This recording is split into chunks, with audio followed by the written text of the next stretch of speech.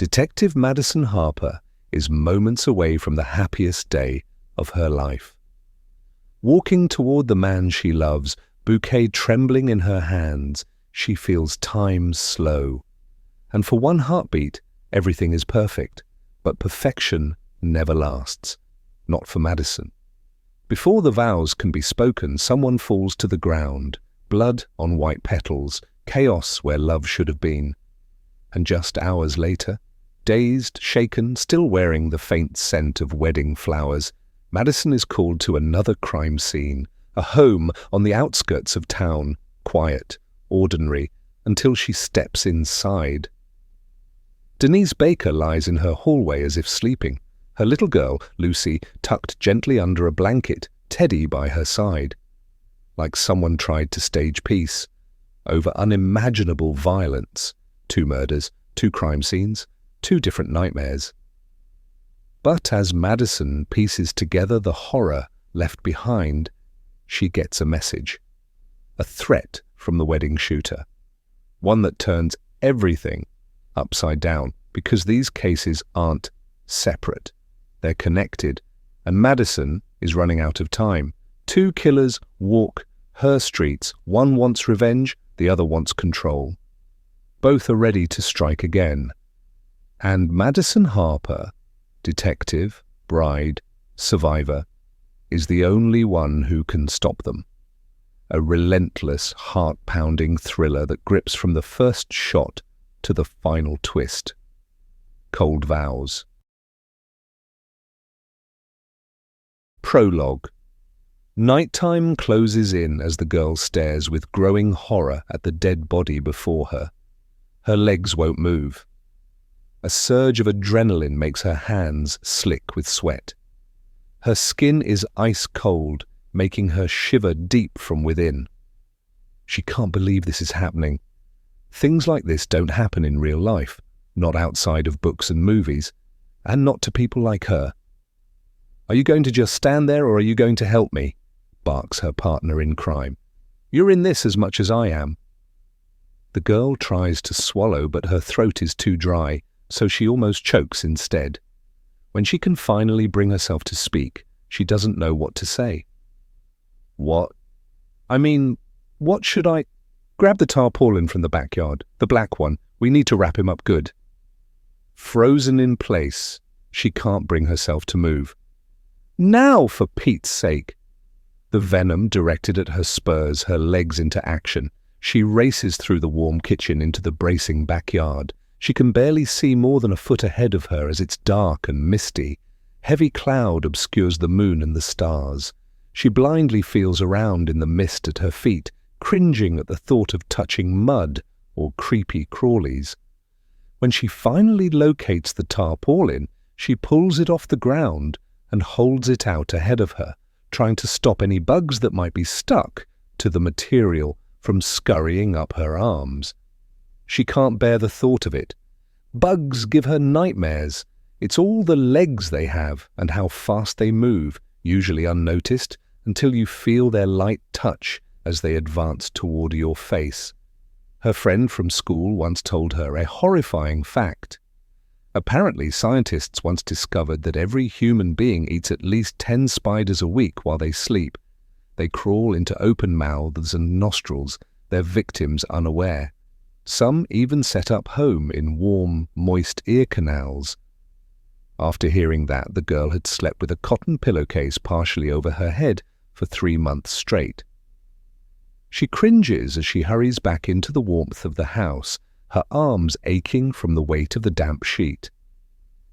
The brightness inside highlights how many different life forms have set up home in the tarpaulin during its years of neglect outside. Her stomach churns, knowing her left hand almost touched the fattest worm she's ever seen. "Here!" She drops it next to the body at her feet, careful not to let it touch the lifeless form. She couldn't bear to watch the disgusting bugs crawl all over the grey skin and find their way into the eyes, the nostrils and, God forbid, the mouth. "Help me get him on it." She does what she's told, reluctantly kneeling on the floor after flicking an escaping beetle out of the way. She cautiously takes one end of the sheet, holding it in place as the dead man is rolled onto it. Once in position, he's looking up at her, so she stares into his glassy eyes, trying to imagine what's happening inside his body right now. He'll never see through those eyes again. Never speak another word from that mouth. Never get to feel the touch of anything on his hands. His puzzled expression tells her he was taken by surprise, just as she was when she heard the commotion that stopped as fast as it started. She wishes she'd never left the safety of her bedroom to see what was going on down here. She wishes she were asleep, that she could wake up tomorrow and find this was all a terrible nightmare. A sob almost escapes her throat. She presses a hand to her mouth to stop it. We need more layers in order to stop the smell escaping. Go fetch the shower curtain and all the plastic bags you can find in the house. If we wrap him up good, no one will smell him. I need tape too. The girl stands on shaky legs. She doesn't want to be here. Where will you put him? Never you mind. Get what I asked for. Then never speak of this again, you hear me? Not even to me. I'll deny it. If you go to the police, I'll blame you. A heavy sigh. It's best we get on with our lives and forget this ever happened. The girl lowers her eyes as dread squeezes her lungs. She never intends to speak of this to anyone, but how on earth is she supposed to forget it ever happened? Chapter 1. Lost Creek, Colorado, Madison. Harper closes her eyes as she waits nervously in the midday sunshine. Today, she isn't the infamous detective who spent 6 years in prison for a murder she didn't commit. She isn't the victim of an assault that led to the birth of her only child, now 20 years old and thriving at college. And she isn't the sister of a woman who tried to ruin her life. Today, Madison is a bride, and she's waiting for the signal that tells her she can begin her walk down the lawned aisle toward her fiancé, Nate Monroe. At 39 years old, she's a slightly older bride and has forgone the chance to wear a stunning white gown for something more suited to a cocktail party or a black tie event.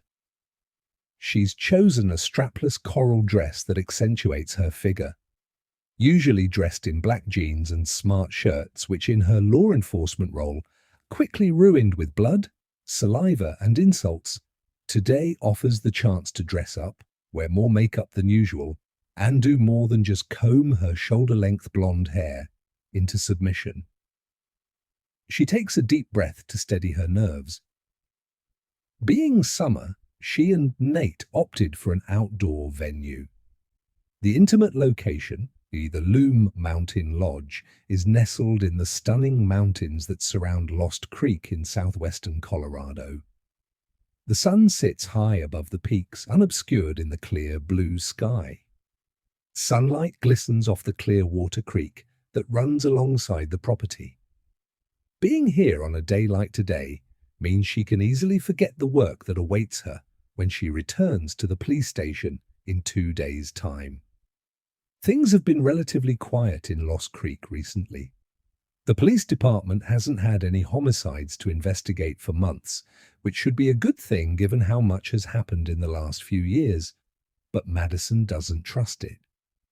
She knows from experience that it won't last. Not in this town.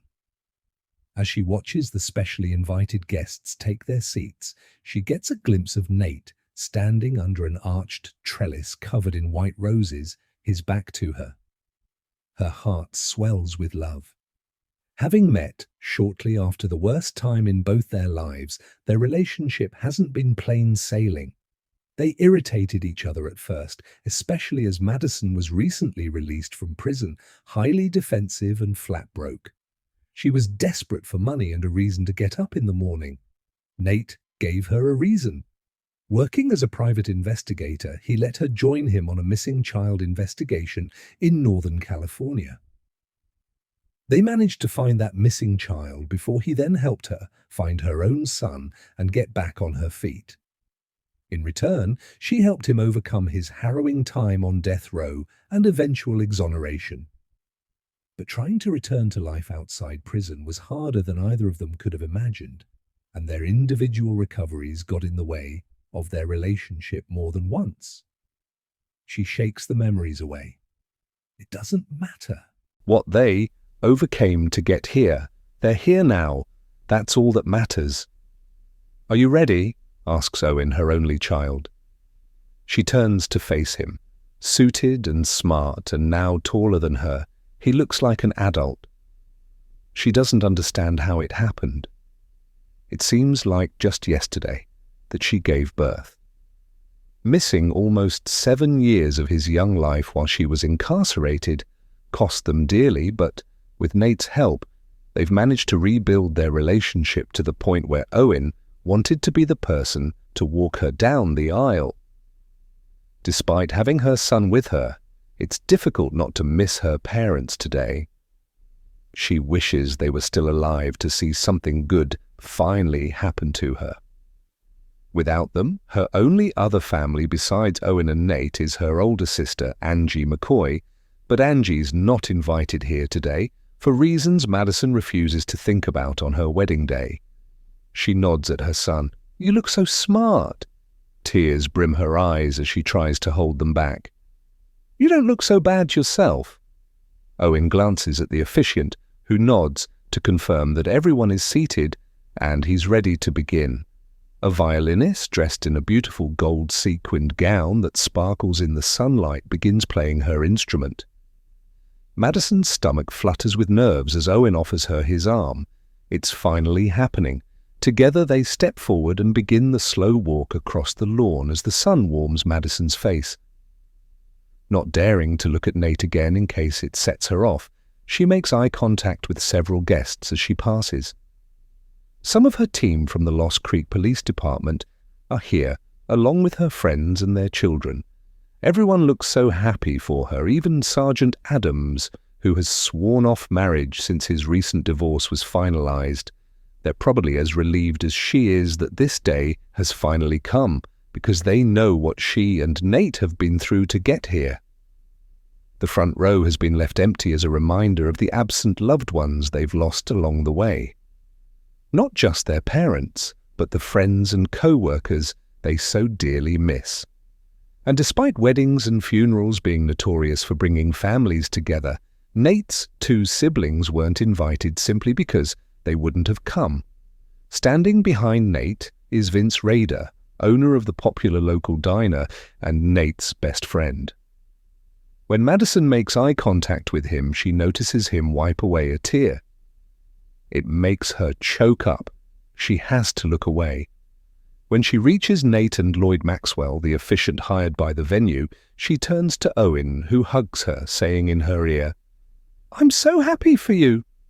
Madison's powerless against her tears now. She shoos her son away to try to regain her composure, but when she looks at Nate, her feelings spill out of her.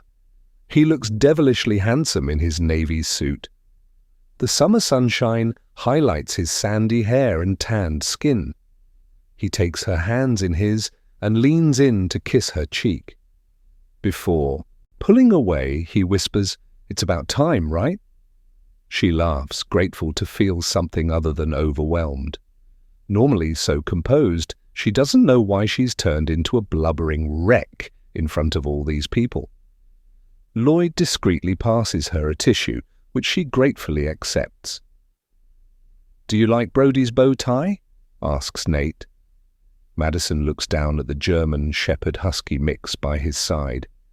The former police dog who they met during their very first case together is panting with excitement, his tail bashing the ground in happiness at being with all his favorite people, as well as the delicious aroma coming from the buffet that's currently being prepared behind them. Madison strokes his soft fur. "I love it." "I managed to convince Owen not to bring Bandit." She snorts. "Bandit is their cat. He definitely wouldn't have behaved himself. In fact, he'd probably be stealing the salmon canapes or vomiting up a hairball at her feet." Lloyd clears his throat. In his 60s, with white hair and moustache, he has kind eyes and a ready smile that puts Madison at ease. "Are we ready to begin?" he asks. Nate keeps hold of her hands as they both nod. "Excellent," says Lloyd. "I like to get this first part out of the way before we go any further, for obvious reasons." He turns his attention to the guests.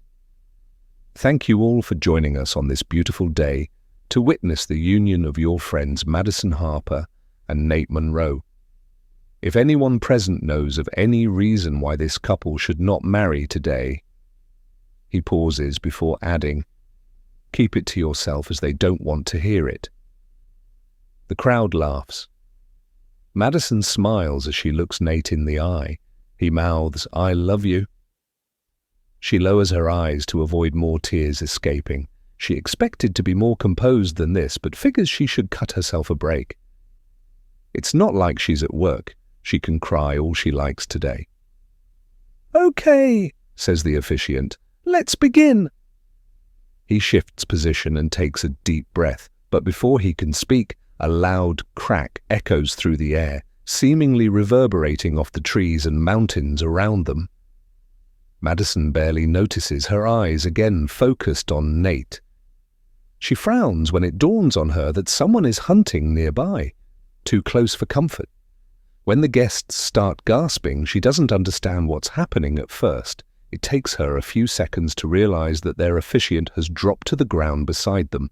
A scream rings out, followed by others. Some of the guests are running away. Nate covers her with his arm and pulls her away from Lloyd, who's lying face down on the ground, the back of his head oozing blood. It slowly registers that the crack she heard was someone firing a shot at them. She automatically reaches for her service weapon, but of course it's not there. She's unarmed. Brody takes off before anyone can grab him, running straight toward danger. Someone shouts, "Everybody down!" She thinks it's her detective partner, Steve Tanner. Nate pulls her away, but she turns, desperate to find her son. She spots Owen hurrying toward them. "Run for cover as fast as you can!" she shouts. Owen keeps up with them as they race toward the safety of the lodge. There's no time for thinking. All Madison can do is flee.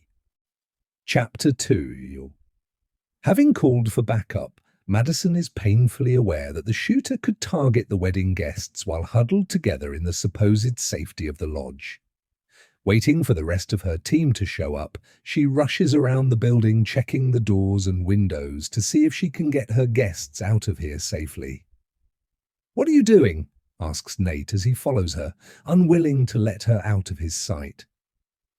"Checking the exits," she says, as she shakes a set of external double doors to ensure they're locked before pulling the heavy drapes closed.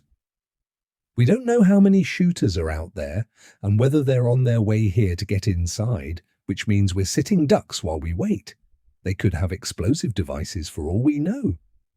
She checks the large window at the front of the lodge, which overlooks the parking lot. The venue was closed to the public for the wedding, so she has 56 people inside, including the catering staff, the lodge employees, and the guests. "It could have been an accident," says Nate, "a hunter in the mountains who misfired." Madison stops and looks him dead in the eye. "On our wedding day? Come on, Nate. You know we're cursed." He takes her hand. "Don't say that. We're past all of that." She suddenly notices he has blood spray on the side of his face. She looks down at her dress. It's also red in places. She feels defeated. Today was supposed to be different.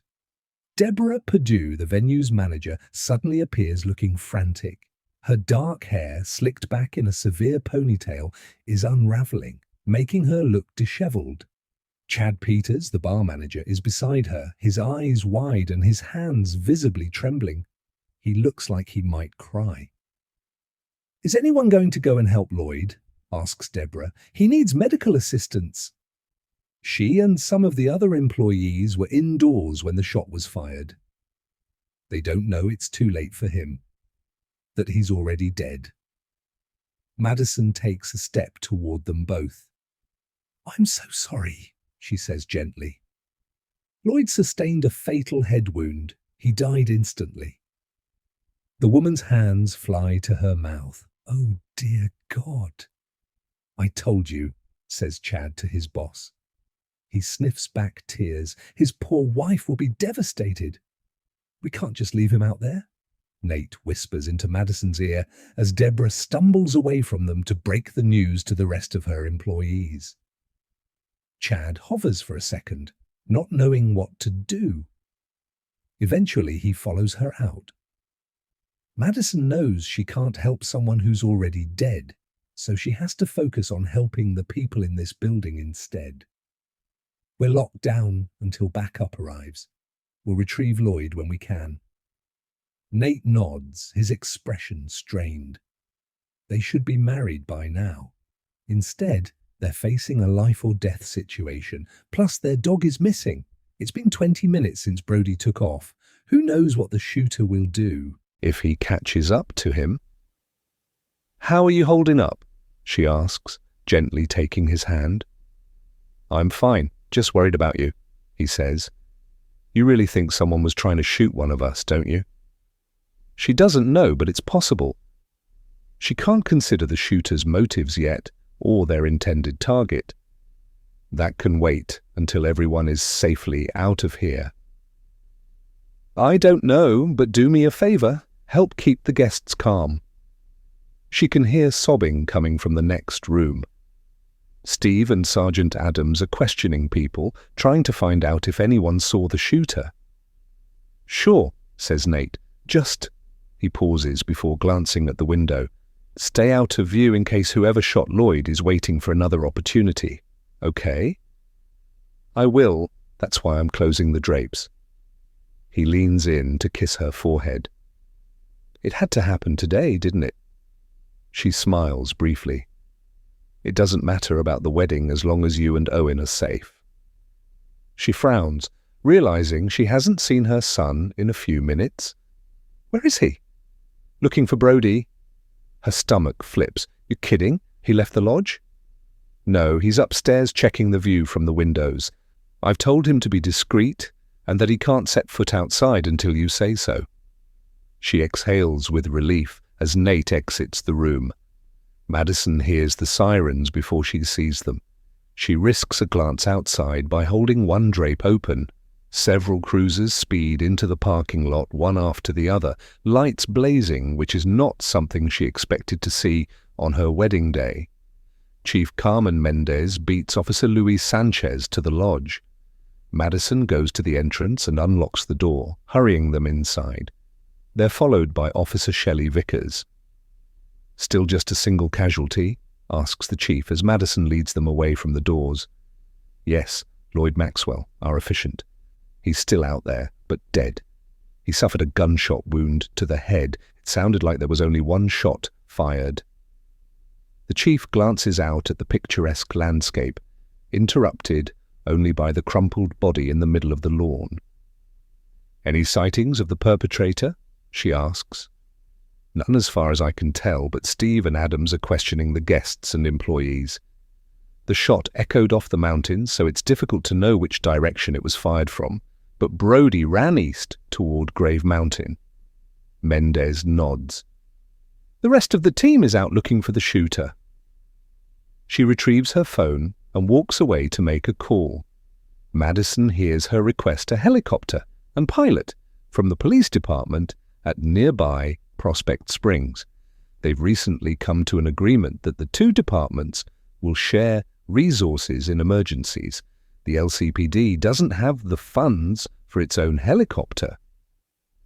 Madison turns to Officer Sanchez, one of their youngest officers at 28, although he's been with the department for years and is both dedicated and experienced. "Could you help question the employees and guests in the next room?" she asks. "Someone might have spotted something before shots were fired. I heard only one, but my mind was all over the place." "Sure," says Sanchez before leaving. Officer Vickers stays behind, looking concerned for Madison. "Are you okay?" For the first time, Madison falters. The poor guy was standing right next to Nate, A few inches over, and Nate could have... Her throat seizes as she realizes how close she was to losing him.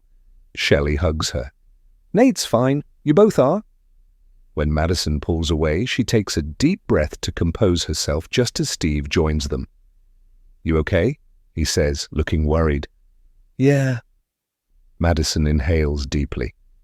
"My sister better not be behind this." "Angie wouldn't dare," he says. "Would she?" Since her sister's release from jail 17 months ago, things have been quiet. She and Angie came to a mutual understanding that they'll be cordial if they bump into each other in public, but that's as far as their relationship can go. Angie tried to destroy her once before. She won't let it happen again. Anything's possible with her, and what better day for revenge than my wedding day, right? Steve folds his arms over his chest as he considers it. As Shelley leaves them alone, Madison sighs heavily. "Keep an eye out for Brody. He went after the shooter." "Yeah, I saw. He ran like a bat out of hell. Nate must be frantic." She nods. "Brody knows how to take care of himself. I'm sure he'll be fine. Still, he's around 7 years old now and a little slower than he used to be. She just has to hope he can dodge a bullet." "You and Nate should leave," Steve says. "It's meant to be your day off. We've got this." Madison scoffs. Yeah, well, it's also supposed to be my wedding day." He smiles sympathetically, but before he can say anything, Chief Mendez reappears. She's followed by Nate and Owen. "The Prospect Springs PD have promised to launch their helicopter within the next 15 minutes, says Mendez. "If the shooter's hiding in the mountains, their best place to locate him or her, we'll get a drone up too, but with only one shot fired, there doesn't appear to be an immediate risk to life. There's a good chance it was a hunting accident." Madison raises an eyebrow to suggest that's highly unlikely. "I appreciate why you'd feel that way," says Mendez, "but let's wait for the facts before we speculate." She rests her hands on her hips as her eyes drift to the blood spatter across Madison's dress. "I think you should go home." Madison starts to protest, but Mendez holds up her hand to stop her. "I insist. You need to get cleaned up. Keep the dress intact for Alex to inspect in case it helps with forensics." She sighs. "Knowing you as well as I do, I'm assuming you'll want to return to work first thing tomorrow instead of using your vacation days as planned. Maybe by then we'll know the shooter's identity, and if it was deliberate, you can look into their background and search their property." Nate steps closer to Madison. "She's right. The guys can focus on getting our guests out of here. Let's go." "What about Brody?" she asks, reluctant to leave. Nate glances anxiously out the window. "Don't worry about Brody," says Steve. "We'll find him." Madison has no choice. Part of her is relieved she can get Owen and Nate out of here, but she also worries that this is just the beginning of something terrible. Chapter 3. The next day, Madison struggles to stay awake. She slept fitfully, dreaming of loud gunshots whenever she slipped into short bursts of sleep. Nate slept even worse if his tossing and turning was any indication. He must have been worrying about Brody, and Bandit, their cat, roamed the house all night, wondering why his sleeping companion wasn't home yet. All in all, Madison thinks they probably shouldn't have bothered going to bed. As she enters the kitchen after showering and dressing, she finds Nate standing at the breakfast bar, checking his phone for the 100th time. "No news?" she asks, knowing he's desperate to see Brody. He shakes his head and pours her a cup of coffee. "I should have gone to help search for him." "You weren't allowed, remember?" she says softly. "Besides, you were watching out for me and Owen, and my entire department is looking for Brody and the shooter." Chief Mendez didn't want Nate putting himself in danger just to find their dog, but she underestimated what the dog means to him, to both of them. The chief has never owned a pet. She doesn't know what that bond is like and how you can't rest until you know your furry family member is safe. "He'll turn up," she says. There can't be many people in this town who don't know who Brody is, since he's on the TV news as much as we are. Someone will call dispatch once he's spotted. Nate nods, but he doesn't look convinced. He sips his coffee before pulling Madison in for a hug. "How are you doing this morning? Rough night, huh?" She links her arms around his waist and takes a deep breath. "Yeah, I thought I'd be Mrs. Nate Monroe by now." Although in reality, she's decided to keep her own last name to become Mrs. Madison Harper. Mainly because she and Owen are the last in her family to carry the name, but also because she's too lazy to change her last name on all her accounts, and there's the strong possibility that people will mistake Madison Monroe for Marilyn Monroe, and she could really do without the confusion. Nate's suggested they double-barrel their last names, but the thought makes her cringe, although she doesn't know why. He kisses her forehead. "We could go to the courthouse the minute they open this morning and seal the deal. We already experienced our fancy wedding yesterday. Well, some of it." She can't say she isn't tempted. "Not until Brody's home, though," he says. "He's got to be there since he's been with us as long as we've known each other." The thought makes her stomach flip. If Brody doesn't come home, the house will feel so empty, especially when Owen returns to college in the fall for his final year. She pulls away and looks up at Nate. Maybe. She switches on the small TV in the kitchen and watches the news. Several reporters, including her friend Kate Flynn, are stationed outside the Loom Mountain Lodge, covering yesterday's shooting. Being one of their guests, Kate had a front-row seat to the action. Madison's received several updates from her team since she left yesterday. She knows the venue is closed for the foreseeable, and Sergeant Adams has notified Lloyd Maxwell's wife of his death. Lloyd's body has been moved to the morgue pending an examination by the medical examiner. She also knows the shooter is still at large, so finding them is her priority this morning. But not before she finishes her coffee and eats some toast, or she'll be no good to anyone. Nate checks his phone again. "You know what, I'm going to cancel my morning therapy session," he says. "I need to look for Brody instead." She hears footsteps descending the stairs behind them. "I'll help," says Owen, scooping Bandit up in his arms as he enters the kitchen, dressed in grey sweatpants and a blue t-shirt.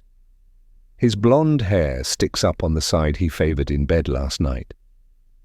The cat, his cat, rubs his face all over Owen's stubbly jaw and allows Owen to kiss him in front of the ears. They miss each other when Owen's away at college.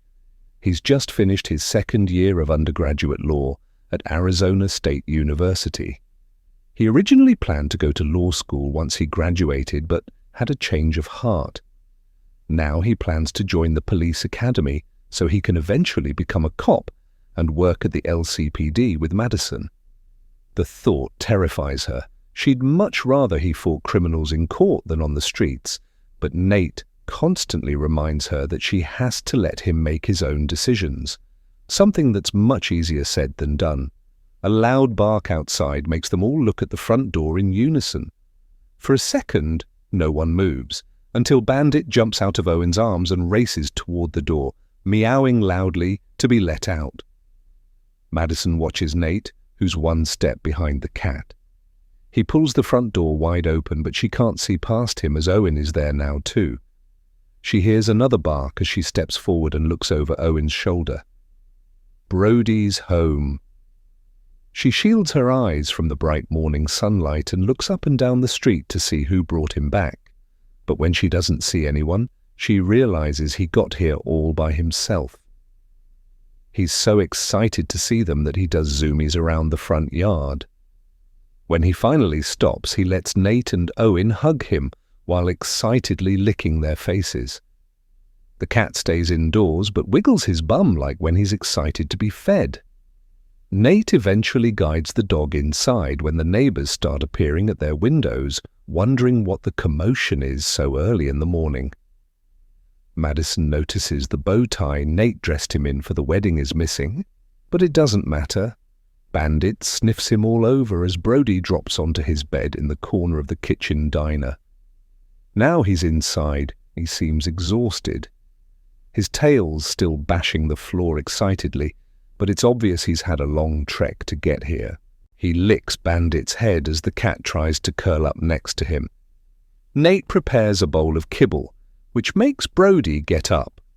He wolfs the food down while Nate checks him over. "Is he injured?" asks Madison.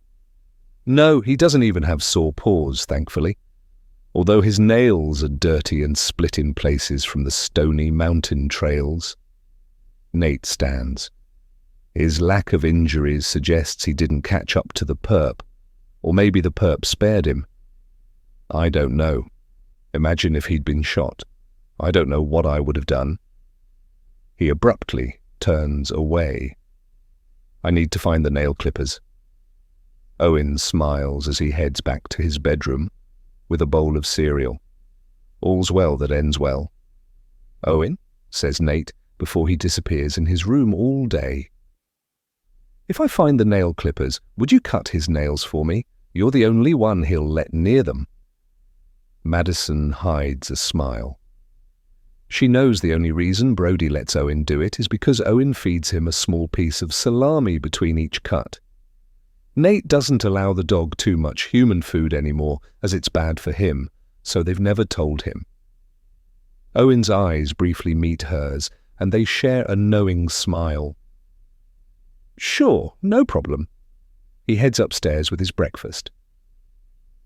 "At least you can still see your therapist," says Madison when he's gone. Nate stops pulling open drawers and exhales. "I know, right? I need to after the last 24 hours, he jokes. The relief is evident on his face. Madison's phone suddenly rings. She retrieves it from the counter. "Hello? Hey, it's Dina." Dina Blake is one of their dispatchers. She mostly covers the graveyard shift. "Sorry to bother you before you get to work, but you're needed at a crime scene." Madison sighs at the bad timing. She doesn't want any distractions from yesterday's case until they've caught the shooter. But that's not how this job works. "No problem. What's happened?" "2 females have been found deceased at their home," says Dina. "Possible homicides." Madison's stomach flips with dread. "Text me the address. I'll head there now." She scoops up her keys. "Will do. And Madison?" She stops. "Yeah?" "One of the deceased is a young girl, approximately 5 or 6 years old." A chill goes through her. "Understood. On my way." She looks at Nate after pocketing her phone. "I need to head to a crime scene. Remind Owen to be careful if he leaves the house today. You too, okay?" She's worried that yesterday's shooter could strike again today if one of them was his intended target. Nate walks her to the front door. "Sure, call me later. Let's see if we can squeeze in a wedding at some point in the next day or 2. She kisses him, trying to ignore the feeling that each time she says goodbye to him will be the last. Chapter 4. Madison is apprehensive as she exits her vehicle and stands in the warm sunshine, snapping on a pair of latex gloves on the sidewalk. The deceased females have been discovered at a small 1-story home in an ordinary street. The front yard is unkempt with a sun-scorched lawn and some overgrown weeds. An old Ford Taurus sits in the driveway, giving no clues as to whether its owner is one of the deceased. The sun bounces off the windows as she looks for signs of life, but other than young Officer Lisa Kent cordoning off the area with yellow tape, no movement can be seen inside the property. Madison turns when she hears a car engine. Her partner, Steve, has arrived with Alex Parker, their forensic technician. They exit Steve's vehicle and join her on the sidewalk. "Morning," says Alex as he approaches her. "Hey." She looks over his shoulder for his chihuahua, Mrs. Pebbles, who usually rides with him everywhere he goes. "Where's your shadow?" "I left her at the station with the dispatchers," says the 36-year-old Brit. "She's a little grumpy this morning." She scoffs. "No change there, then." Although the tiny dog likes everyone else, she inexplicably has something against Madison. Chief Mendez is relaxed about Mrs. Pebbles, and Brody spending time at the police station as long as they're well behaved. The Chihuahua even has her own crate in Alex's cramped office. He's filled it with pink fluffy bedding and a whole range of toys. All she's missing is a crown. "Ready?" says Steve grimly as he rolls up his shirt sleeves and pulls on some gloves. Madison's never really ready to enter a crime scene, but it has to be done. She steps forward as Officer Kent lifts the tape for them to duck under and fills them in on what happened. The victim's boyfriend says he found his girlfriend and daughter deceased earlier this morning, she says. This is the home he shared with them. Shelley's inside. She'll be able to tell you more. Madison nods. Thanks. At the door, she, Steve, and Alex slip on some protective shoe covers before entering. Madison sniffs the air. The home smells of the early stages of decomp, leading her to believe the victims weren't killed this morning. Whatever happened here likely occurred earlier than that, which instantly makes her wonder why the boyfriend only recently reported their deaths. Shelley is waiting for them in the living room. "Hey," she says, standing in front of a worn couch. She absently bats away a couple of large black flies that probably appeared within minutes of the victims' deaths. More will come if they don't move the bodies soon. The room is furnished with worn couches and tired furniture, perhaps thrifted or handed down. Children's toys are scattered around, mostly dolls and books. The space is small and cluttered but clean, and there are no signs of a disturbance other than the body on the floor at Shelley's feet. "This is one of two victims," she says. A slim white woman appearing to be of average height is lying on her stomach with her arms outstretched and her left leg bent at the knee. A laundry basket has been dropped nearby, suggesting she was putting away clean clothes when taken by surprise. The victim's blonde hair covers her face, which is turned to the side. Madison can see no obvious wounds on the body or blood coming from it, and she doesn't spot a murder weapon discarded nearby. She crouches beside the body and lifts the woman's hair with her gloved hand. It disturbs several flies, which she bats away with disgust. They're a hazard of the job, but one she could really do without, as they make her skin crawl. She can't see much of the woman's face without moving her, which she doesn't want to do until Alex has photographed the scene, but the one eye she can see stares vacantly into the distance. Ugly purple marks on her neck stand out against the otherwise pale flesh. Her neck is badly bruised. A flash goes off behind her as Alex photographs the room before any of them accidentally disturb something. Standing, Madison asks, "Where's the little girl?" "This way." Shelley leads her and Steve to a small bedroom at the rear of the property. It's filled with stuffed animals and children's books, and the walls are covered with the girl's drawings. But Madison's eyes are drawn to the blanket on the floor next to the small bed, obviously covering a tiny body.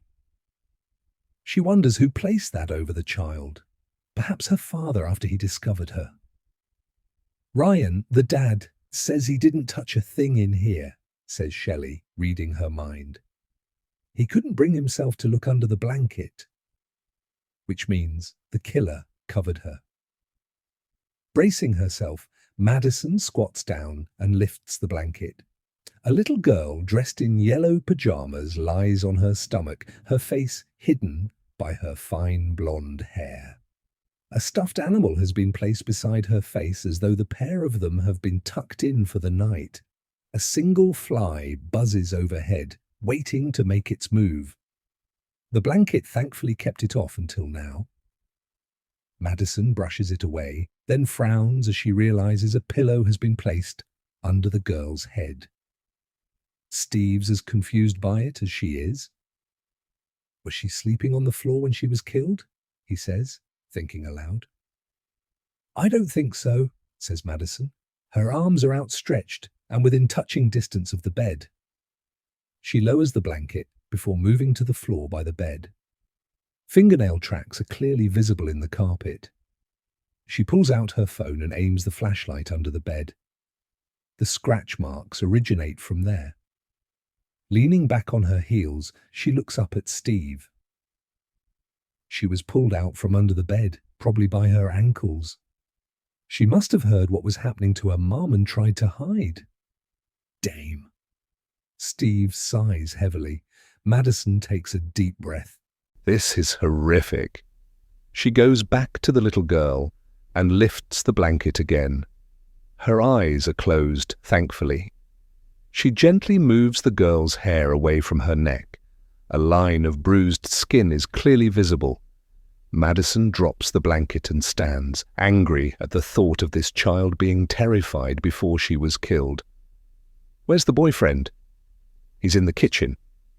Shelley turns to leave the room, then stops, adding, He's been inconsolable since I arrived, although he's a little calmer now. Madison refrains from comment. He wouldn't be the first good actor she's come across at a crime scene. Still, she needs to keep an open mind. Things sometimes aren't as they seem, no matter how many times they are. But experience has her gut screaming domestic violence at her. She's seen it time and again.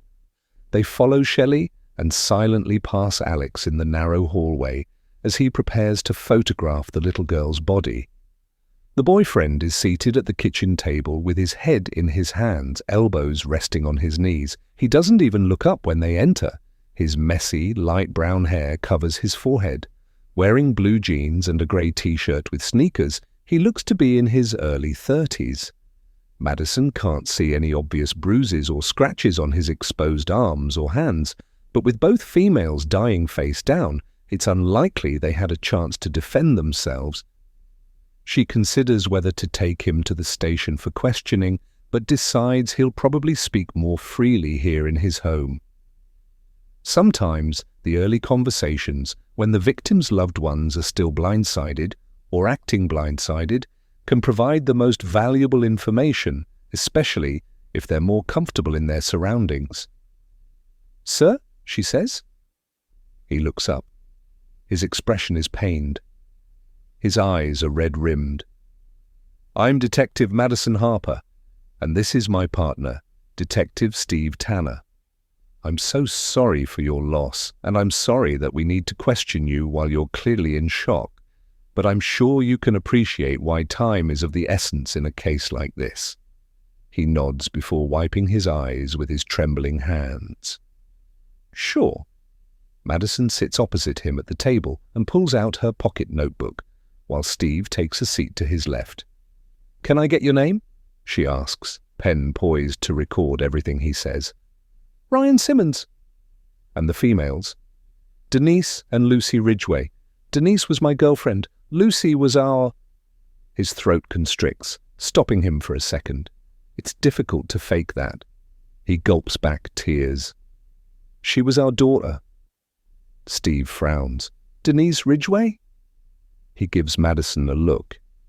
She suddenly recognizes the name. With a discreet nod to let him know they'll discuss it later, she gives Ryan a second before gently asking, "How old were they?" 29 and 5. The landline rings, an unfamiliar sound these days and grating on the ears. Nobody moves to answer it. Madison wonders whether Ryan has told Denise's family yet. "What time did you discover them like this?"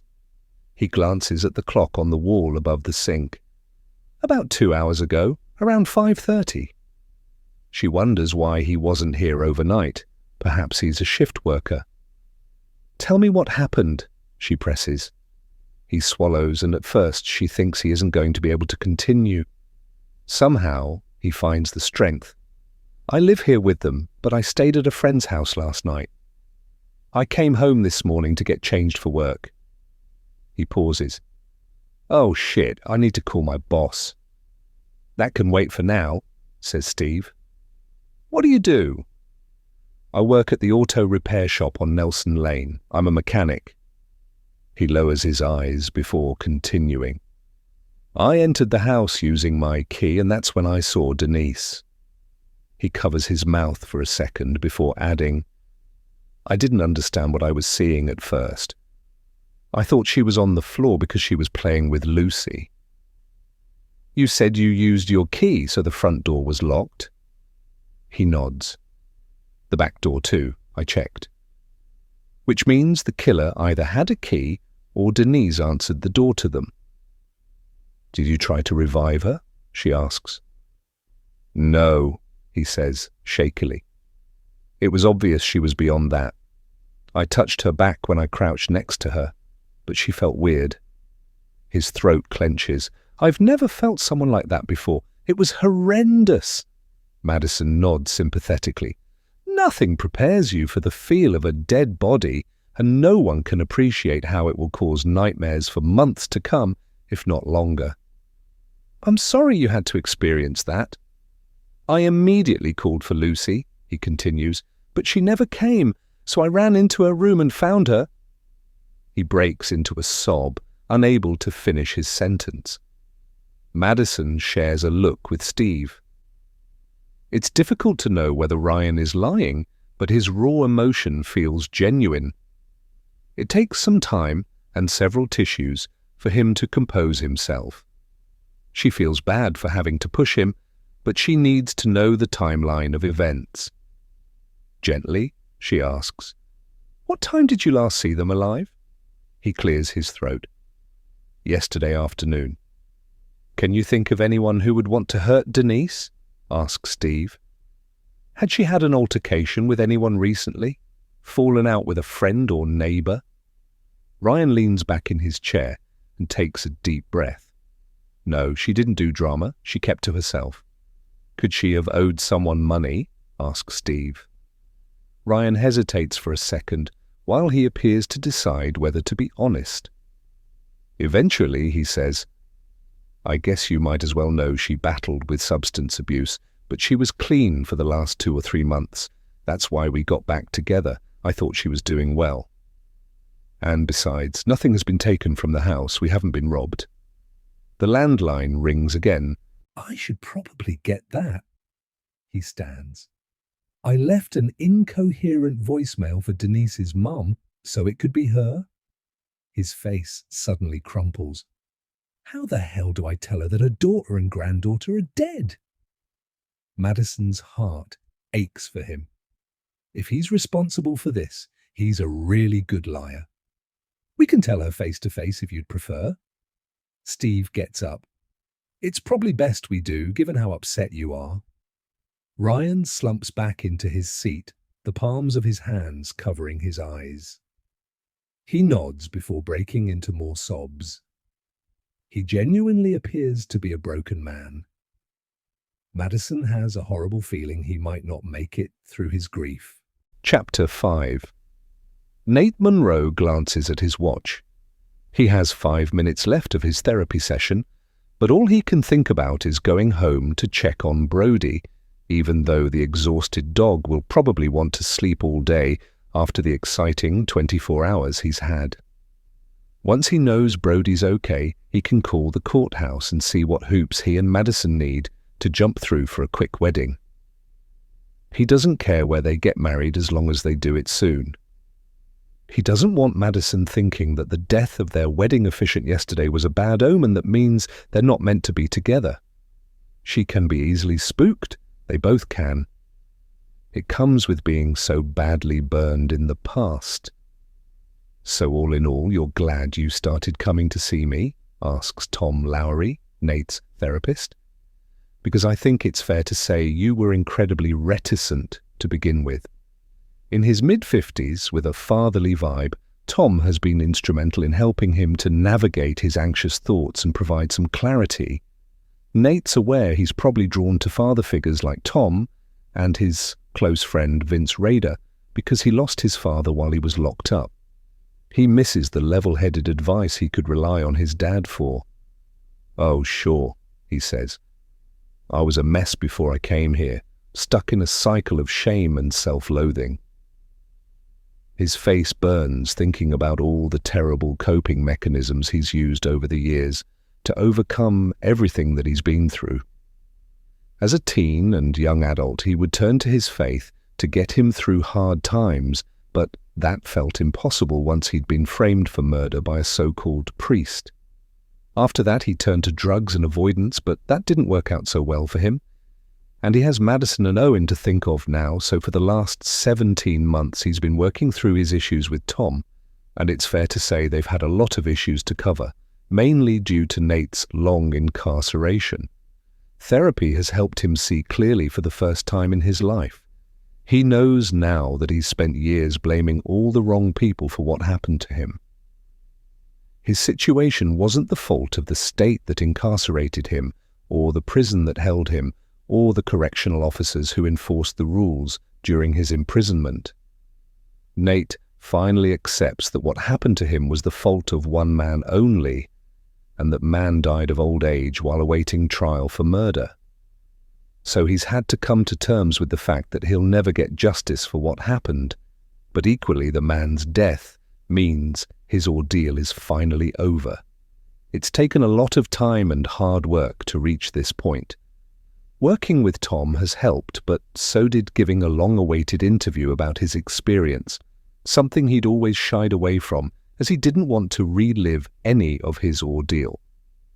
It was Vince who convinced him to appear on his popular amateur podcast, Crime and Dine, the only interview Nate's ever given since his release from prison. It got a lot of publicity, but that's all beginning to die down now, and interest in him is finally waning. Now, he's accepted that he needs to let go of all his misplaced resentment and anger if he wants to move forward with his life, which he so badly does.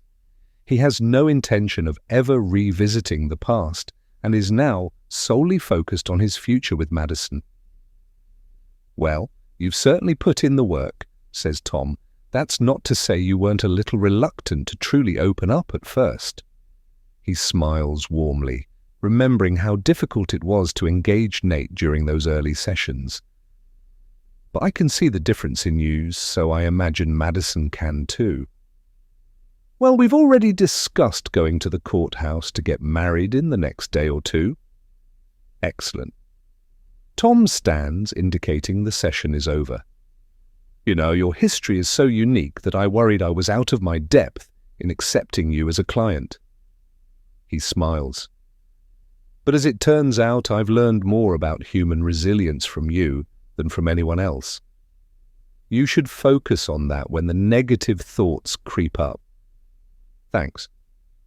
Nate follows him to the door. "I guess I'll see you next week." He shakes the therapist's hand before leaving the office, which always brings a sense of relief that the session is over, and he can go back to living in the present. As he crosses the near-empty waiting room, he hears a gasp and notices a middle-aged woman staring at him. Dressed in blue pants and a white shirt, she has long brown hair that shows grey roots. Tom hovers in the doorway. "I'll be with you in just a minute," he says to the woman. She ignores him and clutches her purse to her chest as she stands. "You're Nate Monroe." For a brief second, dread runs through him as he worries she's a reporter waiting to tell the world he's in therapy. He cautiously stops. "Right, do I know you?" "My name's Pamela Smith." She approaches him without smiling. "Are you still a private investigator?" He's suddenly glad the waiting room is empty of other patients. "I am." "Oh, good." She seems relieved. "I've thought about approaching you for a while now, so I'm glad I've bumped into you. It must be fate. I know you have an excellent success rate with your past cases, so I wanted to discuss hiring you to find my missing, a friend of mine who vanished 30 years ago. I wanted to ask whether you would look into her disappearance, but it depends how much you charge. Can we go somewhere to talk?" Nate's surprised by her directness and wonders whether she came here just to corner him. "Aren't you here to see Tom?" She glances at the therapist. "Yes, sorry, I meant afterward. My missing friend is actually the reason I'm in therapy." Tom smiles reassuringly. Nate can sense from her desperate expression that she's waited a long time for answers that have never come. And he can't pretend he isn't intrigued. He has a special interest in cold cases. How about coffee at Ruby's diner? He glances at his watch. He has a few errands to run before he's free. Say 12:30. She nods, clearly grateful. I'll be there. Chapter 6. When Madison reaches the home of Denise Ridgway's parents, Steve is already there. He gets out of his car as she exits her own vehicle and approaches him. In his mid-40s, Steve is classically tall, dark and handsome, but single, having been through a lot over the last few years, most notably finding himself the victim of domestic violence. Madison worries his experience has put him off any more relationships, but she hopes not. She knows he's happy living alone right now, but he's a caring person, as well as a great cop, and she wishes she knew someone she could set him up with. For now, when he isn't working, he's either at the gym or doing nerdy stuff at home, like playing weird tabletop war games. In her opinion, he needs a partner to bring him out of his shell. You remember Denise Ridgway's name, right? Says Steve, excitedly. I didn't recognize her at the house since she was lying face down, but I spoke to her 4 months ago. I've never met her boyfriend before, though. Madison nods. I recall her name from the Dominic Larson case. I've been racking my brain about it all the way here. Dominic is a young father who hasn't been seen since February. Neither has his 2-year-old son, Charlie. Steve led the investigation into their disappearance, so he's more clued in than she is on the details, but she knows the pair seemingly vanished from their home without a trace. Nothing has been found to suggest foul play, so the working theory as of right now is that Dominic voluntarily walked away from his life, taking his young son with him. Denise was Charlie's mother, right? She asks. Steve nods. She told me she had a brief affair with Dominic while she was with Ryan Simmons, resulting in Charlie being born, but she hadn't even told her parents that she'd had another child because she didn't want Ryan to find out she'd cheated on him. She thought he might dump her for good and possibly take their daughter away from her. She confirmed she let Dominic raise Charlie because she'd struggled with substance abuse and thought he'd be better off with his dad. When the press found out that Dominic and Charlie were missing, and that Denise had given Dominic full custody of their child from the moment he was born, they painted her as a bad mother who chose drugs over her baby. Does Ryan know all this? Asks Madison, because he never mentioned she had more children. She figures he must have known Denise was pregnant. You can only hide that for so long. It's complicated. Steve sighs. I'll fill you in on the details later, but the fact her lover and their child vanished 4 months ago, and now she and her other child have been murdered, has to be significant. He's right, and if the two cases are linked, it may help them find a lead, but for now they need to notify Denise's parents of her and Lucy's deaths. Let's focus on getting this over with. Madison nods to the front door. Ready? She asks. Not really, he says, running a hand through his hair. She knows how he feels. It's only mid-morning, but the sun is getting stronger. The family in the ranch-style property before them should be looking forward to a peaceful summer's day. Instead, their lives are about to be shattered. She follows Steve along the path that leads to the porch, and then climbs the steps. When he knocks on the front door, her stomach flutters lightly with nerves.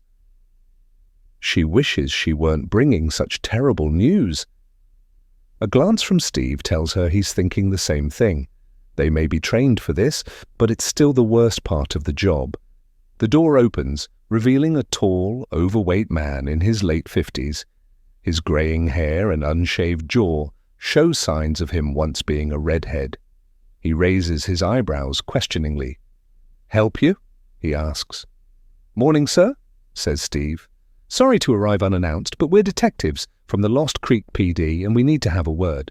Mind if we come in for a minute? The guy goes pale. He seems to freeze, which is understandable, since finding a couple of detectives on your doorstep is everyone's worst nightmare. Eventually, he steps aside. Is everything all right? They enter the spotless living room. The sun streams through the front window, highlighting how clean the oak furniture is, with not a speck of dust in sight. Several vases of fresh flowers are dotted about, and the walls are covered with decorative plaques declaring the importance of family, as well as plenty of family photographs, including several of Denise and Lucy together, smiling and laughing at backyard barbecues. Madison spots a woman with dyed black hair seated on the couch, magazine in hand. She looks just a few years younger than the man who let them in. When she hears them entering, she stands and removes her reading glasses. What's going on? Sorry to bother you, ma'am, says Steve. Would you confirm your names before I continue? The male speaks for both of them. I'm Colt Ridgway and this is my wife, Bernadette. Steve makes a note while Madison steps forward. You might want to take a seat. I'm afraid we have some bad news. The couple don't move. Just tell us, says Bernie, a hand pressed to her chest, her eyes filled with fear. Madison takes a deep breath. We were called to your daughter's home this morning. Denise Ridgway. Bernie gasps and looks at her husband. Is this why Ryan called us earlier? He left a message but didn't really say anything and quickly hung up. I assumed he butt-dialed us, but now I'm wondering whether something's happened. Are the girls okay? I'm so sorry to have to tell you this, Madison replies. But your daughter and granddaughter were found dead in their home earlier this morning. She would like to break the news using gentler words like lifeless or unresponsive, but they're trained to use words that offer no ambiguity so that the message is delivered clear and direct, and there's no room for false hope. Bernie screams while dropping forward onto her knees. No, you're lying! That's not true! Her animalistic howls make Madison's blood run cold. The woman looks at her husband with desperation for some reassurance that they're wrong, but he can't help her. The blood has drained from his face as shock overtakes him. All he can do is silently crouch next to her with a soothing hand on her back. Madison goes to her other side and kneels down. I'm so sorry. She feels tears prickle her eyes at the woman's traumatized expression, but remains composed. Bernie unexpectedly heaves, causing vomit to cover her knees and some of the carpet. Madison rubs her back with one hand while Colt holds her hair back. Steve disappears, presumably to find something to clean it up. A sharp voice comes to them from somewhere else in the house. What's going on out there? Madison looks up at Colt questioningly. That's Ida, he says. Bernie's mum, she's practically bedbound. We'll break it to her once you've gone. It's clear from his strained expression that he's in shock. Bernie wipes her mouth with some tissue that Steve passes her. Oh my God, this cannot be happening. She's gone pale and looks like she could vomit again. It's okay, says Colt, helping her wipe the vomit from her thighs.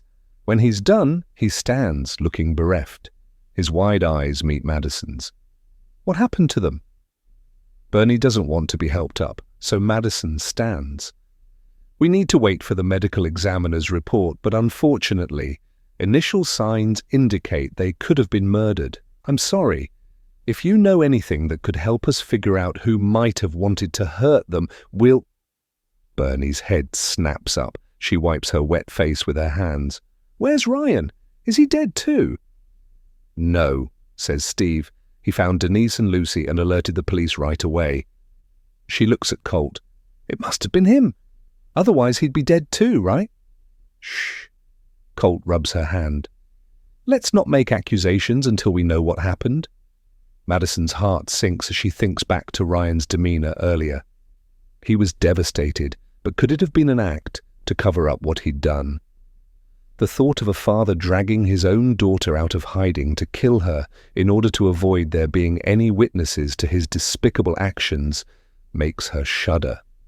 Chapter 7. "I take it you mean Ryan Simmons," says Madison. "Why do you think he could have been involved?" Bernie's rocking back and forth on her knees, trying to contain the tremors caused by the shock that runs through her. Her lower lip trembles as she speaks. "Because we recently found out Denise had an affair with Dominic Larson a few years back," she says. "I think that's why Dominic and little Charlie vanished." Her hand flies to her mouth to contain another sob. "I think Ryan killed them because he was angry at Dominic, and now he's killed our girls too." Madison shares a look with Steve. There's no doubt it's a possible motive for Dominic and Charlie's disappearance. Colt helps his wife back onto the couch. "Did you know Dominic and Charlie?" asks Madison. "No," he says. "We never met our grandson. We didn't even know he existed until he went missing and it all came out in the papers. This is the only photo we have of him." He goes to a sideboard covered in family photographs and picks up a framed black and white newspaper clipping from February. It shows 2-year-old Charlie on his bike in a backyard. The blonde-haired youngster grins up at whoever's taking the photo, displaying gaps in his teeth. Madison's heart aches for Colt and Bernier. The fact they framed this photo is gut-wrenchingly sad. "Why do you think Denise kept it from you?" asks Steve. "Shame, probably," says Colt. "She must have been embarrassed that she'd had an affair. And she probably knew Ryan would disown her if he ever found out, which means she'd be homeless, and he could take Lucy from her, leaving her with no children at all." "How did Ryan not see she was pregnant with Charlie if they were living together at the time?" asks Madison. Colt shrugs. "She tends to disappear when she's—" He hesitates before adding, "using. Sometimes she's gone for months on end, so we assumed she was back at it. We had no clue she was hiding a pregnancy." "How did Ryan react when all this came out?" she asks, knowing they're going to have to ask him themselves at some point. "We have no idea. We don't see that much of him, and Denise wouldn't talk about it. She wanted it all to go away. She kept a lot from us, probably because of her addiction." "I assume Ryan told you all about that?" She nods. With a disappointed shake of his head, Colt says, "Of course he did. He probably wants to paint her in a bad light." He sighs heavily. "We found out from the press that she wasn't involved in Charlie's life at all. She let Dominic raise him." Madison suddenly wonders whether Denise couldn't live with the shame of her affair and secret child being revealed. Her and Lucy's deaths could have been an attempted murder-suicide. Maybe she worried about disappointing her parents after everything she'd already put them through with her substance abuse, preferring, instead, to die, taking her daughter with her. If so, she may have been interrupted by Ryan after harming Lucy. He could have killed her in a fit of despair after finding his daughter dead. Colt looks at her with tears in his eyes. "Did the girls suffer?" She swallows, unsure how to respond. "Does anyone not suffer while being murdered?" "We don't know yet." She redirects the conversation. "Besides Ryan, is there anyone else you think we should take a close look at? Or any reason Denise would be a target for someone?" Still visibly stunned, they both shake their heads. "Denise wouldn't hurt a fly," weeps Bernie. "And Lucy was only 5 years old. She was the best thing that ever happened to us. I can't believe we'll never see her again." She screws her eyes shut and clutches the small silver cross dangling from her neck. "Oh dear God!" Torn between wanting to give them privacy and wanting to catch their daughter's killer, Madison has to keep probing. Were Charlie and Lucy Denise's only children? Both Colt and Bernie nod solemnly, but they must be wondering whether Denise hid anything else from them. It doesn't matter how close you are to your children and how much you try to protect them. They will always keep certain things from you for various reasons: shame, guilt, not wanting to disappoint. She's seen it time and again in this role, and it always leaves her wondering what Owen's keeping from her. The couple in front of her look broken. They've lost both their grandchildren as well as their daughter. Madison can't even imagine how unbearable the coming days will be. "Does Denise have any siblings?" she asks. Colt nods. "We have another daughter, Denise's older sister. She lives in Denver." He looks at Bernie. "We're going to have to break it to her." Bernie shakes her head at the thought of it. It's a terrible predicament to be in. Sharing bad news can sometimes be even worse than receiving it. "Where did Denise work?" asks Madison. "She wasn't working right now," says Colt. "She was getting her life together, but she previously worked at a grocery store downtown." Steve clears his throat. "Ryan mentioned Denise used drugs in the past but thought she'd been clean the last few months. Could drugs be a motive for her death? Did she owe anyone money or have bad blood with a local dealer?" Bernie wipes her eyes and nose with a tissue. He's just trying to deflect blame from himself. He probably thinks that if you know she was an addict, you won't investigate thoroughly, or you'll look for someone who doesn't exist. Colt soothes her by rubbing her back. He looks at Madison. "Can we stop with the questions now, Detective? We need to process this." He looks like he might vomit too. "Will somebody tell me what the heck is happening out there?" yells Ida from deep within the house. "I'll be there in a minute," Colt yells, back, sounding irritated. Living with his mother-in-law might be getting to him, or maybe it's grief. Bernie is rocking back and forth on the couch now, staring into space. She's visibly trembling all over. It's gut-wrenching to watch.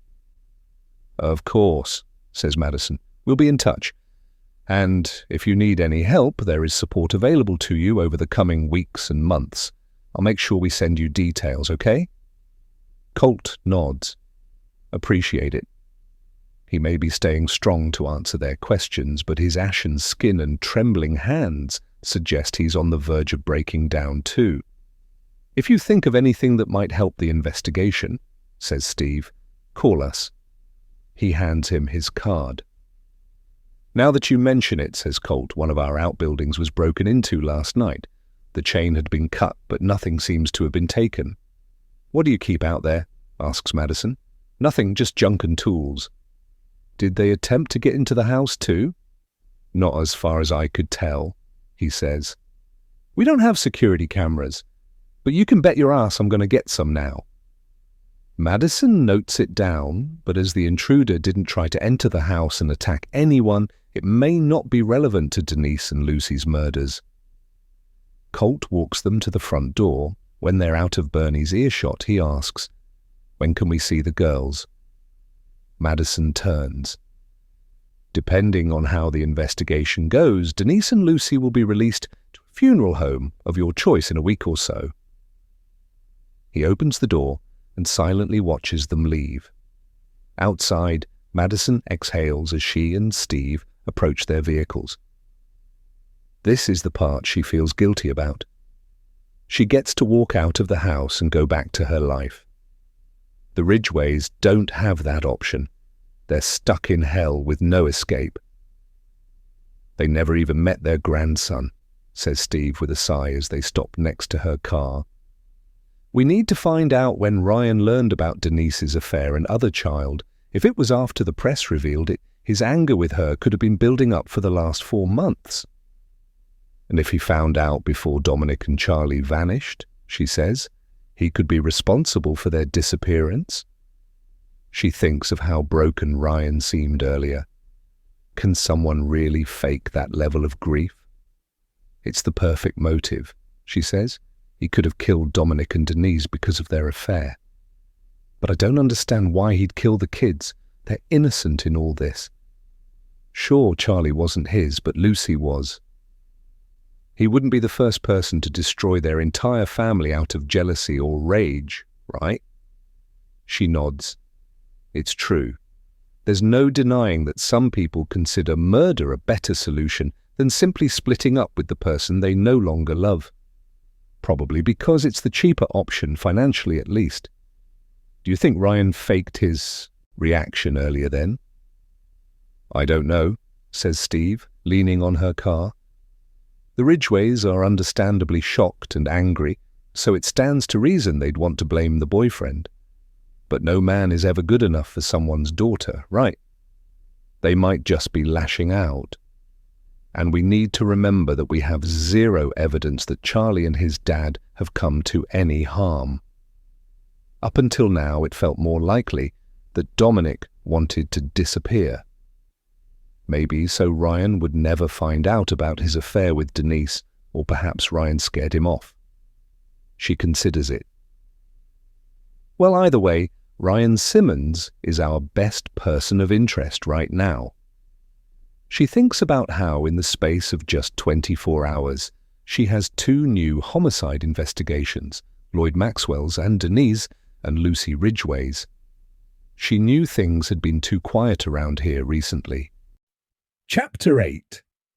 The morning is almost over by the time Madison receives word that the medical examiner is ready to discuss his findings in both the Lloyd Maxwell case and the Ridgway murders.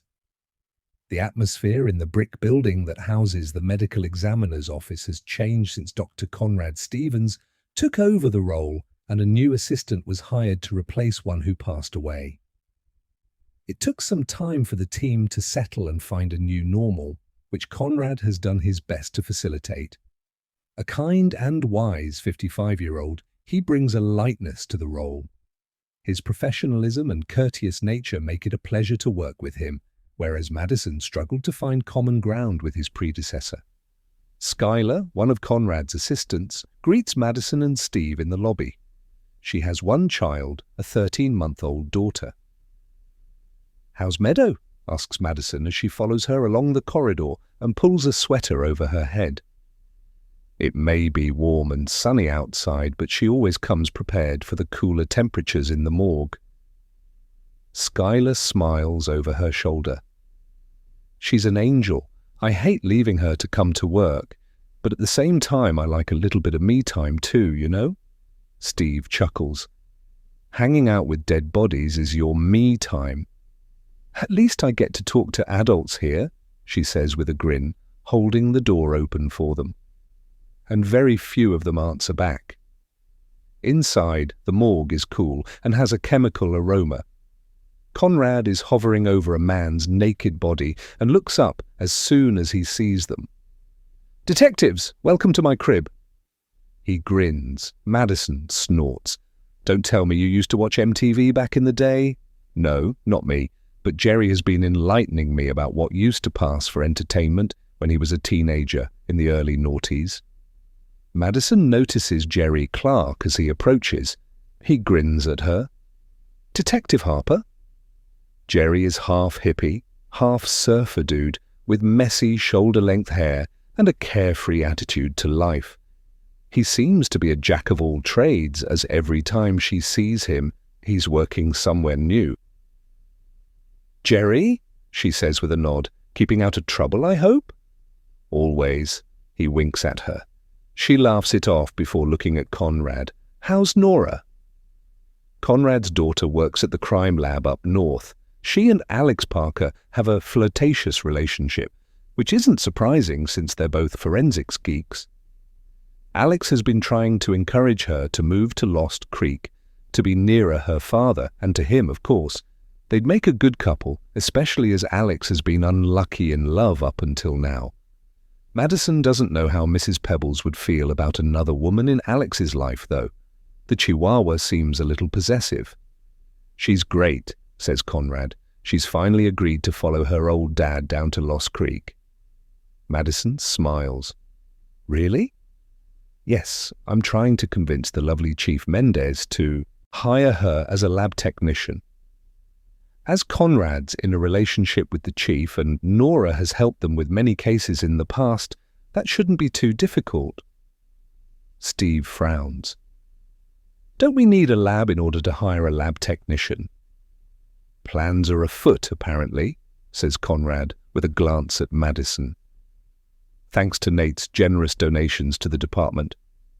She nods. And not soon enough, having evidence processed in-house should speed up our investigations. Steve approaches the naked body, who Madison recognizes as her wedding officiant, Lloyd Maxwell. She's hit with a stab of guilt as she looks down at him. She's still unsure whether the bullet that tore into his skull was actually meant for her or Nate. I'm guessing you don't have any revelations about Lloyd's murder, she says. As it occurred in front of so many witnesses, there shouldn't be any surprises. No, says Conrad. He has one penetrating wound to the back of the head, but I understand the bullet hasn't been located. It seems to have exited here. He points to an area at the side of the bloody skull, and could be wedged in the lawn somewhere, or perhaps it ricocheted off something. Toxicology results will take a week or so, but I'm not expecting them to reveal anything out of the ordinary. The gunshot wound was the cause of death. Whether the manner of death was accident or homicide, I'll let you determine. Sanchez and Shelley are currently searching for a shell casing around the area we think the shot was fired from, says Madison. What type of firearm could have hit our victim from that distance? I'd say a hunting rifle with a good range. If you can locate the shell or bullet, then from the caliber I can narrow down the possible firearms it came from. Steve nods. Whatever they used, they only needed one shot to hit their target, which suggests their experience with firearms, perhaps a hunter or former military personnel. That's assuming they did hit their target, says Madison. Until they have more evidence, anything is possible, which is what makes the early days of an investigation so difficult. It also means she can't relax, as she doesn't know who the bullet was meant for. Conrad looks over their heads to speak to one of his assistants. Jerry, would you fetch the Ridgways for me? Sure, Doc. Jerry and Skylar quickly get to work arranging Denise and Lucy's bodies on separate mortuary tables before wheeling them over to Conrad. Madison leaves Lloyd's table and approaches Denise's body first. The young woman's skin and lips have a greyish-blue tinge. Her blonde hair spills out behind her head. Her eyes are closed. The bruising around her neck seems more pronounced now due to the contrast between that and the paleness of her lifeless skin. Madison forces herself to look at Lucy's body. The little girl's eyes are also closed, never to see her friends, her mother, or her grandparents ever again. Conrad solemnly watches Madison. Awful, isn't it? He says. I imagine notifying the loved ones is the worst part of your job. For me, it's working on children and babies. They share a moment of thoughtful silence before Conrad adds, What we need to remember is why we do this. We're getting answers for their loved ones and helping these poor victims to rest in peace. His words bring a lump to her throat. As a rookie officer, she was always told by the former police chief that showing emotion at a crime scene or while attending morgue visits was a sign that an officer shouldn't be on the force. But now that she's more experienced, Madison thinks he was wrong. The minute she stops being touched by these victims' stories is the minute she should hand in her badge, because it would mean she no longer cares about getting justice for them. Alex thinks they were strangled with the cord from a lamp found at the house. He's sent it to the crime lab. What do you think? Yes, he showed me at the crime scene, says Conrad. I agree it would match with the ligature marks around Lucy's neck, but not Denise's. She raises her eyebrows. It doesn't? No. He leans in and points to Lucy's neck first. You can see how the bruising differs. If you look at her mother's neck, we have clear finger marks. But they're not present on Lucy. Her injuries are in a horizontal line. So you think Denise was manually strangled? Says Steve. I do. Madison takes a deep breath. I guess that might mean the killer couldn't bring themselves to strangle Lucy with their bare hands. But is that because she was a child, or because she was a child they knew? Steve folds his arms over his chest. You're thinking of her father, Ryan? Right. If I may, says Conrad, I've worked on several cases where a parent has manually strangled their own child, so keep an open mind about that. Steve shakes his head. I hate humans. Madison sympathizes. It's hard not to feel that way in this job. We're certainly a flawed species, says Conrad, but don't let that blind you to our strengths too. She likes that. Even though he sees the worst of humanity every day, it hasn't made Conrad cynical.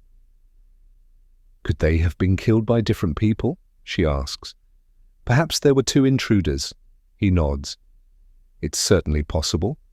Or it could be, as you said, someone who couldn't bring themselves to manually strangle a child. That wouldn't necessarily mean they were related to her.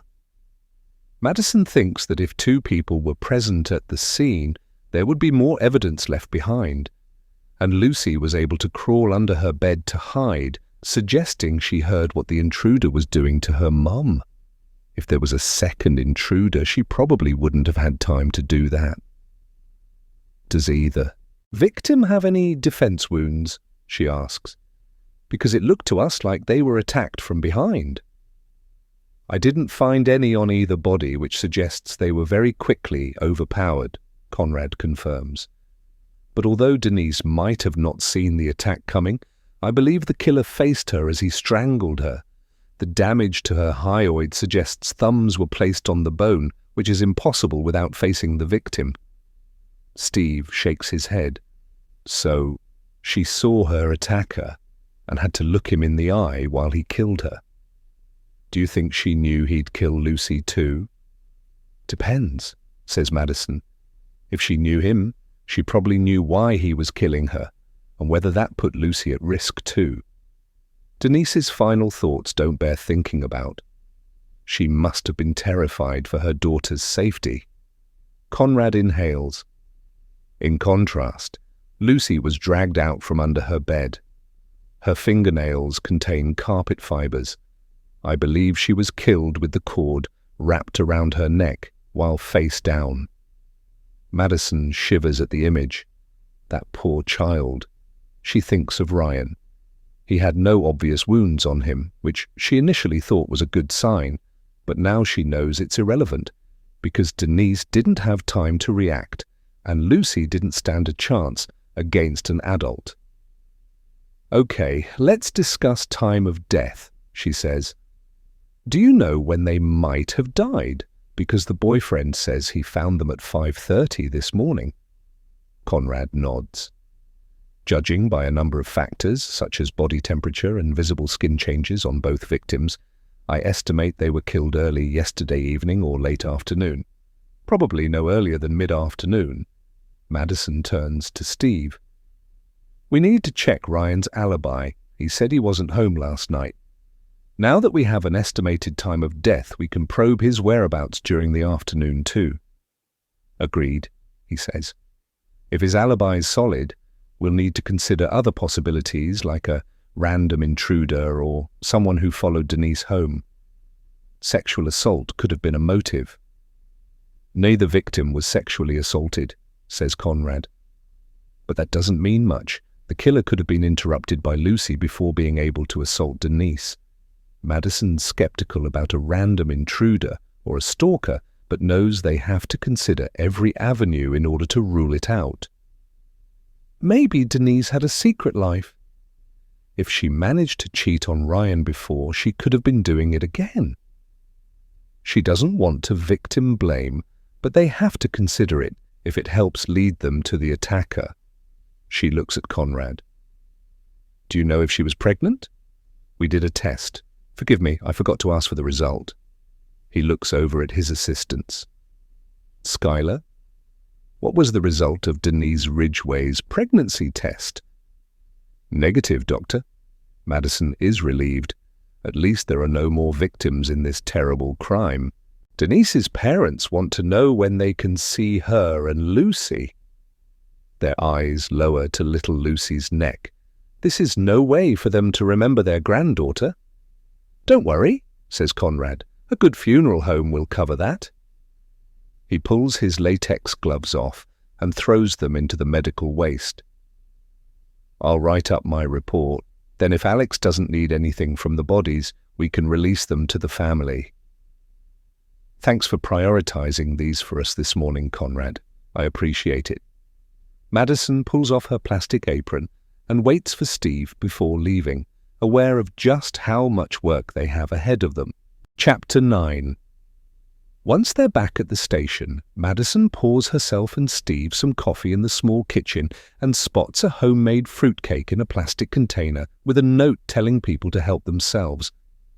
As it's past lunchtime, and she's not one to turn down free food, she cuts a slice and wolfs it down. Steve declines because he's heathier than her. They carry their drinks through the open plan office. As Madison passes the dispatcher's cubicle, she waves to their longest-serving dispatcher, Stella Myers, who's on a call. Several officers are busy coming and going, and she and Steve find Chief Mendez talking to Sergeant Adams at his desk, which is opposite her own. "Hi, guys," says Mendez. She watches Madison and Steve take their seats. Steve's desk is directly behind Madison's. Adams leans to the left to get a view of Madison from behind his computer screen. "Geez, you look how I feel." She rolls her eyes. You can always trust Adams to be straight with you.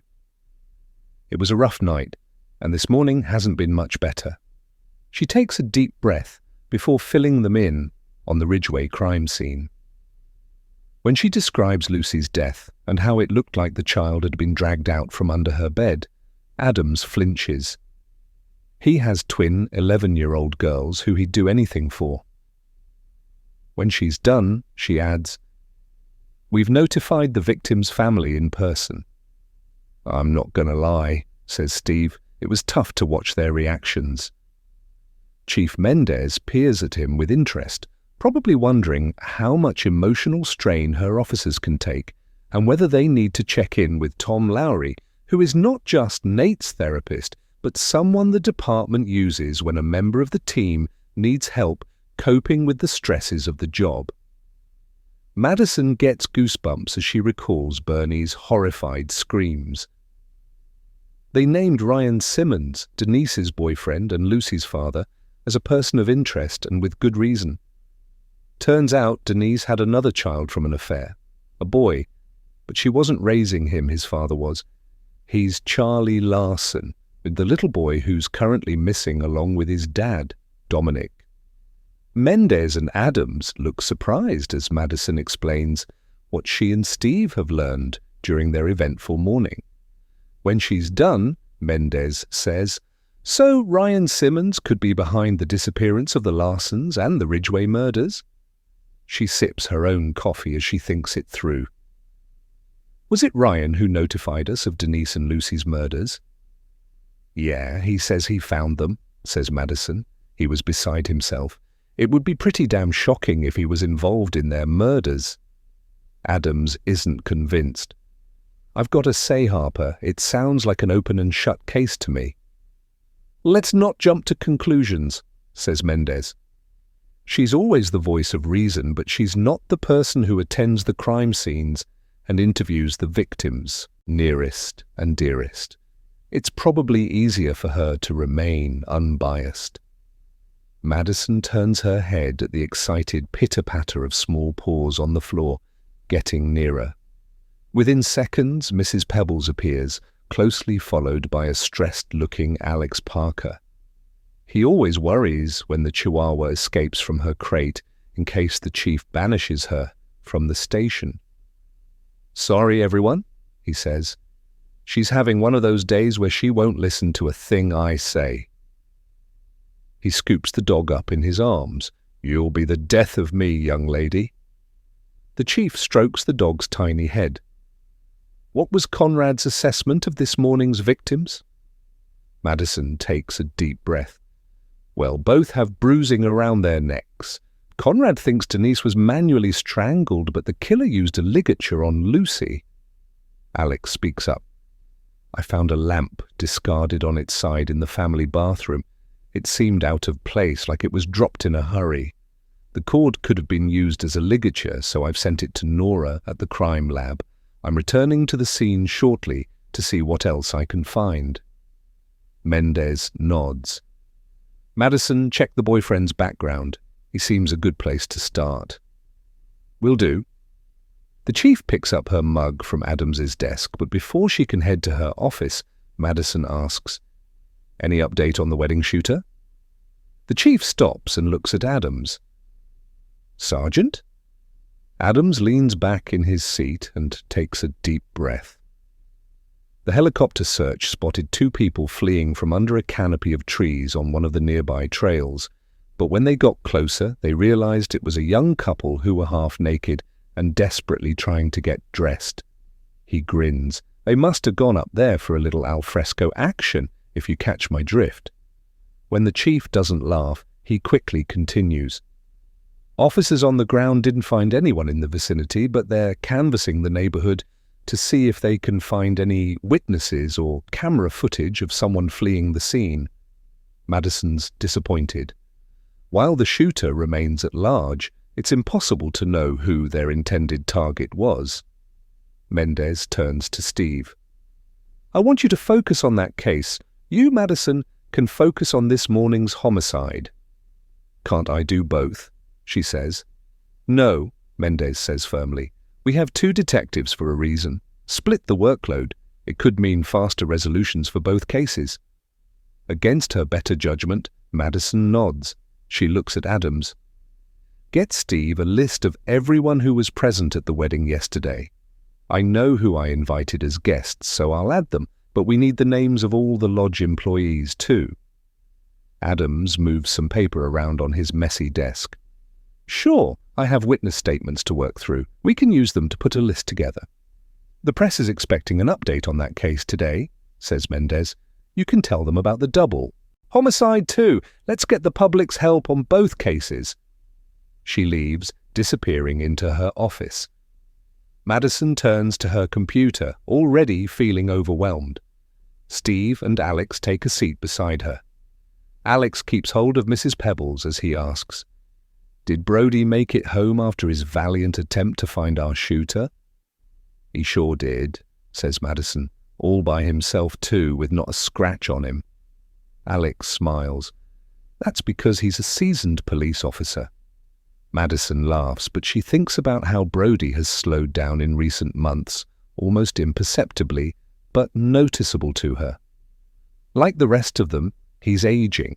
They don't know how old he really is because he came with little history, but Nate said the vet thinks he's currently around 7 or 8 and could live to between 9 and 15 years, depending on his history and health. Being a former police dog may shorten his life expectancy, given everything he's been through physically. So it's a guessing game, which means Madison's sensitive to any changes in him. She doesn't even want to think about him as a senior dog with a greying muzzle and no longer able to accompany Nate on investigations. She opens her purse, retrieving the dress she was wearing yesterday, now bagged. She hands it to Alex. "Here! It has Lloyd Maxwell's blood on it. I don't know if it will be helpful, considering we all witnessed what happened, but I don't plan on ever wearing it again, so it can remain in evidence if you don't need it." "Thanks." Alex puts it on the desk. He strokes his dog's pink belly. The direction Brody raced off in after the shot was fired is the correct trajectory of the bullet, given the location of Lloyd Maxwell's head wound. "Good to know," says Steve. "I take it you didn't catch anything on your drone?" "Afraid not," says Alex. "The tree canopy was too dense, which is why I couldn't find Brody either. I wasn't sure where to focus the drone's attention as things were a little chaotic. But Sanchez and Shelley are currently on scene. I've told them to concentrate on the direction Brody ran in and look for the shell casing from the single shot. If the shooter left that behind, he could have left evidence of himself too, like tire marks, hairs, maybe shoe prints. If the officers find anything, I'll meet them out there and see what I can get." The thought gives Madison some hope. Adams leans over his computer screen to talk to them. I did a background check on the wedding officiant, he says. Madison notices some grey roots at his temple. It seems he's finally giving the black hair dye a break and accepting he's now over 40. And Lloyd Maxwell has no criminal background or complaints made against him. He worked as an engineer most of his life until he semi-retired 5 years ago and began officiating weddings. When I notified his wife yesterday, she was at a complete loss as to why anyone would want him dead. That's not unusual, she says. Many people live secret lives that don't get exposed until after their death. She looks at Steve. We should visit her, see who knew Lloyd was going to be at that location at that time. Steve raises an eyebrow and smiles. We? What about what Mendez just said about splitting the workload? Or don't you trust me to do it myself? Of course I trust you.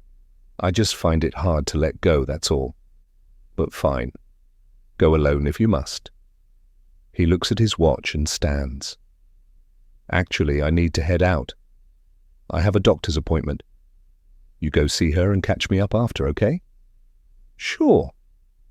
When he's gone, Adams says, we shouldn't rule out the possibility that the shooting was random. Perhaps some punk wanted to see what killing was like and made an on-the-spot decision to pick someone as target practice. Or it could have been a genuine accident, says Alex. Madison would like to keep an open mind until they have evidence, but it's difficult because it happened on her wedding day.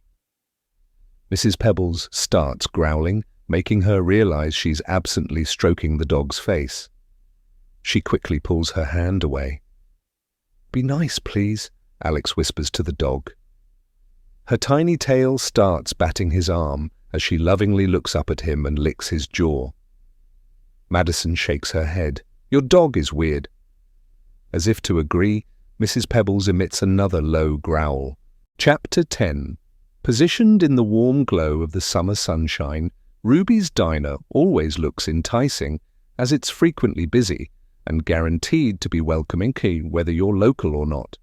When Nate enters, he finds he's arrived before Pamela Smith, the woman who approached him in the therapist's office. Vince Rader, owner of the diner, gives Nate a wide smile, his hands full, as he takes a pile of dirty dishes to the kitchen. Nate chooses a booth by the large window that overlooks the parking lot so he can keep a lookout for his new client.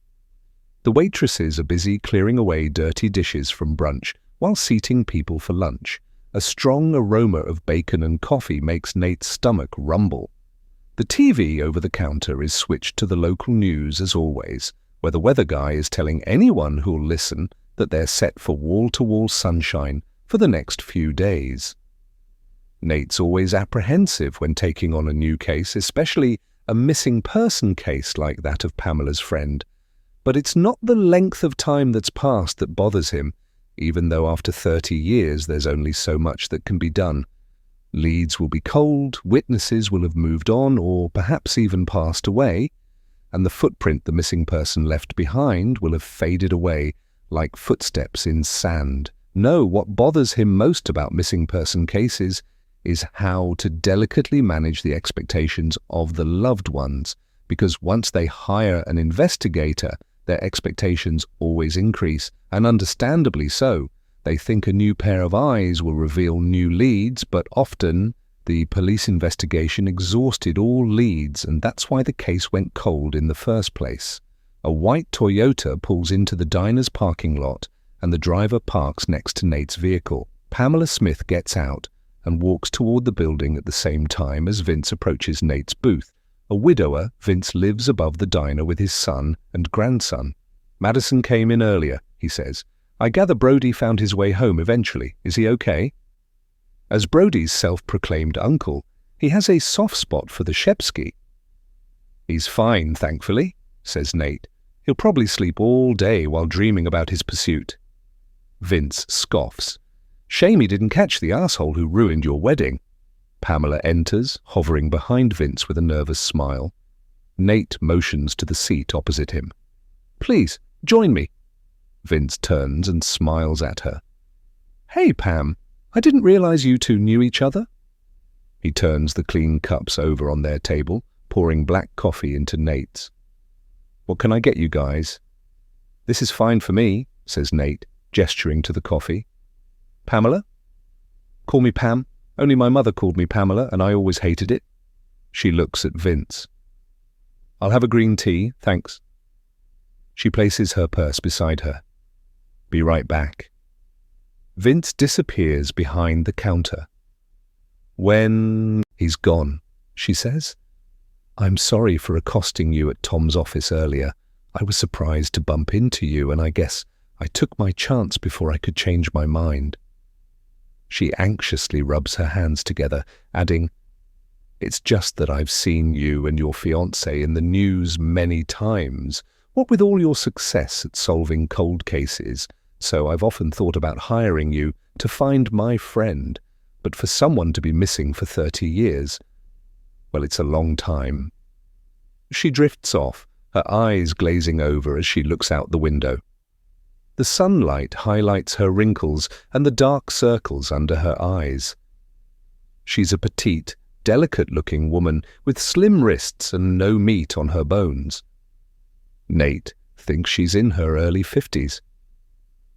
"Why don't you tell me what happened?" he says, "and I'll see if I can help." Vince returns with Pam's tea, which he sets down in front of her.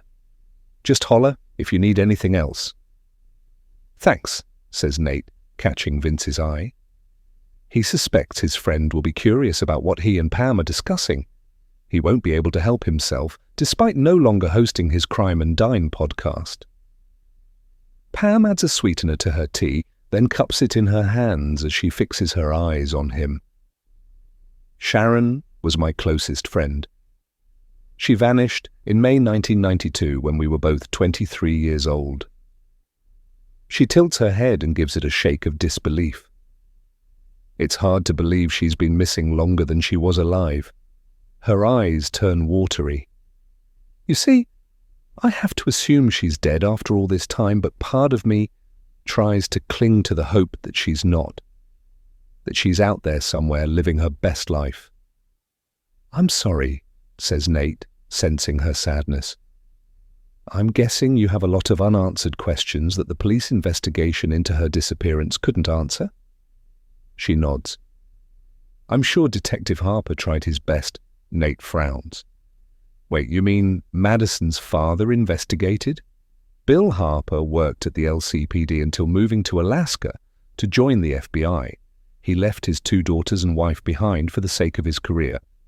He recently returned to apologize to Madison, but by then the damage was already done, and in the end, his chosen career killed him. "That's right," she says. "That's also why I've never approached her about the case. I don't want her to think I'm accusing her father of doing a bad job, but the truth is, things were different back then.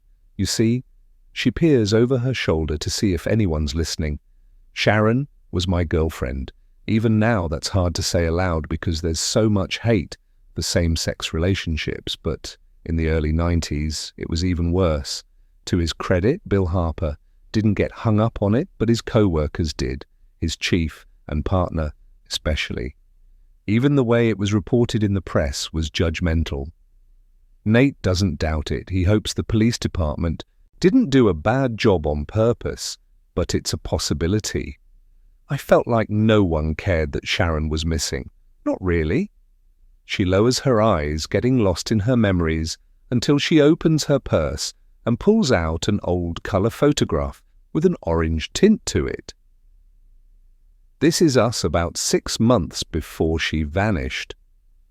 Nate takes it from her and looks at the 2 women. One is clearly a younger version of Pam. She's leaning against a dusty pickup truck and shielding her eyes from the sun as she peers toward the photographer. The other is a stunning tall blonde with tanned skin and a bright smile. "She looks like she was enjoying life," he says. "Wasn't she beautiful?" Peering into her eyes was like looking into the ocean. She sighs as she takes the photo back from him, then sips her tea before turning serious. "I don't know how much you charge, and I wish I could say it doesn't matter as long as you find out what happened to Sharon, but it does. As a single woman who lives alone and works in customer service, I don't have much. But I want you to find her, Mr. Monroe. No, I need you to find her. The intensity of her delivery suggests Sharon's disappearance has haunted this woman. She was 8 months pregnant when she was taken from me. A sudden sinking feeling washes over him. She was pregnant? The middle-aged woman in front of him suddenly breaks down as if it happened yesterday. It's upsetting to see her get emotional. Other diners start glancing over, wondering whether it's Nate who's caused her upset. He passes her some napkins. "I'm sorry, I can see how much you miss her." He considers whether he can do anything for this woman after so much time has passed. He'd like to at least try. "I'll help you." She wipes her eyes with the napkins before meeting his gaze. "What if I can't afford to pay much?" He waves a dismissive hand. "Don't worry about it. It's on the house. But you need to be prepared for the emotional upset this will cause. Looking into Sharon's disappearance will open up old wounds, and it might all be for nothing. At least he knows she has a therapist. It means she'll be supported through this process, no matter what he uncovers." She seems surprised. "You'd look into it for free?" "Sure." He smiles. He doesn't need the money since he was awarded compensation for his wrongful imprisonment. Money isn't a motivating factor for him being a PI. Truth is, and helping people like Pam to finally find some peace. I can't make any promises about finding Sharon, but I'll try my best to uncover more answers than you currently have about her disappearance. Whether she'll like what he finds is a different matter. Pam covers her mouth with a napkin as she holds back tears. "Thank you." Nate pulls out his phone. "Is it okay if I record this conversation? Because I need you to tell me everything you know." She nods, relief evident in her expression. "Of course, I just want her found." Chapter 11.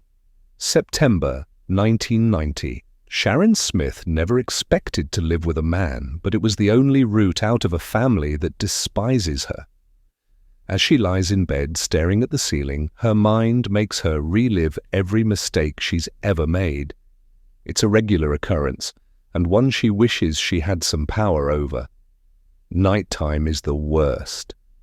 She'll wake with a sudden jerk, then lie awake for hours as her anxiety increases by the minute, making her want to flee her current situation, never to return. "Take a shower, you smell." Her boyfriend throws back the sheets and slips on underwear and jeans, followed by a t-shirt he's worn for 3 days straight, without putting it in the laundry to be washed. "Sorry."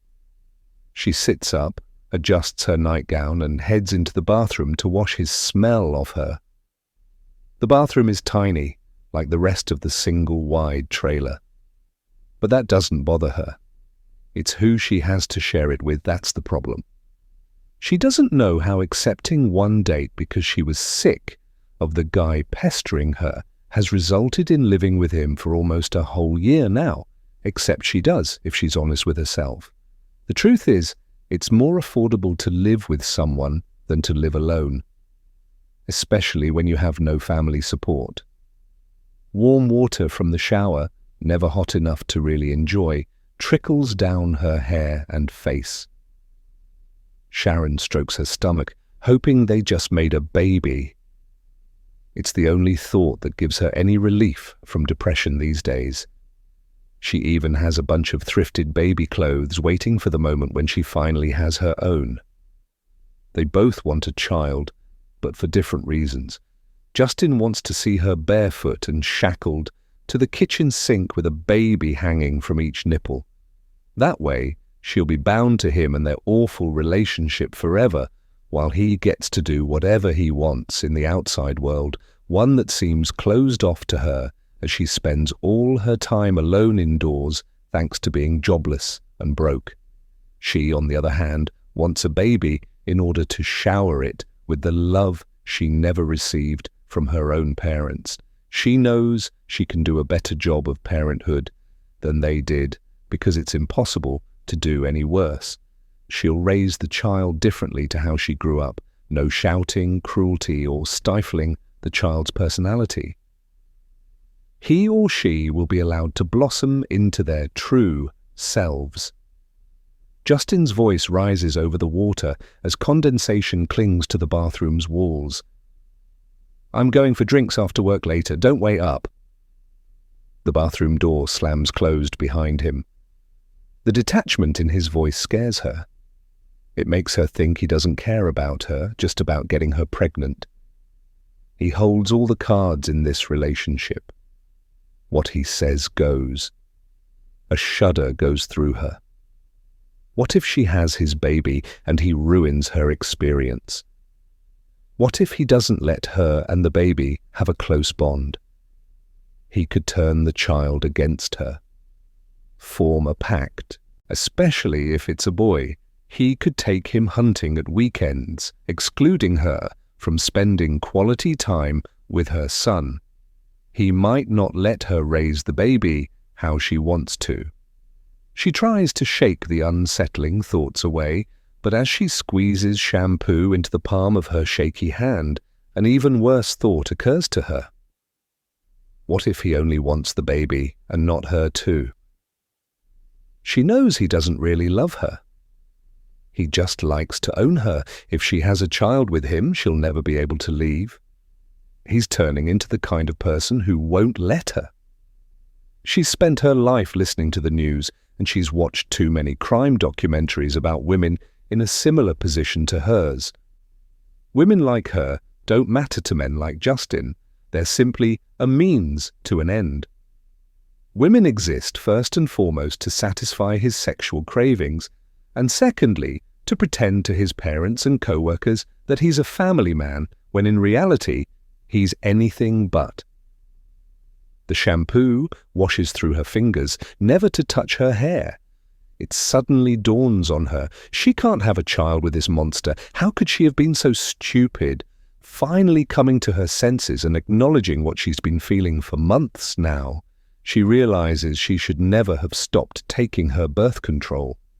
Dread swells in her chest as she worries it might be too late.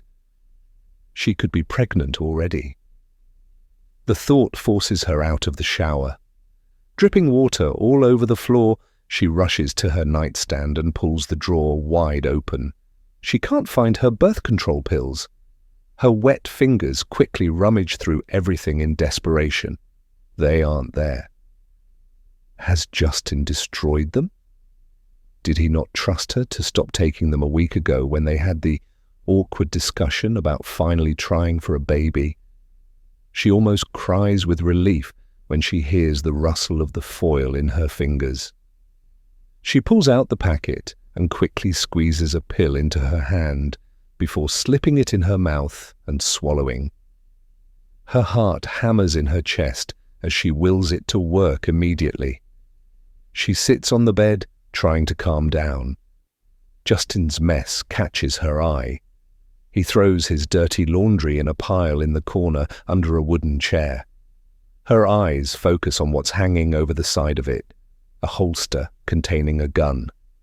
A shudder runs through her. She looks at the packet of pills in her hand. Perhaps it would be wise to swallow a second one, just in case. Chapter 12. Present day. "Thanks for coming," says the older woman as Madison enters the home. "I appreciate it."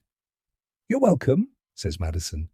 She takes a seat on the couch near to Vera, Lloyd Maxwell's wife. Her sister Susan showed her in. The house is cluttered with antique-looking knickknacks collected over a lifetime. Everything has accumulated dust, but it just adds to the character. The couch is lumpy but covered in a thick velvet fabric. The arms are worn, and the mahogany coffee table is marked with water stains from countless cups of coffee drunk over the years. The decor is miles away from the clean aesthetic so popular with influencers on social media, and Madison couldn't feel more at home. Vera, says Susan, leaning down to her sister's face. This is Detective Harper. She's come to talk to you about Lloyd's murder at the wedding yesterday. Madison's puzzled by the way Susan speaks to her older sister until she realizes she might be her caregiver. Vera Maxwell's fine white hair, speckled with some defiant brown streaks, is tied back in a neat bun. She's dressed in a chic silk shirt and beige pants with gold jewelry adorning her neck and wrists. She looks at Madison with red-rimmed eyes and a strange, distant expression. "Hello." "Hi," says Madison, wishing Adams prepared her for this. Then again, knowing Adams, he probably didn't notice there was anything wrong with the woman when he delivered the death notification yesterday. For a cop, he's not the most perceptive person sometimes. "I'm so sorry for your loss," she says. "I didn't know Lloyd for very long, but when my fiancé and I met him to discuss our wedding, he was so warm and friendly that he put to rest my wedding jitters right away. We knew instantly that he was the right person for the job." Vera's eyebrows shoot up. "It was you he was marrying when it happened?" Madison nods, overwhelmed with guilt again. What if she was the shooter's intended target? That would mean Vera lost her husband because of her. "I already told you that, Vera," says Susan, a little too loudly. "Remember?"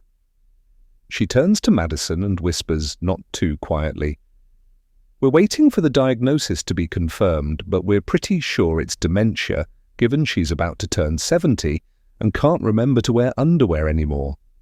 Madison almost cringes.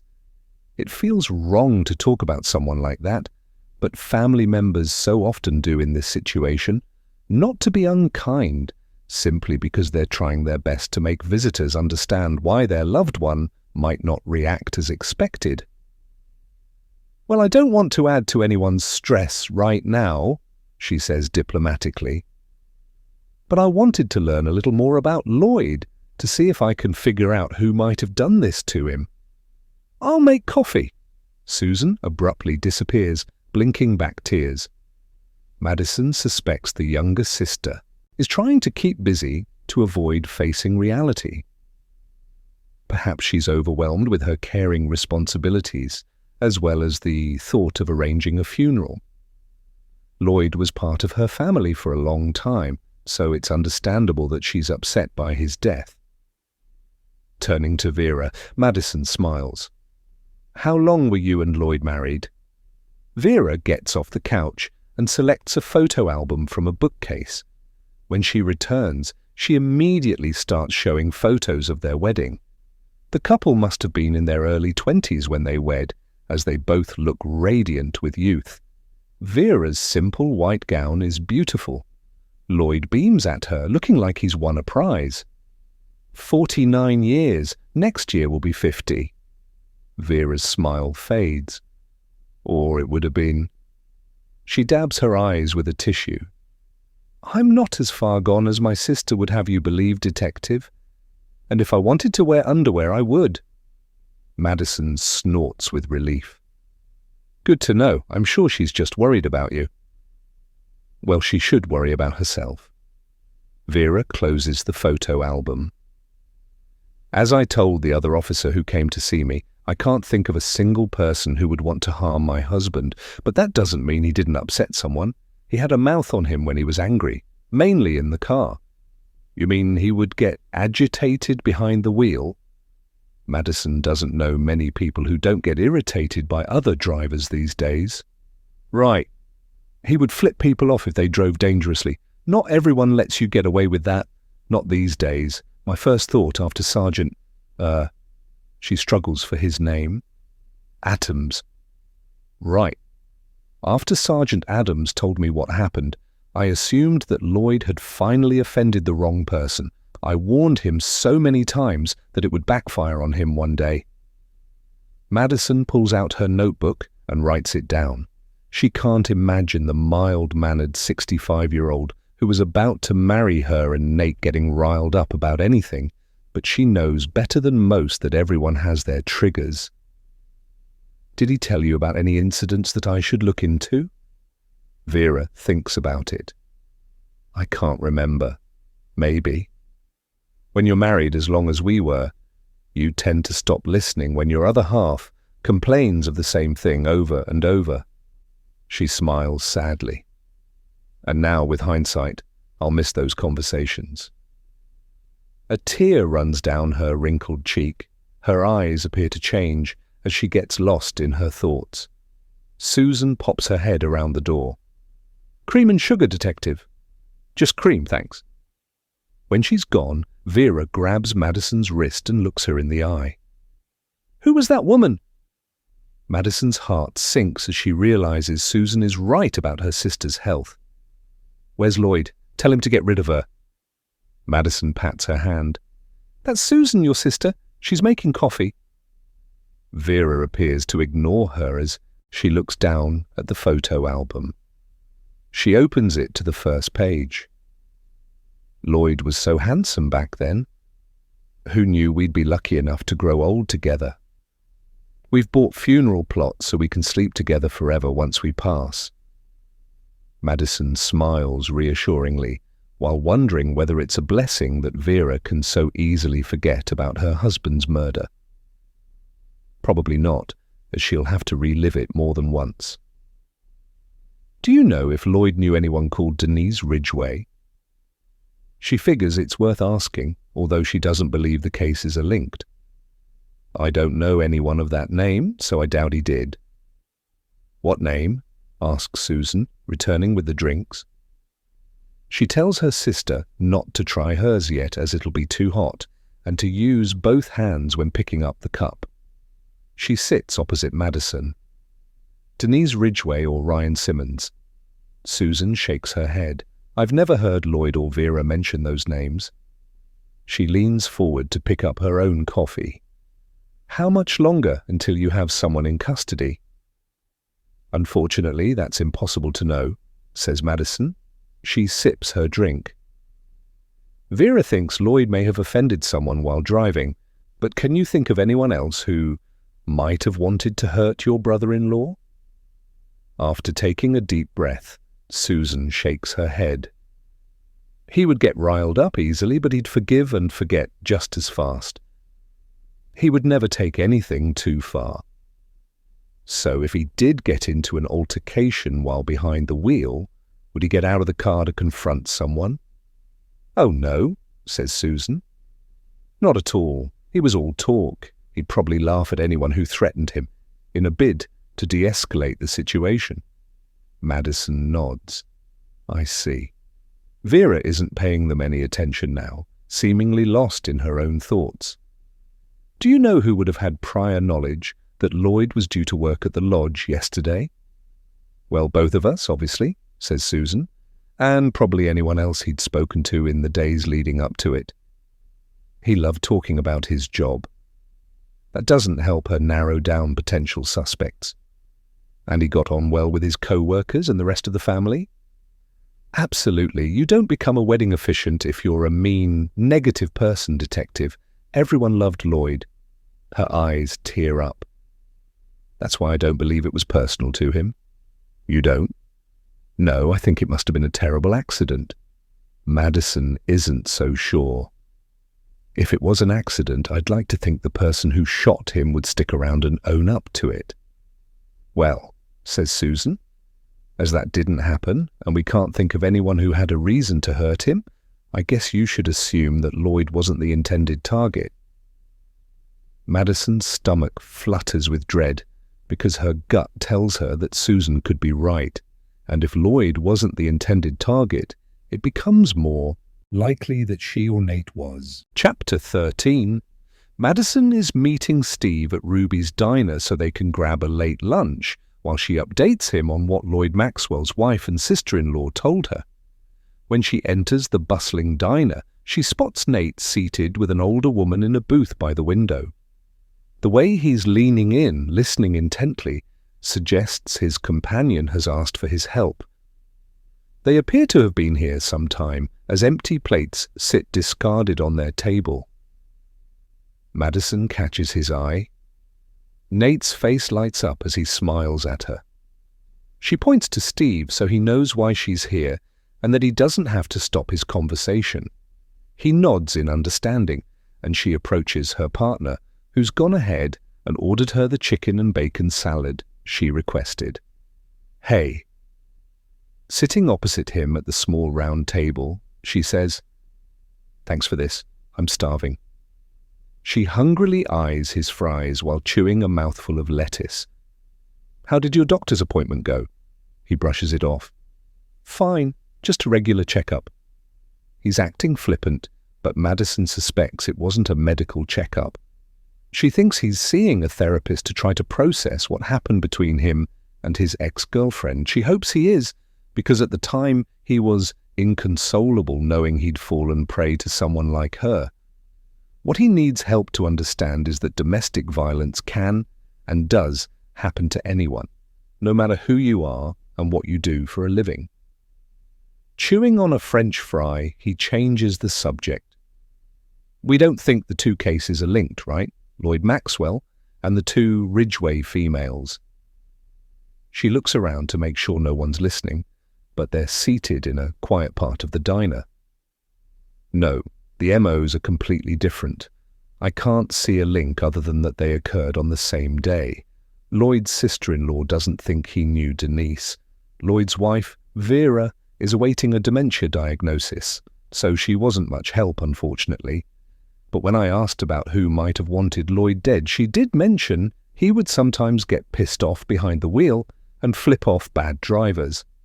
Steve snorts. "I don't blame him." "I know, right? But maybe there's something there. If he flipped off the wrong person, they could have followed him." She sprinkles pepper on her salad and wonders if she can get away with stealing some of his fries. "But if they wanted to kill him over it," he says, thinking aloud. "Doing it out in the open seems a strange way of going about it. It wasn't very subtle and was actually pretty risky. They could have discreetly broken into his home and done it there instead." "True." She considers it.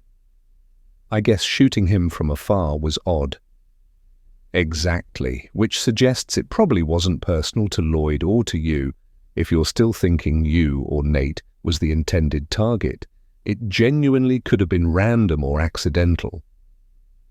Madison's gut tells her it was no accident, but maybe she's wrong. They finish their lunch in silence as they consider the possibilities. When she's done with her food, she says, "Adams has put together the full list of everyone present at the lodge. If I were you—" He cuts her off. "You'd start with figuring out who makes a better target than Lloyd Maxwell?" "Sorry." She smiles. "I should have known that would be your next move." "It's fine," he says. "We think alike, so don't worry about this case. I've got it." He leans back in his seat. "I'll also revisit the wedding venue and catch up with the officers at the scene, since we need to locate the shell casing and bullet." Madison sips her water. "I know we're meant to be working on different cases, but if you come up with any new theories about the Ridgway murders, feel free to share them with me." "You know," he says, wiping his mouth with a napkin, "I can't get that little girl out of my head. How afraid she must have been listening to her mom being attacked in the next room." "I know," she says, "and to slip a pillow under her head after he'd already murdered her. That's sick. But I do think it suggests he may have known her and was remorseful. Maybe he was expecting Denise to be alone. Or does it suggest it was a random intruder who didn't know Denise had a kid?" Steve rubs his jaw. "I don't know. We need to speak to Ryan Simmons again. Let's see whether he knew about Denise's affair and her other child. We shouldn't be blinded by his emotions. Let's not forget some criminals are excellent actors."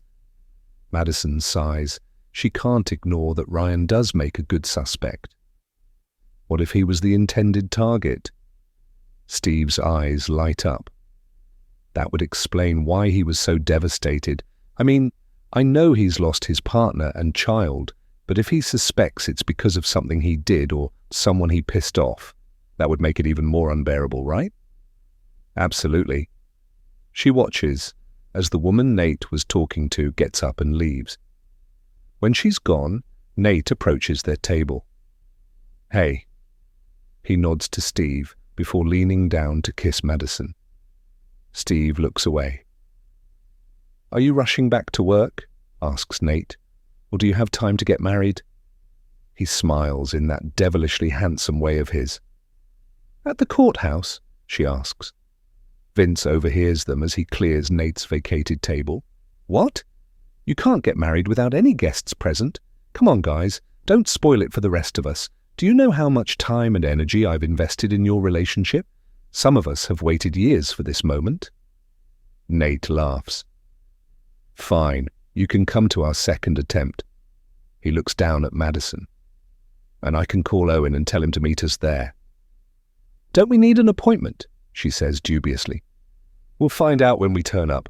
We can at least get the paperwork." His smile fades. He must see the doubt in her eyes. "You don't want to get married?" Her phone rings. She sees the chief's name on screen. She stands. "I have to take this. Of course I want to get married, but there's no rush to do it today." He looks so disappointed that she feels compelled to add, "Don't worry, we'll do it this week. I just don't want to squeeze it in between murders." Vince snorts as he carries more dirty dishes to the kitchen. Steve heads to the exit, giving them some privacy. "Promise it'll be soon," says Nate. "I promise." She kisses him as her phone falls silent. She's missed the call. "I really have to go. I'll call you later, okay?" He nods, but Madison can tell that despite being in therapy for almost a year and a half, his self-esteem isn't quite where it needs to be yet. She has every intention of getting married this week, but if she's honest, a courthouse wedding seems too much like being at work. She'd rather do it anywhere but there. Nate walks her out, and when they reach her car, her phone rings again. She kisses him goodbye. "I'll see you later." He smiles before heading to his own car. Madison accepts Mendez's second attempt to reach her. "Hi, sorry I missed your call." "Ryan Simmons is at the station," says Mendez. "He wants to talk to a detective." Madison's heart rate spikes. She wonders if he's there to confess. Steve has already set off for the lodge, and as Mendez wants them to split the workload, it's down to her to interview Ryan. "Understood. I'm on my way." Chapter 14. "The press is relentless," says Stella as Madison passes the dispatcher's cubicle. Stella has her headset around her neck and looks stressed. It's not a job for the faint-hearted, yet somehow she's done it for decades. She keeps threatening to retire, but never does. She slips a chocolate into her mouth, adding, "They're annoyed we haven't given them a statement on the wedding shooter yet, and now they've got wind of the double homicide too." Madison passed a reporter outside who filmed her entering the station. She's also had a couple of texts from Kate Flynn, who works for the local news channel. She takes a deep breath. "Okay, tell them to get here in an hour or so, and I'll update them in the conference room. I'm about to interview the boyfriend and father of this morning's victims. That could overrun, so make sure they're aware. The press can be demanding and easily irritated, but most of them are nice enough and just in the pursuit of the truth. In fact, if they get a little antsy, have Adams update them. He knows as much as Steve and I do." "Oh, he'll love that," says Stella with a grin. Madison smiles. She likes throwing Adams in at the deep end, knowing how much he loathes holding press conferences. "Chocolate?" Stella holds up a box. Madison picks a heart-shaped one, hoping it has a strawberry filling. "Thanks." She pops it in her mouth and heads to her desk, the artificial strawberry flavor giving her a sugar boost. Chief Mendez is waiting for her. "Mr. Simmons is in interview room 1, she says. "I made him coffee. He's alone, without an attorney, so I don't think he's here to confess anything. He says he wants an update." "An update?" Madison says, exasperated. "It's only day 1 of the investigation. Does he expect us to have located the killer already?" She takes a deep breath, trying to put herself in his position. She'd probably be as frantic for news as he is. At least, she hopes that's why he's here. I guess it's better that he's here voluntarily, since I was going to ask him to come anyway. Is he your best suspect right now? Asks Mendez. Madison nods. I need to find out if he knew about his girlfriend's affair, and if so, when he found out. His background check didn't show anything concerning, says Adams, joining them. Just some speeding tickets. That may be so, says Mendez, but we all know a clean criminal record doesn't necessarily mean someone has never committed a crime. They've just never been caught. True. He goes to his desk. Want me to sit in with you, Harper? She considers it, as having someone else present to interpret Ryan's body language could be useful, but decides against it. No thanks. I don't want him to feel ganged up on. I need him to feel at ease. She grabs a notebook and pen from her desk.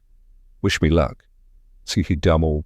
Door of the interview room is ajar, but Madison knocks as she enters. It makes the 32-year-old jump.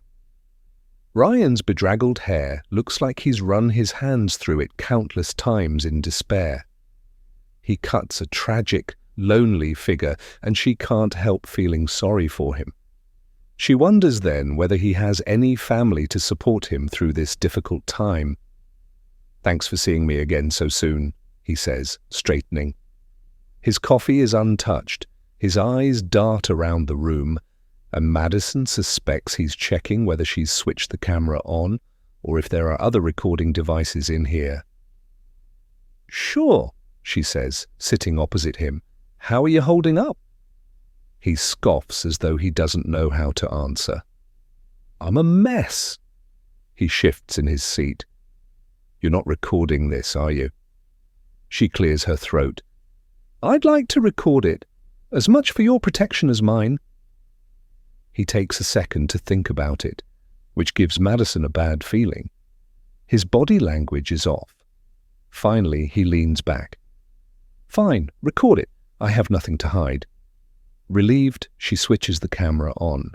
She explains he's here voluntarily, and he can have a lawyer or relative present if he'd like, even though she doesn't need to because he's not under arrest. She's trying to build his trust by being transparent. When she's done, he relaxes a little. Colt Ridgway showed up at the house after you told him and Bernie about the murders, he says. Madison stiffens. Were Denise and Lucy's bodies still there? She hopes they didn't witness that. No, thank God, they'd already been removed by the medical examiner's team. He shakes his head in sorrow. The look on Colt's face was horrendous. Losing them could kill him. His heart won't be able to take it.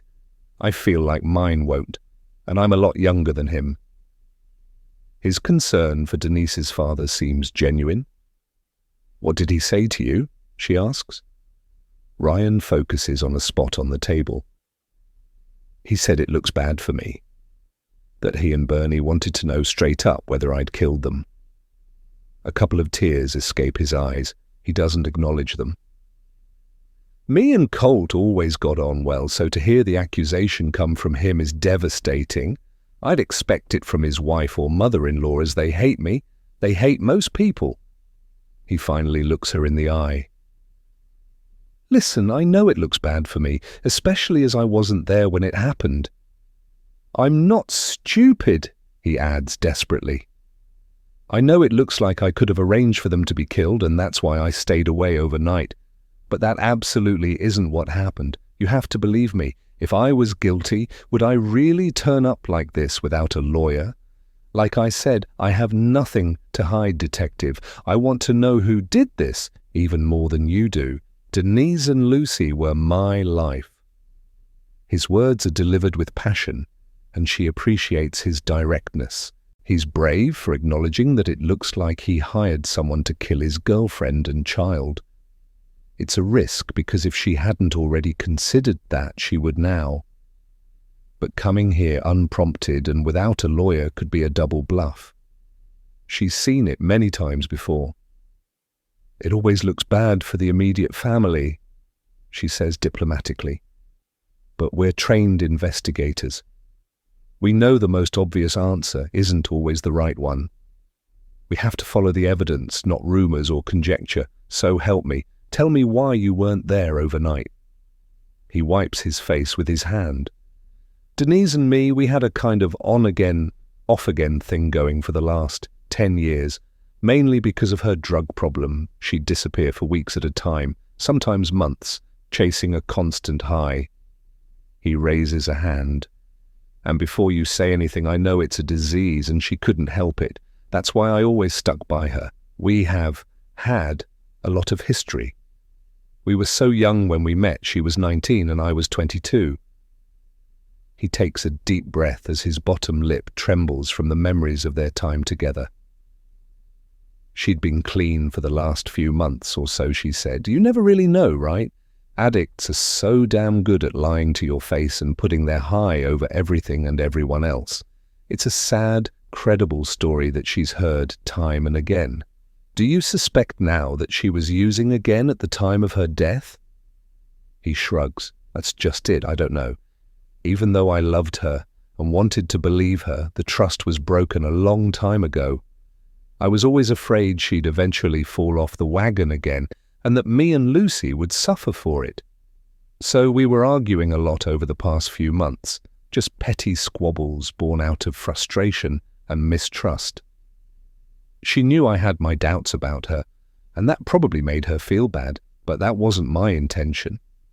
He rubs his face. "Maybe my doubts pushed her into secretly using again, who knows? But I wasn't at home last night because my co-worker, Neil Booth, invited me for drinks." He pulls out his phone and shows her a text he received at 5:15 p.m. "Beer? I can swing by to pick you up in an hour or two." Ryan replied with, "Sure." 6:30. We got a cab back to his place when we were done drinking at the end of the night. I ended up sleeping on his couch. You can ask him. He'll tell you the same thing. He's a good guy. My closest friend, in fact. What's his address and phone number? She writes it down, knowing his friend could have agreed to lie for him. And if they're that close, could Neil have committed murder for him too? "Which bars did you go to?" "Only one. Joe's Saloon on Main Street. We got there around 6:40 and stayed until—" He thinks about it. "Maybe midnight, I don't know. I was drunk by the time we left." She knows the owner of the bar and will try to verify Ryan's story, but Conrad estimated the females died perhaps as early as mid-afternoon, meaning Ryan could have killed them before Neil picked him up to head to the bar together. "What about the rest of your day? What did you do before Neil arrived?" "It was Sunday, so like most people I slept all morning, while Denise took Lucy to church with her mum Bernie. I worked all afternoon with Neil. After that I went home to have dinner with Denise and Lucy, but Denise was in a bad mood, so when Neil texted me, I saw no reason to stay home." "What do you mean she was in a bad mood? Do you know why?" He looks like he doesn't want to say. "Don't hate me for this, but I thought it was her time of the month as she'd been cranky for a few days. Easily irritated, she was avoiding me, giving me one-word answers and focusing on Lucy instead. I hate it when she's like that because I can't do anything right, so I gave her some space." "You didn't visit any of your family while she was at church, or go anywhere else yesterday?" "No." He rubs his face. "My life is pretty simple, detective. I work 6 days a week, sometimes more, to keep our heads above water. Any downtime I get is split between being at home with Denise and Lucy and the occasional night out with Neil. I don't have time or money for anything else. Does anyone anymore?" She finds herself feeling bad for him. "Who do you think did this, Ryan? Be honest with me." He sips his coffee. "I honestly don't know. It could have been a dealer she owed money to, or a complete stranger who followed her home from somewhere. Do you know where she and Lucy spent the afternoon?" "She spends a lot of her time at her parents' place, even though her mum stresses her out. She wasn't working, so she had nothing better to do. I think she and Lucy ran some errands together yesterday, after church. I know they'd been to the grocery store because the refrigerator was full. You'll probably find footage of them there. Maybe someone followed them to Denise's car. You'd be able to see that, right? And see where else they went? Everything's caught on camera these days. There could be dashcam footage, CCTV. Madison makes a note to ask Alex to request and watch whatever footage he can locate. What car did Denise drive? A white Ford Taurus. He frowns. I can't remember the license plate off the top of my head, but I can call you with it later. That's okay. I have it already. It's the car that's still in your driveway, right? He nods. Okay, she sighs. My team and I will look for surveillance footage to build a timeline of Denise's day. She pauses for a second, trying to assess whether Ryan is trying to misdirect her. It's possible that they were killed by a stranger, but it's more likely that someone they knew did this, especially as the killer placed a pillow under your daughter's head and tucked her stuffed animal in beside her. He freezes, and it becomes evident he didn't know those details. She remembers now that he'd told Shelley he couldn't bring himself to look under the blanket. His hands start to shake. He moves them under the table, onto his lap. I need you to think about this very carefully, she says. Is there anyone close to you or Denise who makes a good suspect? It's time to gauge whether he knows about Denise's affair and second child. Could she have been seeing someone else behind your back? Wait, what? He frowns. You think she was cheating on me? I'm asking what you suspect, apart from Denise's family, who she was obviously close to, who else was in her life? He leans back, and she can tell from his expression that the cogs are turning. I told you already. She spent time with her parents, or with me and Lucy. That was pretty much it. She didn't have any close friends, she presses. She knew a lot of people, but never really invited anyone back to the house. He pauses as he thinks. Unless you're saying she did invite someone back to the house while I was at work? He meets her gaze. A man. When she doesn't answer, his shoulders slump.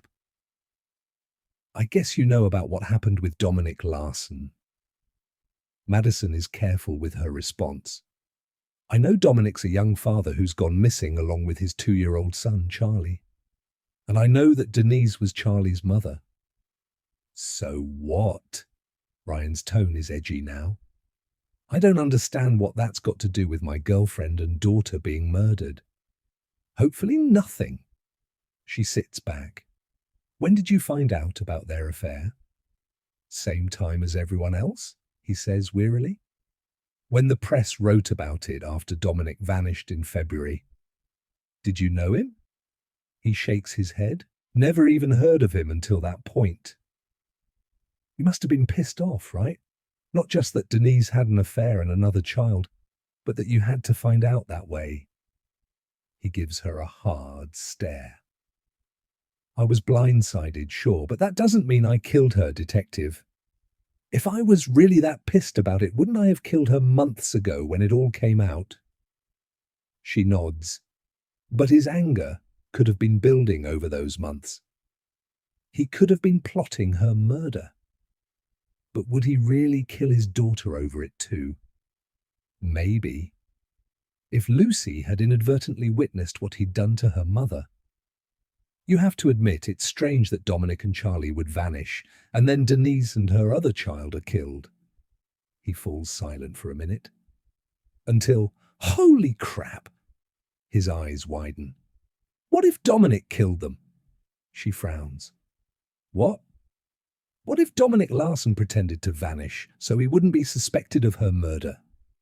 Madison's rendered speechless as her mind races with a potential new angle. Until now, she hadn't even considered Dominic could be involved in the homicides, but if he is, he's managed to fool them all. Chapter 15, article from the Lost Creek Daily, February 14th, 2022. Appeal for missing father and son. The Lost Creek Police Department has appealed for information about a father and son who have seemingly vanished from their home. Dominic Larson, 28, was last seen by a neighbour on the evening of February 13th at his home on Brooker Street. His 2-year-old son, Charlie, was last seen when his father collected him from daycare at 6 p.m. Dominic, a retail manager at a local grocery store, got on well with his co-workers, who said he was in good spirits when he left work at 5:30 that day. They reported there was nothing unusual about his demeanour or actions in the days or hours leading up to his disappearance. Dominic's father, Henry Larson, states, "I need them to come home because I can't sleep without knowing they're safe. If anyone has any idea where they might be or why Dominic might have left town without telling anyone, call me or the police immediately. Don't worry about it being a false sighting or a possible mistake because it could lead us to them. Please, I'm desperate to get my boys home."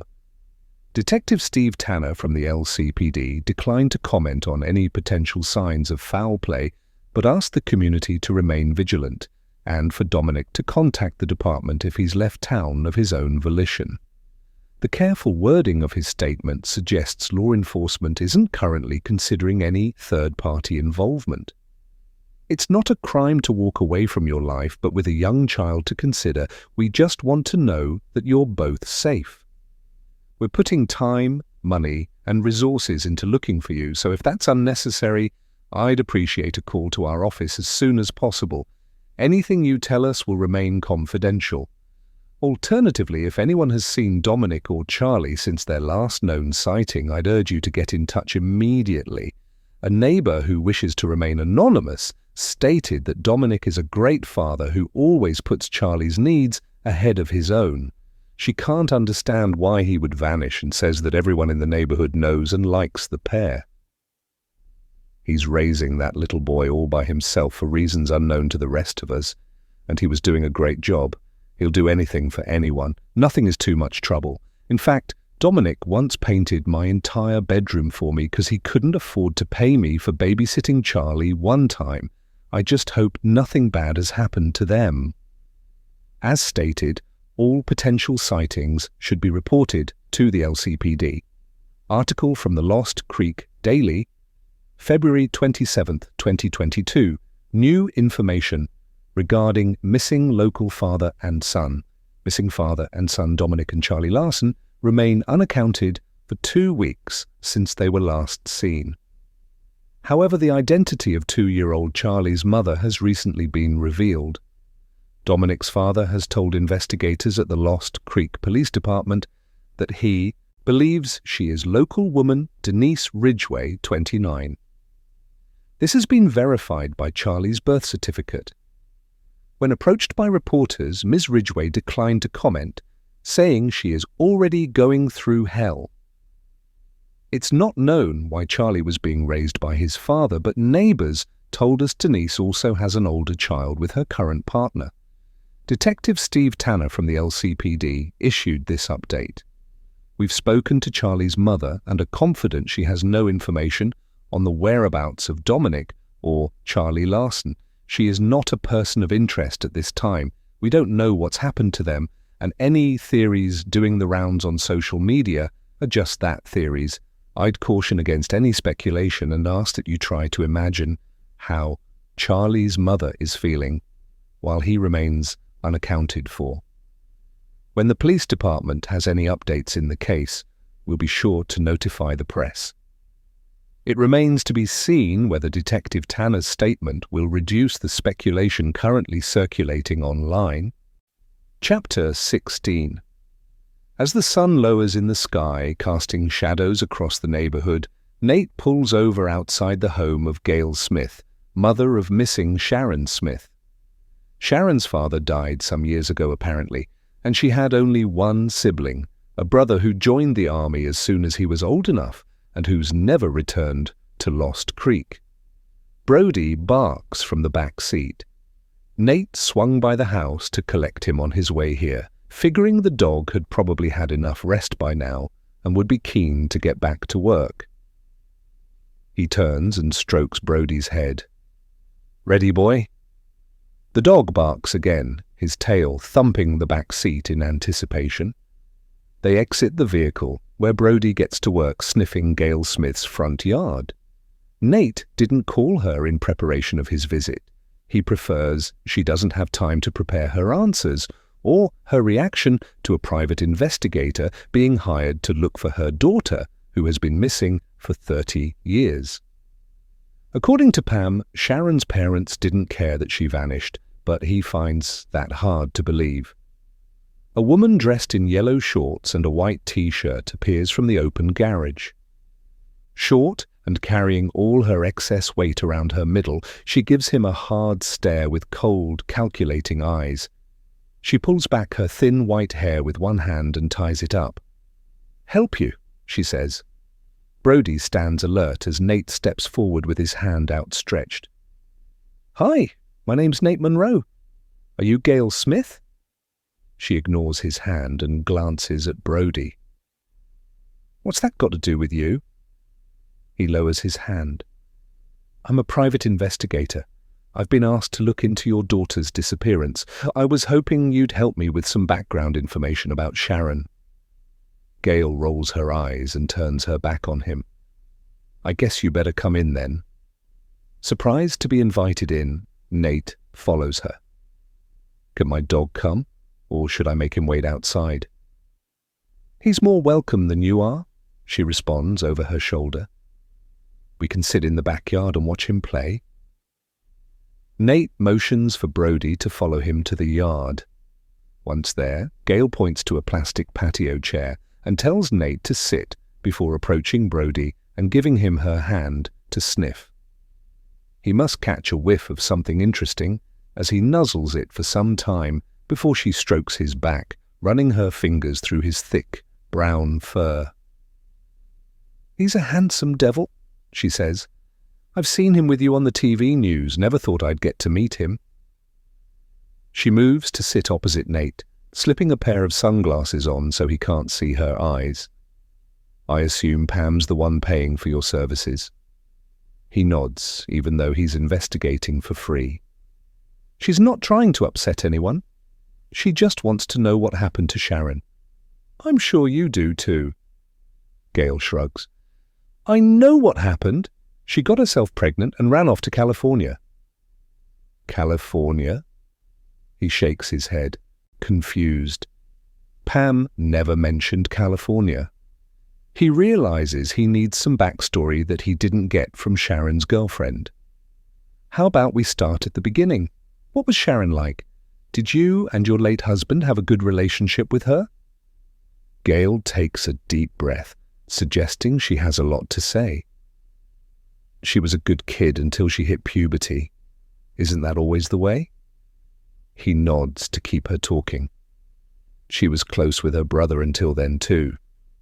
After that, it quickly turned to shit for all of us. She started getting fanciful ideas of her own self-importance." With a scoff, she adds, "She turned into one of those young people who crave attention." "How so?" he asks. "Well, see, she had this friend called Emma, who one day suddenly announced she'd been molested by her uncle. The uncle was arrested, Emma was hailed a hero, and told how brave she was for speaking out, even got given a therapist. Sharon watched that play out, and I think she was envious of the attention her friend got, so she suddenly announced to us one day that she was attracted to women." She raises her crudely drawn-on eyebrows, as though she's still shocked by the suggestion. "She's one of those people who cry wolf to get some of the spotlight on them, you know?" Nate tries to keep his expression neutral, but he's horrified a parent would say that about any child, never mind their own. He considers whether that's because he isn't a father, and he doesn't have any experience of what it's like to raise a child. He knows that not all children are innocent angels, and some are capable of heinous crimes, but still, it seems overly harsh to him. "She wasn't a damn lesbian," she continues. "She just wanted to be seen as different, but the truth was, she was the same as the rest of us. Ordinary. I tried telling her there's nothing wrong with being ordinary, but she wouldn't have it. She accused us of hurting her feelings and being insensitive to who she really was, but that was BS. If she liked women, then why'd she move in with Justin Asher the first chance she got? He was good for her too, if you ask me. She lifts her sunglasses. Now the sun has disappeared behind a cloud. She settled down with him for a year or so and talked of having babies. We thought she'd dropped the whole lesbian thing until she eventually left Justin and started talking crap about wanting to live her authentic self and all this mumbo-jumbo that could only have come from a self-help book. At the risk of offending her, Nate can't help himself asking, why could it only have come from a book? Why couldn't it have been her true feelings? Because it was odd to think like that back in the late 80s, early 90s, she says. Nowadays, everyone's trying to be different and everyone's neuro-damn-divergent or whatever they call it. But back then it wasn't a thing, or if it was, you kept your thoughts to yourself, knowing how ridiculous they sounded. She was ahead of her time, I'll give her that. Believed she was misunderstood. She inhales deeply and runs a hand over her hair. It's hard having a child on a different wavelength to you. And I don't mean the lesbian thing. Whether that was true or not, she fought everything I ever said to her.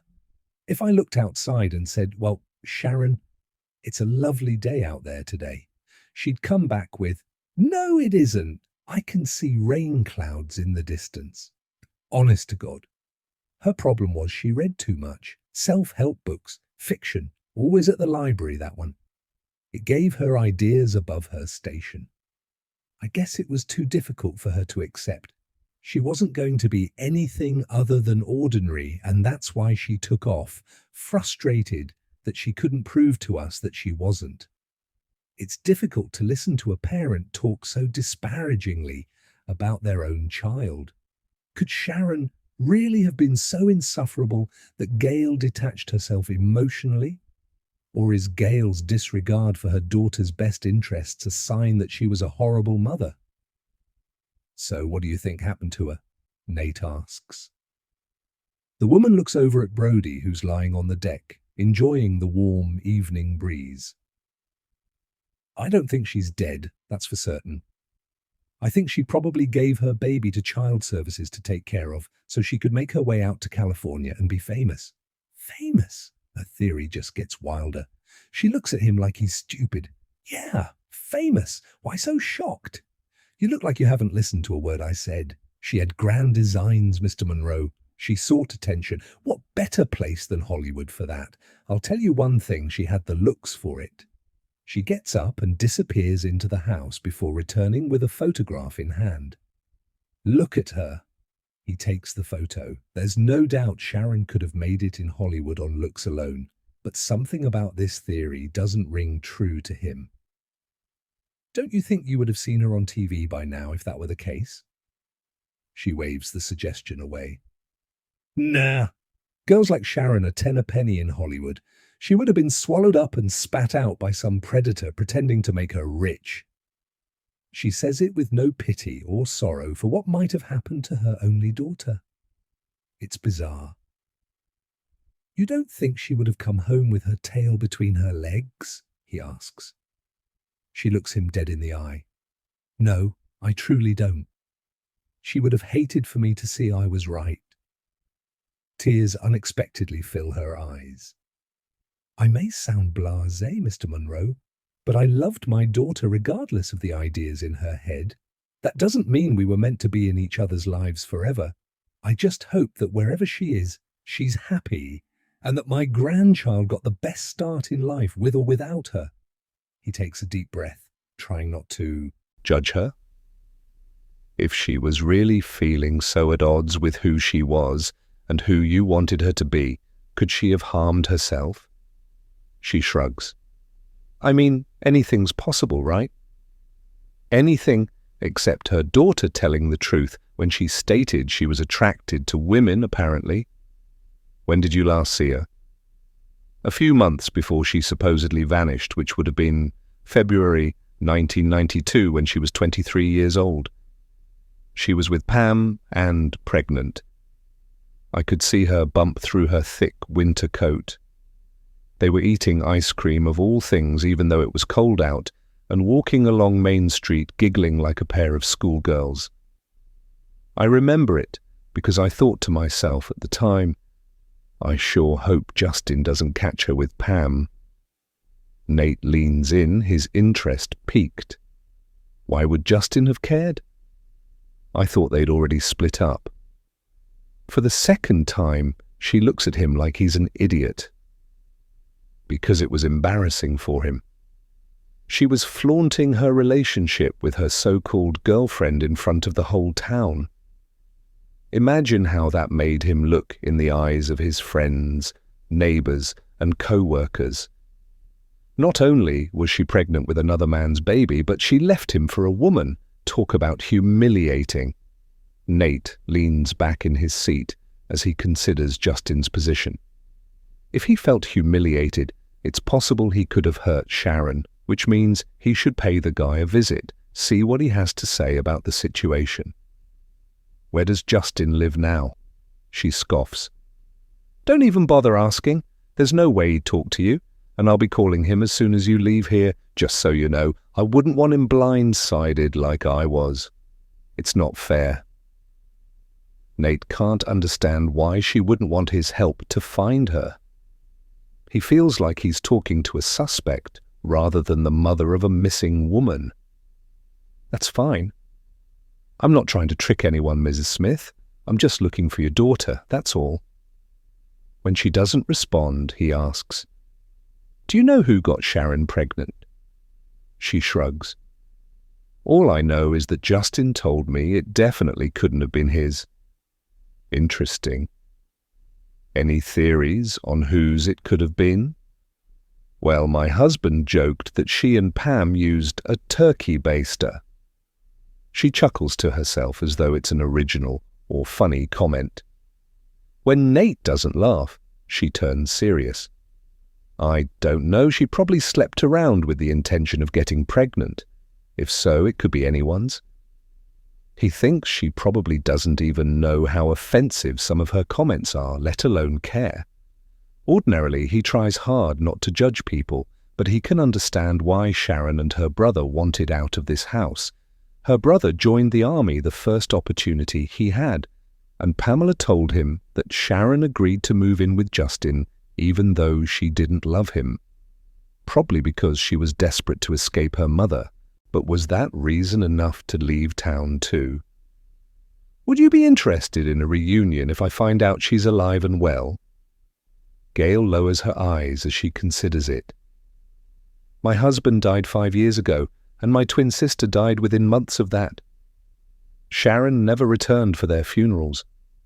Never even called me to offer her condolences or to apologize for the hell she put us all through when she left town. So no, actually, I'm not interested in a reunion. He nods slowly. Fine. What if I find out she never left town at all? What if someone hurt her? Would you want to know about that? She swallows. No, I'd rather imagine her living as a hippie in California. Her eyes go teary. You probably think I'm a terrible person, but I've had to build a wall around me when it comes to my daughter. But why? He presses. Because I don't want to be wrong about her. She swallows. Because if I am wrong, I'd have to accept that I never even knew her. It's clear her feelings are conflicted no matter how harsh she seems. It's easier for her to believe nothing happened to her daughter. It's how she manages to carry on with her life. And who is Nate to judge her for that? He's not in her position. He doesn't have to cope with having a missing child. Their conversation leaves him emotionally drained. Gail's not the kind of person who would listen to her children. But on the other hand, she knew Sharon. He didn't. And he's getting one story from her mother and another from her girlfriend, making it tough to figure out which version is real. Chapter 17. April 1991. Wiggle your butt for me, would you? It's wasted under that t-shirt. Sharon tries to ignore the headache building behind her eyes, caused by the loud music she's forced to listen to throughout her shift. She keeps her back to the bar while she pours Ron Kempton a shot of whiskey. She's aware the mirrored wall of liquors in front of her will give away her reaction, if she grimaces at his lewd comment, so she keeps her expression neutral. She has to. She's lucky to have this job, as it offers her the freedom not to be stuck living with her ex, Justin, so she can't risk losing it. She does a little wiggle, although she doesn't lift her t-shirt so he can see her butt. She hates how the men who drink here constantly demean her, and Ginger, her co-worker. They wouldn't dare speak to the male bartenders like this, most of whom are happy to watch it all play out because it's good for business. Only Hank would step in and tell them to watch their mouths. He's nicer than most guys, but unfortunately, he's on his break right now. She hears Ron's cackle behind her, so she fixes a smile on her face as she turns and hands him his drink. "Don't tell anyone else I perform party tricks." He pulls out a $10 bill from his grimy, beaten wallet. "Keep the change," he says. "I have a feeling you're worth every penny." She takes the money, feeling shame spread through her as he licks his lips like she's an animal he hunted for dinner. By accepting his tip, is she misleading him into thinking she'll sleep with him one day? He's 30 years older than her and a hell of a lot uglier. Even his wife doesn't want to sleep with him. Everyone around here knows that. "Well, if I knew you were this generous, I'd have poured you a little extra." She winks at him, hating herself as she plays his stupid game just to earn enough money to feed herself. She pockets the change and approaches Ginger, who's busy fending off the attention of someone even worse than Ron. Leaning in, she whispers into her friend's ear, "Bathroom break. Won't be long." "You better not be," says Ginger, using the distraction to extract herself from her lecherous customer. Sharon doesn't go to the bathroom, she goes to the back office to join Hank, who's just a year older than her at 23. He's smoking a joint with his feet up on the boss's desk. He smiles when she enters. She knows he carries a torch for her because he's told her, so she had to confide in him about how she left Justin, because she doesn't want to be in a relationship with a man. Admitting she likes women was scary, but she trusts him. And, to his credit, he immediately accepted it and backed off. "Busy tonight, huh?" he says, offering her the joint. She declines it, but sits opposite him. "Just a regular Friday night in hell." He studies her face. "You look sad." She sighs. Please tell me, there's more to life than this, Hank, because I can't do this forever." He smiles. "Of course there's more to life than this. Apparently our early 20s are meant to be trying. They're shaping us for who we're about to become. I guess if we had it easy now, we'd have nothing to fight for, right? We wouldn't be motivated to better ourselves." He leans back. "I've never met a single person who said being our age was easy, but they say it with a knowing smile because they accept it had to happen in order for the rest of their lives to take shape. Imagine yourself in 20 or 30 years' time when your kids are complaining about having to work a long shift in a shitty bar for minimum wage.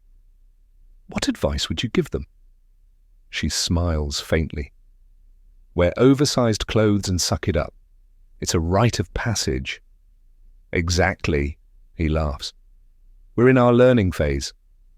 Someone's teaching us how to fight for what we want. So what are you fighting for, Sharon?" She inhales deeply as she tries to think. "Oh, I don't know. Life's been so crappy up to this point that I don't even know what's realistic for me." Justin threw out all her belongings when she told him she was leaving him. And now she's sharing a house with 2 strangers and barely a dime to her name. Her parents don't even care. They told her she'd made her bed, now she has to lie in it. They're on Justin's side, but they don't see how mean he can be. He's threatened to tell all his friends that he broke up with her because she was frigid in bed, as if she cares about him putting something like that out into the universe. She's actually hoping it'll put other men off hitting on her. "Don't think realistically," Hank says. "That'll just about kill any dream in a heartbeat. Imagine money was no object. Tell me what you actually want. You have to manifest the heck out of that shit, otherwise it'll never happen. She straightens. Okay, then I want to be the mother of 3 children, 2 girls and a boy, ideally. But I don't really mind as long as they're healthy. I want a small house to call my own that no one can take from me, with a vegetable garden out back. She hesitates before adding, and I want a partner who actually loves me and has my back and doesn't laugh when I talk about who I really am. She feels frustrated, tears building. He nods. Good. And you want that partner to be a female, right? Because I can probably give you the rest if you're not bothered about gender.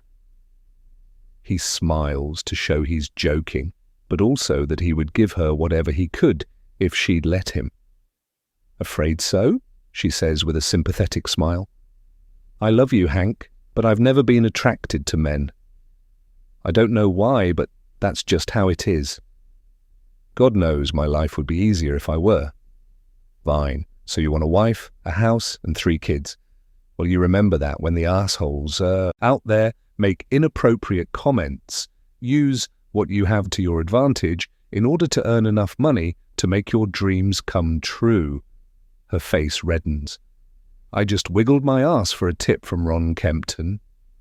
Hey, sex is the oldest profession in the world, so don't feel bad about that, he says, sincerely. Think assholes like him feel bad for paying for it? I can guarantee you they don't. And anyway, who has the last laugh? Not Ron Kempton, that's for sure.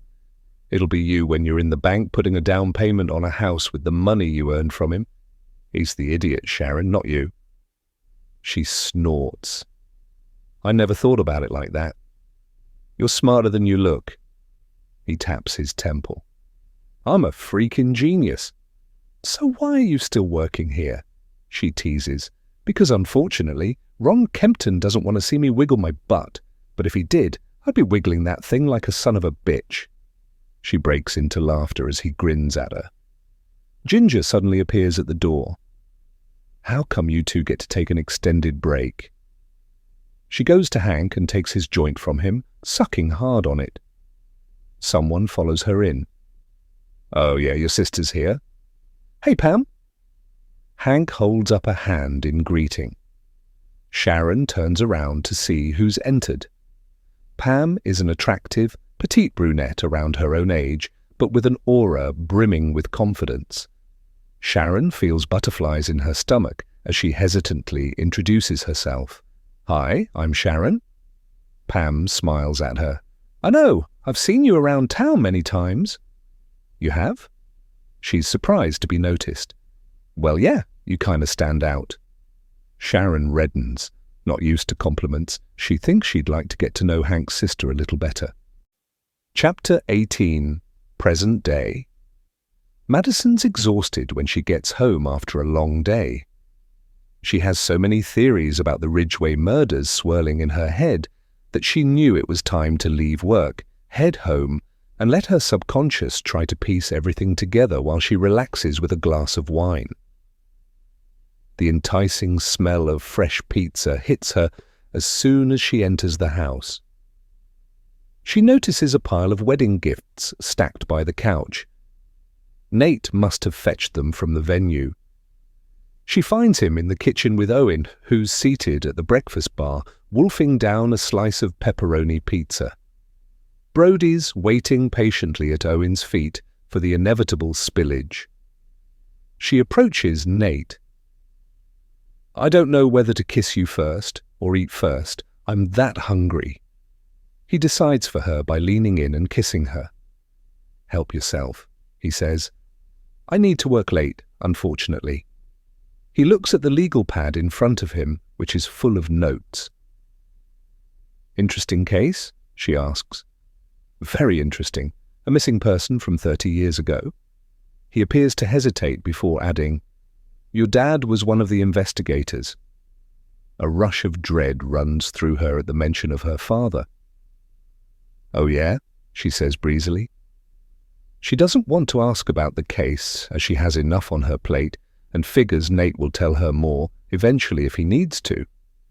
He appears to read her expression and doesn't press the matter.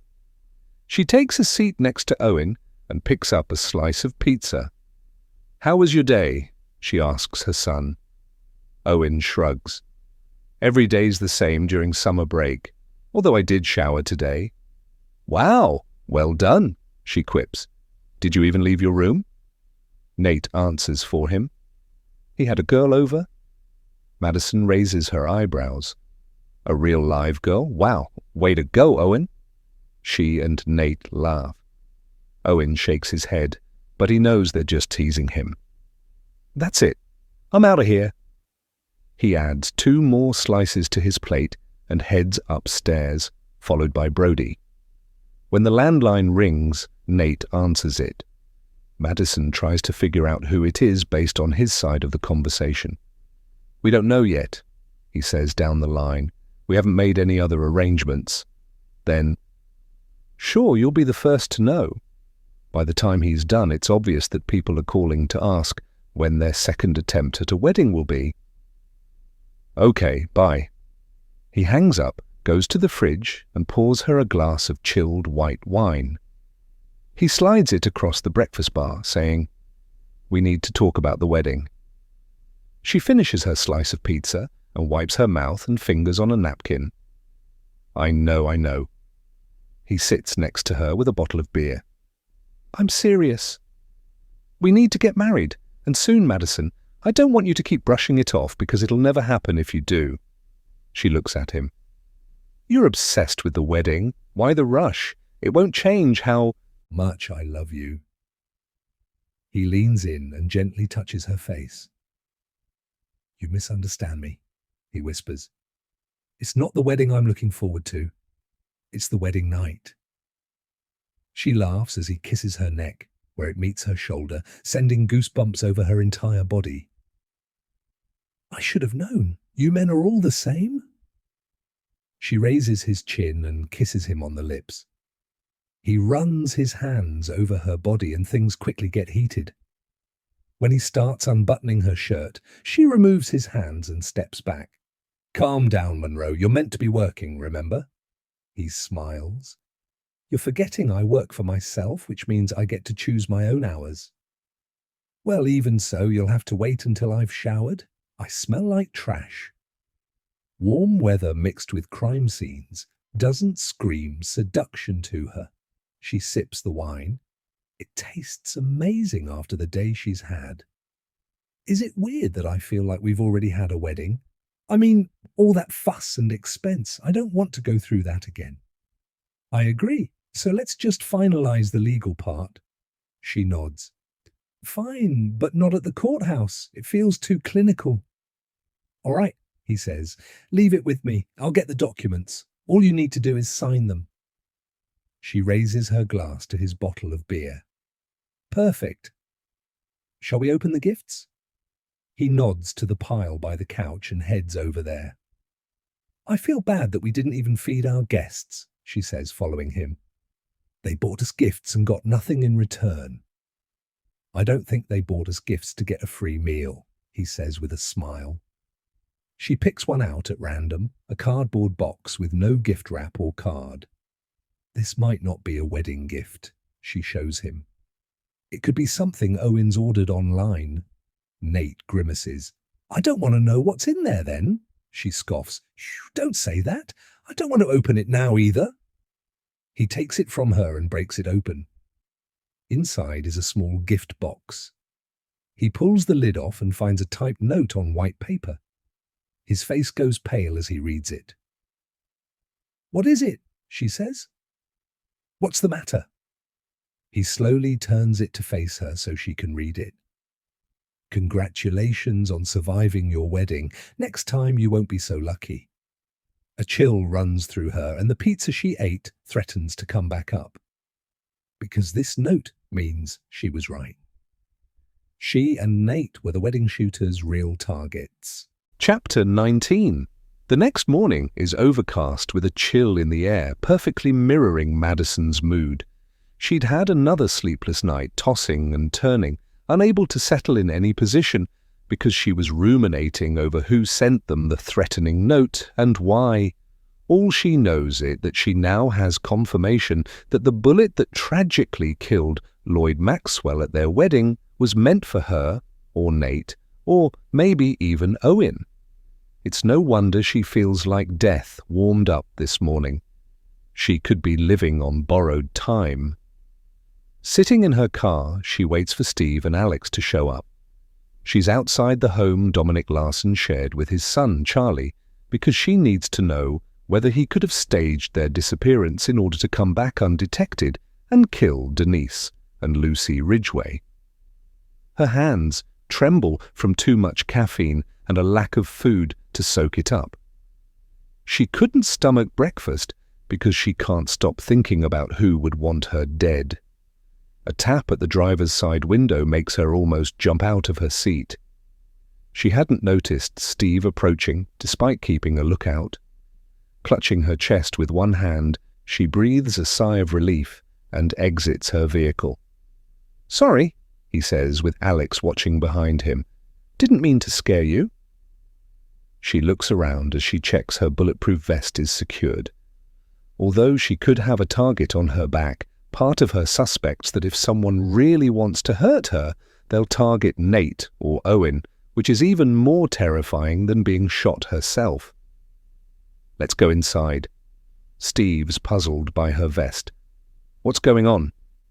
They follow Alex up the path to the front door. He unlocks it, and they step inside. Madison closes the door behind her. Before they enter any of the rooms off the small, dark hallway, she has to tell them what happened last night. She explains the threatening note in the gift box and what it must mean, and how Nate has insisted she wears a bulletproof vest while at work until they catch the shooter. Alex looks sympathetic. "I'm sorry, that must be very frightening. If you let me have the box and note, I'll see what I can get from them. There may be fingerprints." "Thanks," she says, relieved. "They're in my trunk. I bagged them up as soon as we read the note. But they'll obviously have our prints on them now." "Still worth checking," he says. Steve looks pissed on her behalf. "We need names, anyone you think it could be, and I'll work through them one by one." The obvious candidate would be Angie. Her sister has always hated her, and although she's been quiet since her release from prison almost a year and a half ago, that doesn't mean she hasn't been plotting. "But Angie's not stupid enough to do it herself," she says, "and as far as I know, she's not a hunter with a near-perfect shot. So if she's behind this, she would have paid a fall guy to do it."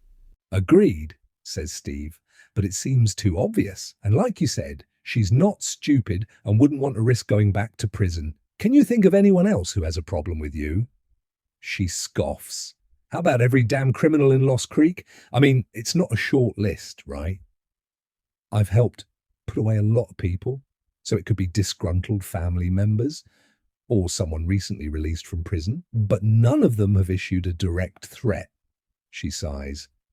"Nate wanted to march straight over to Angie's place and confront her to see how she reacts, but I managed to talk him out of it.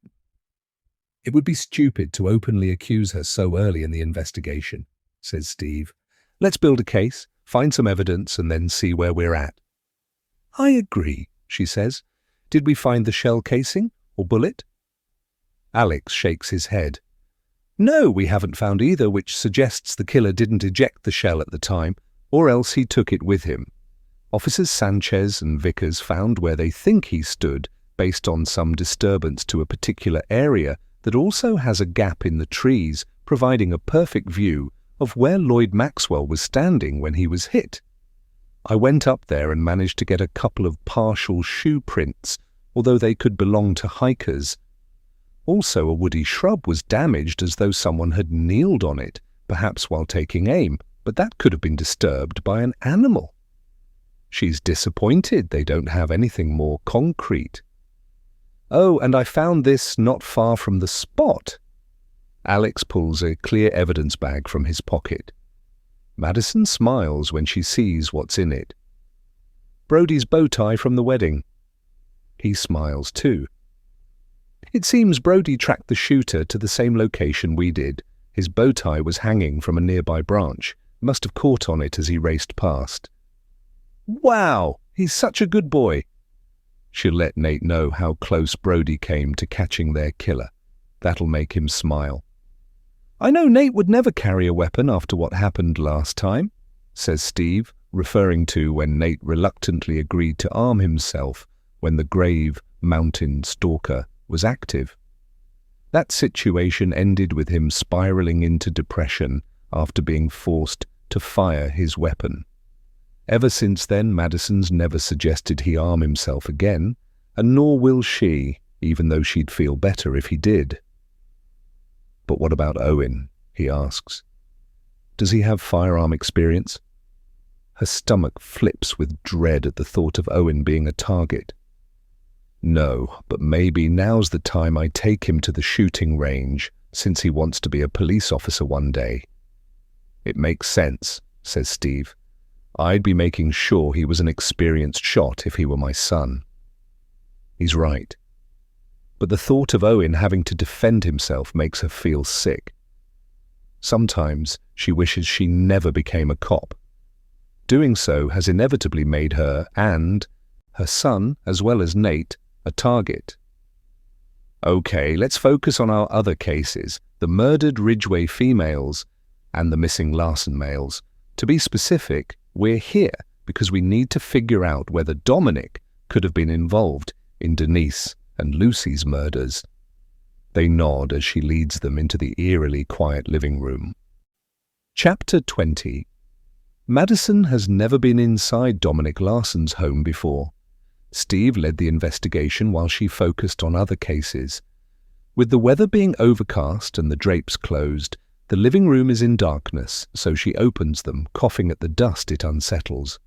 The house has sat undisturbed for 4 months, with Dominic's father covering the bills in the hope his son and grandson will eventually return. The contents have been untouched since the place was abandoned. It looks as though the inhabitants will return any minute and continue their lives, seamlessly picking up where they left off. She hopes they will, but experience tells her otherwise. The only sign that the home was briefly considered a crime scene is the fingerprint dust over the hard surfaces where Alex checked for prints, plus the couch and furniture are slightly askew after they were searched for clues about the father and son's disappearance. The only things I've taken from here, says Alex, are personal possession, such as Dominic's cell phone, and their birth certificates. You didn't find anything of interest on his cell, did you? She tries to remember the specifics from the case. No. Dominic didn't appear to use social media very much, and the only people he regularly messaged were co-workers and his family. Everything I saw suggested he hadn't fallen out with anyone. Just remind me, she says, do you have their passports? Dominic's, yes. Charlie didn't have one. I also have some of Dominic's bank cards, so if he left voluntarily, it would be difficult for him to leave the country. No transactions have taken place since his disappearance. It would be difficult, but not impossible, she says. He could have slowly amassed a stash of cash if his disappearance was planned, and purchased a fake passport. She moves to the kitchen, which has clean dishes stacked next to the sink as though they were recently washed. With no signs of a disturbance, she heads upstairs next. The 2-bedroom home is small, and Dominic's room is neat and tidy, with few possessions other than clothes and furniture. In contrast, Charlie's room looks like it's been hit by a twister. Various toys cover the floor and surfaces. His bed is messy, with stuffed animals scattered around the perimeter, like they're waiting for him to come to bed and join them for a nap. It makes Madison smile, as it's similar to Owen's room when he was young. There's nothing out of the ordinary here. Toddlers' rooms are supposed to be messy like this. The fact he has so many toys suggests he was well loved. A framed photograph on the wall near the bed shows Dominic and Charlie with Dominic's father. They're in the backyard, smiling together. Someone, presumably Charlie, has drawn a heart over both men's heads. The sweetness of it brings a lump to her throat. Steve joins her. Dominic was last spotted by a neighbour at Around 7:15 at night. He was putting trash in the garbage can out front. Nothing he threw out yielded any clues. Alex checked at the time. And Charlie wasn't spotted again once Dominic collected him from daycare, right? She says. Yeah, at 6 o'clock that same day. So the neighbour who saw Dominic that evening didn't see Charlie? No. Madison chews the inside of her lip as she thinks. Dominic could have harmed his son any time after 6 p.m. before then fleeing town on his own. Steve looks alarmed. Wait, you think he killed Charlie? I don't know, she says, glancing at the family photograph. I'm just running through all the possibilities. It's just so damn odd that there are no signs of a struggle in the house. No one saw them after that night, and Dominic hasn't spent money on his cards or phoned anyone he knew. I mean, look at this place. There are no clues here at all. If someone broke in, or even if they were invited in, and then harmed the pair in some way, there would be something, wouldn't there? Blood spatter, furniture in disarray, evidence of an attempted clean-up operation. Steve nods thoughtfully. It's a puzzle, that's for sure. Dominic's father was the one who reported the missing. Talking to him was gut-wrenching. The poor guy's devastated. He's called me at least twice a week since then to see where we're at with the case. He told me he'd take his own life if it ever looks like he won't get them back, because they're all he has. Madison remembers seeing him on TV, talking to reporters in those early days. She could tell his life was ruined the moment his son and grandson disappeared. He doesn't have any clue about what could have happened. No, he says everyone loved them, and he's right. Everyone I've spoken to confirms Dominic got on with friends and strangers alike, and the first thing out of anyone's mouths is how good a father he was. That's why I'm not sure about your suggestion that he could have hurt Charlie. Madison's torn. Just because Dominic appeared to be a good father doesn't mean he isn't capable of harming his son. Maybe he killed Charlie in a bid to save him from life with a mother who was in over her head with drugs. But Denise wasn't interested in raising Charlie, says Steve. He was her dirty little secret that she wanted to keep hidden from her boyfriend and family. She takes a deep breath. Yeah, but what if she changed her mind in the 2 years since he was born? If she had approached Dominic for shared custody, he could have been afraid he'd lose him and then panicked. Maybe he thought it would be better that he and Charlie died together than lived apart. For all we know, they could be lying out in the woods right now, just waiting to be found. I hope not, says Steve, clearly pained by the thought. Surely he would have left a note behind to explain to his loved ones where they are and why he did it. Not everyone leaves a note, she says. And if he did leave one, it could be with his body. We've seen that before, right? Some people pin their last words to themselves or slip a note in their pocket, knowing it will be found with their body. Others don't even consider writing a note, leaving behind many unanswered questions. It's difficult to appreciate the mysteries of suicide, and all Madison knows from her experience in this job is that most people aren't in their right mind when they take their own life, which means the decision-making process leading up to it can often make no sense to those left behind. Steve looks away. It's clear this case has gotten under his skin, and she can see why. When young children are involved, emotions run high. She peers out the bedroom window and is surprised to see Dominic's father standing outside on the sidewalk, staring at the house. It looks like he's too afraid to come inside. Steve spots what she's looking at.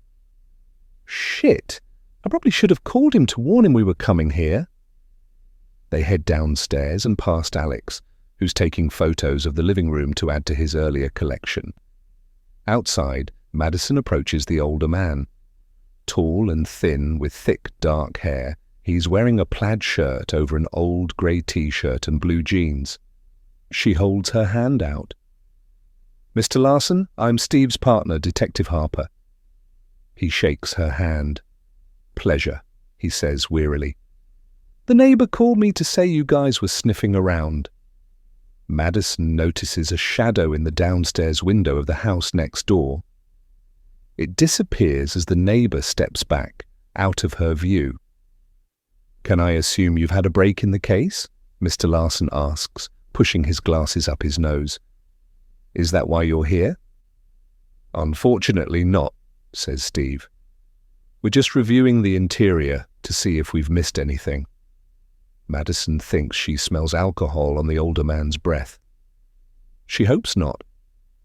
It's only 9 a.m. She wants to ask whether there's any chance his son could have killed Denise. But it seems too disrespectful. Something about the hopelessness in his face stops her. She doesn't want to add to his pain. Do you want to talk inside? He shakes his head. I haven't been in there since they vanished. I can't bear to see the house empty or to look at Charlie's toys. His eyes go watery as he pulls a handkerchief from his pocket and chokes back a sob. Madison gets a lump in her throat. I'm so sorry. When he's composed, she says gently, I understand it was you who told us Denise Ridgway was Charlie's mother. He nods. Do you have any thoughts on why she's been murdered so soon after Dominic and Charlie vanished? She's trying to word it delicately, but there's nothing delicate about murder. I'm not going to lie, he says. Her death was a shock. And that poor little girl of hers. He shakes his head sadly. I never understood how she could give Charlie up, but I'm glad she did. That was a good thing she did. She knew she was under the spell of whatever substance she was addicted to, and she gave Charlie the best chance in life by letting him live with his father. My son loves his boy as much as I love them both. Dominic was grateful to her, and he never once told anyone she was Charlie's mother, because that's how she wanted it to be. It sounds like there was no hostility between the former lovers. Did your son know Denise was in a relationship with Ryan Simmons when they had their brief affair? She asks. No, he says. She lied about being single. Dominic doesn't go looking for trouble, detective. He's a quiet man. He met Denise at the grocery store where they both worked. She never told anyone she already had a boyfriend. It seems she built her entire life around deceiving people. Maybe that's what drugs do to a person. He takes a deep breath. But I won't judge her for that. She turned to drugs to numb her pain. I've turned to alcohol. We all need something, right? How else are we supposed to get through the long, dark days? Madison glances at Steve, who says, There's help available for that if you want to reduce your intake and get back in control. Mr. Larson dismisses it with a wave of the hand. Dominic was afraid when he found out she already had a boyfriend. He thought Ryan would want revenge, but nothing ever came of it. When she realized she was pregnant, she disappeared for months so that Ryan would never find out. It was during that time that she gave birth, told Dominic he was the father, and said he could raise the baby without her. That must have come as quite a surprise to him, says Steve. Sure, but he adapted immediately. He'd always wanted kids. The minute she showed him their son, he loved that boy with all his heart. He clears his throat. We both did. Do you think Ryan Simmons could have learned of their affair and taken his anger out on Dominic? Asks Madison. The older man shrugs. I guess it's possible, but that's your job to figure out. I just want them back.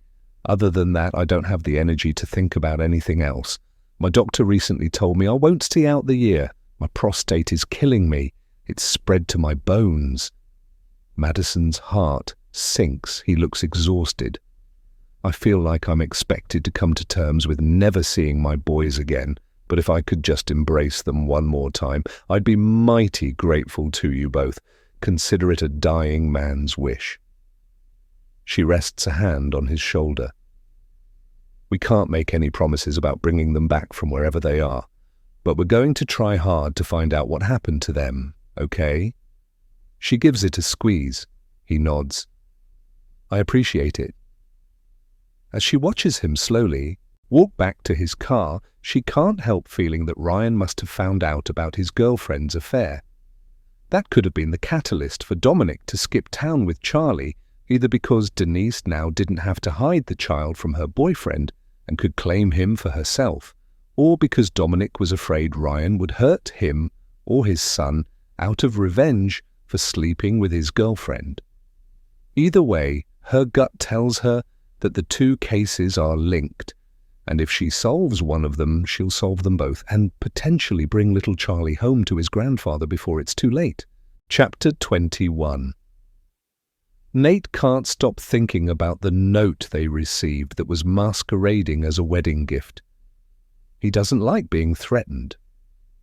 And he sure as hell doesn't like Madison being threatened. He's made Owen promise to set the alarm whenever he comes and goes from the house, and to be more aware of his surroundings in case he's targeted. And he's tried to stop him from wearing headphones 24/7, but Owen's at that age where he can't live without music and social media. Ultimately, though, he knows his mum's job sometimes puts them in the firing line, so Nate has to trust he'll look after himself. What choice does he have? The early morning cloud has dispersed by the time he pulls up outside a single wide trailer in a run-down mobile home park. He switches his engine off and tries to relax. His jaw is clenched, knowing he's about to enter the lion's den. He doesn't want to go in all guns blazing, but he needs to issue a warning to the person who lives here because he refuses to watch the woman he loves toss and turn every night, anxious that one of them is going to die. It's not fair that after everything she's already been through, Madison can't even enjoy her own wedding without looking over her shoulder. He sighs as he looks at the ancient trailer ahead of him. It's dirty and basic, unlike most of them, where the residents have taken pride in their small space and kept their homes spotless. No such love has been wasted on this one, its occupant without money or inclination to claw themselves out of the situation that brought them here. Nate's gut instinct made him come. He suspects Madison's sister is behind the wedding shooting, although he hasn't told Madison that. Her first reaction was also to question whether Angie was involved, but she's torn because she wants to believe the woman has changed since her release from prison and that she's no longer a threat. Considering Angie was responsible for most of Madison's problems, Nate strongly disagrees. Experience has taught him that when someone shows you who they really are, you need to pay attention. But he can also understand how Madison's willing to overlook certain things because she craves family in her life since all her other relatives have passed. Brody leans in from the back seat and licks his ear, sensing he's worked up. He takes a deep breath. I know, I need to relax. He wants to take the dog with him, but doesn't think either of them will be welcome, so he leaves Brody in the car. Wait here, I shouldn't be long. Brody snorts angrily, suggesting he doesn't want to be left behind. Nate smiles. Okay, fine. You can get out, but you're not coming in. She can't be trusted. He wouldn't put it past Angie McCoy to shoot a dog. He slams the car door closed once Brody's out and climbs the steps to Angie's door. He knocks once and waits, bracing himself for a barrage of vitriol. He's met with silence, so he knocks again. What? Yells Angie from inside before launching into a coughing fit. It's Nate Monroe, I want to talk to you. He tries to keep his tone neutral. After a few seconds of hesitation, she shouts, It's open! He rolls his eyes in an act of defiance that's so typical of Angie, she won't even lower herself to answer the door to him. Fine, he says, grabbing the handle. I'm coming in. He hesitates, considering whether she could be standing on the other side of the door with a gun pointed at his chest. What are you waiting for? A written invitation, she yells. He steps aside and pushes the door open before peering in. Angie is lying under a thin blanket on the couch in her darkened living room. Leave the door open, she says. I need some fresh air. Nate slowly enters and doesn't notice Brody rush in behind him until it's too late. Shit, sorry. Brody sniffs everything before making his way to Angie. She smiles at him. Hey, dog. She makes no move to stroke him, probably because she looks like she's on her deathbed. Nate wasn't prepared for this. He's shocked to see her so thin and fragile. Her eyes have sunk into her skull and the place smells horrible. With no AC, the air is stagnant. Takeout food trays litter the floor in front of her. "What's going on, Angie?" he asks. "Are you sick?" She scoffs. Yeah, you can tell, Madison, I finally got what was coming to me." He steps forward, guiding Brody away from her. "What do you mean?" "Lung cancer, terminal. She'll get her wish to see me dead." Nate's surprised to feel pity for the woman, as well as sadness that he'll have to break the news to Madison. He lowers himself onto a worn armchair and runs a hand over his face. "She doesn't want to see you dead. She never wanted that. All she ever wanted was a family she could rely on." Angie's eyes narrow. "Yeah? Well, so did I." He meets her gaze. "I'm sorry, Angie, but you of all people cannot play the victim card, not after everything you did to her." She breaks eye contact and bursts into another coughing fit. It's so alarming that it prompts Nate to fetch her a glass of water. As he passes it over, she takes it with both hands, and he sees how thin her wrists are now they're out from under the blanket. While she drinks, he pulls the worn drapes apart to try to get some daylight into the room. "Hey, I closed them to keep the sun out," she says. "It gets too hot in here." "Calm down, I'll close them again before I leave." He starts collecting the trash that Brody's sniffing on the floor. It stinks. Most of the food is barely touched. "That's Bob's doing," she says, nodding at the trash. "An old neighbour. He works at the nearby burger joint and brings me food some days. But he moved in with his boyfriend last week, so I'll probably die of starvation before long if the cancer doesn't beat it." Nate's animosity toward her dissipates.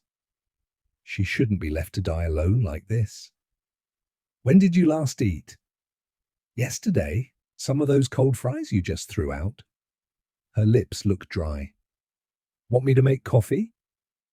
"Screw coffee," she says. "If I'm going out, I want to go out drunk or high. Open that cabinet above the stove. I have a small bottle of vodka right at the back. Couldn't get to it myself." "Angie," he says doubtfully. "That's not going to help." "Says who? Are you a doctor now too, Mr. P.I.?" He battles with his conscience for a second before figuring it's her life. She can do what she wants. "Okay, but I'm making coffee as well." He opens a window and spends some time cleaning up the mess around the place, then makes them both hot drinks while Angie swigs on the vodka before screwing the lid back on. She winces in pain as she tries to sit up, so he pushes some cushions behind her back, but they're so flat and worn they barely make a difference. Brody sits on the floor staring at her, probably remembering the tension he's witnessed in the past between this woman and his mum. "What did you come here for anyway?" Angie asks as Nate sits opposite her with a cup of black coffee. The fridge was empty. He takes a deep breath. "I don't know." He can't tell her he thought she was responsible for ruining their wedding day, as that's highly unlikely given her current condition. Although he wouldn't put it past her to have hired the shooter as one last act of vengeance before she dies. Still, he doesn't think that's the case. Not now she's so sick. "I guess I was in the area and Madison said she hadn't spotted you around for a while." "Well, she has my address. There's no reason not to call on me once in a while. Although she better hurry if she wants one last hurrah." "Is surgery or treatment an option?" he asks. She snorts. "Some of us aren't rich like you." She looks away. "Chemo was an option about 6 months ago, but I don't have health insurance or money, and now it's spread too far." He shakes his head in disappointment. He wishes she'd come to them. Despite everything, he would have helped her for Madison's sake. Do you know how long you have? She shrugs. How long's a piece of string? Still, it's not all bad. I can just about get to the bathroom if I ignore the pain, so there's that. She glances at him. I have pain meds. They're not as effective as they were, though, so if you want to get me something a little stronger, I'd be grateful. He nods slowly. Sure, we'll come back with food and meds. Anything you need. You have Madison's number, right? Yeah, but she won't want to help, I'm sure of that. My sister hates me. Nate shakes his head, picturing Madison seeing her like this. She doesn't. You can trust me on that. His phone pings with a text. How's your investigation going? It's Pamela Smith. He should be working, so he stands. Do you have a spare key so I can lock up on my way out? You shouldn't leave your door unlocked. You never know who might walk in. Angie studies his face, looking like she can't understand why he'd help her. I'm not your responsibility, Monroe. You can walk out of here and never see me again. Never even tell Madison what state I'm in. Why would you choose to come back? He thinks about it. He doesn't want to tell her it's because he pities her. Because it's what Madison would want. Owen too, probably. At Owen's name, Angie looks away. Angie's late husband, Wyatt, was Owen's father. Owen once had to live with the pair, and Angie claims she loved him like her own child, which is a bone of contention between her and Madison, because she put the boy in harm's way for years, though she'll never admit it. The spare key is in the cabinet by the door. She nods to it. Open the other windows before you go and close the drapes like you promised. He does as she says. After Brody exits the trailer, Nate turns back to look at her. Before I go, I need to know something. He pauses. Are you done hurting her? What do you mean? She says, playing dumb. Madison, you're not going to try one last trick to get at her, are you? By targeting me or Owen or even her? She scoffs. You're so paranoid, Monroe. I guess prison made you that way. No, Angie, he says, bristling. People like you made me that way. Promise me, otherwise I won't come back and I won't tell Madison about your diagnosis. I'm serious. We've been through enough. We just want to be left alone. His voice falters. The pressure of having a target on his back and never knowing who to trust is getting to him. Angie's smile fades. She looks him in the eye. I'm not like that anymore. Wyatt made me that way and he's dead. I just want to leave this earth pain-free and not completely alone. I promise you, I'm not going to hurt anyone. It's the first time she's ever spoken candidly to him without some barbed insult or in a patronizing tone. He nods. Fine, then we'll see you later. He exits the trailer and locks the door behind him, a heavy feeling of sadness weighing on his chest. Chapter 22. Madison enjoys the emerging sunshine on her face as she sits in her vehicle outside Ruby's diner, watching a recording of Sergeant Adams's press conference from yesterday. He did a good job of sticking to the facts and not being drawn into speculation about the two homicide cases, which is more difficult than people realize. While listening, she regularly checks her mirrors in case she's ambushed by the wedding shooter, but that could be any of the supposed customers coming and going around her, which makes it difficult to relax. When Adams takes questions from the assembled reporters, she recognizes Kate Flynn's voice as she asks, "Is it true that Ryan Simmons was brought in for questioning yesterday? He was spotted entering the station." "No," says Adams. "That's not true. He came in voluntarily for an update on the case." "So he isn't a person of interest for the murder of his partner and daughter?" Kate presses. Not right now, no." Madison sighs. Ryan's still their best suspect at this point. Or is it Dominic? She can't shake the feeling that the young father might have panicked and done something terrible. "And how does Detective Harper feel about the victim's family saying they have zero trust in her to arrest the killer?" asks Kate, who they very firmly believe is Ryan Simmons. Madison's blindsided. When did they say that? She mutters at the screen, disappointed that the Ridgeways would badmouth her to the press. You'd have to ask her, Adams says diplomatically, before ending the conference. She lowers her phone to her lap, feeling like their comment was unjustified. It's only been a day and a half since Denise and Lucy's bodies were found. How can the Ridgeways expect an arrest so soon? They might not be considering anyone else a suspect, but she can't work like that. She can't just arrest anyone. She needs evidence.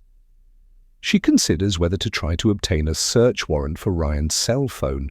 Maybe there's something on there, messages between him and Denise that suggest increasing tensions or an abusive relationship. She texts Adams. See if we can get a search warrant for Ryan's phone. It might rule him out, if nothing else. Adams quickly responds with a thumbs-up emoji. She's tempted to ask why he didn't tell her about the disparaging comment from the Ridgeways, but decides against it. He probably didn't think it was worth worrying her. But it's eating at her. She starts her engine, intending to pay them a visit. She wants to reassure them that she and the team are doing everything they can to identify Denise and Lucy's killer, and to explain that if they're correct about Ryan, she needs time to build a case against him. Colt Ridgway opens the door to her, but he's on his cell phone. I've got to go, honey. The detective's here about your sister. Bye. He lowers his phone. You couldn't have called first. I don't want Bernie unsettled by your sudden appearance. Sorry, she says. I figured a visit was better than a phone call, as it gives you both the chance to ask questions. He reluctantly opens the door wider so she can enter the house. Was that Denise's older sister on the phone? She asks. Yeah, Toya, he says wearily, closing the door behind her. Is she okay? Because she can call me if she wants updates. She's in Denver, right? He nods. Right, she's devastated, so we're planning to visit her soon. We don't want to be apart right now, and this place is full of memories. He nods to a doll sitting on a sideboard. It must be Lucy's. Sure, I get it, she says. He leads her into the living room, where Bernie is seated on the couch next to an older woman with a severe expression and mean eyes that drift critically over Madison, sizing her up. Bernie takes the woman's hand in hers. This is my mum, Ida. Pleasure, says Madison, even though Ida looks like one of those people who dislikes anyone in law enforcement. Perhaps she has good reason to. Madison knows better than most that a badge doesn't automatically make you a good human being. There are plenty of crooked cops out there. That's why she works extra hard to show the majority of law enforcement isn't like that. I'm sorry to come unannounced. It's just that I understand you're concerned that Ryan Simmons hasn't been arrested, so I wanted to reassure you and explain why that hasn't happened. Because you're useless, spits Ida. Madison's taken aback, especially as neither Bernie nor Colt react. She has to remind herself that this family is grieving. Tensions are running high, so it probably isn't personal. I'm sorry you feel that way, but the truth is there are procedures we need to follow in order to make sure that whoever we eventually arrest is the right person. If we spend too much time on a theory we have no proof of, it could derail the entire investigation, never mind the hope of eventually bringing charges. Ida rolls her watery grey eyes. Ryan found out about Denise's affair and that baby she had. It's obvious he killed her out of spite. Some men can't handle being emasculated. If we can see that, why can't you? Madison takes a deep breath. Well, he's certainly on my radar, but I don't have any evidence to back that up right now. Homicide investigations take time, and the more thorough we are before we make an arrest, the more likely the charges will result in convictions once the case reaches court. So what are you doing here then? Says the older woman. You're wasting everyone's time. And if you're not careful, someone else will do your job for you, and you'll find yourself fishing Ryan Simmons out of the lake with half his head missing. Bernie pats her mother's hand, but remains silent. Madison's shocked. I hope none of you are thinking of taking matters into your own hands, because that's not going to bring Denise and Lucy back. It's just going to add to your heartache. She looks at Colt. I'm sure I don't have to tell you that murder is murder, regardless of the rationale behind it. The law doesn't differentiate. If someone hurts Ryan, they'll spend a long time in prison for it. How is that going to help you and your family?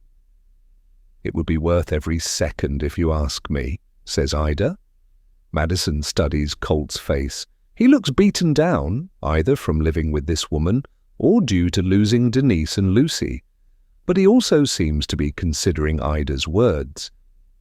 He might think that killing Ryan is his chance to finally gain his mother-in-law's approval. Mr. Ridgway, I'm counting on you to let me do my job. I don't want to arrest any of you for something you'd regret. I wouldn't regret it, says Ida. Neither would he, I'm sure. Despite her age and frailty, it's clear that she's quite the antagonist in this household. Ida, stop, says Colt. His weary expression suggests there's no love lost between him and his mother-in-law. Don't tell me what to do in my own home, she replies, her eyes on him. You can leave if you don't like it. Colt glances at his wife to see if she'll stick up for him, but Bernie's eyes are firmly fixed on the floor. Madison thinks it's best she leaves before her presence makes things worse. Let me reassure you that the entire department is working on this case as a matter of urgency.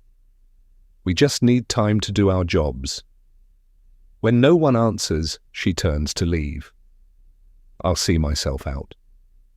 She thinks she hears Ida mutter, "Good riddance," but she can't be sure. Outside, she breathes a sigh of relief to be leaving, but she worries that if she doesn't arrest someone soon, she could have another homicide on her hands. Chapter 23. Once she's back at the station, Madison calls Ryan's friend and co-worker, Neil Booth.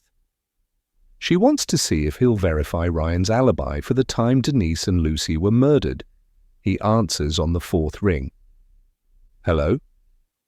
Hi, is that Neil Booth? She says. Who wants to know? A radio station plays so loudly in the background that she can barely hear him. He must be in the auto repair shop where he and Ryan work. Ryan won't be in any fit state to return to work anytime soon because of what happened, so she figures Neil should be able to talk freely without being overheard or influenced. I'm Detective Madison Harper from the Lost Creek PD, she explains. I'm investigating the Ridgway murders. I understand you're a close friend of Ryan Simmons, is that correct? Hold on, let me turn the music down. His tone has changed. He sounds worried now. People don't like being called by the police. When he's ready, he says, Sorry about that. That's okay, she says.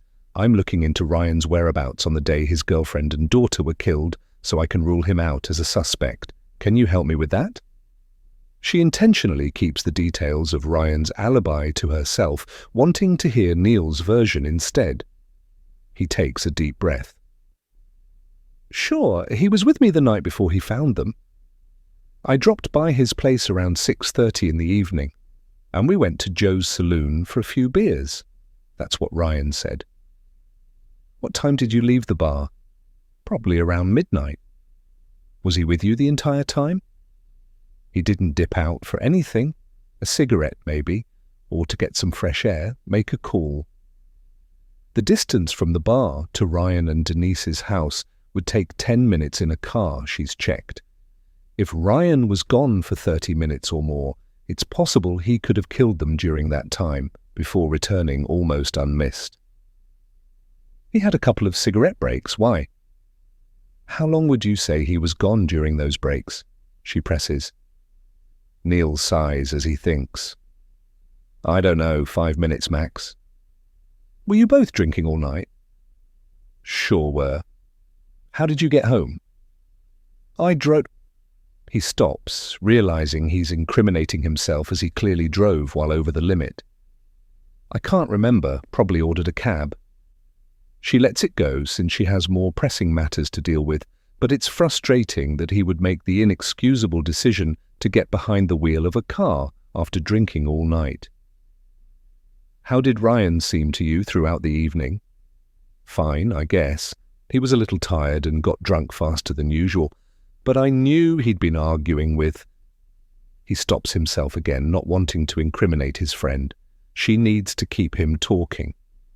Ryan's already told me that he and Denise weren't in the best place and had been arguing a lot, so you're not snitching on him if that's what you're worried about. There's nothing to snitch about, he says, with an edge to his voice. All couples argue, and he had it worse than most because Denise was an addict. He couldn't trust her. Doesn't mean he didn't love her. I understand that, she says. What was their relationship like in general? Were they good together, in your opinion? I don't know. I never really saw them together much, so I only know what Ryan would say about her. Which was? It was all good, mostly. He's sounding more guarded as the conversation goes on, which isn't unusual for the friends and relatives of a potential suspect. She sips some water before asking, "Did you see Denise and Lucy when you dropped by the house to pick him up?" He hesitates for a few seconds as he considers whether to be honest. Eventually, he says, "No, Ryan was waiting outside, smoking a cigarette." Ryan had told her that Denise was in a bad mood that day, so although he'd gone home to have dinner with her and Lucy, he soon changed his mind. But as Neil didn't see either female, she only has Ryan's word that they were still alive at that point. He could have already killed them before his friend showed up. Did he seem agitated or upset? No, just tired and ready for a drink. Did he sleep at your place after the bar? Or did you drop him at home? He didn't want to wake Lucy, so he stayed at my place. Slept on the couch. Do you know if he stayed all night? I assume so. I don't know what he did while I slept, but I didn't hear him leave until the morning. He didn't say goodbye or anything, but I heard him open and close the front door at around 5:10. She hears voices in the background. Look, I gotta go, he says. I have a customer waiting. She's unsure how much she can trust this guy, but unless she finds anything to suggest that he and Ryan are lying, she has to accept his statement for now. Sure, well, thanks for your help. Oh, and I strongly recommend you stop driving while intoxicated. I wouldn't want to have to visit you or someone you hit in the hospital, or worse, the morgue. He hangs up without responding, just as Alex Parker approaches her desk. He hands her a flash drive, which she inserts into her computer. CCTV footage? She asks. Yes. He sits beside her with a half-full cup of tea. We have footage of Denise and Lucy shopping at the downtown grocery store on the afternoon they died. She hits play and watches as Alex points to a white car in the parking lot. Denise helps Lucy get out of her child seat before taking her hand and leading her into the store. They're both laughing at something. Denise doesn't act as though she's under the influence of anything. They look like any other mother and daughter running errands together. Denise is totally focused on her daughter, and it's clear they were close. The video ends when they disappear into the store. This one shows them inside. Alex opens the next clip. No one appeared to take any special notice of them or followed them out to their car afterward. I watched their entire shopping trip, and they were served by a busy female cashier who paid them no particular attention. On the screen, Lucy runs toward a display of toys for sale and picks up a stuffed animal that on closer inspection looks like the unicorn that was tucked up beside her lifeless body. She runs back to her mother and appears to be pleading to be allowed to have it. Madison's stomach flips with dread. Denise would have had no idea that in just a few hours she and her daughter would be dead. She clears her throat. Start the next one. The third clip shows the pair returning to their vehicle, with Denise holding 2 bags of groceries. Lucy's hugging the unicorn tightly to her chest. Madison scans the parking lot to see if anyone's waiting to approach them or follow their car home, but she can't see anything that gives her cause for concern. When they drive off, no one appears to follow them out, suggesting they weren't being stalked directly before their deaths. I also have footage from Joe's saloon, says Alex. It confirms what time Ryan Simmons and his friend entered and left, matching what he told you when he came in yesterday. Want to watch it? She leans back in her seat. His friend, Neil, just told me that Ryan took some brief cigarette breaks outside, but none were long enough for him to return home to commit murder. Does the footage confirm that? Yes, nothing out of the ordinary happened. I checked the camera footage from the rear of the property too, to see if he slipped out that way, but he didn't. It confirms his alibi. She's deflated. Either Ryan killed them before he left home, or he's not their guy. Did their house yield anything of interest other than the lamp found in the bathroom? Alex sips his tea before responding. Nothing at all. I've sent some fibres and hairs from their clothes to the lab, along with the lamp, in case they become useful, once we have suspects. But if Ryan killed them, he can explain those away by the fact he lives with them. She nods. Alex's cell phone rings. His face lights up when he sees who's calling, which means it's Nora from the lab. Nora, he says, how are you? They exchange pleasantries for so long that Madison starts to feel like a third wheel, so she gets up to leave, but Alex stops her by saying, You've tested the cord from the lamp already? He listens as Madison waits. And the unicorn? Silence until, Okay, well, I'll let Detective Harper know. Thanks for prioritizing that for us. As always, I really appreciate it. He and Nora exchange even more pleasantries as they end the conversation, making Madison feel awkward again. Even so, she's hoping these two get together one day, as they're clearly made for each other. Finally, Alex lowers his phone, his face flushed. Nora had no luck finding anything useful on the items at the scene, including the cord used to strangle Lucy, but only Lucy's DNA was on the cord, not Denise's. Although disappointing, at least it confirms Denise didn't kill Lucy in some kind of thwarted murder-suicide. Madison's relieved. She can rule that out. She did, however, find some rubber particles, which suggests their killer wore gloves to avoid detection. Madison sighs. We just can't catch a break. We'll find something, says Alex, reminding her they're still early in the investigation. Killers almost always slip up somewhere. And at least now we know for sure that we have the murder weapon, which can only help us when the case eventually goes to trial. She nods. I guess. She knows she shouldn't be impatient, but it's difficult. She clicks play to watch the footage of Lucy in the store again. The little girl looks so happy with the brightly coloured unicorn in her hand as she runs to her mum. Madison's mood turns as she thinks about the kind of person who could drag a child out from under their bed by their ankles and strangle them to death. She has to find Lucy's killer. He can't be allowed to get away with what he's done. Chapter 24. Frustrated with the lack of leads, Madison spends the next few hours trying to track down known drug dealers to see if anyone will admit to selling to Denise over the past year or so. But it's a frustrating waste of time that yields no answers, and Ryan isn't able to help her, as he's not from that world.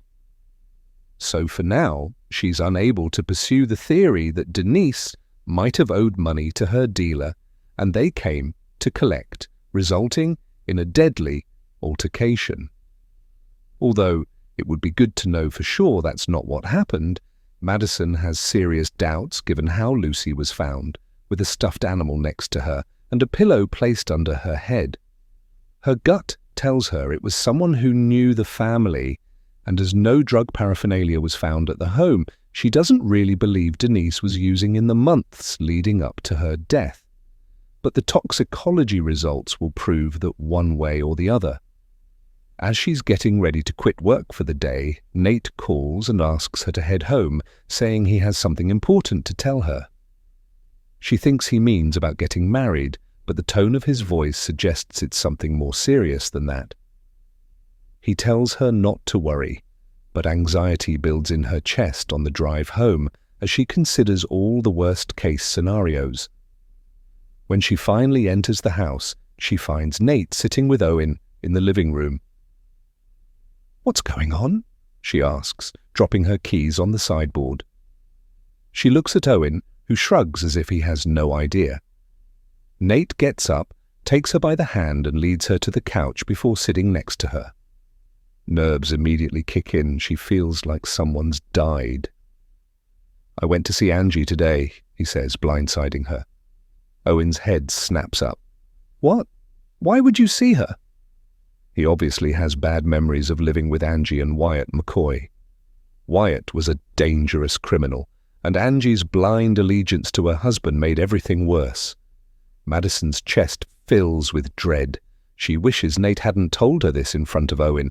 She doesn't want her son to worry. "Oh God, you're going to tell me it was her who tried to kill us at the wedding, right?"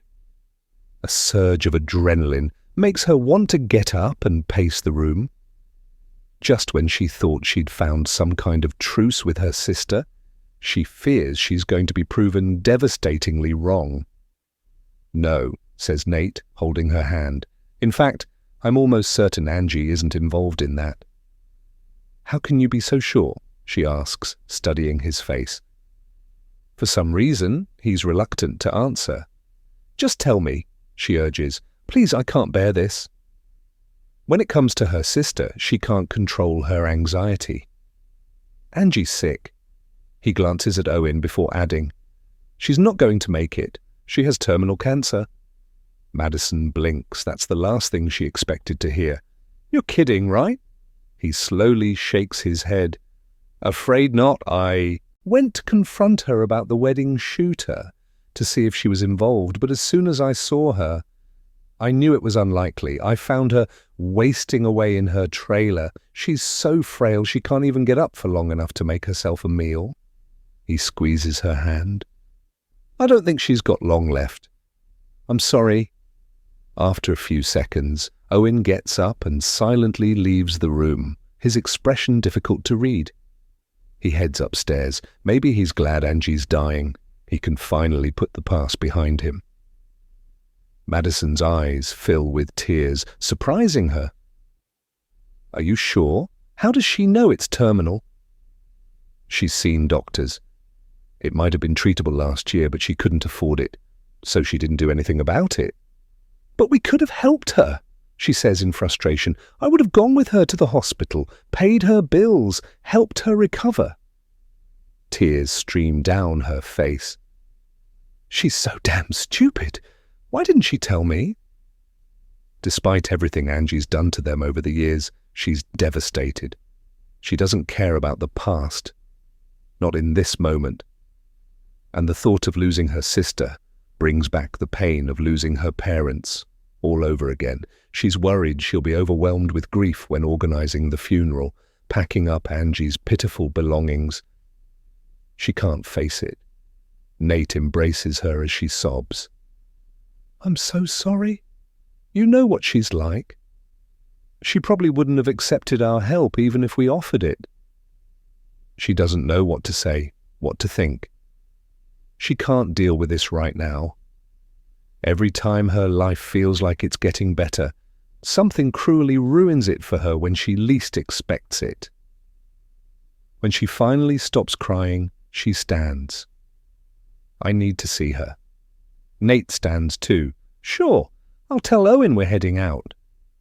"He can't come," she snaps, before feeling guilty. "Sorry, it's just, I don't like the thought of Angie having access to him, even now." It's a reflex. She's tried to protect Owen from her sister ever since Angie was arrested. But if she's frail and unable to stand for long, how much harm could she do? "Is that wrong of me?" she asks. I mean, it's not like she can hurt him now, is it? He rubs her arm.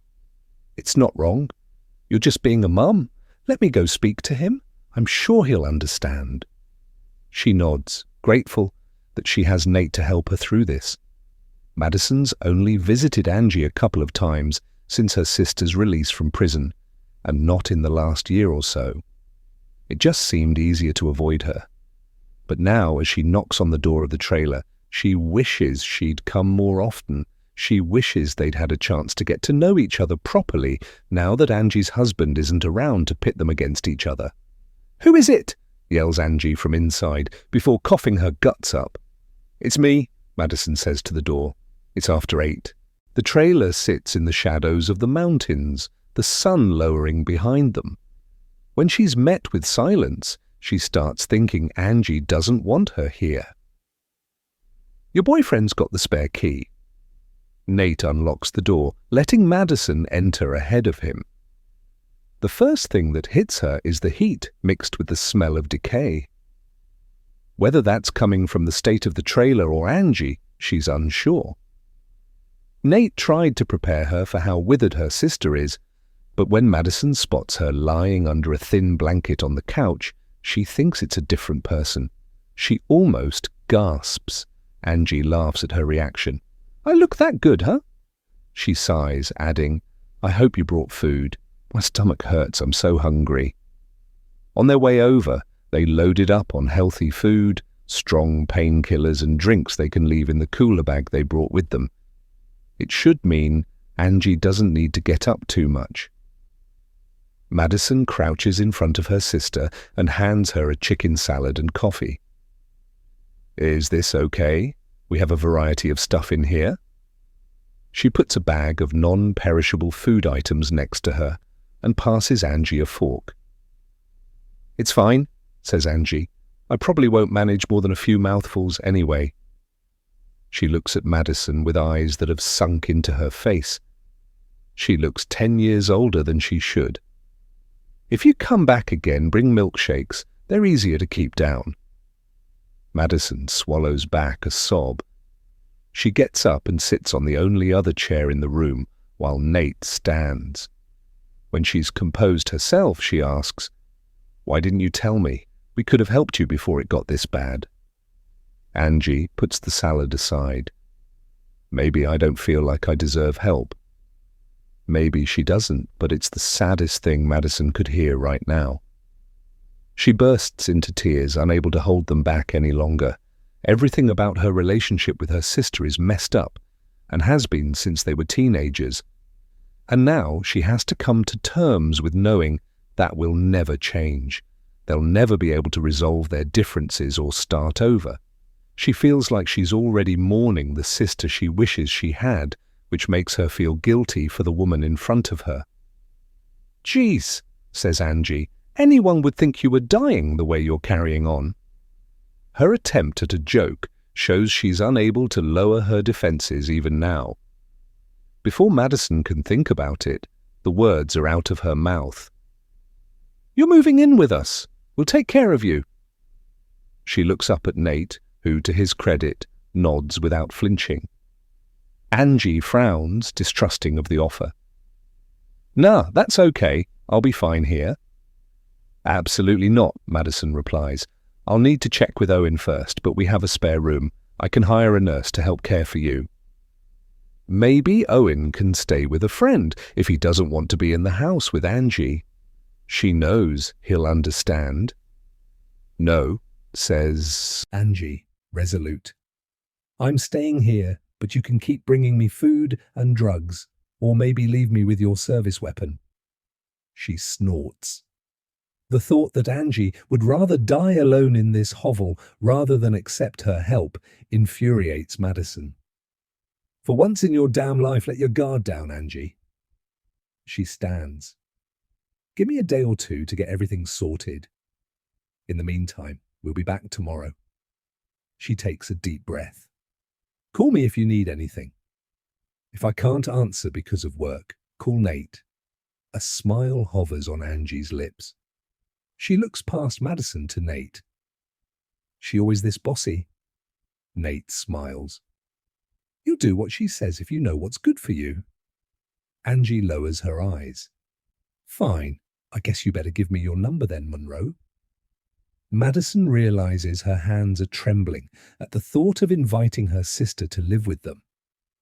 Maybe it's a terrible mistake, and maybe Angie is playing them for fools, but she has to do something. It's the only way she'll be able to live with her conscience once her sister's gone. Chapter 25. The next morning, Nate pulls up outside the house of Justin Asher, Sharon Smith's ex-boyfriend. He's arranged to meet Justin to find out what he thinks happened to Sharon 30 years ago, and to try to judge whether he played any part in it. It's not like Nate's expecting him to confess to anything, but he was pleasantly surprised when the guy agreed to meet with him. Maybe he wants to know what happened to her too, or perhaps he wants to be seen as the concerned ex-boyfriend in order to hide his involvement. Nate rubs his temples as the morning sunshine warms his face. His head is throbbing thanks to staying up late with Madison as they tried to figure out a plan to help Angie move in. Madison tried to source a suitable bed and a caregiver, but had no luck as it was getting late, so it's on the back burner for now, just like their wedding. Surprisingly, Owen didn't balk at the idea of his aunt moving in.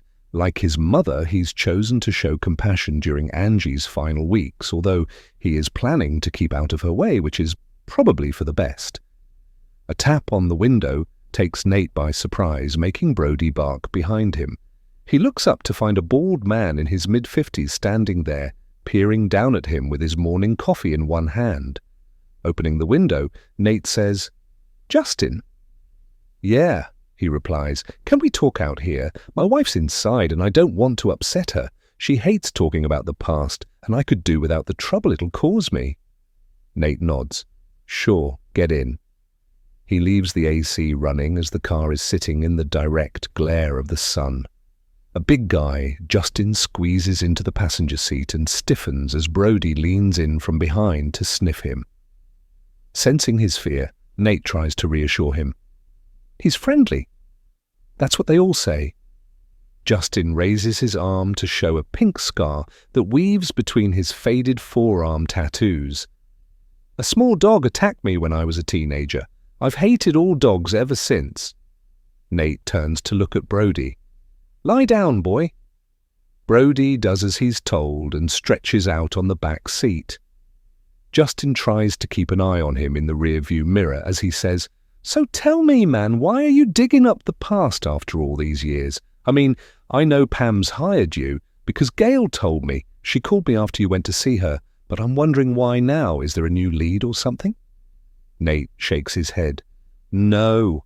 If there were a new lead, the police would reopen the case. I think Pam's just at a point in her life where she feels as though if she doesn't give it one last shot, she may regret it." He eyes Justin, who's stroking his bushy beard with his spare hand. "I'm sure you have plenty of unanswered questions too. What do you think happened to Sharon?" "Oh man, who knows, right? Her mom thinks she's in California, and Pam thinks she was either abducted, murdered, or both. Probably By me." He chuckles, as if the thought amuses him. Irritated, Nate asks, "Why would she think that? Was your relationship volatile? Had you threatened Sharon?" Justin scoffs. "We weren't even together when she disappeared. Why would I threaten her?" He casually sips his coffee. During their first meeting in the diner, Pam told Nate what Sharon had disclosed to her about the relationship she'd had with Justin. He'd often scared her, apparently, but never physically harmed her. Sharon had described how he'd beaten her down mentally, making her feel worthless. He'd say things that to an outsider wouldn't seem threatening, but Sharon was sensitive to their real meaning because she knew she was living with a dangerous person. Nate recognized the signs of domestic abuse in her description of the relationship, but it sounds as though Justin was clever about it, as many abusers are. He made sure his punches weren't physical, so that the signs went unseen by other people, including close family members. Because of that, Nate has contempt for the man sitting next to him, even if it turns out he isn't the reason Sharon vanished. You weren't upset that your ex had gotten pregnant by someone else, he asks, or that she was attracted to women instead of you? Justin averts his gaze, looking out the windshield as his smile fades. I was pissed she'd lied to me for over a year. I could have met someone better. Instead, I wasted all that time with her. His tone suggests he's still mad about it, which is odd, considering he's now married to someone else. When did you last see Sharon? Justin tries to be flippant. I don't know. I can't remember. It was so long ago. It'll all be in my police statement. All I know is that the last time I saw her, she had a huge baby bump, and she was with Pam. They were laughing like they didn't have a care in the world. Sharon was 8 months pregnant when she vanished, so if Justin saw her with a huge bump, it can't have been long before then. Why does it bother you that they were carefree? Asks Nate. Didn't Sharon deserve happiness? Justin meets his eyes. Don't twist my meaning. I just meant that if I was in her position, an unmarried, heavily pregnant lesbian, I wouldn't be flaunting it, especially back then. I'd act a little more dignified and not rub people's noses in it. If you ask me, you should be looking for someone who hates gay people. Maybe they got sick of watching her and Pam together. Maybe they thought the pair of them needed to learn a lesson. His jaw clenches. It feels like he's the person who wanted to teach them a lesson. It's clear that he's homophobic and wants Nate to know it, but he isn't dumb enough to come right out and say it, even though admitting it would clearly bring him some satisfaction. Sensing the tension in the air, Brody sits up behind them. Needing answers for Pam, Nate has to keep the guy talking, so the last thing he wants to do is call him out on his homophobia and risk losing his cooperation. It's a possibility I hadn't thought of yet, to tell you the truth. He writes something down. Do you know who got her pregnant? Because it could be that the father of the baby harmed her to avoid having to pay child support. During their first discussion of the case, Pam had told Nate that she never knew the identity of the baby's father. Justin closely watches a teenage girl in denim shorts and a t-shirt walk by, following her with his eyes until she's out of sight. It wouldn't have been anyone who knew me, I can tell you that much. Why not? Asks Nate. They wouldn't dare. Justin turns to look at him. His expression challenges Nate to question whether he could trust his friends not to sleep with his ex-girlfriend. Nate moves on.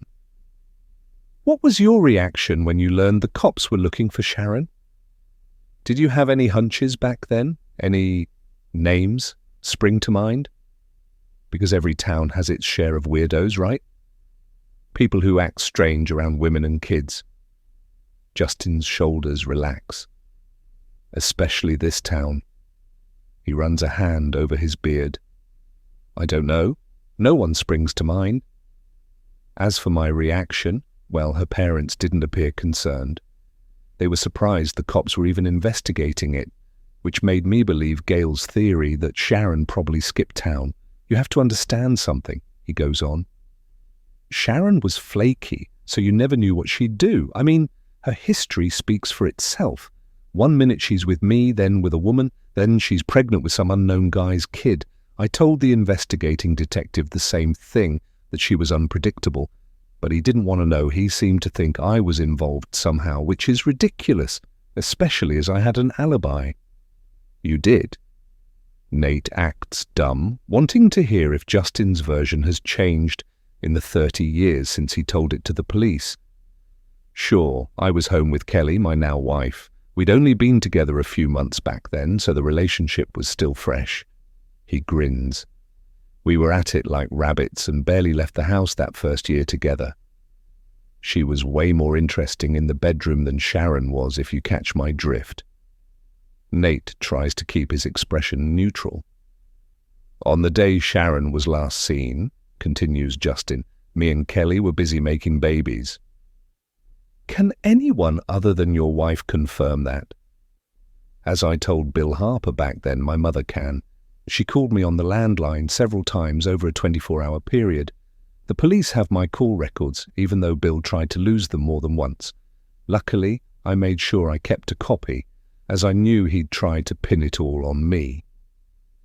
It's interesting to Nate that Madison's father zoned in on Justin early on, but policing was different 30 years ago in many ways. In others, not so much. The partners of missing people, and even the ex-partners, make good suspects, which means that if they can't be ruled out entirely, the investigation will always lead back to them until some new evidence turns up. In this case, nothing did, so Nate's probably doing exactly what Bill Harper did in 1992. He's going down the logical route. There's no denying the arrogant guy beside him could have been involved in Sharon's disappearance. But if he was, Bill probably would have arrested him back then. Pam told Nate that no one was ever arrested in this case, which suggests he probably needs to look elsewhere. Chapter 26, May 1991. Sharon has butterflies in her stomach. She's waiting outside the mall, having arranged to meet Hank's sister, Pam. This is the first time they'll be alone together, having only spent time as a threesome since they met in the bar last month. She suddenly realizes her hands are clammy, making her feel like a teenager meeting her first crush, not a 22-year-old woman meeting a new friend. Several men stare at her as they pass, one even glancing back over his shoulder. She cringes. Her naturally blonde hair has always attracted the wrong attention, even when she was still just a child. Ever since she left Justin, she's been tempted to cut it all off to avoid being an object of desire for men, but she's worried Pam would hate it or think she's weird. She probably shouldn't worry what anyone else thinks, but Pam is different. Pam has a way of making Sharon feel like she's more than just an idiot. Are you always on time? Because that might be a problem. Sharon jumps. She hadn't noticed Hank's sister approaching. She smiles. Hey, yeah, I'm always early for everything. Sorry, my mum says it's because I'm neurotic. Why are you apologizing? Says her friend lightly. I was just messing with you. I'm late for everything, so you may end up hating me. Sharon lowers her eyes. I can't imagine ever hating you. An awkward silence falls over them until Pam takes her hand and leads her into the mall. I need new jeans, so you'll have to sit and watch as I try on a million different pairs. She lets go as they enter the mall through the heavy double doors. Hank will probably turn up later. I told him I was meeting you here and he said he felt left out. Sharon doesn't mind Hank tagging along, but she'd like at least some alone time with Pam. As they go from store to store, they discuss him and how he's as protective of Pam as he is of Sharon, which makes her wish her own brother were as protective. Michael enlisted in the army as soon as he was able to. Although they were close when younger, he couldn't stand to be around their parents once he hit puberty. He only barely tolerated her too. She wonders if it was because he somehow knew she was attracted to women. It's either that, or he thought she was as narrow-minded and unlikable as their parents. Pam stops outside a women's clothing store. Let's try this one. Sharon follows her inside. The sales assistant ignores them, continuing to read her magazine while chewing gum. As Pam selects several pairs of jeans, Sharon touches clothes she wishes she could afford to waste money on. You should try something on, says her friend. In fact, you'd look great in this. She hands over a little black dress that looks suitable for a nightclub. Sharon scoffs. I probably couldn't even get it over my hips. Are you kidding? You've got a great figure. Come on, you're trying it on. Pam leads her into the empty fitting room. With no attendant on hand, they go straight into a cubicle and pull the curtain closed. Sharon feels her face flush with self-consciousness. She hasn't changed in front of another woman since high school. She worries that if Pam knew she likes women, she might be disgusted with her. She might think she's getting off on this situation. Panicked, she clutches the dress to her chest. I'll go in the other cubicle. This one's too small for both of us.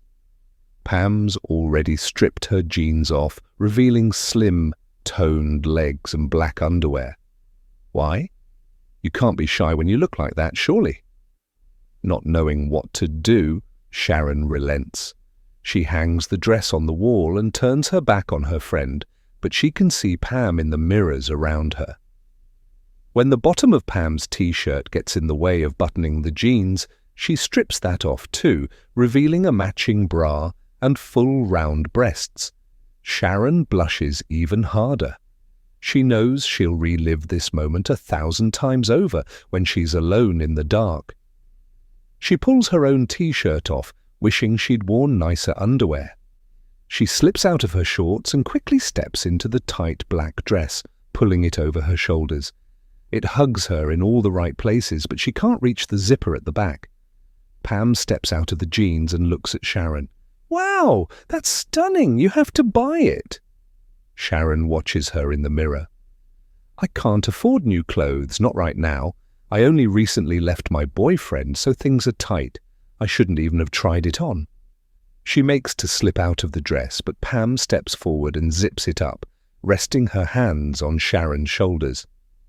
They make eye contact in the mirror. "I'll buy it for you." "No, I couldn't let you do that," Sharon says. "I don't even have anywhere to wear it, so it would be a waste of money." Pam's hands slide down to her waist. "You can wear it for me. After all, it would be wasted on a guy, right?" Sharon's breath catches. Hank must have told his sister that she's not interested in men, but if that's the case, why isn't she worried about sharing a changing room with her? "I'm sorry," she says. "I should have told you before we came in here. I tried to leave so you wouldn't think I was looking at you." Pam gently turns her around to face her, her touch sending shivers down Sharon's spine. They're impossibly close now. She can smell her friend's floral body spray. "But I want you to look at me," says Pam, right before she leans in and kisses her. Sharon's too stunned to enjoy it. She pulls away. "You like women too?" "Shh," laughs Pam. "Don't tell the whole store." She leans in for another kiss before adding, "All I know is that I like you. Beyond that, who cares?" Having never touched another woman before, besides hugging friends, Sharon's body flutters with a mixture of nerves and lust. She follows Pam's lead when it comes to touching each other, to how long they kiss for. "Do you need any help?" says a sales assistant. "Other sizes or colours to try?" They freeze, worried she'll pull back the curtain. "No thanks," yells Pam. "We'll be out in a minute." When the woman leaves, they try not to laugh, quickly getting changed back into their own clothes. Sharon's heart is racing. She's never had such a sensual experience before. Is this what life is supposed to be like? Not full of conflict and rejection, but actually filled with joy and new experiences. She hopes so because she's had enough of towing the line and being a scapegoat for other people's repressed anger issues. After Pam pays for a pair of jeans and the black dress, they leave the store giggling and flushed. Seconds later, they bump into Hank, who approaches them with a smile. He sees Pam quickly drop Sharon's hand and looks at his sister with a puzzled expression. He notices the flush of happiness on Sharon's face and quickly puts two and two together. Sharon braces herself for his reaction. He may be cool with her liking women, but that doesn't mean he'll accept it for his sister. "Are you two?" He doesn't finish his sentence. Pam discreetly touches Sharon's hand so no one but the three of them can see it. "Yes, as of 2 minutes ago? Why, you have a problem with that?" They wait with bated breath for his response. Eventually, he smiles. "No problem at all, although everyone else will, so don't make it too obvious. If an idiot like me can figure it out just by looking at you, others will too." His worried expression suggests he thinks they're in for a tough time. Sharon's just relieved he doesn't mind. It means she can finally live authentically for the first time in her life, as long as no one else finds out. Chapter 27, Present Day. Madison wolfs down a couple of cookies and tries not to think about her sister's condition as she waits for the rest of the team to join her in the briefing room. She's hoping that between them they've made some progress on at least one of their 3 current cases: the Ridgway murders, the wedding shooter, and the missing father and son. When she's finished eating, she checks her phone and sees a link Sergeant Adams has sent her to a video on a news site. It seems that Denise Ridgway's grandmother, Ida Randall, was interviewed by reporters yesterday, and it's clear she had only one intention in mind: to badmouth Ryan Simmons. I read online that several of his ex-girlfriends have admitted he'd like to strangle them in bed during some kind of perverted sex game, says Ida, her heavily wrinkled face grimacing in distaste. He used so much force he almost killed one of them. Yet when his partner and daughter die from strangulation, the dumb cops still don't think he makes a good suspect. Dumb cops? Madison shakes her head, irritated. One ex-girlfriend told me he was secretly gay, Ida continues, and that's why he hated women so much. And one of his neighbors thinks he was the one who got Denise hooked on drugs so that he could control her easier. Madison lowers her phone. Ida is laser-focused on Ryan as the killer, and her interview will only stir up trouble, but it's the first time Madison's heard anyone say that Ryan partook in erotic asphyxiation. She needs to look into whether there's any truth to that. Chief Mendez enters the room carrying a tray of freshly made coffees. She joins Madison as Steve, Adams, and Alex enter behind her, helping themselves to drinks. Officers Shelley Vickers and Luis Sanchez arrive last. Shelley stands close to Steve as Sanchez drops a takeout soda cup in the trash before closing the door. Madison watches as Shelley and Steve share a smile. A 34-year-old brunette who's been with the department for years, Shelley broke up with her boyfriend 5 or 6 months ago. She and Jake Rubio, a local EMT with a complicated past, had been together for a while, but Madison never thought they were that suited. Now she's wondering whether there's some chemistry between her and Steve. The age gap is 11 or 12 years, but she thinks they'd actually make a great couple, and she'd love to see Steve settle down with someone who'll treat him well, unlike his deranged ex, who no one's been able to track down since she fled town in the middle of the night almost 18 months ago. "Are we expecting Conrad?" asks Mendez. "No," says Madison. "He's busy at the morgue. But I have his autopsy reports if we need them." The chief turns to face the others and gets straight to business. "Thanks for coming. Let's start with the wedding shooter." "I've seen the note he sent you, Madison, which suggests you or Nate were the intended target." She looks at Steve. "Where are you at with the case?" Steve perches on the table behind him and undoes his top button. The heat is becoming oppressive as the AC isn't working, and this room gets the full glare of the sun. "Shelley and Sanchez have located the area the shooter fired from," he says, "and Alex managed to get a couple of partial shoe prints, right?" "Yes," says Alex. "They may prove useful once we have a suspect, or they could belong to hikers for all we know." "Have we found anything else we can use to identify the shooter?" asks Mendez. "Nothing, I'm afraid," says Alex. "We're not even close yet." Madison looks at Steve. "Did you go through the list of guests and employees who attended the wedding?" She believes it's worth checking whether the shooter had an accomplice at the venue, perhaps feeding them information about her and Nate's exact whereabouts at any given time. "I'm still working my way through them," he says. "With 56 people present, it's slow going. To tell you the truth, I don't really know what I'm looking for. If one of them was in contact with the shooter, it's not going to be obvious." "You never know what might spark a lead," says Madison.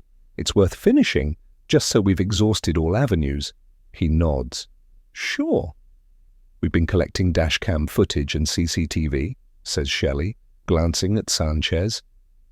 "But we haven't found anything useful." "And canvassing the area hasn't helped," adds Sanchez. "No one's reported seeing someone flee the vicinity that day." The room falls silent until Steve speaks up. I haven't questioned your sister yet, Madison. I'll head there after this if you're okay with that. Madison thinks about how frail Angie is, how she has no strength to keep fighting for her life, never mind to keep fighting her. There's no need. Angie's not involved. How can you be so sure? He asks. She suddenly feels everyone's eyes on her. Her co-workers are fully aware of her history with her sister and how damaging it's been to all involved. Angie's sick. She's dying of cancer. She doesn't have the strength to organize my murder. A shocked hush falls over them. Shelley's the first to speak. I'm so sorry, Madison. I know you have your differences, to put it mildly, but that still sucks. I'm here if you want to talk about it. Madison forces a smile. It's fine. She'll be coming to stay with me as soon as I can organize it, but at least we can rule her out. She catches Steve's eye. He looks horrified at the thought of Angie living with her, but to his credit, he remains silent. To move things along, Chief Mendez changes the subject. Denise and Lucy Ridgway, where are we at with that case? Madison takes a deep breath. I think we can rule out a random intruder, as we have zero evidence to back that up. The way Lucy was covered with a blanket and had a pillow placed under her head suggests they were killed by someone who knew them. Agreed, says the chief. Do you have any suspects other than Ryan Simmons? Denise's drug dealer, perhaps? I couldn't find her dealer, but there's nothing to suggest she was using in the months before her death, so I'm not seriously considering that theory right now, although that could change depending on what her toxicology results show. Did her phone yield anything useful? Asks Mendez. They all look at Alex. No, he says. It was relatively new, and she favored phone calls over messages. I didn't find anything to suggest she had tension with anyone, but that doesn't mean they weren't arguing during calls. She was clearly close with her parents, as her mother's cell phone and landline called Denise more than anyone else, followed by her boyfriends. Her phone was found in her bedroom, says Steve, and she appeared to be doing laundry at the time of her murder, suggesting she didn't carry it around the house with her. She probably hated being available 24/7 like me, says Sergeant Adams. I wish we could go back to the old days when smartphones didn't exist. Shelley and Sanchez share a look of amusement. They're young, from a generation who doesn't know life without smartphones and internet access, but Madison gets where Adams is coming from.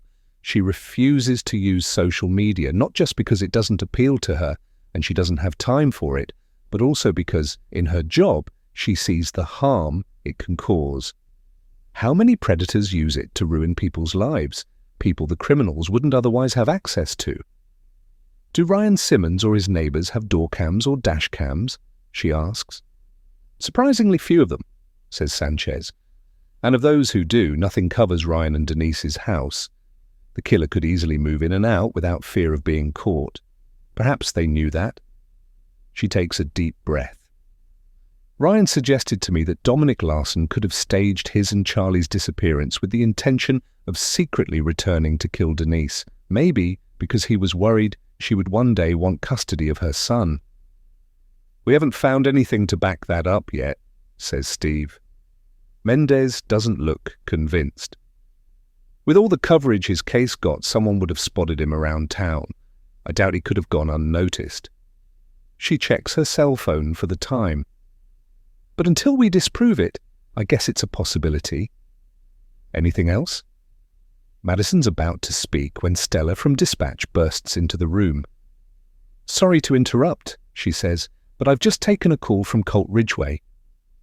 Denise's dad, says Madison. What does he want? He just found his mother-in-law dead in her bed. Madison's surprised, but Ida must have been in her late 80s. Maybe the stress of losing Denise and Lucy caused a heart attack or stroke. Why did he call us? Does he want an ambulance? No, says Stella. He wants you and Steve to go to the house. He says Ida was bludgeoned to death. Madison's mouth drops open. What? Steve meets her gaze. Is it possible that Colt finally got sick of living with his mother-in-law? Maybe, she says. There was definitely some tension between them, but would he really be that stupid when he makes a good suspect for her murder? She tries to think. Ida gave a damaging interview about Ryan Simmons to the press yesterday. I'd be pissed at her if I were him. Steve nods. As of right now, Ryan makes the best suspect for the murder of all 3 females, Denise, Lucy, and now Ida. Madison agrees. It's time to focus on Ryan. She turns to the chief. Can you get us a search warrant for his house, vehicle, and digital items? Mendez nods, immediately getting on her phone as Madison and Steve race to the crime scene. It's in Chapter 28. While Chief Mendez secures a warrant for Ryan's property, Madison arrives at Colt and Bernie Ridgway's home. With the day continuing to heat up as it approaches noon, the bulletproof vest she's forced to wear is making her sweat. By the time Alex and Steve join her on the Ridgway's porch, she's about to tear it off in frustration, but Colt answers the door before she can, his face ashen with shock. He silently steps aside so they can enter. Once inside, Jake Rubio, Shelley's ex-boyfriend, passes them, heading back to his ambulance. I'll call the ME's office and advise them they're needed, he says. Madison nods. Thanks. Once he's gone, she notices that the formerly spotless living room is a complete mess. Someone has smashed everything up. It looks like the couple has been burglarized. She turns to Colt. Did the killer do this? An animalistic scream answers for him. Bernie enters the room, howling as she throws a glass vase against the wall. They all watch in horror, averting their faces at the last minute as it smashes into pieces, the beautiful flowers it contained landing in disarray on the carpet. "I'll kill him for this," she yells, distraught. Her face is soaked with tears, her eyes wild. Madison goes to her and takes her arm, trying to lead her to the couch. "Take a deep breath, Mrs. Ridgway. You're going to be all right, but you need to sit down for a sec." "I'm not going to be all right," Bernie screams in her face. "My mother was bludgeoned to death. I'm never going to see her again." She shakes herself free, her face almost purple with anger. Her husband steps forward and leads her out of the room to the stairway, soothing her as he goes. Madison overhears Bernie as she says, "I swear to God, Colt, as soon as they're gone, I'm going to march right over there and stab him in the—" Colt doesn't let her finish. He hushes her and suggests she keeps her voice down in case the officers think she's being serious. Alex and Steve exchange a look, shocked by Bernie's extreme reaction. "She must have been really close to her mother," says Alex. With a deep breath, Steve says, "She clearly blames Ryan for Ida's murder." Madison has a bad feeling about how fast tensions are rising. "We need to protect him in case she makes good on her promise." "Once we have a warrant," says Steve, "we can search his property, seize his phone and computers and find out where he was when Ida was killed." She nods. They don't have enough evidence to arrest him for anything yet, but if he doesn't have a good alibi for this morning, it should be enough to move forward. Officer Kent, who was first on the scene, appears from the hallway. Their least experienced officer, she looks like she might vomit. "The victim is back here," she says. "You'll need protective gear." Alex hands them gloves and shoe covers, which they slip on before Madison enters a bright room at the rear of the house. Sunlight streams through the large window, illuminating the crime scene. It's the kind of space most people would enjoy as a sunroom, filling it with houseplants and a couch so they can enjoy the sun on their face while sipping coffee and watching the birds dart around the backyard. But it's been used as a bedroom for the infirm Ida, with just a bed, a nightstand, a large oak vanity, and an armchair. Madison's eyes drift to the body on the bed. Shocked at the state of Ida Randall, she's speechless for a second. She inhales. I wouldn't have recognized her if I didn't know who she was. Ida has been brutally beaten, her features non-existent now. Her thin grey hair is matted with blood, and the blood spray from her injuries covers the wall behind the bed, even reaching the ceiling. The killer must have struck her over and over again. The scene turns Madison's stomach, and she has a second where she thinks she might vomit. She takes a slow, deep breath. Whoever did this knew her, she says. They must have, because it takes real rage to keep attacking someone this frail, when one blow probably would have done the job. It makes her consider again whether Colt did this. Perhaps Ida pushed him too far, and he snapped. Maybe she was trying to force him to take the law into his own hands with Ryan, and the only way to shut her up was to silence her for good. Agreed, says Alex, leaning in close to assess what clues, if any, the woman's injuries reveal. His professional interest in forensics means he doesn't experience the same level of disgust at the sight of mutilated bodies as the rest of them. He takes a more scientific approach. Eventually, he pulls out his camera and starts documenting the scene with numerous photographs. No sign of the murder weapon, says Steve, crouching to check under the bed and furniture. If this is the work of the same person who killed Denise and Lucy, says Madison, we have a serial killer on our hands, but one who seems to be targeting only this family. But the murders have different MOs, says Steve. Denise and Lucy were strangled. Ida's been bludgeoned to death. Colt appears in the doorway. Madison notices he keeps his eyes averted from Ida's body. Is that because he did this to her, and he can't bear to look at the damage he's caused? He doesn't step inside the room. I've given Bernie some sleeping tablets and forced her to lie down, he says. I'm going to send her to stay with our daughter in Denver. She needs to get out of here. Of course, says Madison. I'll stay behind to arrange the funerals. He sighs shakily, looking exhausted. You know this was Ryan, right? There's not a single other person you could blame it on. Madison can think of one. She exits the room, leading him to the kitchen so he doesn't have to look at his dead mother-in-law as she questions him. Motioning for him to sit at the breakfast table, she settles opposite him. Tell me what happened. It takes a minute for him to find the words.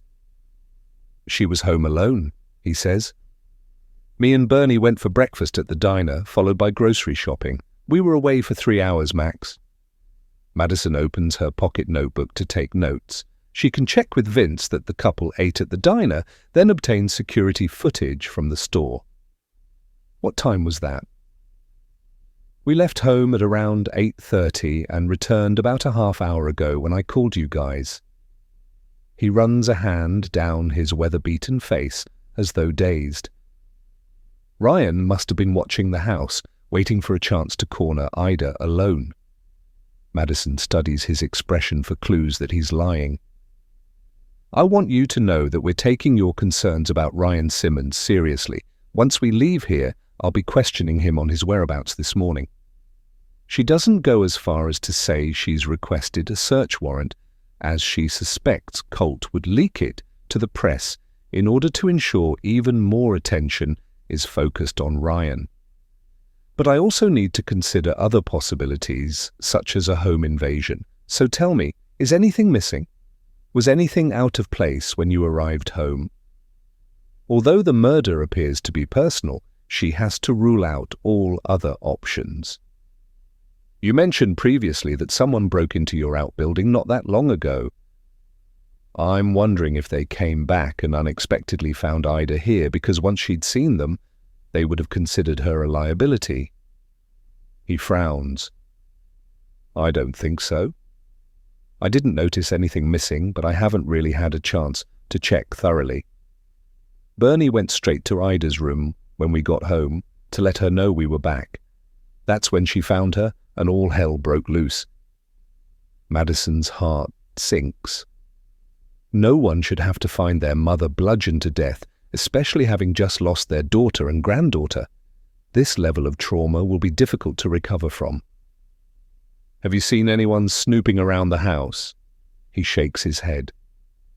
This wasn't a random intruder, detective. This was Ryan. How many times do I have to say it? He glares at her. Ida said a bunch of stupid things to some reporter yesterday. He must have seen it and got mad. I told her not to speak to the press. I told her he'd target her next, but she never listened to me. She always thought she knew best. Frustrated, he runs a hand through his hair. I can't believe we're going to have to bury 3 people at once. His eyes fill with tears, making him pull a handkerchief from his pocket. He half coughs, half sobs into it. Madison feels for him. If he's involved in Ida's death, he's doing a good job of faking his upset. What if it turns out this wasn't Ryan? Who else would you have me look at? Choosing her. Words carefully, she adds. Because forgive me, but from my impressions of her, Ida wasn't exactly shy in being forthright. A woman like her must have made enemies in her time. Colt lowers his eyes as he slowly nods.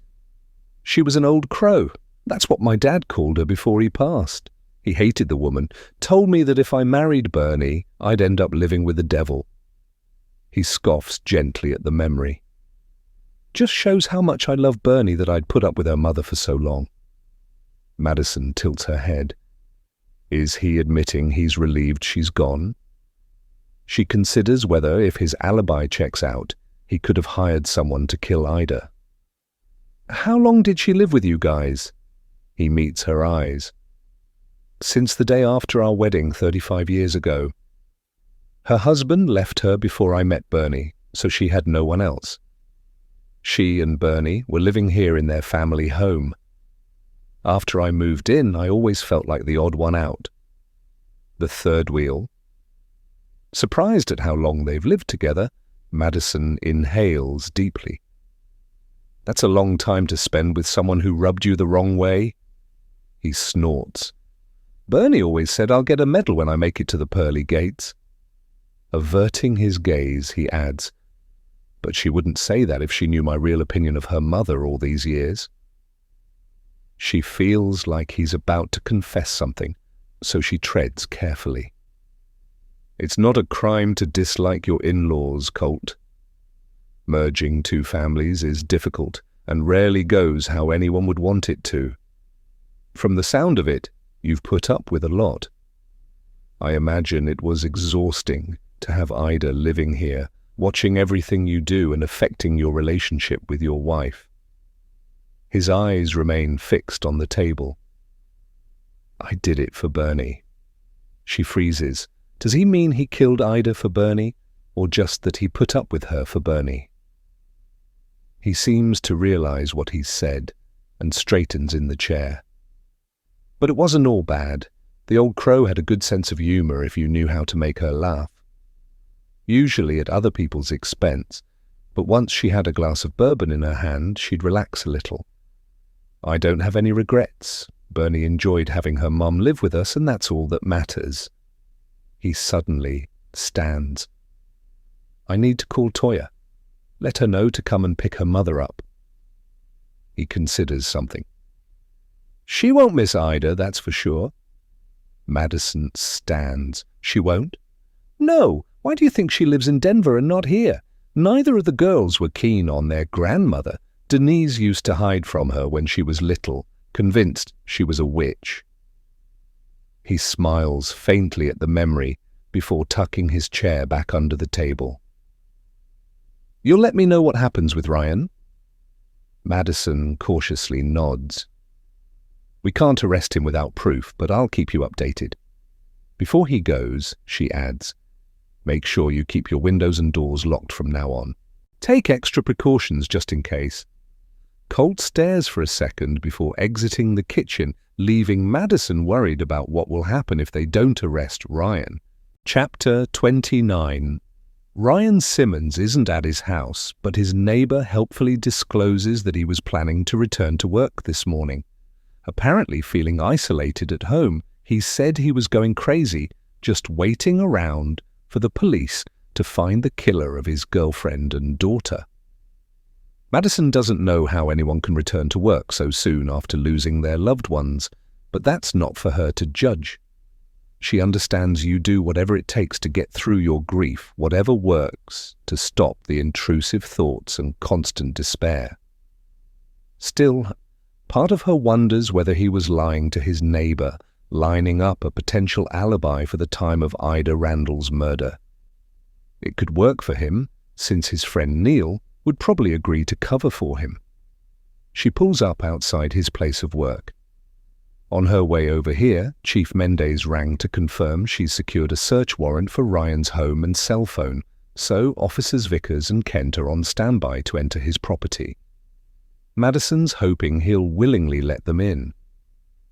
While she waits for Steve to join her, she checks her phone and finds a couple of unread texts from Nate. "I've got the paperwork for the wedding. We can self-officiate.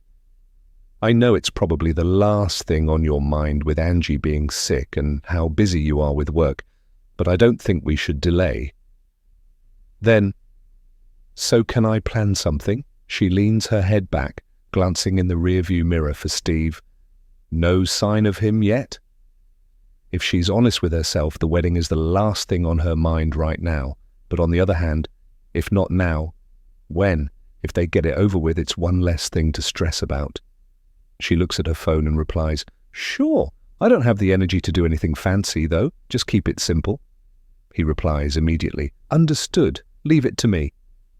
She smiles, wondering what he's planning, then worries they might be targeted by the wedding shooter again. Her phone pings with another message. "Also, I've secured a suitable bed for when Angie moves in, and I have a list of possible nurses. We can narrow it down tonight when we go see her."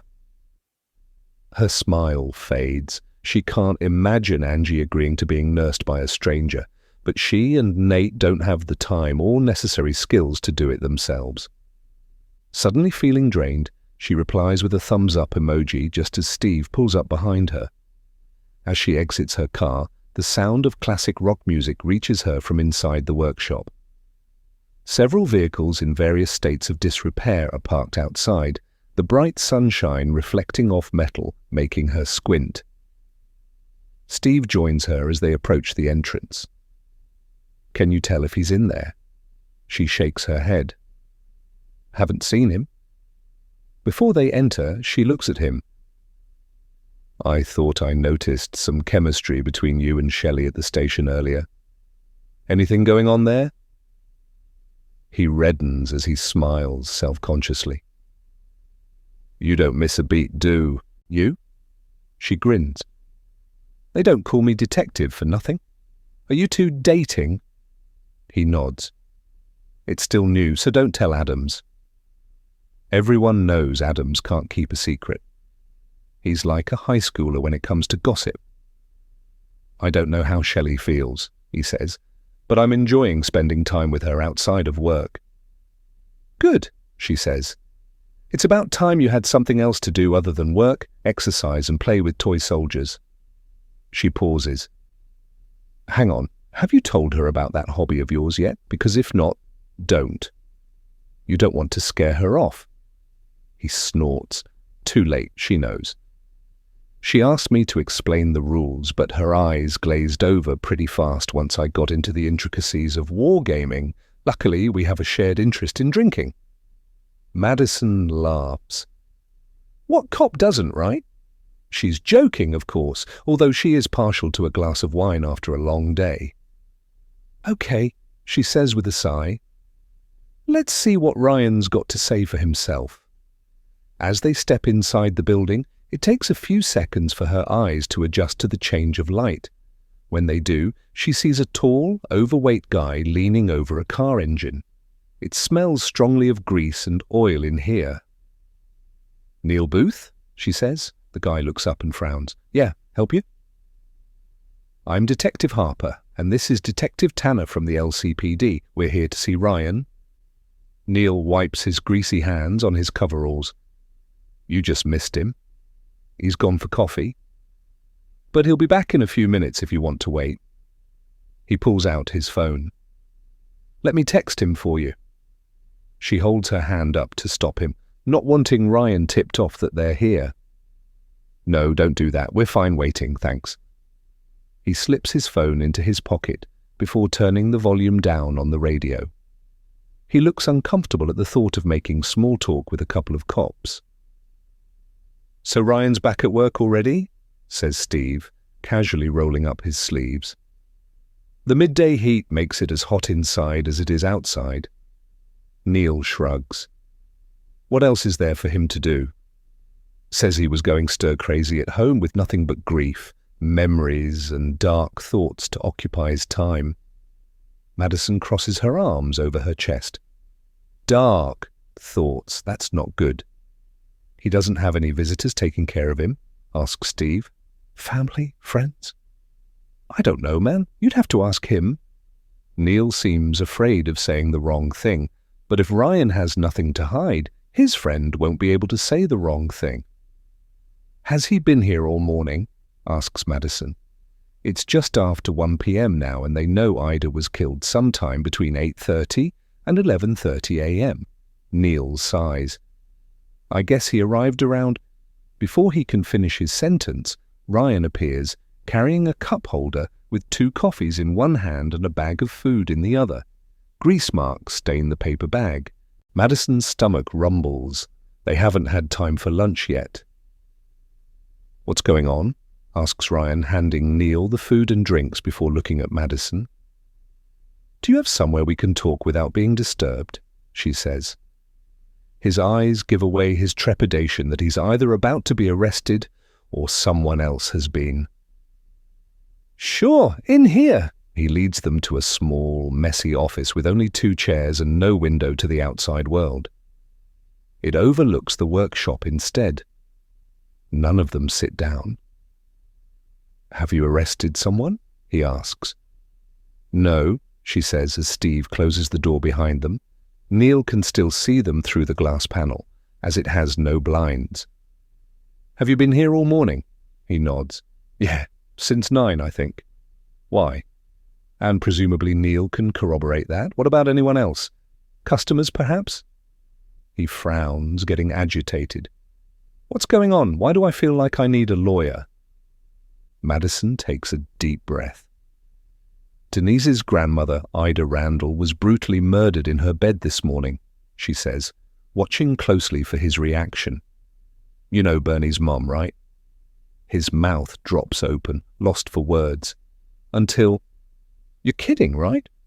I wish I were. We're here because we need to rule you out, what with the unfavorable interview she gave about you yesterday. His face drains of colour. He reaches for the seat behind the desk and slowly lowers himself onto it. It wasn't me. That interview was all lies and nothing more than the ramblings of a bitter old woman. So while it pissed me off, I didn't take it too seriously. He rubs the back of his neck, stunned. I can't believe she's dead. I thought that woman would live forever. Madison remembers something he said to her at the station a couple of days ago.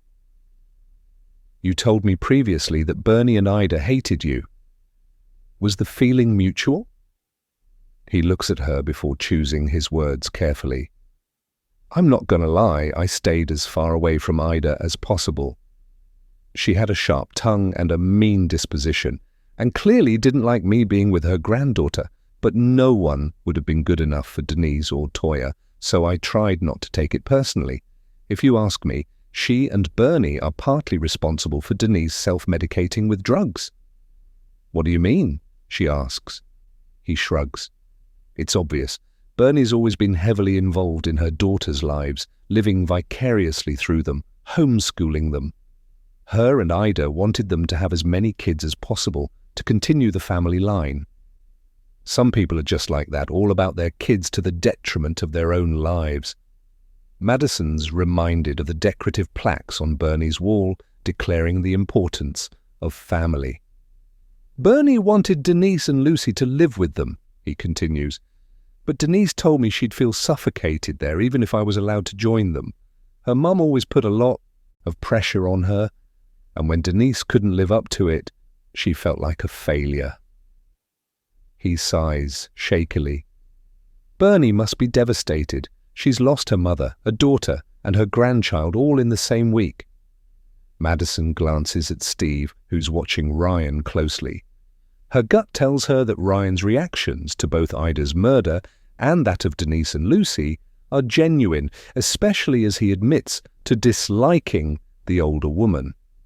But the fact is, he makes the perfect suspect. And sometimes the most obvious suspect is the culprit, no matter how cliched it seems. He looks up at her. I feel like someone's framing me for all this. Someone wants to see me locked up. Okay, so who would do that? Asks Steve. Have you upset someone? Because we considered whether Denise and Lucy weren't the intended targets at your house the day they were killed. So if you've pissed someone off and they went there looking for you, you need to tell us immediately so we can bring them in for questioning. Ryan frantically tries to think, his eyes darting all over the place. I don't know, not that I know of. When they don't respond, he adds, seriously, if I've pissed anyone off, I don't know about it. And it seems pretty drastic to kill my girlfriend and child just because someone's pissed at me, doesn't it? And what about Ida? She's not related to me. It doesn't make any sense.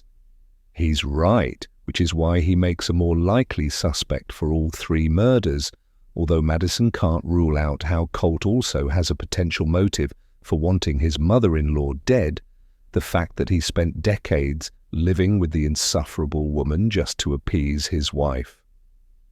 I can give you a list of customers who've dropped by this morning, Ryan says. They'll confirm I was here, and Neil knows I only left once to fetch lunch. Madison nods. That would be useful. She watches as he makes a list of names and hands it over to her. 5 customers. He knows they'll call each one, which likely means he was here, and he didn't kill Ida. His alibi means they can't arrest him, but they can still search his property. Our chief has obtained a search warrant for your home and belongings, so we can try to rule you out for what happened to Denise and Lucy. His mouth drops open. Unbelievable. He slumps back in his chair, clearly annoyed. Fine, well, whatever. You won't find anything. Steve steps forward. I need your phone. Ryan shoots him a look of contempt. How am I supposed to function without my phone? I suggest you buy a new one, Steve says, because we can't guarantee we'll return it anytime soon, especially if we find something on it that could be used as evidence. With a disapproving shake of his head, Ryan pulls his phone out of his pocket and hands it over. Can I at least be present when you search my house? A camera flash goes off behind them, making Madison turn. Someone has noticed their arrival and tipped off the press. It will add fuel to the fire around speculation over Ryan's involvement in the murders. Neil gets in the reporter's way and shoos him away from the property. You can let our officers in, then wait outside until they're done, says Madison. She feels sorry for Ryan given everything he's dealing with. They have to tread carefully, as they don't want to push him over the edge. Sorry, I know it's inconvenient and just adding to your pain at this difficult time, but look at it this way, the sooner we rule you out, the sooner you can try to put all this behind you. It'll stop the public interest in you and the press might leave you alone. Might, he says, dismayed. Let's wait and see. Do you have any family helping you through all this? He shakes his head. My parents are long gone, and I don't have siblings or any extended family who keep in touch. She can't imagine getting through the horrendous early days of grief without support. If you need help dealing with all this pressure, don't forget there are support services available. I texted you a list after I left your house earlier this week. Don't be afraid to reach out. That's literally what they're there for. What, for helping suspected serial killers? He scoffs. I doubt it. No, she says, for helping people cope with grief and depression. You could see your doctor too if you're having trouble sleeping or feeling anxious. You must reach out, Ryan. Don't suffer alone. You've experienced a terrible loss, and no one is expected to manage that all alone. He doesn't respond, so she looks at Steve. Ready to go? He says to Ryan. You should probably let us leave first, then wait 5 minutes so it doesn't look to the press like we're escorting you. Ryan reluctantly nods, resigned to his fate as public enemy number 1. Chapter 30. After speaking with Sharon Smith's mother and ex-boyfriend, Nate's leads in the missing person case are quickly diminishing, so he's checking in with Pam to see what other information he can gather. As he pulls up outside her small single-story home, he spots her on the porch waving off a visitor, an older guy in a pickup truck. When Pam notices him, her smile fades a little and she crosses her arms over her chest as if shielding herself from bad news. Understandably, she must be dreading what his investigation is going to uncover. Having left Brody at home with Owen after visiting the courthouse for his and Madison's marriage documents, Nate enters her house alone. I hope your guest didn't leave on my account, he says, as Pam leads him into her kitchen. No, that was Hank, my brother. He checks on me every day, always has, even though he has more problems than I do. I don't know what I'll do when he goes. She takes a deep breath. What can I get you to drink? Coffee's fine if you're having one. She turns to the coffee machine and looks for some clean cups in the cabinet above. Did Hank know Sharon? He asks. Of course, she says. I met her through him, as a matter of fact. They worked together at a dive bar that's long since gone. He was actually the first person we told when we became a couple. And he was good with that. Nate knows times were different back in the early 90s. Progress was being made, but not fast enough. She turns to face him. I was lucky with my family. My parents turned a blind eye, which was the best you could hope for back then, and Hank never had a problem with our relationship, even though I always suspected he would have liked Sharon for himself. She smiles at a memory. He helped us to feel normal. And he was excited about becoming an uncle to our child. She pours their coffees but doesn't move to the living room, so they remain standing in the kitchen. Nate leans against the breakfast bar, cupping his drink in his hands. I noticed you and Sharon have the same last name, and I gather same-sex marriages weren't legal in the early 90s, so is that just a coincidence? No, she says. I changed my last name when she got pregnant. The way we saw it, we were in a committed relationship, and we would have married had we been allowed. She lowers her eyes. Our child would have shared our last name too. Seeing how much it pains her, Nate moves on.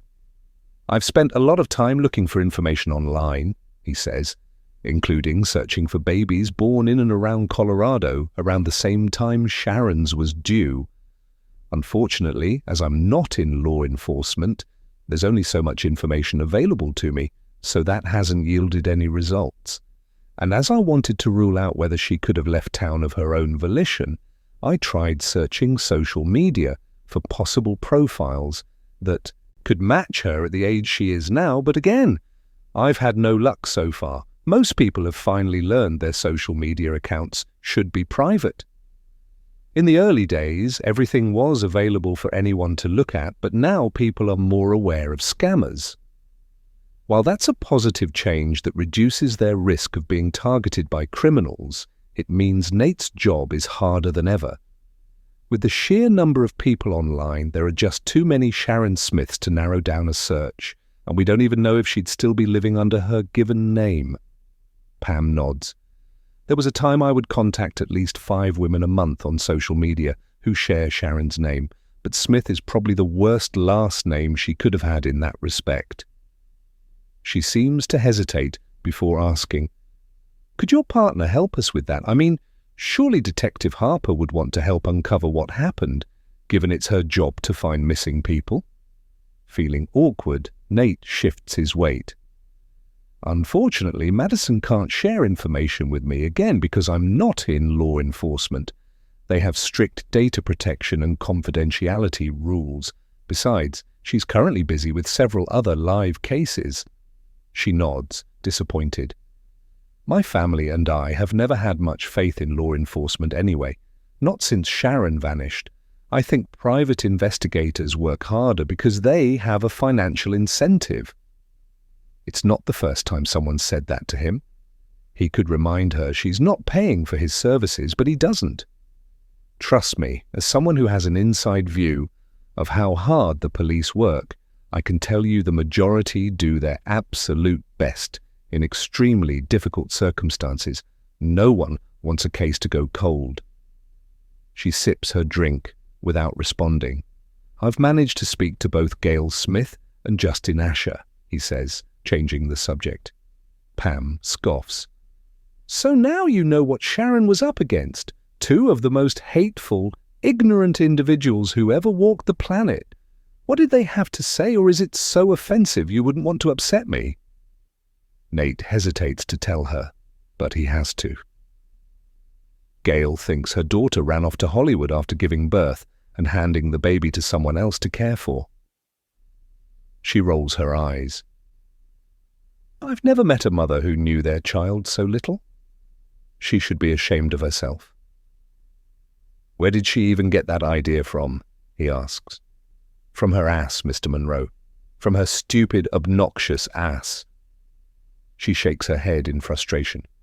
Sorry for being vulgar, but I've had it up to here with that woman. She takes a deep breath before looking at her drink. I should have chosen decaf, since I knew this conversation would be bad for my blood pressure. So Sharon never wanted to be an actress, he says. She didn't love being the center of attention. Absolutely not. She was shy and quiet, constantly battling internal demons. Neither of us wanted attention from anyone but each other. It's confusing to Nate that Gail would get it so wrong, unless it was intentional. Could her mother have said that because she knows what really happened to Sharon? Absolutely, says Pam, coming alive. Sharon told me her mother and ex-boyfriend had a weird relationship. Gail acted inappropriately around Justin while he was with Sharon. She said it wouldn't surprise her if they were involved in some kind of sexual relationship. She shudders at the thought. Gross. If true, it's alarming, because it would give them both a motive to kill Sharon and a reason to cover up her disappearance with outlandish theories. But Sharon eventually left Justin, leaving him free to go official with Gail, if that was what he wanted. Do you know if they got together after Sharon left him? She shrugs. They didn't go public, so I don't know for sure because no one who knew them would tell me. She sighs. What about Justin? What did he have to say for himself? He said Sharon was promiscuous and flaky. He thinks Gail's theory could be correct, that she left to go to Hollywood. Pam quickly turns and pours her coffee down the sink. Don't tell me anything else, my heart can't take it. Nate feels for her. He wishes he could find a new lead.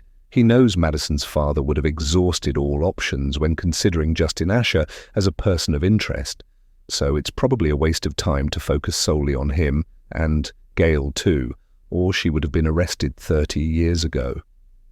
He can't shake the feeling that the answer to Sharon's disappearance lies in whoever got her pregnant. I know you don't know who the baby's father was, but you said she was working at a bar when you met her, so presumably she interacted with a lot of male customers. Were there any particular men she was close with? Someone she may have confided in about her sexuality, and who might have agreed to sleep with her so she could have a baby? Pam has her back to him, but he notices her shoulders tense. Absolutely not. The only male she was ever close to was my brother. She didn't have any other male friends, and she despised the people she served in that place. She turns to face him. The kind of men who frequented that bar would never agree to help her if they knew she was a lesbian, but they'd be more than happy to take from her, That's why she left to work elsewhere. She hated those people. She seems pretty sure of herself, and he picks up an undercurrent of disgust in her voice. Okay, so no one offered to do her a favor? Are you suggesting someone might have done the opposite? Forced themselves on her? Pam swallows back a sob as tears rise to her eyes. I probably should have said something sooner, but I figured you'd get there by yourself. And I don't know any details, so it doesn't really make much difference.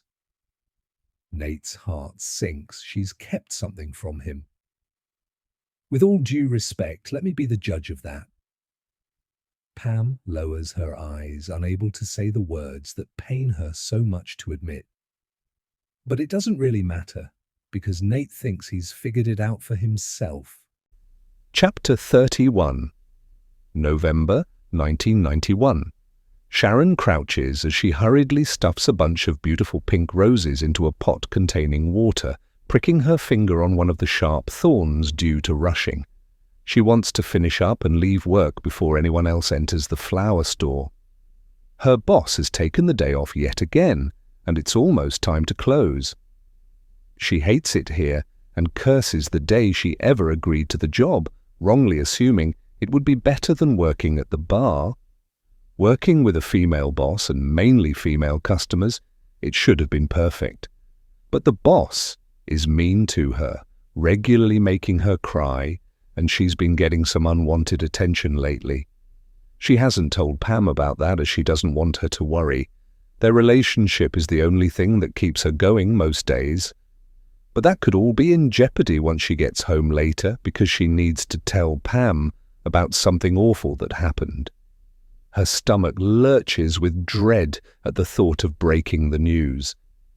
Their lives are about to drastically change, and she has no idea how her girlfriend will feel about it.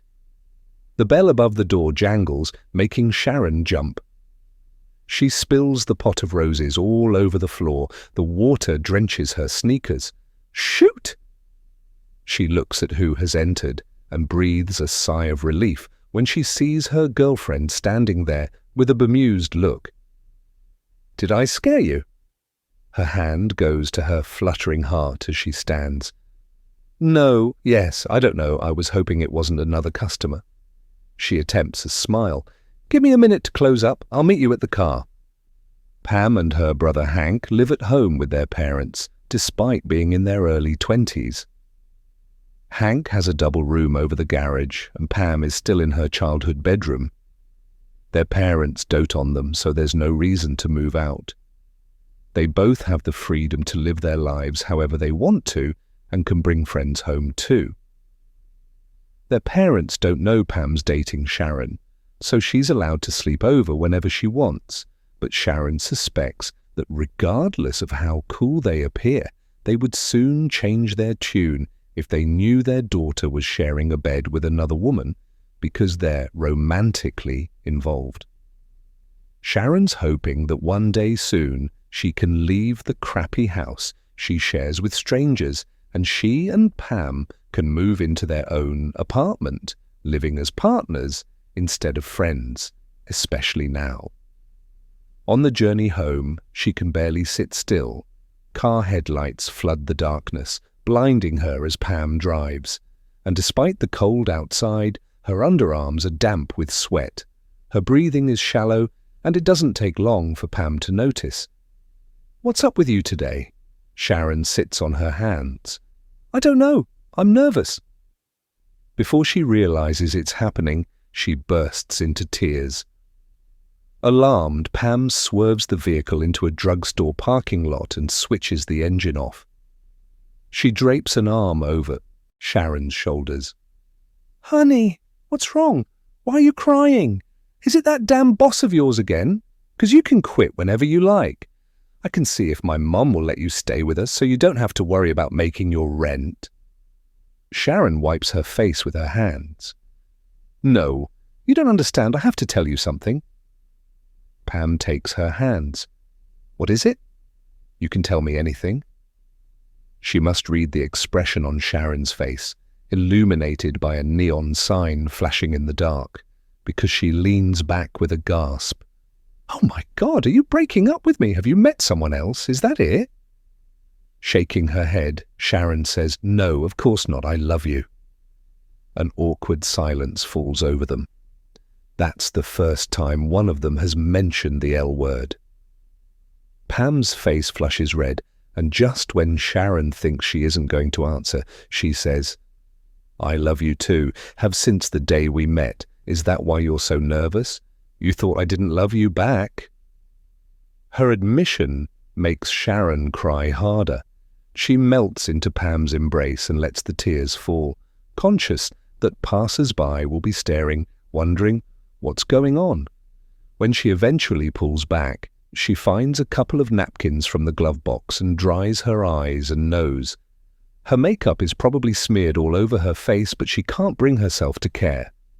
Cold rain starts pelting the windshield. "Feel better?" asks Pam, smiling at her with unmistakable concern in her eyes. Sharon doesn't feel better, but she nods.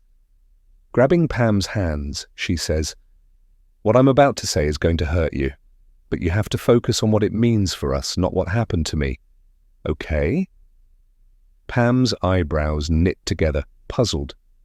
"What do you "Promise me," Sharon urges, squeezing her hands. "Just remember that I'm fine now and that this could be the best thing that ever happens to us, depending on how you feel about it. But if it's not what you want, be honest with me.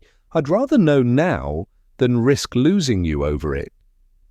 Pam snorts. "You're not making any sense and you're scaring me, honey. What happened to you?" Sharon takes a deep breath, not knowing how to put her experience into words, only knowing she has to minimize it in order for Pam to see past it. "Several weeks ago, a man forced himself on me, and now I'm pregnant." The color drains from Pam's face. She tries to swallow, but it causes her to cough. She attempts to pull her hands away in horror, but Sharon won't let go of them. "Focus on the pregnancy, please. I'm going to have a baby." She forces a bright smile. "We can raise it as ours. The father doesn't need to know it's his. He lost that right when he raped me." A single tear runs down Pam's face. "Who was it?" Sharon's heart sinks. "It doesn't matter. I'll never tell you or anyone else. So if you're about to advise me to go to the police, you can..." "Stop right there. I have no proof that it wasn't consensual. The police won't want to know. So I've chosen to concentrate on the positive instead. It's the only way I'll get through this." She forces her girlfriend to look at her. "Pam, we can have this baby together. We can be a family. If you really love me, you'll see that something good can come out of what happened." Pam shakes her head. "But he hurt you." Sharon blinks back tears. "For all of 5 minutes," she says, playing down the degradation she felt during and after, and still feels now when she lets her guard down. "I can't think about that. I'm thinking about my child instead. Our child." She looks into her girlfriend's eyes, desperately willing her to visualize the life they could have together. "Don't you want to be a mother?" Pam lowers her gaze. "Of course I do, but I didn't think it would be possible." "Then view this as a gift from whoever is controlling our destinies. Let's move in together and raise our child in a house filled with love and acceptance." Pam looks afraid. "We can't make the people outside our home accept us, Sharon. They'll talk about us, laugh at us, judge us for being bad parents because our child has no father." Sharon knows this, but she also knows she can't change it. "We only get one life, Pam, and so far mine has been pretty damn awful. So I intend to make the next 20 years great. I refuse to live in fear any longer." With doubt in her eyes, Pam says, "You're so much stronger than me." Sharon smiles. "Then I'll protect both of us. And we have Hank too. He won't let anyone hurt us. He'll make a fantastic uncle." She moves Pam's hand to her belly, despite there being no bump yet. "So let's have this baby and live together as a family. What do you say?" Pam finally smiles, but it doesn't reach her eyes, suggesting she wants to make Sharon happy, but, understandably, has some doubts about it. "Well, I love you, so I'm in."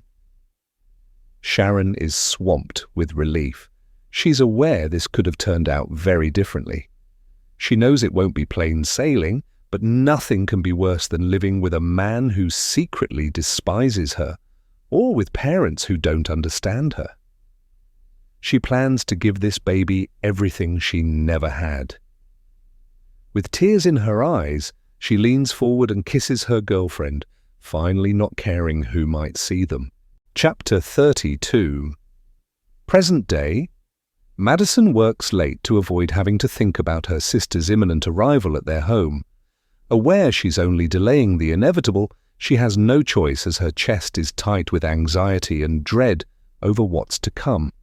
She doesn't want to watch her sister wither away in pain over the next few weeks or months. She considers whether that's because she resents Angie for putting her in this position. If only she'd told them about her condition sooner. They could have tried to get treatment, maybe slowed down the progression of the disease. "Madison?" Adams's voice makes her jump. She straightens in her chair. "Sorry, I didn't notice you there. I was miles away." "Wouldn't that be nice?" he says with a scoff. Originally from Denver, Adams has always hated living in Lost Creek. For some reason, he has a superiority complex and thinks he's better than the locals, although he's not as bad as he used to be when he first arrived in town. Madison thinks he's slowly becoming one of them, not that she'd ever say that to him. "Have you got something for me?" She nods to the folder in his hands and notices Steve turn in his chair to listen in. With a deep breath, Adams says, "Actually, no. The officers who searched Ryan's house found nothing of interest. Alex is checking his cell phone, but as he didn't find anything suspicious between him and Denise on her phone, it's unlikely he'll find anything interesting on Ryan's, unless the guy was stupid enough to use it to hire someone to kill Denise and Lucy, of course, in which case he's screwed. She thinks that's unlikely. Okay, thanks. Also, I called the list of customers Ryan gave us. They all confirmed they dropped by the auto repair shop at various times this morning and saw him there, which means he didn't slip away to kill Ida Randall. The timeline of their visits didn't give him any opportunity to drive to her home and back again, certainly not without washing her blood off him first. Okay, thanks for checking. Sure. After glancing at his watch, he drops the folder on his desk and shuts down his computer. I'm off. Don't stay too late, you two. People will talk. He winks at them as he leaves. Steve turns back to face his desk, saying nothing of his new relationship with Shelley. He must not be seeing her tonight. Madison watches Adams leave. She looks around. The chief's office is in darkness. Dinah Blake is starting the night shift on dispatch. Stella left a half hour ago. A few officers come and go as they either end or start their shifts. Daylight has faded outside the building's windows. She glances at her bulletproof vest, resting on the desk beside her. It's been 3 days since the wedding shooter struck, and she hasn't caught anyone following her or paying her any special attention. Is he really waiting for her and Nate to try to marry again before he strikes, as they would make easier targets during their normal day-to-day routines? But if the shooter is waiting for the wedding, it suggests his vendetta is personal, which means he must be known to one of them.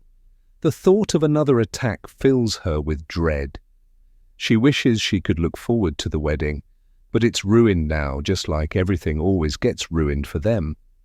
She focuses on her computer screen and tries to distract herself by examining the photos from the Ridgeway crime scene. Although the images are ingrained into her memory, it's not unheard of for a new detail to pop out at her when she least expects it. Despite her years in law enforcement, Madison will never get used to seeing people frozen in their last positions before they died, revealing just a snapshot of what happened to them. She flips to a photo of Lucy's room. It was filled with toys, just like any other child's bedroom. Steve wheels himself over to her desk on his chair, so close she can smell his aftershave. He peers at her screen to see what she's looking at. Lucy Ridgway's small body is positioned in a way that makes her look like she's been tucked in for the night. It contradicts the brutality of her murder. Whoever killed her showed remorse after the fact, says Madison. It suggests they didn't go there intending to murder a child. Does that mean they weren't there to murder Denise either? Because it would have been obvious that if Denise was there, Lucy would be with her. So, if not them, it must have been Ryan they intended to find, right? Steve leans back. Perhaps the perpetrator didn't know who lived there. Maybe they weren't there for Ryan or Denise. They were only there to rob the place and find something valuable enough to sell, or even just for the thrill of burglarizing someone. We know home invasions happen for all kinds of reasons, many of them senseless. It could have gone wrong when they were interrupted by Denise. She nods. I feel like searching for their killer is getting me nowhere, so I need to change my focus. To what? She considers it for a moment. To Dominic Larson. I just have a gut feeling that if we could find Dominic and Charlie, we'll discover what happened to Denise and Lucy. Because it's too much of a coincidence that Denise's only other child is missing, right? Steve tilts his head as he thinks. But by that reckoning, it would mean Denise and Lucy were the intended targets. Madison's getting a headache from overthinking it. Okay, so who would want to see Denise dead? We've focused on Ryan, and that's gotten us nowhere. She was adored by her family, and even though she used to have a substance abuse problem, there's zero evidence to suggest she was using at the time of her death. Something suddenly occurs to her. Are the toxicology results back yet? If they show Denise had drugs in her system, she'll know to focus on finding her dealer. Not that I've seen, he says. She picks up her landline and calls the medical examiner's office. Her computer tells her it's past 9 o'clock, but she knows that, like them, Conrad frequently works late. Hi, this is Dr. Stevens. Conrad, hi. She smiles at the thought of him answering the main line after everyone else has left for the day.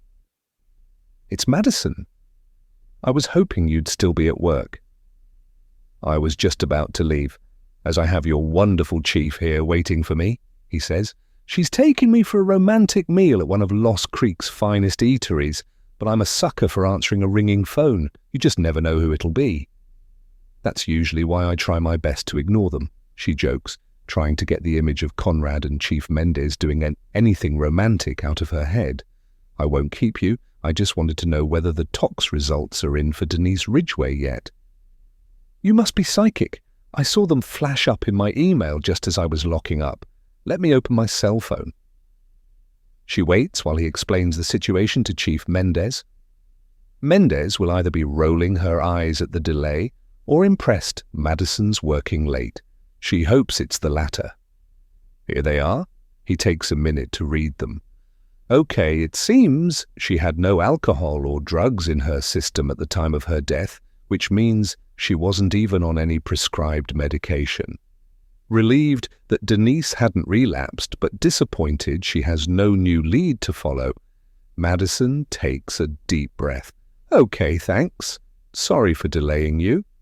She wants to ask if he's managed to examine Ida Randall's body yet, but doesn't want to hold him up any longer. You don't want to hear my thoughts on Ida Randall's murder? He says. She smiles. Well, if you insist, he laughs. I prioritized her autopsy due to the other murders in the family.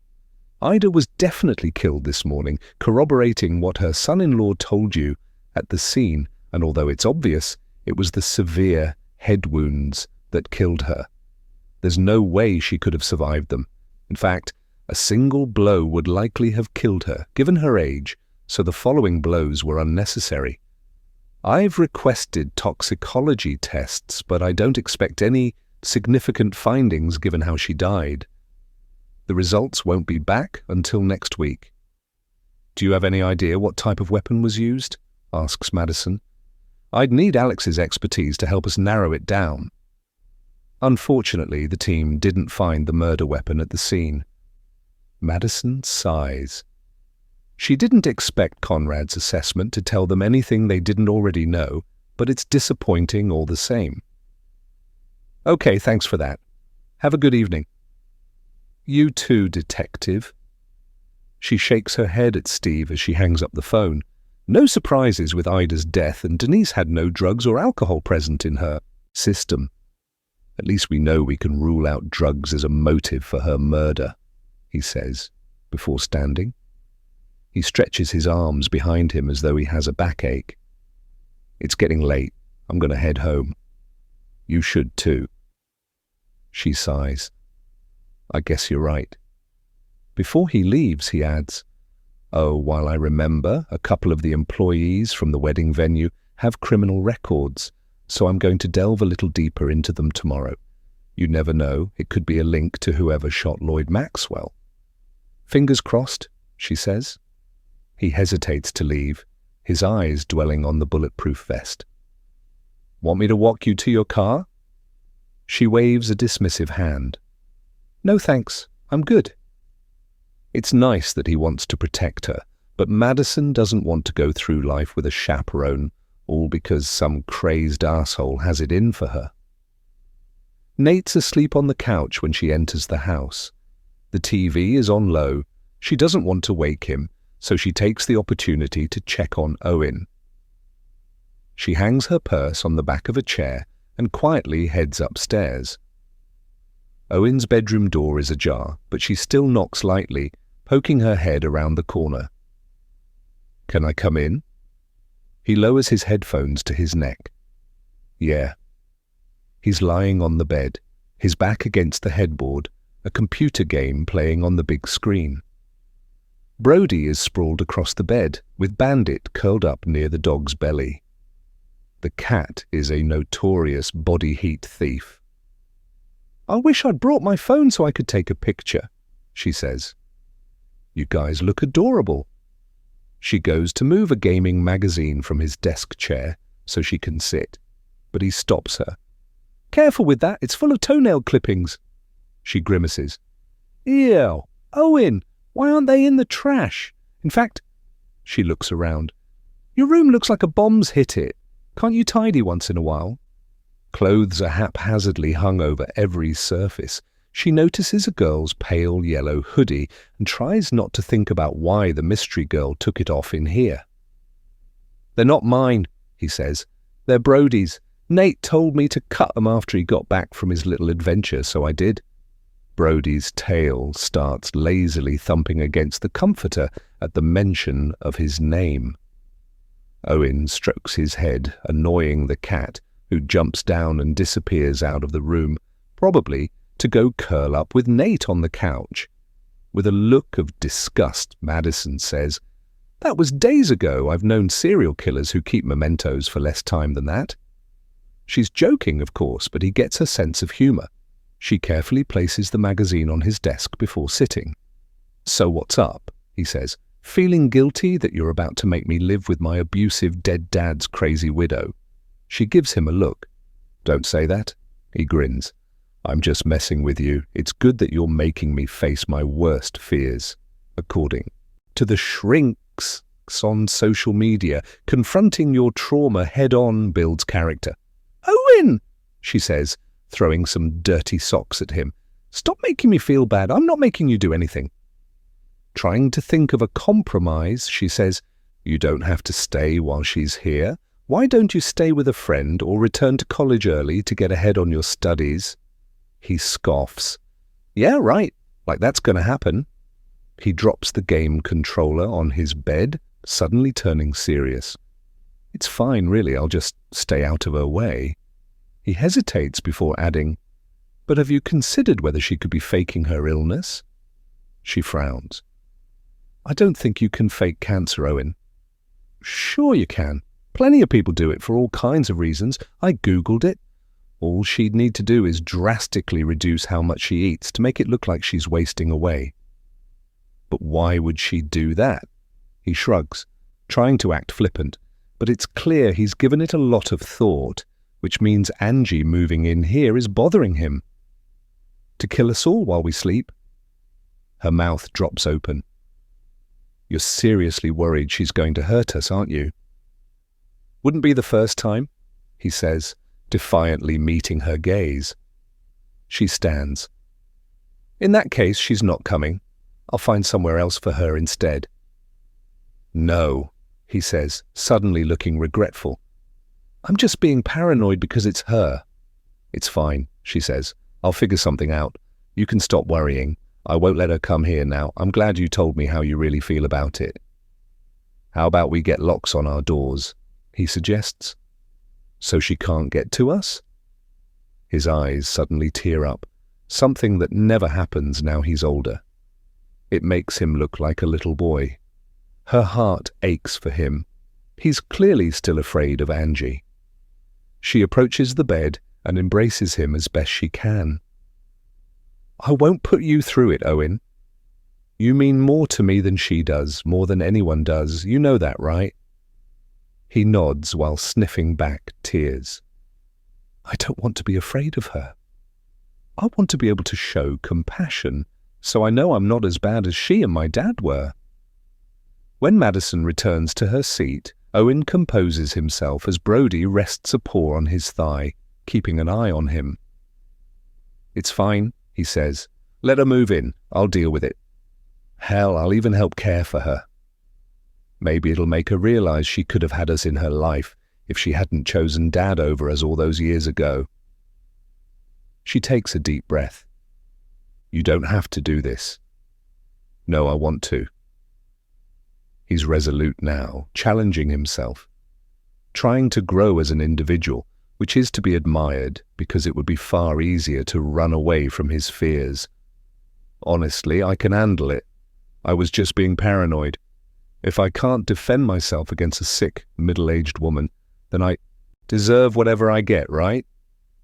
He laughs, trying to make it look like he's okay. She doesn't have enough strength to hurt anyone, Owen. I can promise you that much. She can barely eat or drink by herself. But if it gets too much for you, we can reassess at any point, okay? He nods with a bright smile and picks up his controller. Okay? He restarts his game, signaling the conversation is over. Madison reluctantly leaves his room, her heart hurting at the thought of the three of them having to survive this one final challenge before Angie's no longer a threat to any of them. Chapter 33. There's an unexpected chill in the air the next morning, along with thickening rain clouds. Madison heads to what Alex Parker calls the dark side of the moon, meaning the cold side of the police station, where his tiny office is located. The sun rarely touches this part of the building, making it continually cold and miserable. Not that Alex cares. He's one of those people who thrives in fall and winter rather than the warmer months. It's probably why he became a forensic technician, as doom and gloom doesn't negatively affect his mental health, unlike normal people. His door is wide open, so she enters. Morning, she says brightly. Alex is seated at his computer with a radio station, playing what sounds to her like 90s emo music, though she could be wrong. He turns the volume down as she looks at Mrs. Pebbles. The tiny dog was asleep in her crate, but now she's side-eyeing Madison, as she dares to get closer to Alex than the little madam would like. Alex turns in his chair. To what do I owe the pleasure so bright and early on a Thursday morning?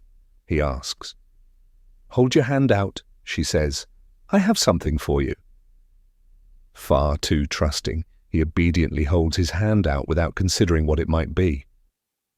She places a clear evidence bag on his palm and waits for his reaction. He frowns as he peers at the contents. Nail clippings, he says dubiously. You're too kind. She laughs as she takes a seat on the only other chair that fits in the small space. They're Brody's. Owen clipped his nails the morning after Brody raced to find the wedding shooter. Now, I have no idea whether he ever caught up with the perp, but I dreamed about those last night, so I think my subconscious was telling me to get them checked in case they have the killer's DNA on them. Alex beams at her ingenuity. Amazing, I can picture the headlines now. Wedding shooter caught thanks to lovable Shepsky's bravery. She laughs. I know, right? He could be awarded a medal. She looks at Mrs. Pebbles with a raised eyebrow. I bet you'd never do anything that brave, would you, Missy? A low growl emanates from the Chihuahua. I'll send them to Nora, says Alex. If she finds anyone else's DNA besides yours, Nate's and Owen's, we may be able to use it as a comparison sample once we have a person of interest in the case. But don't get your hopes up. It's a long shot. She stands. I know, but cases have been solved with long shots before, right? He smiles. Absolutely. Before she can leave, he says, Oh, by the way, I didn't find any trace evidence on the threatening note you received as a wedding gift. Sorry about that. His disappointed expression suggests he feels like he's let her down. That's okay, she says. I didn't expect it to provide any answers. Thanks anyway. As she leaves his office, she feels a stab of annoyance that the wedding shooter always appears to be one step ahead of them. The earlier rain clouds have cleared, and the sun has warmed her car by the time Madison leaves the station to visit Dominic Larson's father. She forgoes the bulletproof vest today, but is mindful to be extra vigilant in case the wedding shooter tries to strike. But at this point, she's starting to think it was an empty threat meant to distract her, and suspects the killer has probably fled town or changed their mind. Vests aren't much use against someone who's as good an aim as this guy anyway, since he can just target her head if he's that serious about killing her. She takes the route that passes Colt and Bernie Ridgway's home, as she's been wondering how Bernie's coping. She slows as she spots a red pickup truck out front. A young woman in a pink plaid shirt and pale blue denim shorts is helping Colt lift suitcases into the back. The woman has long red hair, which suggests she's their elder daughter Toya, as Colt's also a redhead. Denise was blonde, but there's no mistaking the pair were sisters, as the resemblance is obvious. Toya must be here to take Bernie back to her place in Denver for a while, to help her escape Ida's crime scene and grieve in peace. Madison pulls over behind the pickup truck. It would be good to learn Toya's thoughts on the murders and whether she suspects anyone other than Ryan, because her parents have tunnel vision when it comes to him. Toya might see things differently. Denise might have confided in her about someone else who makes a better suspect. Colt spots Madison as she exits her vehicle. His eyebrows are raised expectantly. Perhaps he thinks she's about to tell him she's arrested Ryan for the murders. Morning, she says as she approaches them. She notices the inside of the pickup truck is disheveled, with a child's car seat covered in old takeout bags, cups and dirty napkins. Owen lets the trash build up like this in his vehicle, and she'll never understand it. She needs her car to be kept clean, although she's not as fussy about her house, perhaps because Nate happily does most of the housework. She hit the jackpot with him. The woman stops what she's doing, so Madison extends her hand. Detective Harper, I'm assuming you're Toya Ridgway? Toya nods as she shakes Madison's hand. I am. Are you here because you have an update? Not yet. I was just passing and thought I'd check how your mom's doing. Colt shakes his head in disappointment. He turns and walks back into the house, presumably to retrieve more suitcases.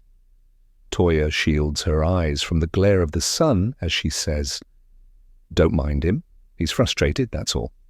We all are.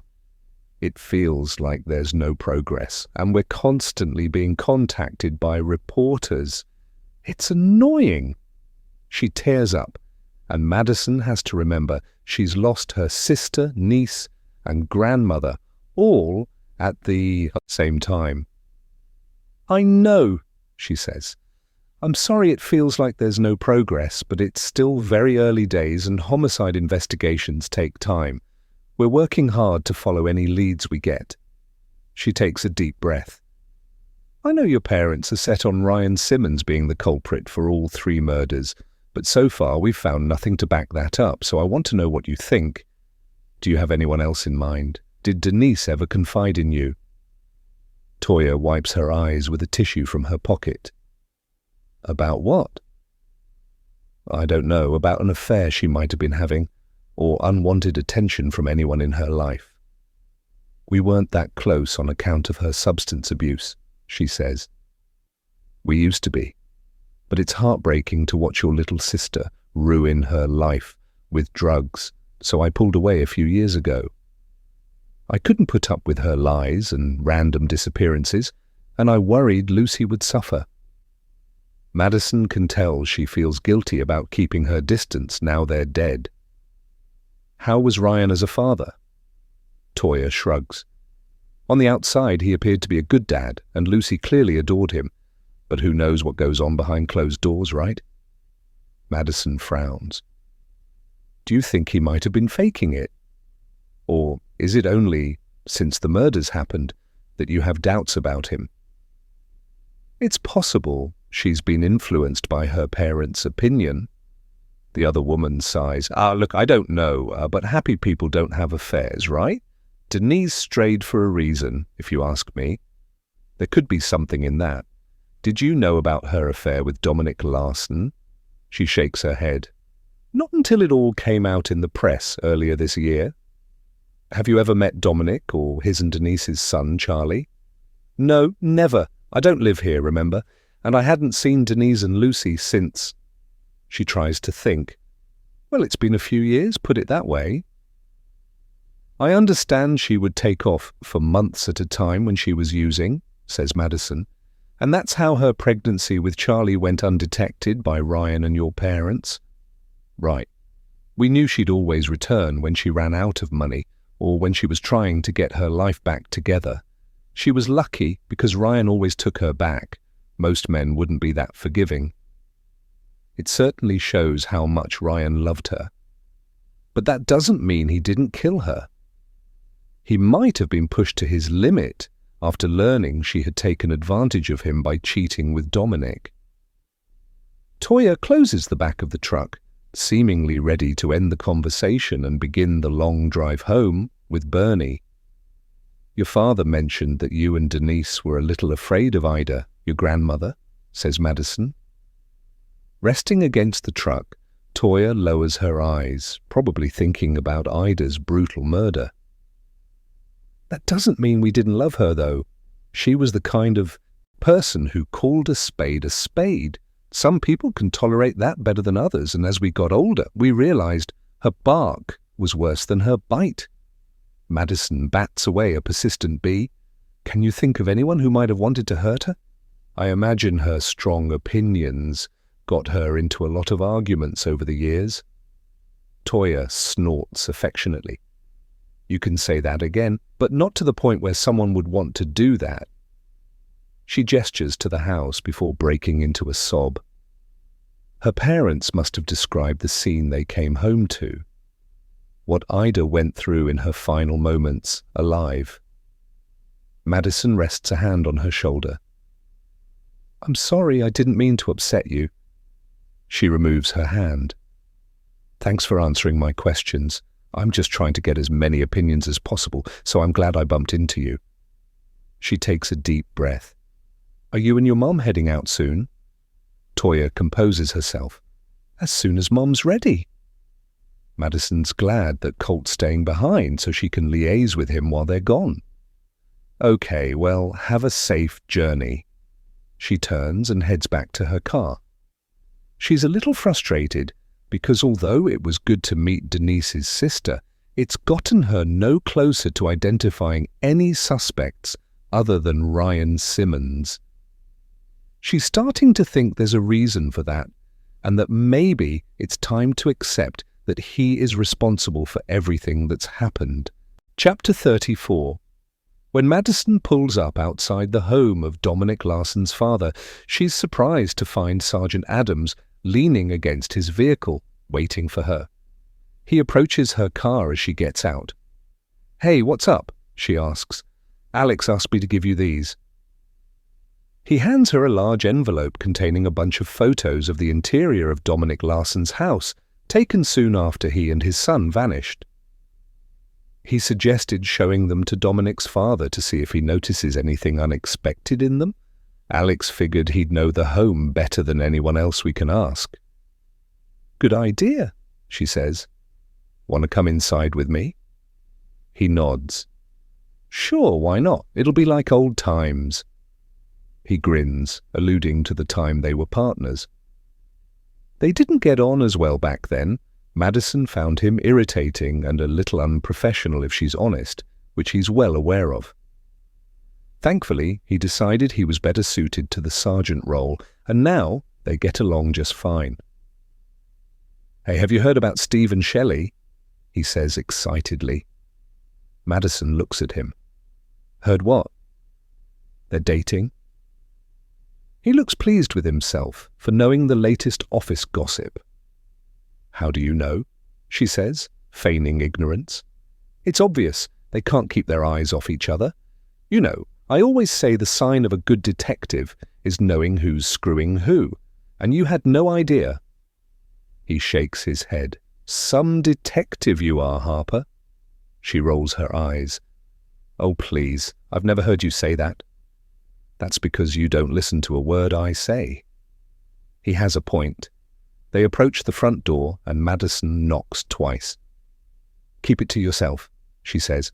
"Let's give them a fighting chance of happiness, okay?" She's also unsure how Chief Mendez will react. He grins. "My lips are sealed." When there's no answer at the door, she tries again. Nothing. Adams turns to look at the neighbor's house. "Let me ask his neighbor if they know where he is." Madison wanders around the side of the property, and it's not long before she hears Adams talking to an older woman next door. She can't hear what they're saying, so she peers into a side window. Everything looks still inside. The kitchen shows no sign of anyone having prepared breakfast or coffee this morning. It looks like it hasn't been used yet. The thought fills her with dread. What if he's in trouble inside? What if...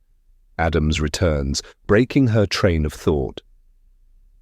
"Mr. Larson's not in there. His neighbor says he was taken to the hospital by ambulance yesterday. He wasn't doing too well, apparently." Her shoulders slump, but she's relieved he's not dead inside the house. "He's battling prostate cancer," she says. "I hope he's all right." She suddenly feels pressured. Time is running out to reunite him with Dominic and Charlie before he succumbs to the disease. The neighbor implied he stank of liquor, says Adams. Maybe his son and grandson's disappearance is getting to him. He sighs. Who can blame the guy for turning to drink, right? Right. It's hard not to feel sorry for him. I should go check on him. She hesitates, worried about seeing him in pain because he's going through the same as Angie, and she doesn't want her own emotions to be triggered. When Adams heads back to his car, she follows him.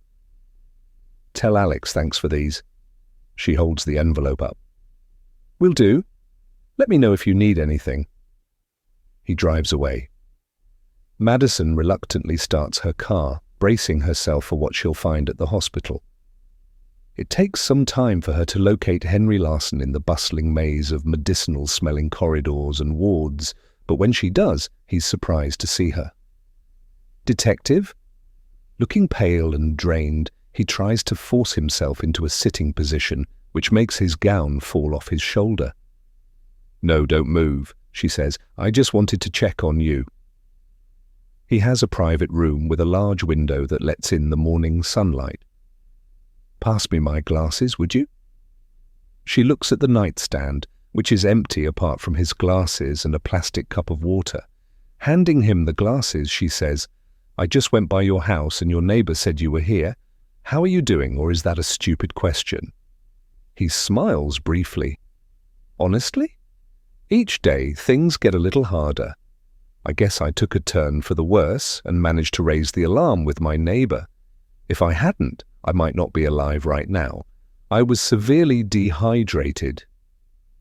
He nods to the bag of fluids attached to an IV. His neighbor was right, he smells of alcohol.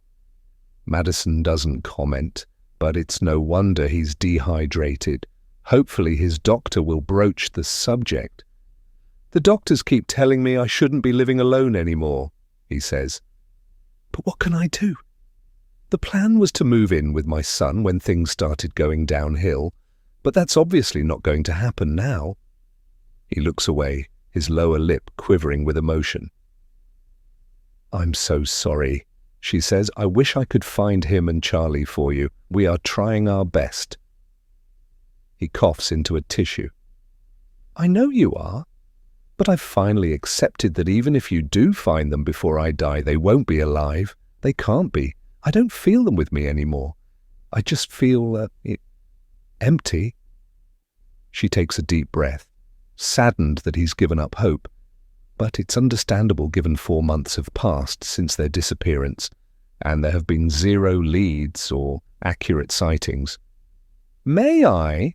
She points to the armchair next to the bed. He nods. She has the envelope of photos that Adams gave her, but doesn't want to show him right away. Gently, she says, How certain are you that Dominic didn't leave town of his own volition, taking Charlie with him?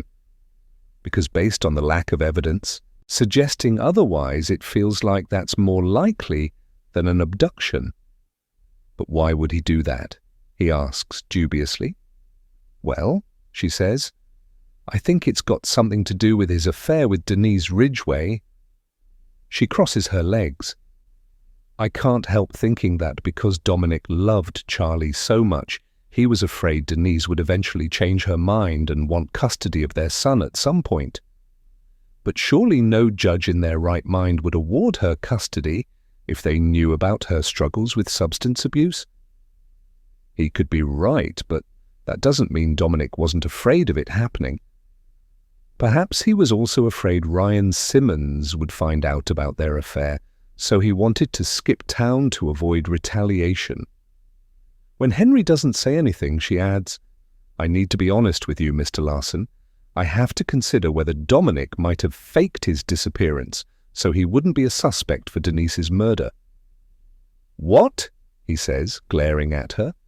You think my son killed Denise and Lucy? That's preposterous. He finally gets some color in his face, but that's not a good thing in his current state. The machine monitoring his blood pressure starts beeping a little faster. You might be right, she says, trying to calm him. But I need to consider all scenarios in order to rule them out and see what that leaves me with. I'm sorry, I'm not trying to upset you. But if there's anything you can think of that would help me dismiss that scenario sooner, then tell me. He shakes his head, struggling to find something.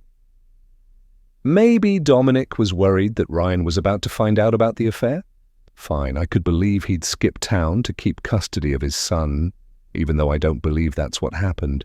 But he's no murderer, detective. What has he got to gain from killing his ex-girlfriend? He didn't have to go that far. Skipping town would have been enough. He could get lost off-grid somewhere, ensuring Ryan would never find him and Denise would never find Charlie. But that doesn't make any sense because where's he going to go with no savings and none of his possessions? His credit cards are here. I'm here. His whole life is here. His eyes well up. It's clear this is draining for him. He's so passionate that Madison is inclined to agree with him. Okay, sorry for bringing it up. Like I said, it's my job to consider all possibilities. It doesn't mean they'll lead anywhere. It's just helpful to work through each one until they've been exhausted. It's true that it makes no sense for Dominic to skip town and then secretly return to murder Denise, risking being seen by one of the many people who would have heard about his disappearance in the press and media. Not unless that's what he's banking on the police thinking, meaning he's performed an elaborate double bluff, Going around in circles is giving her another headache. She needs evidence, but it's clear she's not going to find it here. She stands, then remembers the photos. Before I go, our forensic technician asked if you would take a look at these. They're photos he took inside Dominic's house. He was hoping anything that shouldn't be there would stand out to you. Is that okay? He leans over to take a sip of water before nodding. She lets the photos slip out of the envelope and passes them to him. He pushes his glasses up his nose and studies each one meticulously. It's not long before his hands start trembling. I haven't been in the house since they vanished. It's upsetting to see it without them in it. I can only imagine, she says gently. He suddenly frowns, looking closer at a photo of the living room. What's this? He points to something on the floor in the corner of the room, half hidden under the couch. She peers closely at it. It looks like a stain in the carpet. His face drains of colour. Not blood? No, she says. Our forensic tech would have already tested it if it resembled anything close to blood. Are you saying that wasn't there before? He looks again, even removing his glasses and holding the photo farther away to see if that helps. Maybe I just didn't notice it before. It could be mud from someone's shoes. It's pretty dark. His reaction is enough for her to get it checked out. We'll look into it and get back to you. He passes her the photos, which she slides back into the envelope. I'll leave you in peace now. Do you have anyone coming to visit you? Yes, he says. My sister's on her way. A nurse approaches, taking readings from a machine to their left. She works silently as if she hasn't seen them. Okay, well, thanks for your help, says Madison, and sorry again to have upset you. Just keep in mind that we're doing everything we can to find Dominic and Charlie. He lowers his eyes and nods. Thank you. As she exits his room, she feels the weight of the world on her shoulders, because she's beginning to suspect that this case might be unsolvable. Chapter 35. Comfortable? Asks Nate. It'll do, says his soon-to-be sister-in-law as she pulls the covers right up to her neck, despite it being a warm day. Madison asked him to take care of moving Angie in while she's at work. She said she'd see her sister when she gets home later. The situation is clearly stressful for her, as well as for Owen, who's chosen to spend the day with a friend.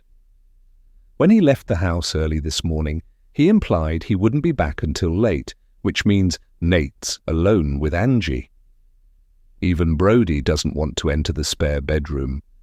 He's sitting outside the threshold, closely watching the ailing woman, formerly known as their nemesis. He must be wondering why she's been permitted to enter their home.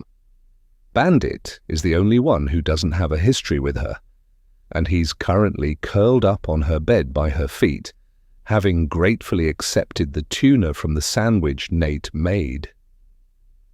He told Angie she should be eating it herself, but she said she was feeling too nauseous to eat, so she hand-fed the cat instead, making herself a friend for the rest of her short life.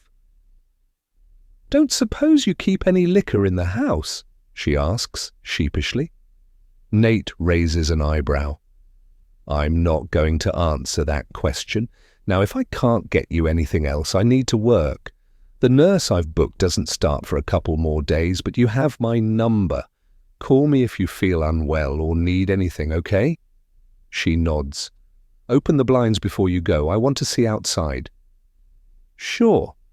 He moves around the bed and raises them, letting the sunlight stream into the room and across Bandit, who turns on his back, exposing his fluffy white belly to the warmth. Angie smiles at the cat. Isn't he just precious? Nate's surprised she likes animals, given it's well known that psychopaths don't. He immediately feels bad for the thought. Anything else? She has cold drinks in a cooler by the side of her bed, along with the TV remote, her cell phone, and some snacks in case she gets her appetite back. And her meds should last another few hours before they wear off. No, I'm good. Have fun catching bad guys. He laughs. I'll try. See you later, Angie. He exits her room. Brody follows him out of the house and into his car, where he pulls out his cell phone and calls Pam. He wants to meet with her brother to get his take on what he thinks happened to Sharon Smith. Pam answers on the third ring and sounds stressed. Hi, sorry, but I shouldn't be on my phone. I'm at the hospital. Oh, okay. Nothing serious, I hope? It's not for me, it's my brother. He's not well at the moment. She lowers her voice, adding, he has prostate cancer, and he's not taking care of himself properly.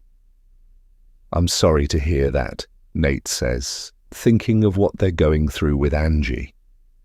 It must be 10 times harder when you actually love the person. I'll call you tomorrow instead. Thank you. Pam hangs up. Before he can slip his phone away, it pings with a text from Madison. Do you have time for lunch? My treat. He smiles as he replies, Sure, I'll head to the diner. He looks at Brody in the rearview mirror. Want to go see Uncle Vince? Brody's tail thumps the back seat. He lets out an excited bark, knowing that when they go to the diner, he usually gets a treat. Madison's laughing at something Vince says when Nate enters Ruby's diner. Brody remains outside, seated on a bench as he soaks up the midday sunshine and watches people come and go. Some people are scared of him, given his size, but others stop to stroke him and offer a little something from their takeout bags. Nate does try to limit how much human food the dog gets, but he figures Brody burns it all off anyway. When Madison notices him approaching the counter, she smiles. Hey!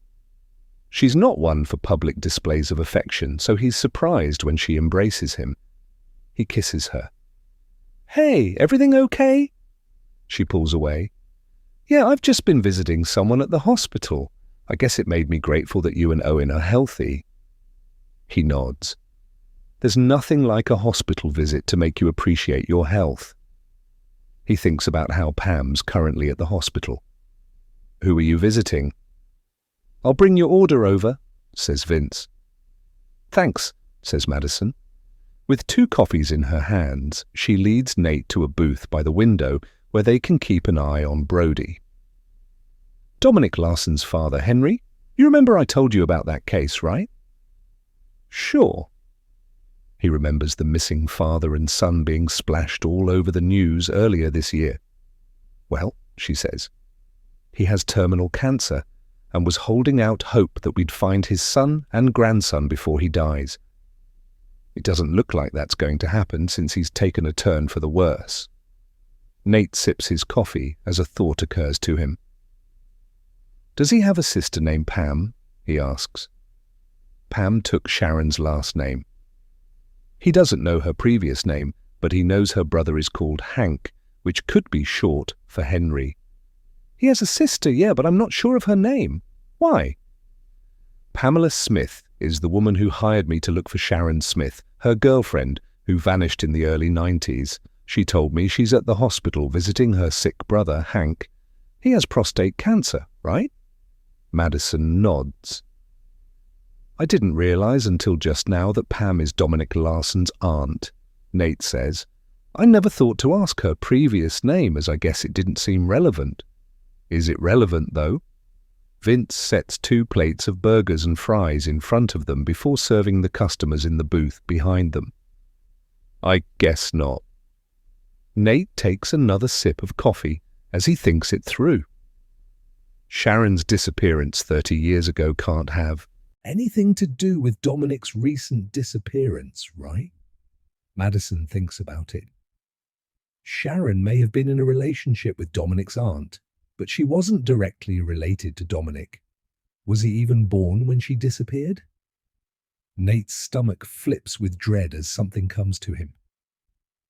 Wait a minute. What? She leans in.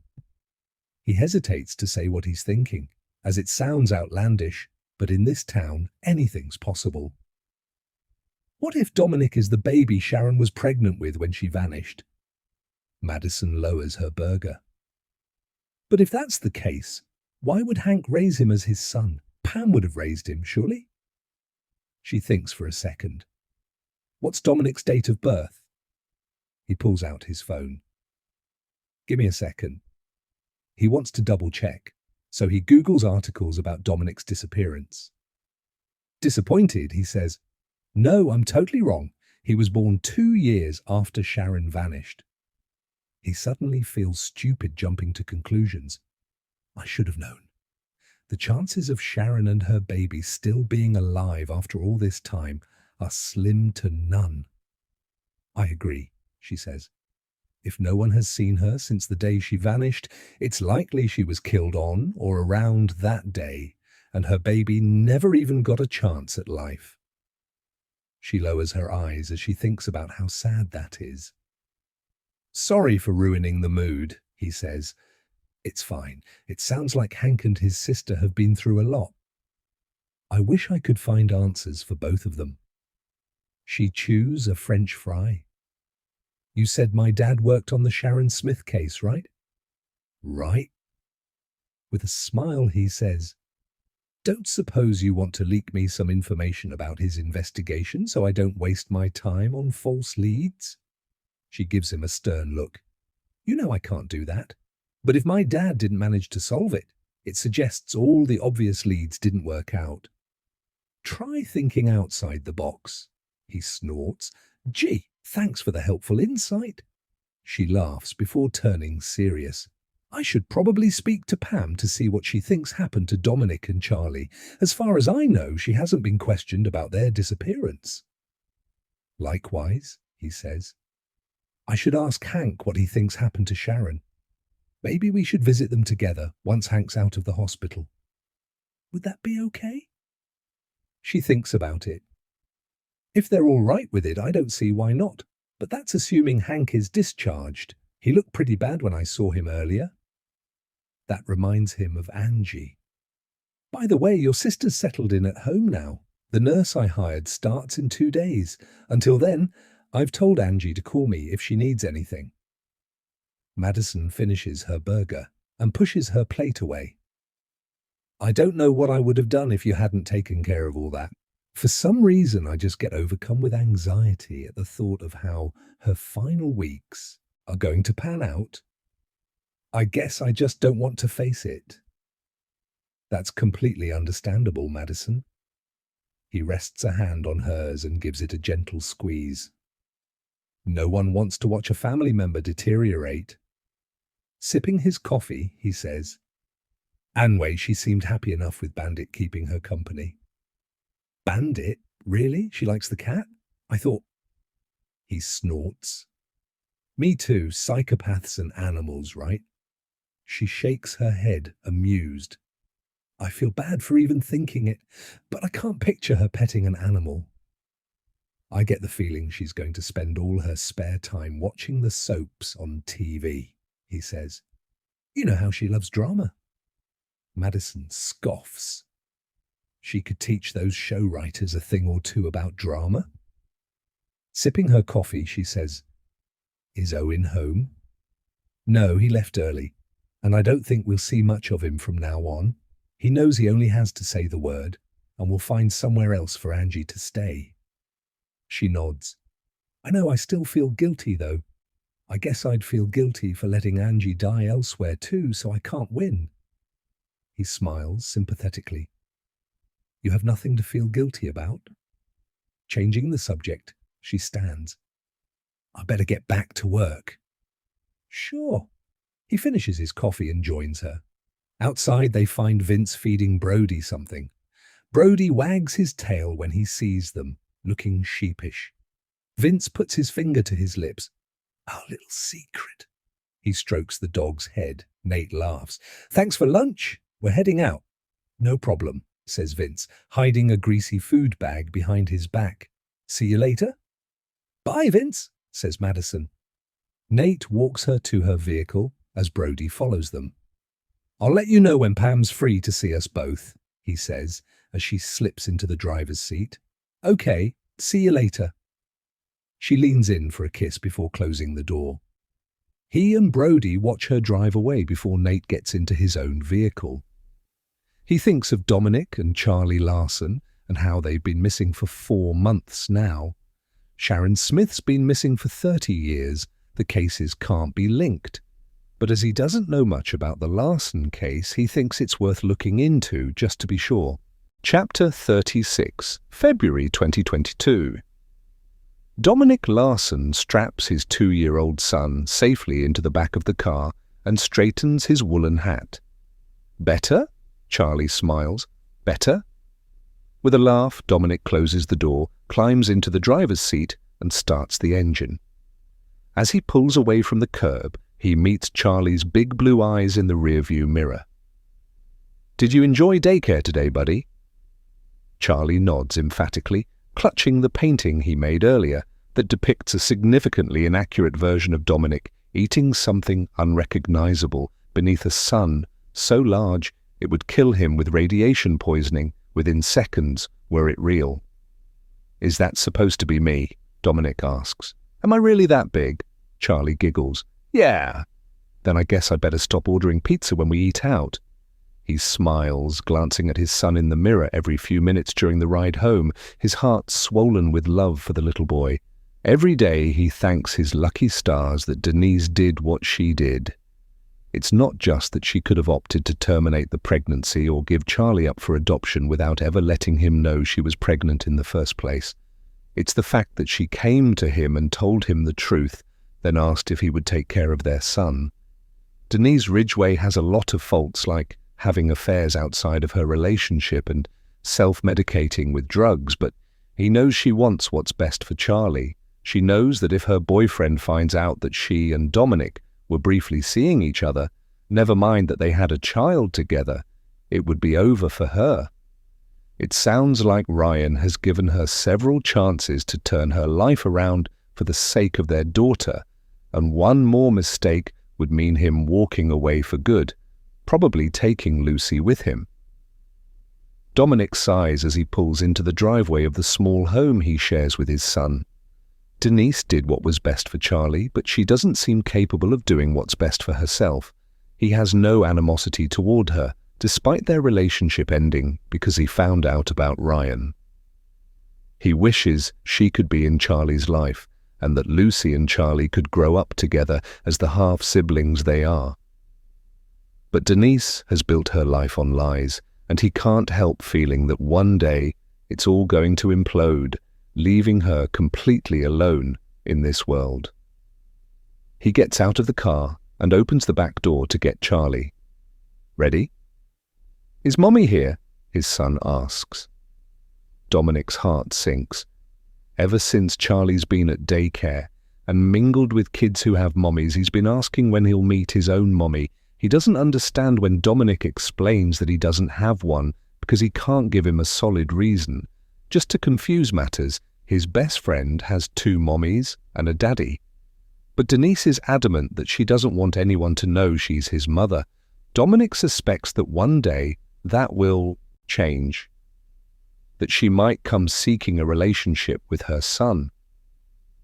The thought fills him with dread because it might mean they'd have to share custody and that Charlie could be exposed to her addiction. "No, just Daddy," he says, "and we need to make you something to eat. Come on, bring your backpack." His son's backpack is almost as big as him and only contains one slim book and a couple of plastic dinosaurs, but Charlie acts like it's heavy as he follows Dominic into the house. "Go wash your hands, okay?" "Okay." Dominic starts preparing dinner, leftover pasta from the fridge, which he splits onto 2 plates, and then adds salad leaves and some small tomatoes, cucumber, slaw, and cooked chicken. He throws the empty slaw container in the trash and realizes it's full. Pulling the bag from the trash can, he opens the side door and heads out into the dark evening. He dumps the bag inside the wheelie bin on the driveway and lowers the lid, shivering from a blast of cold February air. "Evening, Dominic," shouts Mrs. Lucas from the other side of the road. He happily waves to her, even though he can barely see her in the dark. Evening. He got lucky living on this street. The neighbours are wonderful, and almost all of them dote on Charlie, probably because they feel sorry for him not having a mother. They've asked where she is too, and Dominic tries to be even vaguer with them than he is with Charlie, just saying she doesn't live in town anymore. So far, no one is rude enough to ask any follow-up questions, but he knows that as Charlie gets older, more questions will come, because his son will constantly be quizzed about both his parents as he grows up. Teachers will wonder why only his dad attends parent-teacher conferences. Girlfriends will want to know why he only has a dad. Doctors will ask what health conditions run in his family, and poor Charlie will only be able to answer for Dominic's side, not his mother's. It pains him that he may one day need to lie to keep the questions at bay. He may need to tell Charlie that his mother died when he was young. But that could backfire if Denise ever reveals herself to him. He disappears back inside the house, his chest heavy with dread. That's not the only thing he worries about. He's often wondered what would happen if Ryan Simmons found out about Charlie. He's bound to be pissed at Denise for cheating on him, and he'll probably assume Dominic went into the relationship knowing she was already with someone. Will Ryan want revenge? And if so, will he take it out on him or on Charlie? His stomach flips at the thought.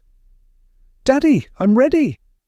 Dominic pushes the unsettling thoughts away as he closes the door behind him, safe again in their little cocoon.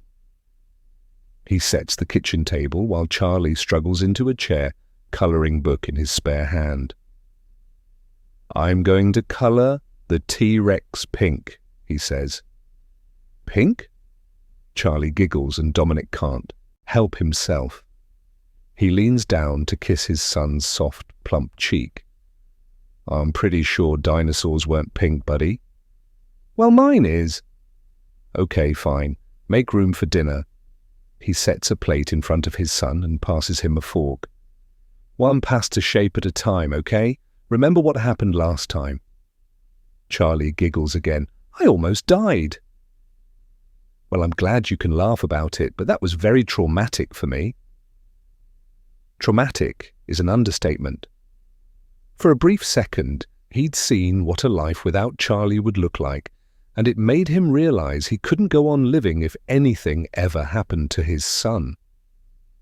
He suddenly knew, with a massive wave of certainty, that there would be no point. He sits opposite him and lifts his knife and fork. "What does tramtic mean?" Charlie struggles with the word. "It doesn't matter. Eat your food." He hopes Charlie never learns what that word means. He hopes he can keep him safe from anything that will traumatize him. They eat in comfortable silence until Charlie's full. Afterward, Dominic lets him switch on the TV in the living room while he washes their dirty dishes and tidies the kitchen. A knock at the side door makes him jump. He's not expecting anyone. Maybe Mrs. Lucas needs something fixing. "Is that Grandpa?" yells Charlie from the living room. "No, Grandpa's on vacation, remember?" Dominic throws the washcloth next to the sink and wipes his damp hands on his shirt. When he opens the door, he's taken aback by who he finds standing there. "Oh, hi." His stomach flips with dread as he realizes his worst fears are about to come true. "I think I know why you're here." Chapter 37, Present Day. Back at the station, Madison is heading to her desk with coffee in hand when she passes Alex. "I showed the photos of Dominic's house to his dad," she says, stopping him. "Did he notice anything unusual?" he asks. "He sure did." She leads him to her desk, where she empties the envelope of photographs, selects the correct one, and points to the dark stain in the carpet. "See this?" Hank wasn't sure if it was a new stain as he didn't recognize it. "He thought it might be blood, but I know you would have already tested it, if that were the case." Alex smiles. "Ah, yes. I did notice it, but it wasn't blood. It was more like a grease stain of some kind. I had no reason to think it was suspicious, but I can go back and take a sample, since he thinks it might be new. That would be great, thanks. No problem. I'll head over there next. But first, you should know I've been checking the messages on Ryan Simmons's phone. She raises her eyebrows. And? I found nothing incriminating, I'm afraid. Which is what we expected. I think he'd have the good sense to use a burner phone if he was up to no good. But we didn't find one during the search of his house. Doesn't mean he didn't hire a hitman face-to-face, she says. True. I think most people know by now that they shouldn't use phones for anything dodgy, although I'm always pleasantly surprised when they do. Not the smart criminals, she says with a smile. Exactly. If you really think Ryan is our killer, you need to outsmart him, because he appears to have done a good job of covering himself. She sighs. Got it. When Alex leaves, Steve turns from his desk to look at her. Well, after trawling through the list of people who were at your wedding, I found no reason to think anyone present could have been involved or might have been an alternative target to you guys. He pauses. Until now. Her stomach flips with excitement. A new lead is exactly what they need. Well, don't be coy, tell me. He smiles. I just discovered that one of the people present is related to the Ridgeways. She frowns. Really? Who?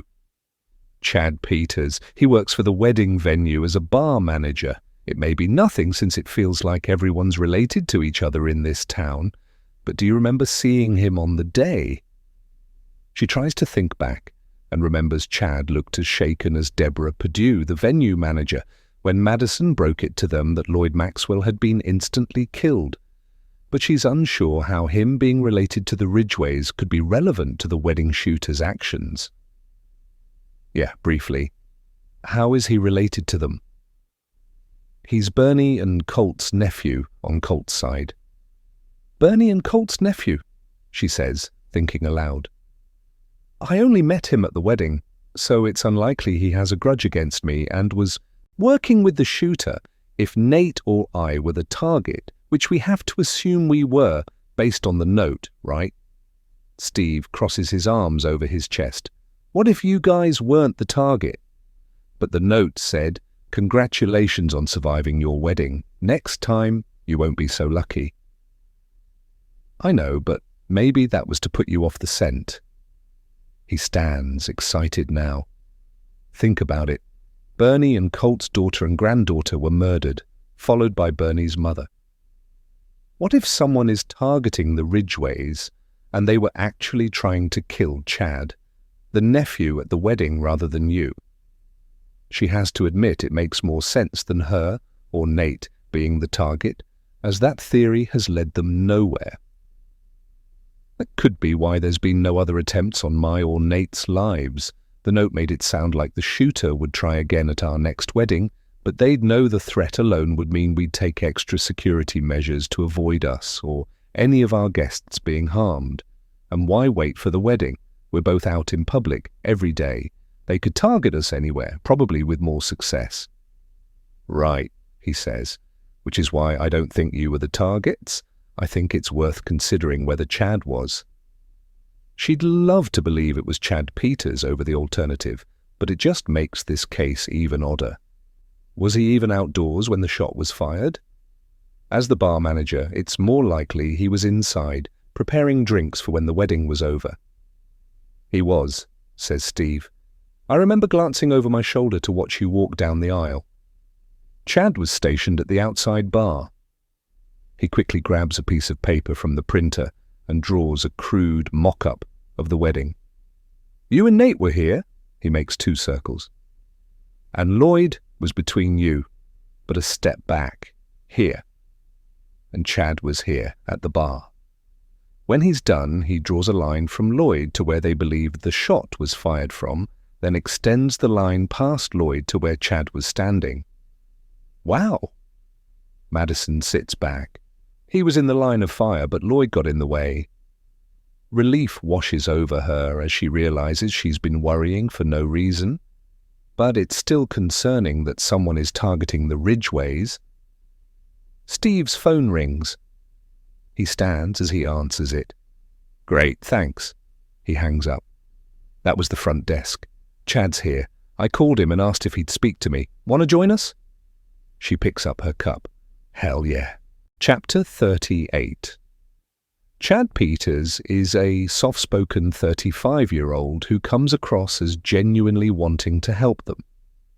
Oh, sure, he says in answer to Steve's question about whether he's close with his aunt and uncle. Bernie always says I'm the son she never had. She's very big on family. Madison wonders why Bernie had only 2 children if family means that much to her. Perhaps she had medical issues that stopped her from having more. She smiles. That must be nice to have such a close-knit family. He gives her a sympathetic look. Forgive me for saying, Detective, but I've heard about your family in the press, given everything that's happened over the years. I can't imagine how you got through those difficult times without being able to turn to them for support, since your sister in particular has been the cause of most of your problems. I'd be lost without my family, and without Jesus, of course. Do you attend church? She squirms in her seat, not wanting to get into a discussion about faith, not because she doesn't believe, but because this isn't about her. It's amazing where you can draw strength from when you really need it, she says. Bernie and my great-aunt Ida are firm believers that blood is thicker than water, says Chad sadly. I'm going to miss Ida. Any issue that any of us faced, she would always say, this will be handled by the family, but I think anyone can become blood if you open your heart to them. We've become so inward-focused and paranoid as a society that we no longer have a sense of community. Instead, we shut everyone out in fear. He shakes his head. It's such a shame. I think living our lives online is part of the problem. If we started talking to our neighbours again, we'd feel more involved in our communities, which would solve most of the world's problems, in my humble opinion. Madison smiles but doesn't respond. It must be nice to have such a positive outlook. Maybe Chad has never been betrayed by someone he trusts. She feels bad for thinking it, but sometimes experience tells you that opening your heart to people leaves it vulnerable to attack. We're obviously investigating the murder of Lloyd Maxwell at Detective Harper's wedding, says Steve, and we're considering whether Lloyd was shot by accident. Now, I'm assuming you don't have any enemies, given how friendly you are. He smiles to put Chad at ease, but we need to rule you out as the intended target. Chad sits up straight, concern washing over his face. Oh, I can't imagine who I might have upset. No one at all, Steve presses. You've never exchanged harsh words with someone, or forgotten to pay back a debt to a friend, or cut someone off in traffic so bad they threatened you. Gosh, no, that's not me at all. I'd immediately apologize if I ever hurt or offended anyone. I wouldn't be able to sleep at night. You can ask my husband Patrick. He knows I'm a big crybaby when it comes to upsetting anyone. I'd rather be upset myself. He says I'm a people pleaser, but I just enjoy making people happy. Madison believes him. He appears to be one of those rare beings who thrives by helping others. Picking up on the fact that Chad is in a same-sex relationship, Steve asks, what about any negative reactions to your relationship with your partner? I know homophobia is still rife in some places. Has anyone ever threatened you because of that? Pressing a hand to his chest, Chad says, not at all, especially not my family. But he hesitates for a second before adding, I mean, Patrick and I did have to put up with some gossip at our church when we first got together, but now those very same people are the ones who invite us for lunch after the service. He smiles, looking proud of himself. We won them round eventually. Madison smiles. Okay, says Steve, dropping his pen. Well, we had to ask, just to be sure. Before they let the man go, Madison asks, how are you coping with your recent bereavements? Can't imagine how hard it is to lose 3 family members all at once. Chad nods, his smile fading. It's slightly easier when you have faith, but I see everyone around me crumbling, so it does take its toll. I guess my thoughts get stuck on poor little Lucy and what she must have suffered before finally being at peace. His eyes well up. She was such a vivacious little girl. Images of Lucy's final moments run through Madison's mind. How she was desperate to get under her bed, thinking that would stop her mother's killer from reaching her. Madison will never get those images out of her head, like those of so many other victims. They tend to flash through her thoughts on the nights when sleep evades her. "I'm so sorry." "Thank you. I'm helping my Uncle Colt plan the funerals, which gives me something to focus on. Bernie's just not up to it, understandably. I've picked out some wonderful hymns that should bring them comfort during what will be an unbearable day." Madison smiles sympathetically before asking, "Do you know if Colt or Bernie have any enemies or rifts with anyone? It's just such a coincidence for one family to experience 2 separate homicides in the same week. We're wondering if the attacks were personal." "Gosh, I don't know," Chad says. "I can't imagine they've upset anyone, especially Colt, who's so mild-mannered and accommodating. He has a heart of gold, except when it comes to Great-Aunt Ida, but then that's understandable." He chuckles. "I don't like to speak poorly of the dead detectives, but her demise, while obviously horrible, isn't such a shock. You kind of wonder how it never happened sooner, you know what I mean? We've heard she was a force to be reckoned with," she says diplomatically. He scoffs. "Yes." That and the rumors about her killing her husband back in the day. Madison frowns. "What do you mean?" "Oh, don't worry," he says. "They're just rumors. You more than anyone should know what this town is like for gossip." He leans forward. "I guess it's okay to talk about this now she's gone, but her husband Phil just vanished one day. Ida said he took off with a lover, leaving her and Bernie high and dry, but because she was so cantankerous, shall we say, it became an urban myth that she killed him in a fit of rage and buried him in the backyard. The kids from my school even made up a song about her." He laughs. "I can't remember how it goes now, but it came in useful having a relative with a fierce reputation. Whenever I was bullied during high school for being gay, I'd tell them I'd get my great aunt to cut them up into little pieces and feed them to some pigs." Steve stifles a laugh. "Why would she kill her husband?" asks Madison. "Was their relationship bad?" "She didn't," says Chad, smiling. "It was just a stupid rumor, but many thought Phil was henpecked during their marriage. Apparently he towed the line in fear of her wrath." He chuckles. "I guess he finally built the courage to leave her, and who can blame him, right?" Madison doesn't find domestic abuse funny. She can see why Ida got a reputation for having killed her husband, but it's far more likely that he took off to escape a loveless marriage, given how difficult she must have been to live with. It sounds like Bernie's father was in a similar position to Colt, henpecked. Do you know of anyone Ida might have offended recently, or anyone who held a grudge against her? Chad takes a deep breath.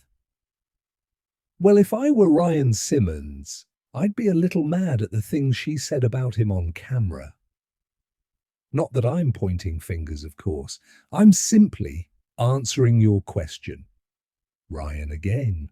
"All roads seem to lead to him." "Of course," Madison says. "Well, thanks for coming in to see us. It was a pleasure to meet you."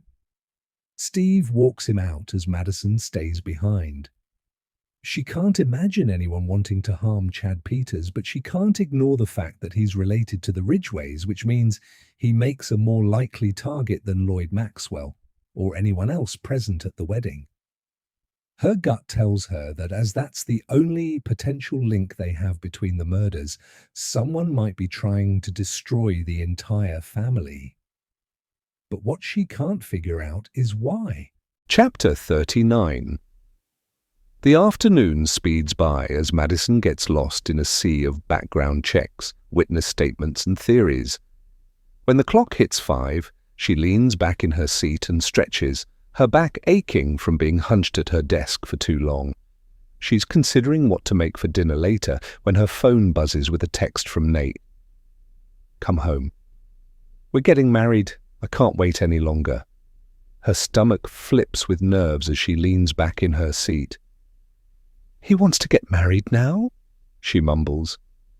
Adams looks up from his desk. "What's that?" Luckily, his phone rings, distracting him before she has to answer. For some reason, she doesn't want anyone to know she's about to get married. Perhaps because she doesn't want to get emotional. She takes a deep breath and looks out the window. The late afternoon sun is starting to cast shadows across the parking lot. It's a beautiful day for a wedding, depending on where Nate wants to do it. Maybe it's at their house, which is fine with her. It would be good to get it out of the way.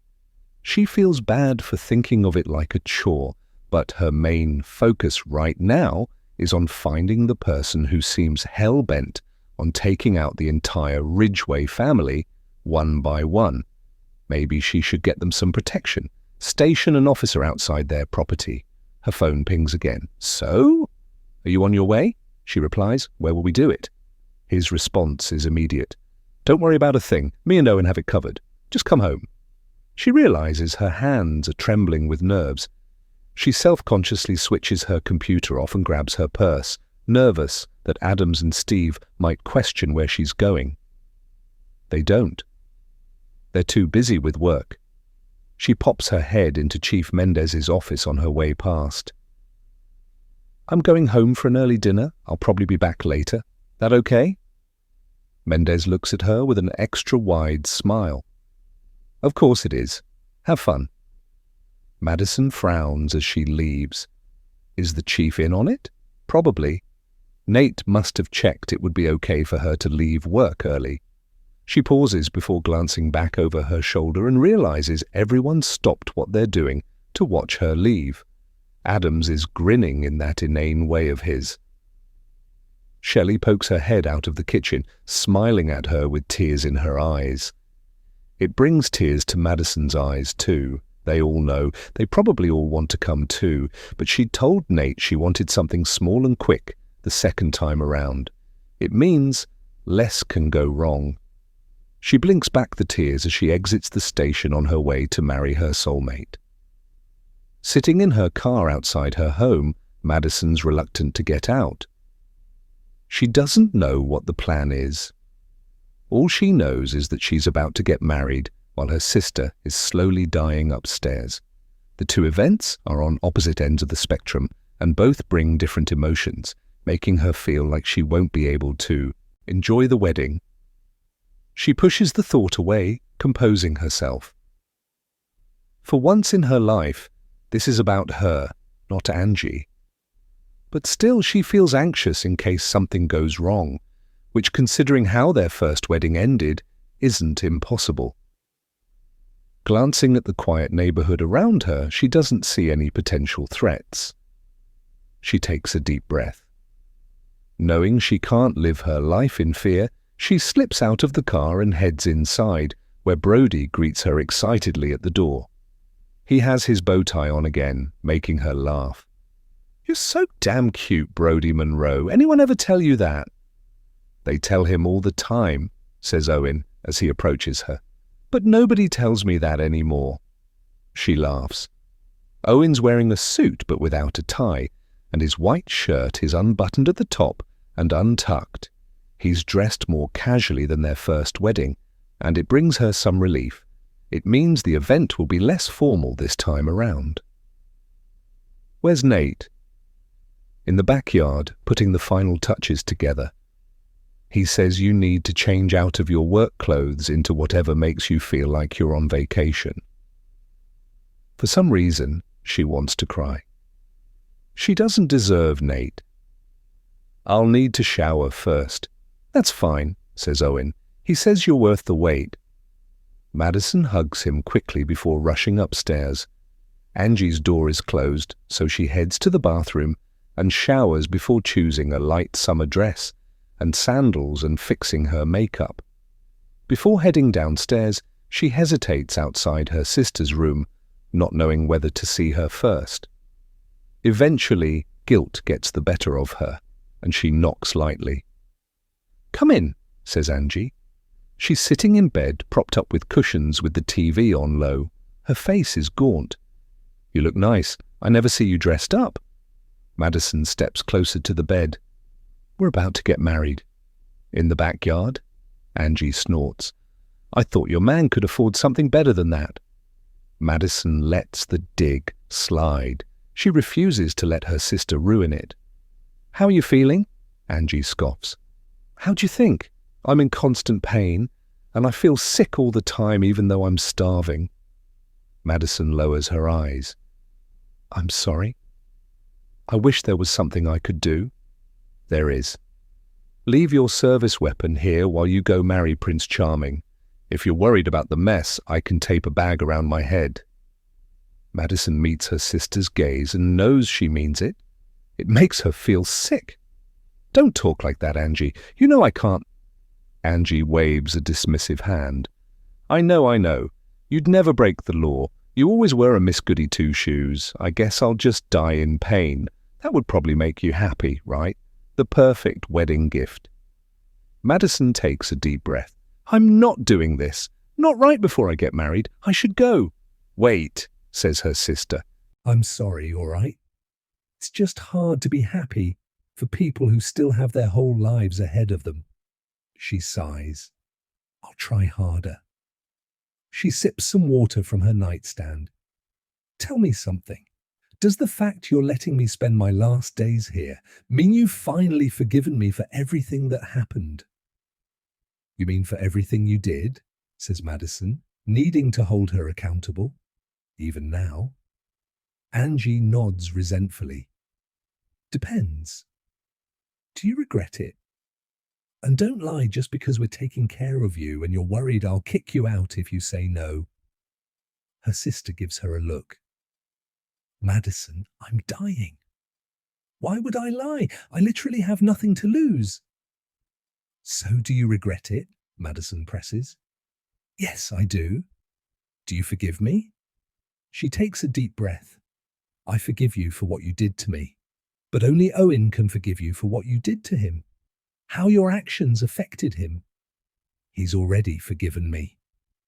"He has?" She's surprised. She didn't even know Owen had been to see his aunt. Angie nods. A silence falls over them until she says, "Think I'll go to hell for everything me and Wyatt did?" Madison opens her mouth to speak, but she's at a loss for words. Angie did some terrible, unforgivable things. But her choices also negatively impacted herself.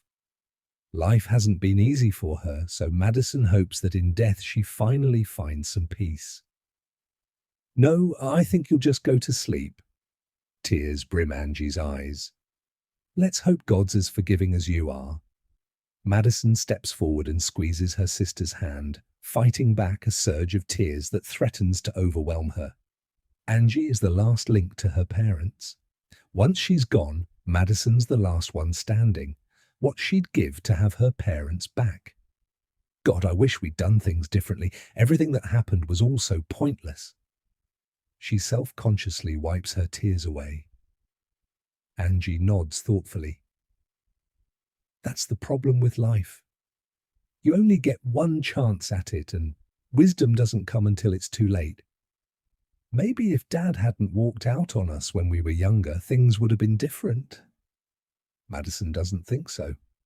Angie was already resentful of her long before then. She thought their father favored Madison over her, when in reality they just had a shared interest in law enforcement. Owen knocks on the door. "Are you ready?" Angie smiles up at him, moving her hand out of Madison's grasp. "Don't you look all grown up? I can picture you as a lawyer in that suit." "I'm not going to be a lawyer anymore," he says. "I changed my mind. I'm going to be a cop, like Mom." Madison's eyes fill with tears again. She's so proud of him and how he's coped with everything he's been through. He could have turned out so differently. A cop, says Angie, her eyes narrowing. Just what we need, another cop in the family. She smiles, but Madison thinks she sees traces of the real woman behind the expression, and she suddenly realizes that if her sister wasn't dying and didn't need their help, she would be exactly the same bitter person she always has been. The thought fills her with sadness, as it means Angie didn't learn from any of her mistakes. I need to go. She turns. Fine, says Angie, but open the window wide, would you? I want to listen in to your wedding, share in your joy and all that. Owen pushes the window open more before approaching Madison and giving her his arm. Ready? Madison nods. As they head for the door, Angie says, Congratulations, sis. Save me some cake. Madison turns to look at her. She's a shadow of her former self, barely recognizable now. It's painful to see her this way, no matter what's happened between them. Sure, Angie. She lets Owen lead her out of the room. Chapter 40. Madison rises above the low-level anxiety in her chest that convinces her this is going to end badly. She lets Owen lead her into their peaceful, sunny backyard. The effort he and Nate have gone to is touching.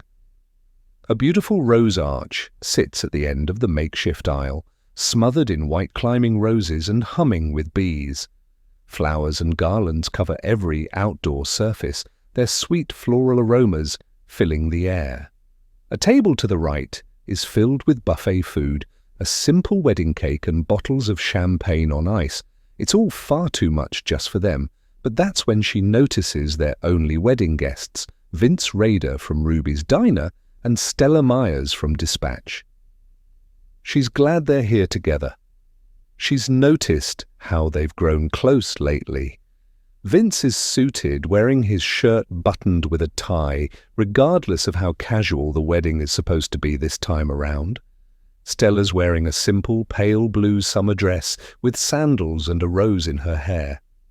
Madison spots Bandit in Vince's arms. The cat is fast asleep, enjoying the warm evening sunshine on his face. She steps forward and hugs Stella before smiling at Vince. Thanks for coming, you guys. Wouldn't miss it for the world. Vince places Bandit on a cushioned chair, then embraces Madison. He kisses her cheek before pulling back. Now let's get this deal sealed once and for all, shall we? Some of us are ready to call in our bets. Vince, says Stella, shocked. It's okay, says Madison. Adams told me ages ago that people were taking bets on whether Nate and I would ever make it down the aisle. She's glad to finally prove some of them wrong. She turns to where Nate's waiting for her beside the rose arch. He's dressed in suit pants and a crisp white shirt, minus a jacket and tie.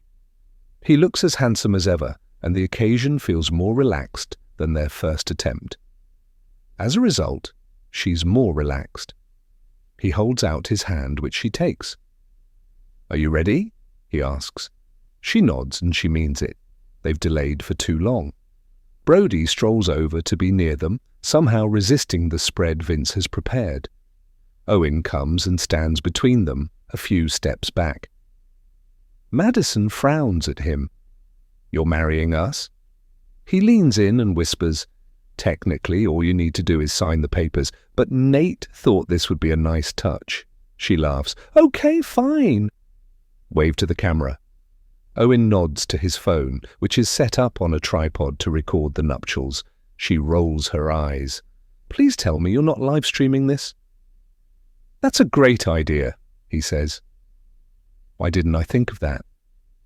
She and Nate wave to the camera before Owen clears his throat and retrieves a piece of paper from his pocket.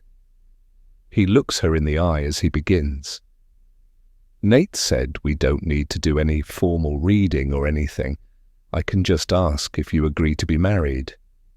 But before I do that, I wanted to let you both know how important you are to me. Tears immediately spring to her eyes. "Oh boy," she whispers, lowering her gaze and focusing on Brody. Nate squeezes her hand. "The way I see it, Mum," Owen goes on, speaking louder than necessary, which makes Madison realize he's intending for his aunt to hear him through her open window. She braces herself for what he's about to say. "If you hadn't gone to prison, you would never have lost me for those years we were apart. And if you hadn't needed to look for me when you were released, you would never have sought the help of a private investigator." He glances at Nate and smiles. Madison sees tears building in Nate's eyes. He must be thinking the same, that their meeting could easily have never happened. She can't imagine what they'd both be doing now if they hadn't met. It doesn't bear thinking about. "But luckily for me," Owen continues, "you found one so loaded he could pay for my college education, meaning I never need to flip burgers at some fast food joint in return for minimum wage." Vince chuckles to himself. "There's always a job waiting for you at Ruby's Diner, young man," he says. "Everyone should experience financial hardship at least once in their lives. Helps build character." "With all due respect," says Owen, "I've been through so much hardship already that I'm at risk of having too much character." Madison shakes her head as she laughs, although he's not wrong. Owen turns serious before continuing. "Mum, you meeting Nate was the best thing that ever happened to us, and all of us, Vince included, could see that you were meant to be together. But for some reason, you couldn't see it for yourselves, at least not right away." Madison meets Nate's gaze. Owen's right, of course. It took them too long to take a chance on each other, but only because they'd both been so badly burned by the cards they'd been dealt up until now. "Nate," Owen turns to look at him, "I know you're not my dad, but you've cared more for me in the time I've known you than my real dad did my entire life." He suddenly wipes his damp eyes. "I know I can go to you with any problem, no matter how big or small, and you'll not only help me solve it because I'm Madison's son, you'll help me solve it because you feel protective toward me. That's a good feeling. Many kids my age don't have anyone to care about them, and I'll never take that for granted, so thank you." Nate squeezes Owen's shoulder and nods, unable to speak without his emotions spilling out of him. Madison has no choice but to let her tears run down her face, ruining her makeup. At this point, there's no keeping them in. Stella's crying now, too. "And Mum?" She braces herself again. "I know that those years we spent apart were unbearable for you, and then seeing me leave for college was a reminder of that time and triggered all your worst fears, but you still allow me to live my life how I want to. I'm so proud that you're a detective and that you spend your life helping others, even though you could easily have given up years ago. You're my motivation to try to be the best I can. I may move away, get married and have kids." "Wait, what?" Her heart starts thumping. "Not any time soon, right?" He laughs. "No, not any time soon, but I know that when I eventually start my own family, you'll have Nate to take care of you. And there's no better feeling in the world than to know my mum's going to be safe." He clears his throat again before looking at Vince, who's brought over a tray filled with glasses of chilled pink champagne. "So I'd like to raise a glass to my mom and Nate, two people who have every reason to be bitter at the world, but who instead choose to make a positive difference to other people's lives. Cheers!" They clink glasses before sipping the champagne. "Oh crap," says Owen. "I forgot to ask. Mom, do you take Nate to be your lawfully wedded husband?" She laughs. "I do." "Nate, do you definitely want Mom as your lawfully wedded wife?" Nate's dark blue eyes meet Madison's. "I always have, and I always will." "Phew," says Owen. "Then I guess you need these." He pulls a ring box from his pocket and watches as they exchange simple platinum wedding bands. "I guess you two should probably kiss to seal the deal or whatever." Nate takes Madison's glass and gives both hers and his to Vince, while Owen grabs his phone to capture the moment with some photos. Nate embraces and kisses her, while Vince, Stella, and Owen cheer. Brody jumps up at them, breaking them apart. "Time to get this party started," says Owen, choosing a tune from his playlist that's so weird Vince and Nate exchange confused looks. "What the hell is this?" says Vince. Nate shrugs. "Damned if I know. Sounds like someone in pain if you ask me." Madison laughs. "Oh, you two sound so old." "I like it." She starts dancing with Stella. "Can we cut the cake now?" says Owen. Brody's been very patient. "Sure," she says. "He can have the first slice." Later, after posing for more formal photos, signing the necessary paperwork and enjoying the food Vince prepared, Madison and Nate leave Owen and their two guests outside with the pets as they head upstairs. Madison's carefully balancing a slice of wedding cake and a glass of champagne on a tray. She knows Angie might not want either due to her nausea and meds, but she wants her to at least feel included. She knocks on the door, but there's no answer. Turning to Nate, she whispers, "She must be asleep. What do you think? Shall we come back later?" "Yeah, but let's close her window so we don't wake her with Owen's music." He makes air quotes. She laughs quietly before opening the door and stepping inside. Nate goes to the window, pulling it closed. Madison turns to the bed and frowns. Her heart starts pounding a little harder as she realizes Angie's expression is slack. Her skin has a grey tone to it, and her lips are blue. Her sister's right hand is lightly clutching an empty glass, the one that contained water. "Oh my God, Angie!" She places the tray on the nightstand and with trembling hands tries to rouse her sister by shaking her. "Angie, can you hear me?" No response. Madison doesn't want to accept what this means. "Angie, wake up!" Her throat seizes as she tries to hold back a sob. She needs to wake her sister. This can't be the end. Nate silently leans in and feels Angie's neck for a pulse. He tries her wrist next before gently lowering her arm back onto the bed, defeated. With sorrow in his eyes, he looks at Madison, not wanting to say what she already knows, but knowing he has to. "I'm so sorry, it's too late." She's gone. Madison feels the walls close in on her. She wants to keep shaking her sister. "What? No, she can't be dead." She doesn't want to believe it. She feels for a pulse, but doesn't find one. Angie's eyes are fixed, staring right through her.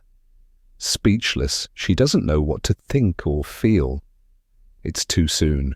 She thought Angie had weeks, if not months, left. She spots something in her sister's mouth.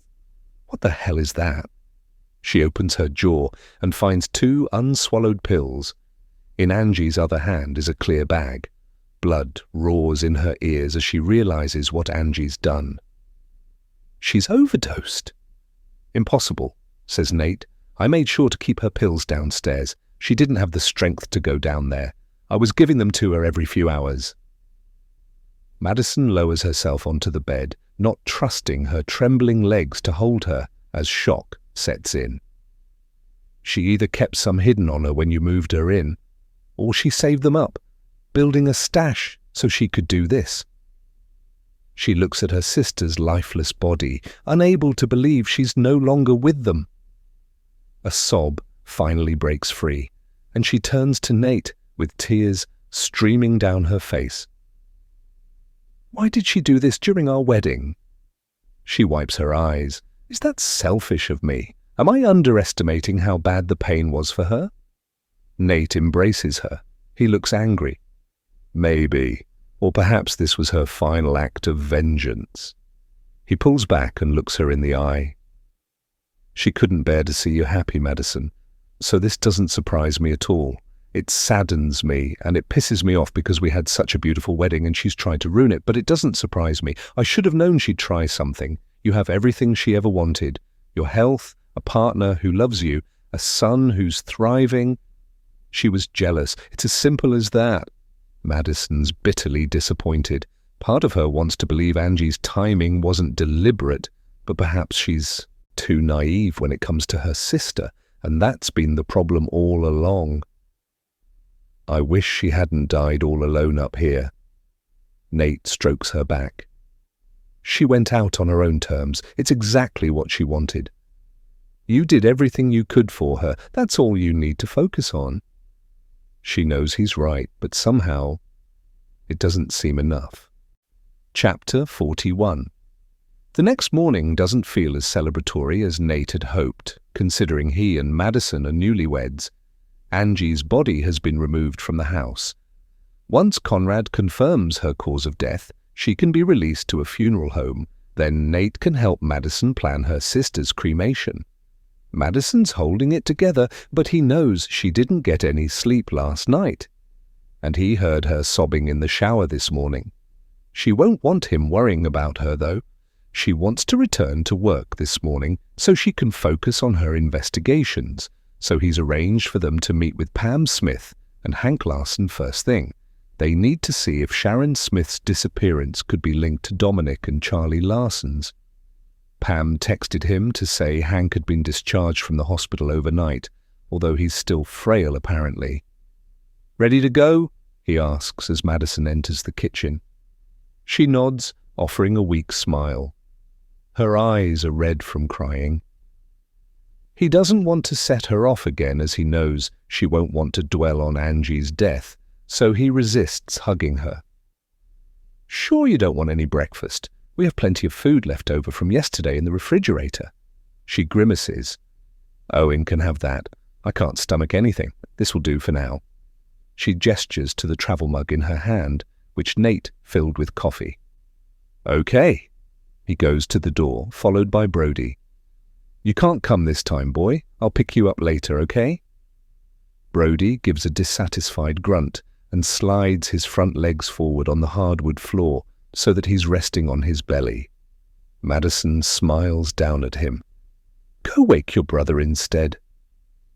Nate had heard Owen moving around in his room until the early hours, probably also unsettled by Angie's death. They leave the house and Nate keeps one eye on Madison as he drives. When they stop at a red light, he says, "I've told Chief Mendez about Angie so that none of the teams say the wrong thing, but also so she goes easy on Madison." The chief suggested she take some time off to deal with her grief, but also acknowledged that probably wasn't going to happen. She was right. Madison's the type of person who uses work to distract herself from pain. She'll grieve in her own time. She nods. "Okay?" Large sunglasses cover her eyes. He squeezes her hand. "I know it sucks right now, but once we get through Angie's cremation, we can try to move on." She nods again, offering a brief smile. "Okay." His heart breaks for her. Grief is bad enough in normal circumstances, but when you have a complicated relationship with the person who died, it can be even harder. Partly because you can no longer fool yourself that it will be mended one day. Instead, you have to try to come to terms with the knowledge that you never had the relationship you wanted with them, and now you never will. It's so brutally final.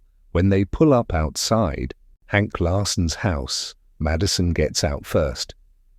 It's warm as they walk to the front door and knock. The birds are singing, and there's not a cloud in the sky.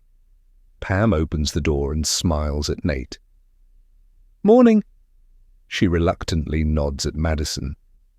"Detective." Nate remembers what she said about her family not having much faith in law enforcement because Bill Harper never found Sharon 30 years ago. He thinks she might have some underlying hostility for Madison, being Bill's daughter. They enter the house. Hank is sitting on the couch in the living room with a blanket over his lap. He's pale but alert, reading a newspaper. When he spots them, he lowers it, removing his glasses. "Hi, Mr. Larson," says Madison. "This is my partner, husband, Nate Monroe." She reddens. It's the first time she's been able to call him that. Nate steps forward and shakes his hand. "Pleasure." Pam studying them with interest. "I thought your wedding was interrupted by a shooter I saw on the news." "It was," says Nate.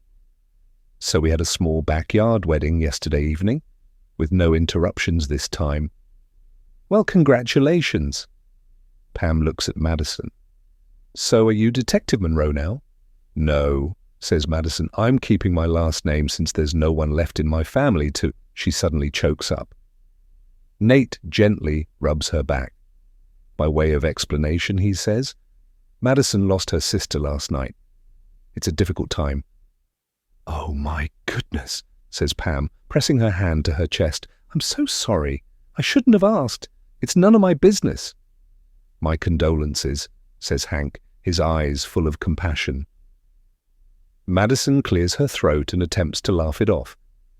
Thank you, but ignore me. I'll be fine. She takes a deep breath to compose herself before turning to Hank. Sorry to bother you when you're fresh out of the hospital, Mr. Larson. Please, call me Hank. He gestures to the armchairs opposite him, so they sit. Pam chooses a seat next to her brother. You obviously know Nate's looking into Sharon's disappearance, Madison continues, and my team and I are investigating Dominic and Charlie's. Hank nods. When we learned you and Pam were siblings, we realized we should probably check whether the two cases are linked, just in case that provides us with a potential new lead. Pam frowns. But they happened 30 years apart, and Sharon wasn't related to Dominic or Charlie. I know, says Madison, but it's incredibly bad luck for both of you to have loved ones go missing. Are you okay with us visiting you together like this, or would you prefer we do this separately? Nate can talk to you, Pam, and I can stay with Hank. It's completely up to you. Pam and Hank look at each other and shrug. It's probably better this way, says Pam. We need all the help we can get to find Sharon as well as Dominic. And Charlie. Okay, great, says Madison. Now, I don't know as much as Nate does about Sharon's disappearance, so forgive me for going back to basics, but could you tell me what she was doing on the day she vanished? Pam takes a deep breath, readying herself to relive it yet again. It was her day off work. She was an assistant florist. We'd spent the whole day together going to the pictures in the early afternoon, followed by dinner with Hank. Hank nods at the memory before Pam continues. At around 6 p.m., Sharon left to go home. She lived in a small house with 2 other women as roommates.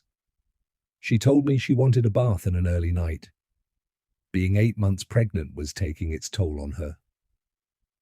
Were her roommates questioned about what happened? Asks Madison. Yes, says Pam. But it was confirmed that they'd both been at work until midnight, so Sharon was home alone from 6:15 onward. Nate had tried to track down the roommates, but discovered they'd both moved away years ago after marrying and starting families. He has to assume Bill Harper interviewed them after Sharon's disappearance and found no reason to suspect them of involvement. Their names certainly haven't come up as potential persons of interest while he's been investigating. The state of her room suggested she'd gotten into bed after her bath and watched some TV, says Pam. The TV was still on when her roommates returned home together, so they assumed she was in bed, which means no one knows what time she actually vanished. When did someone first notice? Asks Madison. I called her the next morning on the landline. Her roommate answered and offered to go wake her, but I figured I should let her sleep. Pam lowers her eyes. If I hadn't, maybe we could have acted sooner and possibly found her before it was too late. Not necessarily, says Nate. It's best not to think like that or the what-ifs will drive you insane. Unfortunately, says Pam, that's easier said than done. When Hank coughs, she hands him a glass of water. So what time did you actually discover Sharon was missing? Madison presses. With one eye on her brother, Pam explains, I went to her house at midday and let myself in using my spare key. One of her roommates was eating lunch and said she hadn't seen Sharon all morning, but the TV was still on in her room. Sharon regularly fell asleep in front of the TV, so that wasn't unusual. I decided to wake her. I knocked on her door and entered, but she wasn't there. Her bed sheets were thrown back, making it look as though she'd gotten out of bed. Her pajamas were lying on top. A pair of her sneakers was missing, along with some clothes, suggesting she'd changed her mind about an early night and gone out again. "But you don't know where?" asks Madison. "Right. When did you notify the police?" she asks. "I called them right away and was told she'd probably turn up in a couple of hours, so I shouldn't worry." It was infuriating, but there was nothing to suggest she'd been taken or hurt. No blood or signs of a struggle. In a way, I felt a little better, because if the police weren't concerned, then I assumed I shouldn't be. That was before cell phones, you see, so we weren't used to being in touch with each other 24/7. But by the end of the afternoon, I was filled with dread, so I called the police again, and they sent a detective out. She looks at Madison. "Your father."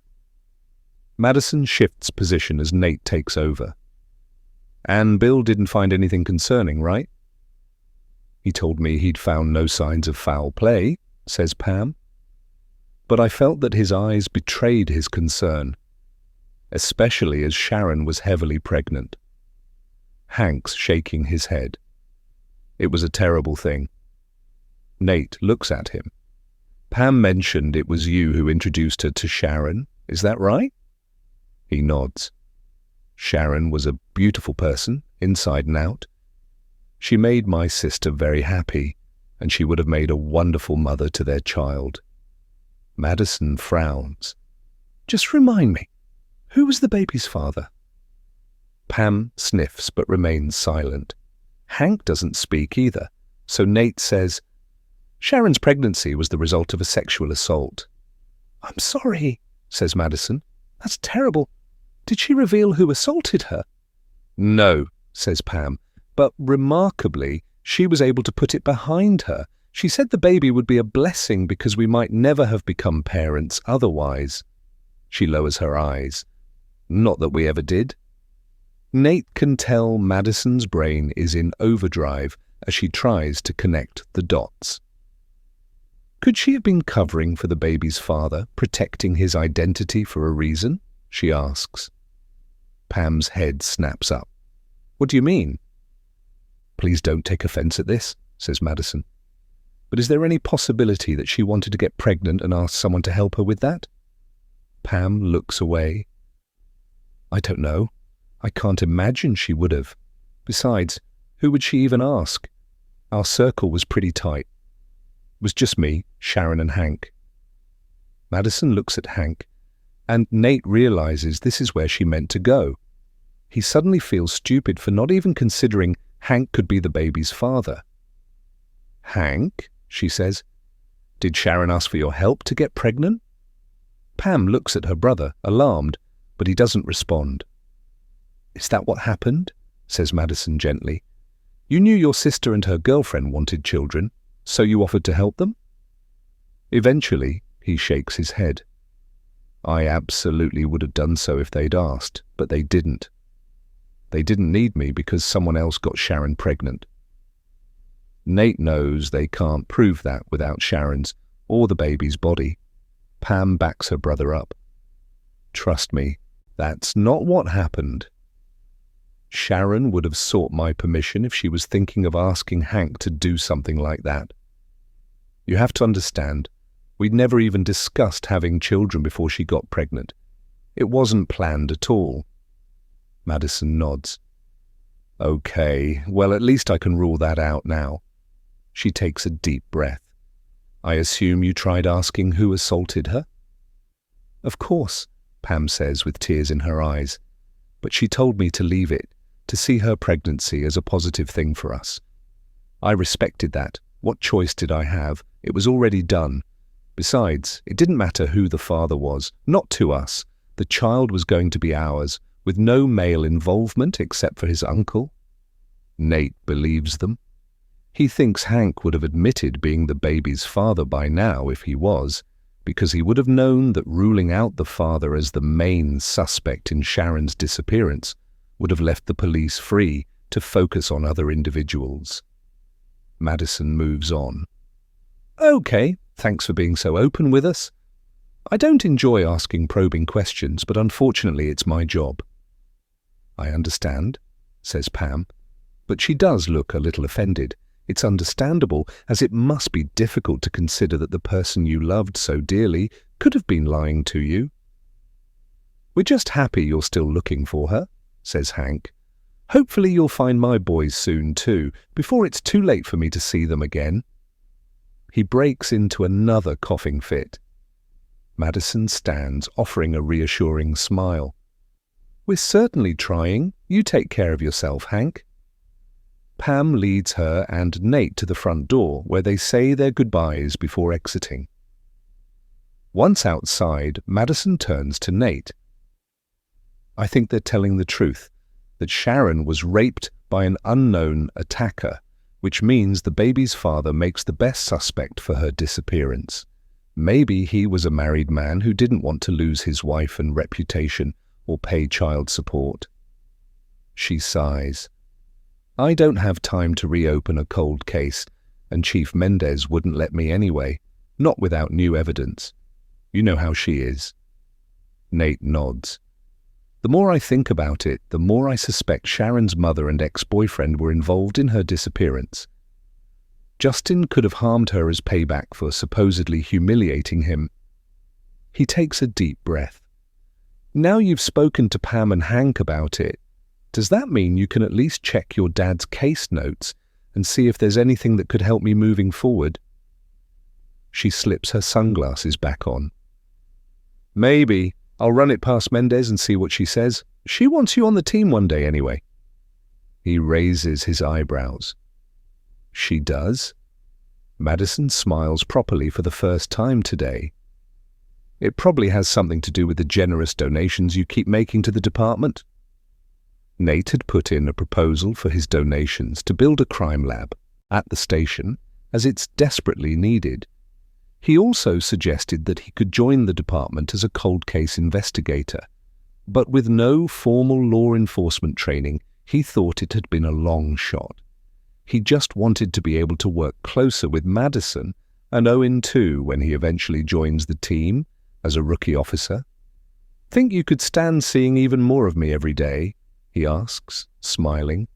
She snorts. Are you kidding? If you worked at the station, I'd have someone to bring me coffee and snacks all day long. Nate kisses her forehead before embracing her, relieved to see his wife smiling again. Chapter 42. After going their separate ways, Madison decides to check on Colt Ridgway. He may be able to shed some light on why the wedding shooter might have been targeting his nephew, Chad. That's not the only reason she wants to see him, though. Now his mother-in-law is dead, and his wife is staying with their remaining daughter in Denver. She's worried he may have too much time on his hands. He could be dwelling on his hatred of Ryan Simmons. He and Bernie have been hell-bent on blaming Ryan for everything that's happened, but Ryan has an alibi for Ida's murder, and Colt currently makes a better suspect for that. She parks outside his house and exits her vehicle, stepping into the mid-morning sunshine. Before she can approach the house, her phone buzzes in her pocket. It's a text from Kate Flynn, her reporter friend. I'm hearing rumors your sister has passed away. It's not true, is it? Madison's stomach sinks. Word spreads quickly in this town. She types a response. It is. Happened last night.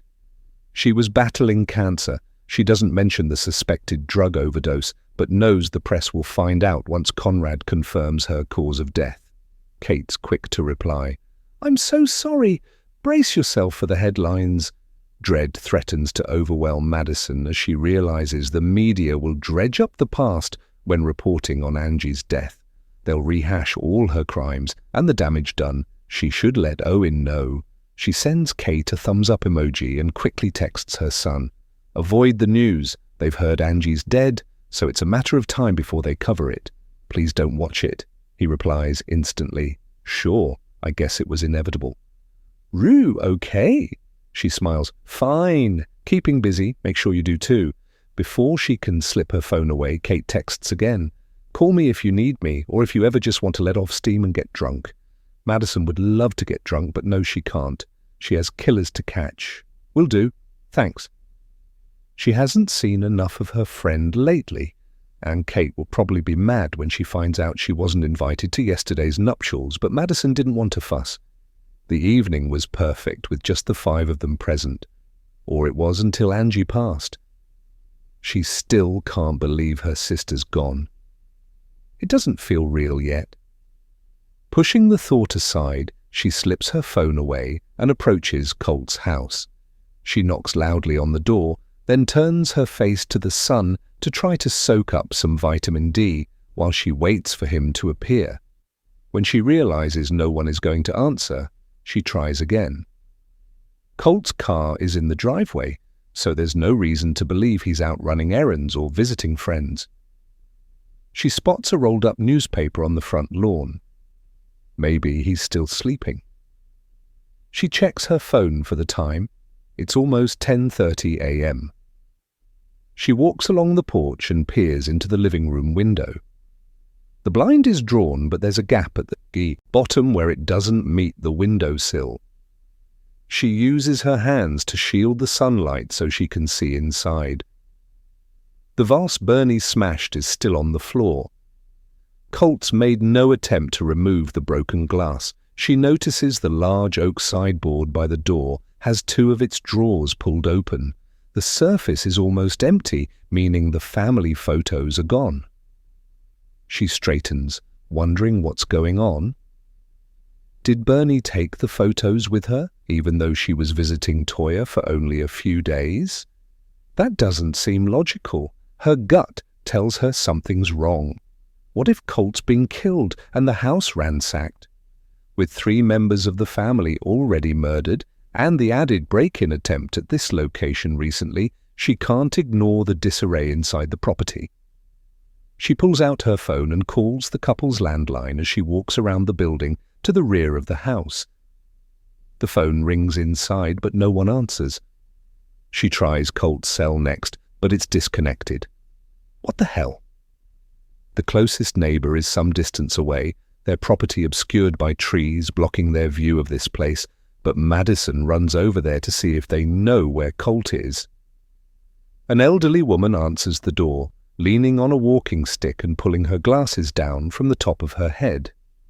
She can barely hear Madison, so it's unlikely she heard anything untoward from next door.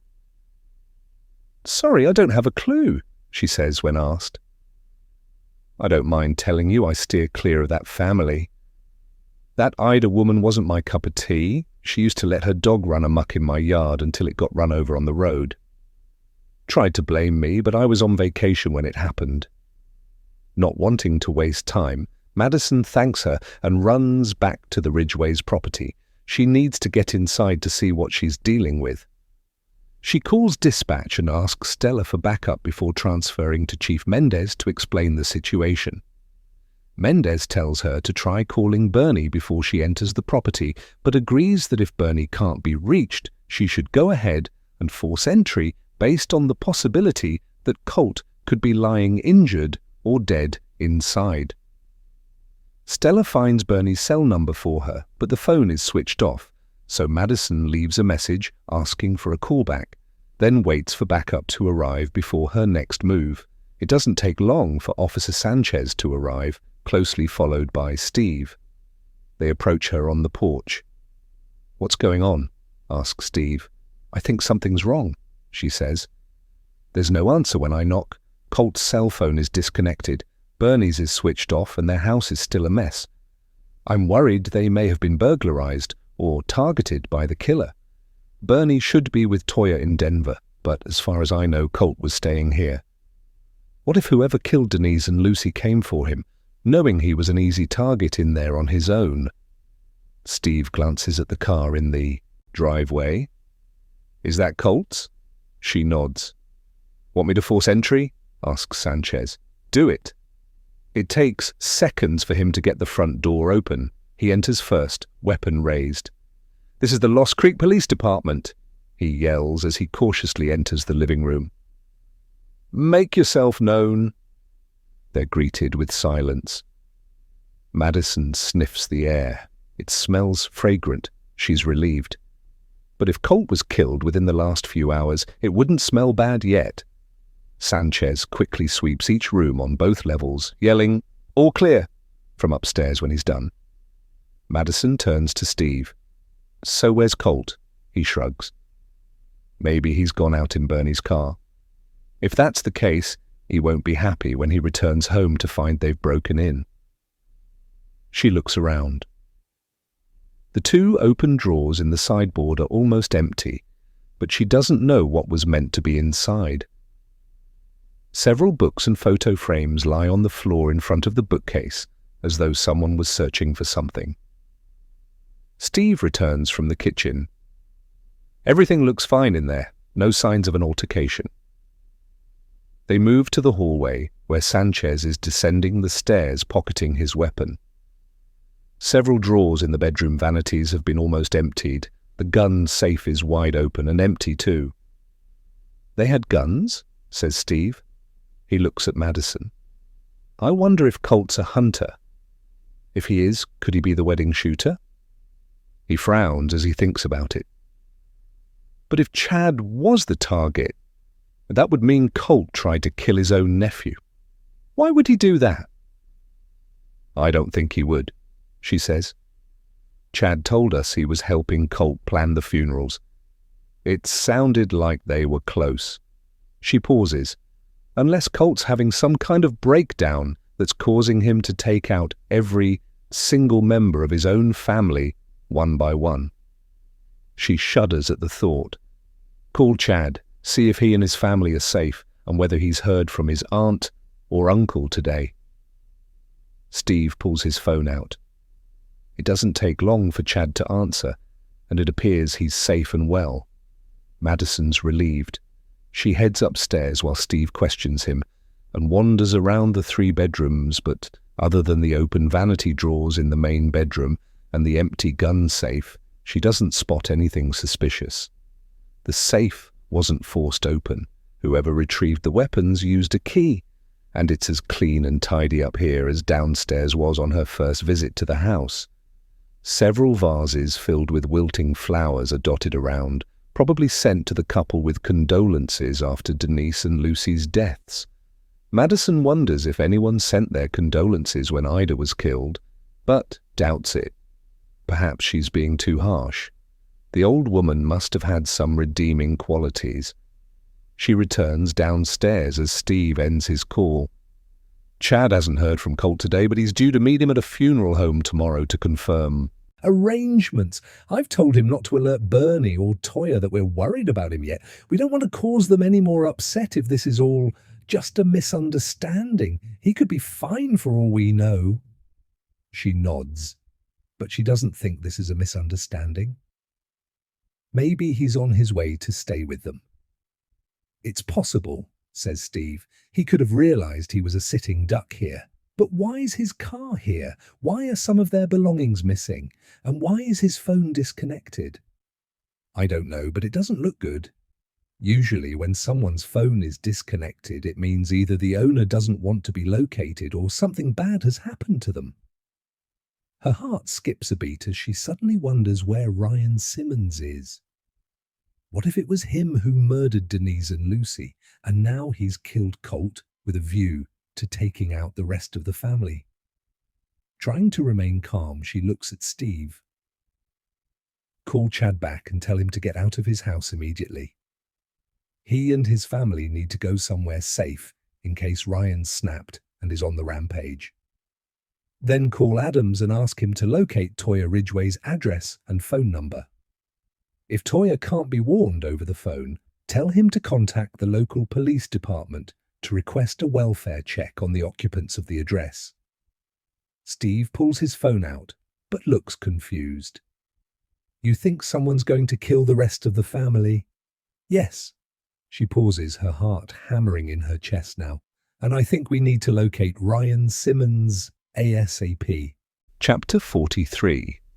Patrol has been instructed to locate Ryan at home or at work and take him directly to the station for questioning.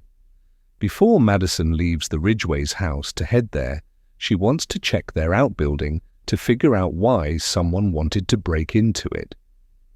Perhaps it holds clues as to what's been happening to this family. Come with me. Steve follows her out the back door, while Officer Sanchez remains stationed at the front of the property in case Colt returns.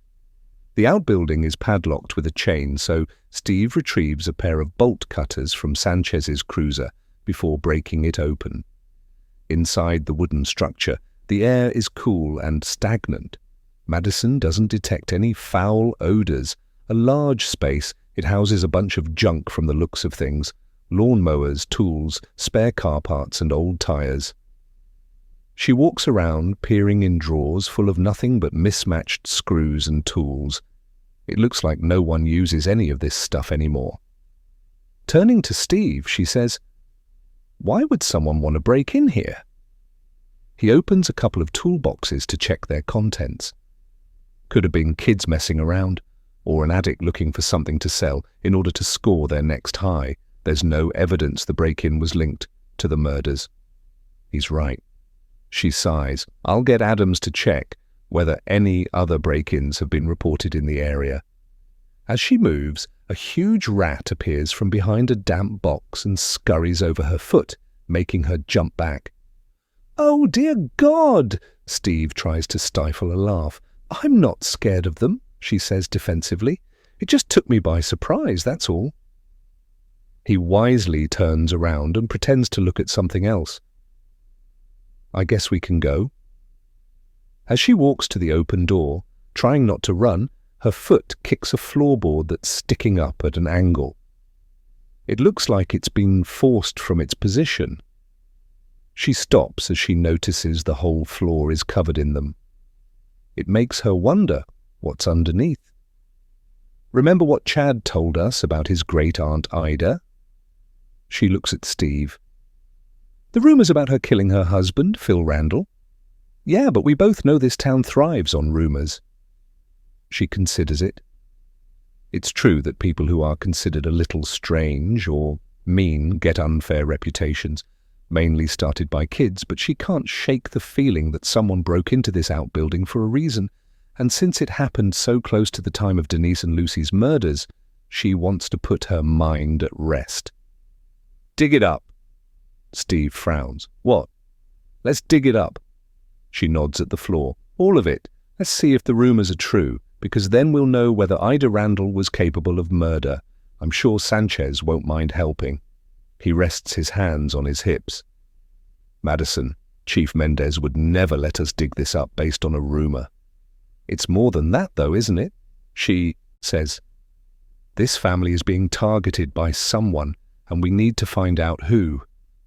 If there's a body under here, that gives the victim's family motive for wanting Ida dead, and maybe the rest of her family too. If Mendez can't see that, then she shouldn't." He holds his hand up, stopping her. All right, let me call her." Madison smiles. He's used to her wild hunches by now. "I'll go tell Sanchez he won't need to go to the gym tonight." Steve laughs as he dials the chief's number. When she walks back through the house, Madison hears raised voices. Sanchez is arguing with someone out front. "Get on the ground now, I won't ask you again." She reaches for her weapon and rushes to the front door. Outside, Sanchez is aiming his service weapon at Ryan Simmons. She gets a knot in her stomach. She'd hoped patrol would have picked him up by now. She cautiously steps out of the house. "Ryan, what's going on?"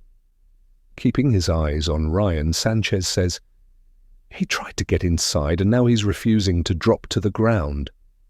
"Let me see them," shouts Ryan. His eyes are wild, darting all over the place, but his hands are empty. "I just need to talk to Colt and Bernie, that's all." His words are slurred. Madison takes a few steps forward. She can hear Steve talking on the phone in the living room. He must have come to see what's causing the commotion. "What's the matter, Ryan?" she says. "Talk to me." When he doesn't answer, Sanchez tells her, "He said he's carrying a firearm in the back of his pants." She tenses, wondering if it's the weapon taken from the safe upstairs. "Of course I'm armed," says Ryan. His body language is aggressive, his arms wildly gesticulating as though he's drunk. Someone entered my home and killed the two loves of my life. What if I'm next? It's for my protection. I'm not going to hurt anyone. She doesn't know what to believe, but they need to get him under control. If you lie face down on the ground, we can remove your weapon and then we'll talk, okay? I don't want to talk to you, he says. I want to talk to them. He motions to the house behind her. They're not here, she says. We think they've left town. I don't believe you. Well, if you let us disarm you, I'll let you go in and take a look for yourself. She's trying to figure out whether he's doing this as some kind of stunt to make it look like he's not involved. Fine. He gets on all fours before dropping his chest and head to the ground with his arms behind his back, but his hands are too close to his concealed weapon for her liking. Put your arms above your head like Superman, hands flat on the ground. Sanchez pulls out handcuffs while they wait for Ryan to do what Madison says. I've got my weapon trained on you, she adds. Stay still while Officer Sanchez cuffs you, okay? Ryan nods, his face in the grass. Sanchez speedily rushes over to him, removing the weapon from Ryan's pants before pulling his arms back and cuffing them behind him. Madison pockets her own weapon as Sanchez helps him to stand. Want me to arrest him? He asks. No, she says, because technically he hasn't committed a crime, assuming the weapon is his and he has a license for it. Take him to the station. What? Says Ryan. You said I could look inside. Sorry, but I can't let you contaminate a potential crime scene. You'll just have to take my word for it. None of the Ridgeways are in there. She suspects he already knows that. Indignant, Ryan shakes his head in disgust as Sanchez leads him to the cruiser. Steve steps out of the house. What was he thinking, turning up here armed? Maybe he was planning to kill Colt, Madison says with a sigh, suddenly feeling tired after her sleepless night. How'd it go with Mendez? She said you'll probably make her life hell if she doesn't agree to the search, so she's getting a warrant authorized. Madison nods. Part of her is pleased to be able to dig up the floor of the outbuilding, but another part dreads what they might find. Chapter 44. Chief Mendez has secured a search warrant for the Ridgeway's property, so while she arranges for a digger to be delivered so work can start on revealing what lies beneath the outbuilding, Madison and Steve have returned to the station to question Ryan. As they missed lunch and are waiting for Ryan to sober up before questioning him, they grab a quick break to eat whatever they find in the kitchen. Madison's chosen a couple of slices of toast, as that's all she can stomach thanks to the nausea that began with Angie's death. Steve's working his way through a tuna and potato salad he made himself, along with a protein bar. I didn't want to mention it before, he says, but I'm sorry to hear about Angie. For all her faults, she was still your sister, so I imagine it was tough to find her. Gone. And the timing couldn't have been worse. She leans against the wall with a sigh. Yeah, she found a way to upstage me at my own wedding. That would have given her a lot of satisfaction. She smiles faintly before taking a bite of toast. He studies her face. How does it feel to know she can't hurt you or Owen anymore? Part of you must be relieved, since she was always your greatest threat. He's right, of course. She swallows her mouthful. You know, I haven't even thought of that yet. I imagine I'll be relieved once the cremation is over. At the moment, I just feel numb, and so damn tearful. Just saying the word makes her well up. He steps forward like he wants to hug her, but thinks better of it now she's a married woman. Madison knows he's always had a soft spot for her because he once told her. She was surprised by it and suspected that if Nate hadn't been in her life, she and Steve might have dated. He finishes his protein bar. Look on the bright side, he says, smiling. At least her passing means we have one less suspect for anything that happens to you in the future. She snorts. That's true. Adams enters, carrying an empty cup. I see you've brought Ryan Simmons in. Have you arrested him yet? We're figuring it out, says Madison, finishing her second slice, about to question him after this. Well, says Adams, Sanchez says the guy has a headache, so I've come to get him a second cup of coffee. Steve retrieves a bottle of water from the refrigerator. Did you manage to get in touch with Toya Ridgway? No. Adams pours coffee.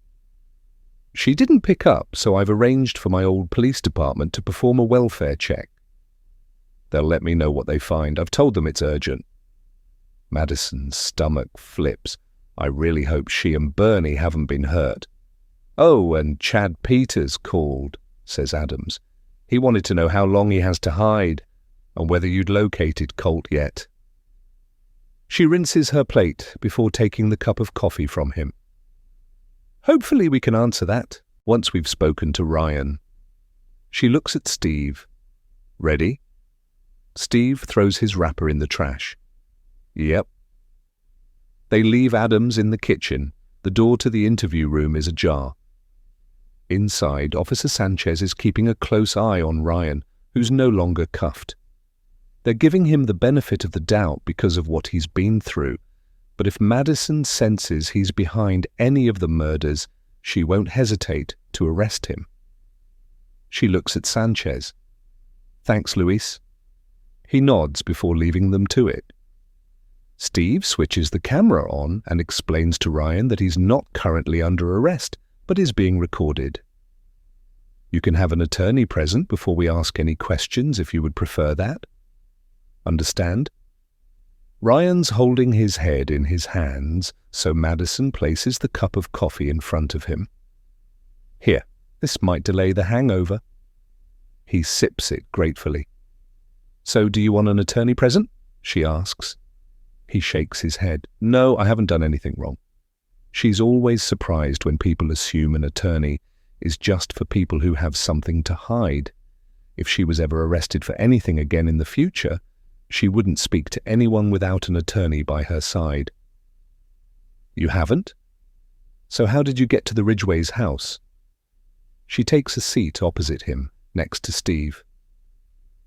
Did you drive while intoxicated? Shame burns Ryan's face as he realizes he's been stupid. We could arrest you for that alone, she warns. But as she wants him to be honest with them, she doesn't. His face shows the pressure he's under. He looks like he's on the verge of a breakdown. Ryan, what's going on? She says gently. Why did you go to their house carrying a weapon? It's my right to carry a firearm. You have a license for it? Asks Steve, even though they already know he does. They checked. Yeah, Ryan sighs. I wanted answers, okay? And none of them are picking up their damn phones. But what do you think they can tell you? They don't know who killed Denise and Lucy. He looks her in the eye. Don't they? Are you sure about that? She frowns. What do you mean? You think her parents killed her? He looks away. Why would they kill their own daughter, never mind their granddaughter? From what we've heard, they were very big on family, and you said yourself that Denise spent all her spare time with them. When he doesn't answer, she asks, was there a rift we're unaware of? Some family dispute no one's told us about? If there is, she's going to be pissed that it's been kept from her. He shakes his head but remains silent, so she tries a different approach.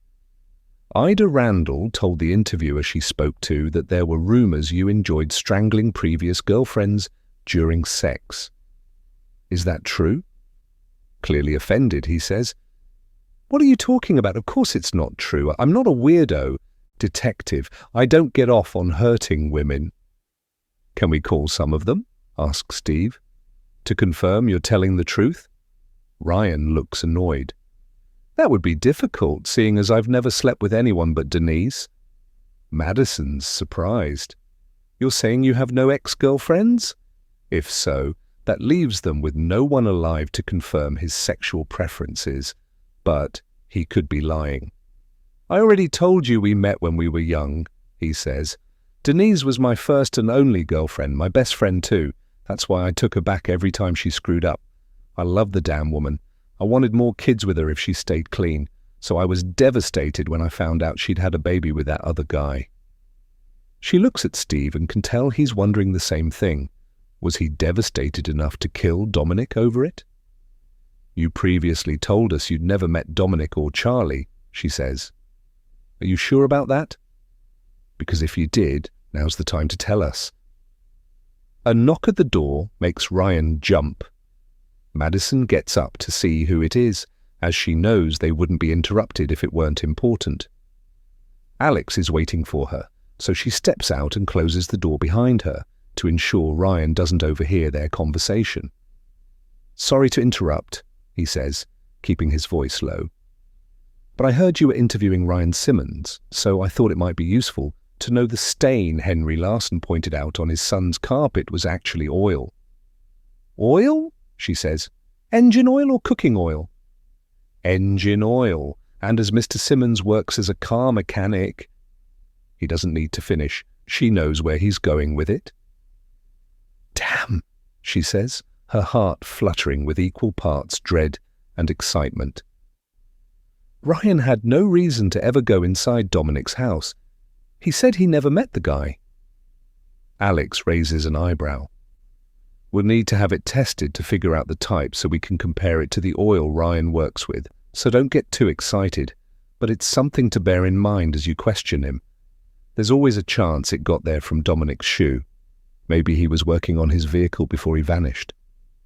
She nods, knowing it isn't enough to be able to hold Ryan. Not until the test results come back. "Thanks, Alex. I'm going to need those results ASAP." He smiles. "Of course." He turns to leave, then stops. "Oh, by the way, Nora got back to me about Brody's toenail clippings. She found traces of DNA underneath. After using elimination samples from you, Nate, and Owen, she confirmed they belonged to someone else, but the database didn't return a match. So it's someone without a criminal record." "Brody gets around a lot," Madison says, "so presumably it could be anyone's DNA, right?" "Yes," he admits, "but when we have a suspect in custody for the wedding shooting, we can compare samples. If they match, and the suspect is someone who's never previously been around Brody, it could suggest they met on the mountain that day. It may not be enough to secure a conviction, but it's another tool in our arsenal, along with the partial shoe prints I took from the location where we believe the shot was fired from." She nods. "It's a long shot, all right, but I agree that every little piece helps." If she didn't already know Ryan was at work during the wedding shooting, she'd consider him for that, but he can be ruled out. She re-enters the interview room and closes the door. Once seated, she says, "Do you want to answer my previous question?" Ryan looks at her. "I never met Dominic Larson or his kid. I only found out about the affair after he vanished, when it all came out in the press." "So you've never been inside Dominic's house?" He frowns. "No, like I said, I never met him. How many times do I have to repeat myself?" She holds her hands up. "Fine, I just wanted to make sure I've got that straight. It's good to have it on record for when Alex's test results come back. How long have you worked at the auto repair shop?" Ryan drops his head in his hands and goes quiet. He looks like he's close to breaking point.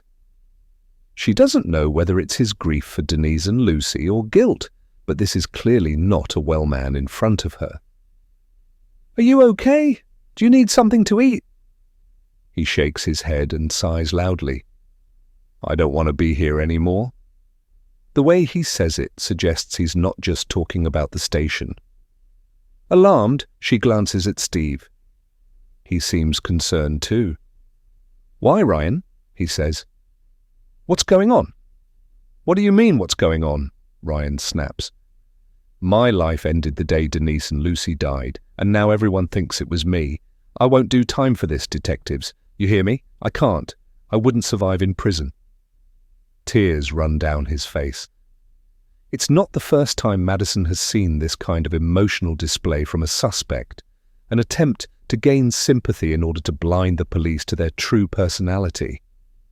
She can't tell if that's what he's doing. Do you want to talk to a doctor? She asks. We can get you some help. He shakes his head, wiping his eyes with his sleeve. I'm not seeing a shrink. She takes a deep breath.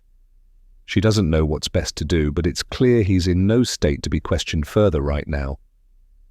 Okay, well, I don't feel comfortable interviewing you while you feel this way. I want you to speak to someone who can help you. Would you do that if I arrange it? He rubs his eyes. I'll be fine. I'm not going to do anything stupid. I just need some sleep, that's all. I haven't slept in days. She studies his face and thinks he's right. He needs to sleep this off. Fine. I'm going to call your friend Neil and see if he'll drive you home and stay with you for the rest of the day. She can explain that Ryan needs watching closely. He can also keep Ryan's gun away from him. We can pick this up tomorrow morning, okay? He nods, relieved to be able to go home. It could be exhaustion and grief making him act erratically. Or it could be guilt. Either way, she intends to make sure patrol keeps a very close eye on his house, just in case this is all an act, and he intends to skip town the minute he gets out of here. Chapter 45. Having drawn a blank in the Sharon Smith case so far, Nate has more questions for Justin Asher, Sharon's ex-boyfriend. Wanting to take him unaware this time, he's turned up unannounced at his house. A scrawny black cat flees the porch as Nate climbs the steps and knocks on the door. A thin, tired-looking woman around 50 years old answers, presumably Justin's wife. She takes one look at him before saying, "No salesman." She's about to shut the door in his face, so he holds up a hand. "Wait, I'm not a salesman. I'm a private investigator looking into the disappearance of your husband's ex-girlfriend." He talks fast. "He's already spoken to me about what happened, but I have some more questions. You've heard of Sharon Smith, right?" She eyes him suspiciously. "Justin's at work." Figuring that might work in his favor, he says. "Then do you have a minute to talk?" When she seems dubious, he extends his hand. "My name's Nate Monroe. I'm sorry, I don't know yours." She's surprised into shaking it. "Kelly Asher. I guess you'd better come in." She turns and heads inside. Bookcases line every wall of the living room, filled with physical media, DVDs, CDs, and computer games. "Wow, you guys must really like watching movies, huh?" he says. She scoffs. "They're Justin's. He's too cheap to pay for streaming services, so if we can't find it at the thrift store, we can't watch it." Nate suddenly feels nostalgic as he reads the titles of some of the DVDs, including old films and TV shows dating back to the 80s that he remembers from his childhood. "I bet you never get bored with all this at your fingertips." She sits on the couch, so he takes a seat opposite, on a worn-out armchair, and places his notebook on his lap. Owen teases him for still using a pen and paper to take notes, but Nate likes to point out that a notebook can't be hacked, and no thief would want to steal it, unlike a cell phone or a laptop.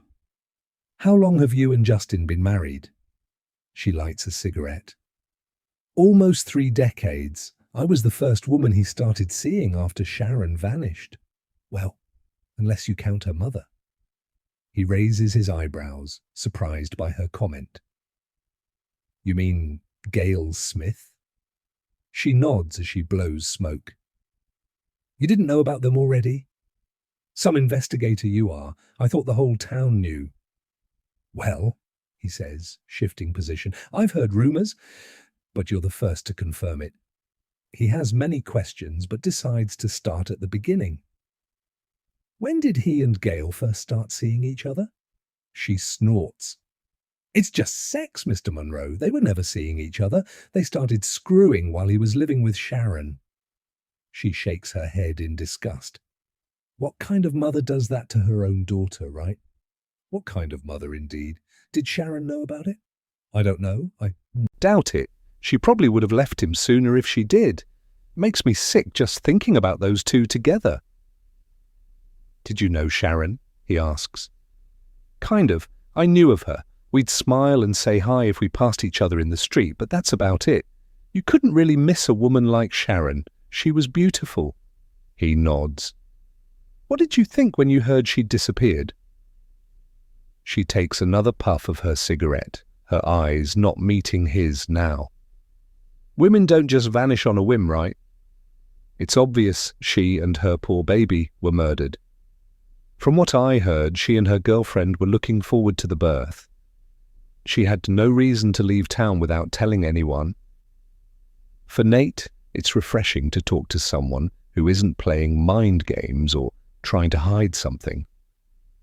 Did you ever hear rumors about who might have been responsible for hurting her? She quickly shakes her head. How soon after she vanished did you and Justin get together? We started dating while she was still alive, but she'd already moved out of his place. I can't remember exactly, it was all so long ago. The 30-year gap means it's been difficult to find witnesses able to recall facts correctly. Time has a way of skewing things, but on the other hand, it also has a way of changing people's alliances. Those who once didn't want to speak out because they were close to the suspect may now be more willing. Did he ever talk about Sharon to you, or show any interest in what she got up to after they broke up? She appears to think carefully before she speaks. He was surprised when he learned she was pregnant. Pissed too. He wanted kids with her, but she never got pregnant for some reason. I guess she wasn't as stupid as me. She probably lied about stopping birth control. Sometimes I wish I had. She reddens, quickly adding, not that I don't love my kids. He senses she's bitterly disappointed with how her life has turned out. How many kids do you guys have? 3? I would have stopped at 1 if I'd have known what an asshole he was. She suddenly looks afraid. Don't tell him I said that. I'm just kidding. In fact, I probably shouldn't be speaking to you at all. It's just, well, no one ever talks to me. My opinion doesn't count for anything. And while I'm home alone watching the kids every evening, he's out screwing Gail, probably others too. Nate's mouth drops open. They're still in a sexual relationship now? She nods. They think I don't know, but I do. I'd leave if I had any money. She looks at the bookcases. If I had any sense, I'd pack mine and the kids' things, take a bunch of his prized possessions, some of them are worth a pretty penny, and sell them to fund a new life somewhere far from here. She finishes her cigarette. But he's sucked my will to live out of me, and besides, I don't know how he'd react. It's not like I could go far. He'd track me down soon enough. So I don't do anything. I just stay here, wash his clothes, feed him his favourite meals and bitch about him behind his back. It seems the safer option, for now at least. Nate feels for her. She seems far too exhausted for her age. Life with Justin obviously hasn't been kind to her. Is he violent? Because I can help you to... She shakes her head. No, it's more indifference than anything else. He doesn't care enough to hit me. Maybe if he did, I'd finally do something about it. He doesn't get physical. Well, not... He leans forward. Go on. She looks him in the eye. He's weird in bed, but all you men are, right? You're all sex freaks. She laughs it off. No, says Nate. We're not. If he's forcing you do something that makes you uncomfortable, that's not okay, Kelly. He doesn't know how far to push this, as it's none of his business. And as a male, he's aware he shouldn't be probing her about her sex life, but he also can't sit back and let her believe any kind of violence is acceptable, especially as Justin's ex-girlfriend vanished after breaking up with him 30 years ago. He has this stupid fetish, I guess you'd call it, she says. It was back in the early days. He doesn't do it much anymore. Not with me, anyway. She blushes, lowering her voice. He squeezes my neck during the deed sometimes. She tries to laugh it off again, before suddenly standing. Nate's no prude, but he thinks there's something seriously wrong with getting a kick out of combining sex with violence. He's alarmed, especially as he knows Denise and Lucy Ridgway were murdered by strangulation. But Madison told him neither female was sexually assaulted, thankfully. It makes him wonder whether Justin could have strangled Sharon all those years ago. He remains seated. If you don't like something he does during sex, she quickly changes the subject. I hope you find out what happened to Sharon, Mr. Monroe, but I have things I need to do, so if you wouldn't mind. It's clear she doesn't want to talk about her relationship. He stands. Sure, just one more question. Meeting her gaze, he asks, do you think your husband is capable of killing someone? She takes a deep breath. Honestly, I think everyone is capable of killing someone if they're in the right emotional state. She's deliberately being evasive. Okay, so let me ask you this, he says. Do you think Justin killed Sharon? She lowers herself back onto the couch. I've thought about it a lot over the years. And, he presses. She shrugs. I think he makes a good suspect, but so does the man who got her pregnant. Could that have been Justin? She bites her lip before answering. Who knows, right? He swears it wasn't him, but he's a proven liar. What does your gut tell you? He presses, since she's being so open with him. It feels like she's been itching to talk to someone about this for years. She sighs heavily. Put it this way, Mr. Monroe. She looks up at him. If you came to me tomorrow and told me my husband had been arrested for her abduction and murder, I wouldn't be surprised. He keeps his expression neutral, but he is surprised. He's surprised she'd live with a man who she believes is capable of such a thing. But that doesn't mean he did it, she adds. I'm a paranoid person by nature, so maybe my dissatisfaction with our relationship is clouding my judgment. I'm certainly not accusing him of anything, and I would never stand up in court to repeat what I've just said to you. Not unless you had concrete evidence that he did harm that poor girl. In which case, I'd do my best to help her rest in peace. It would free me too. So if you do find anything, you come back and visit me, okay? He nods.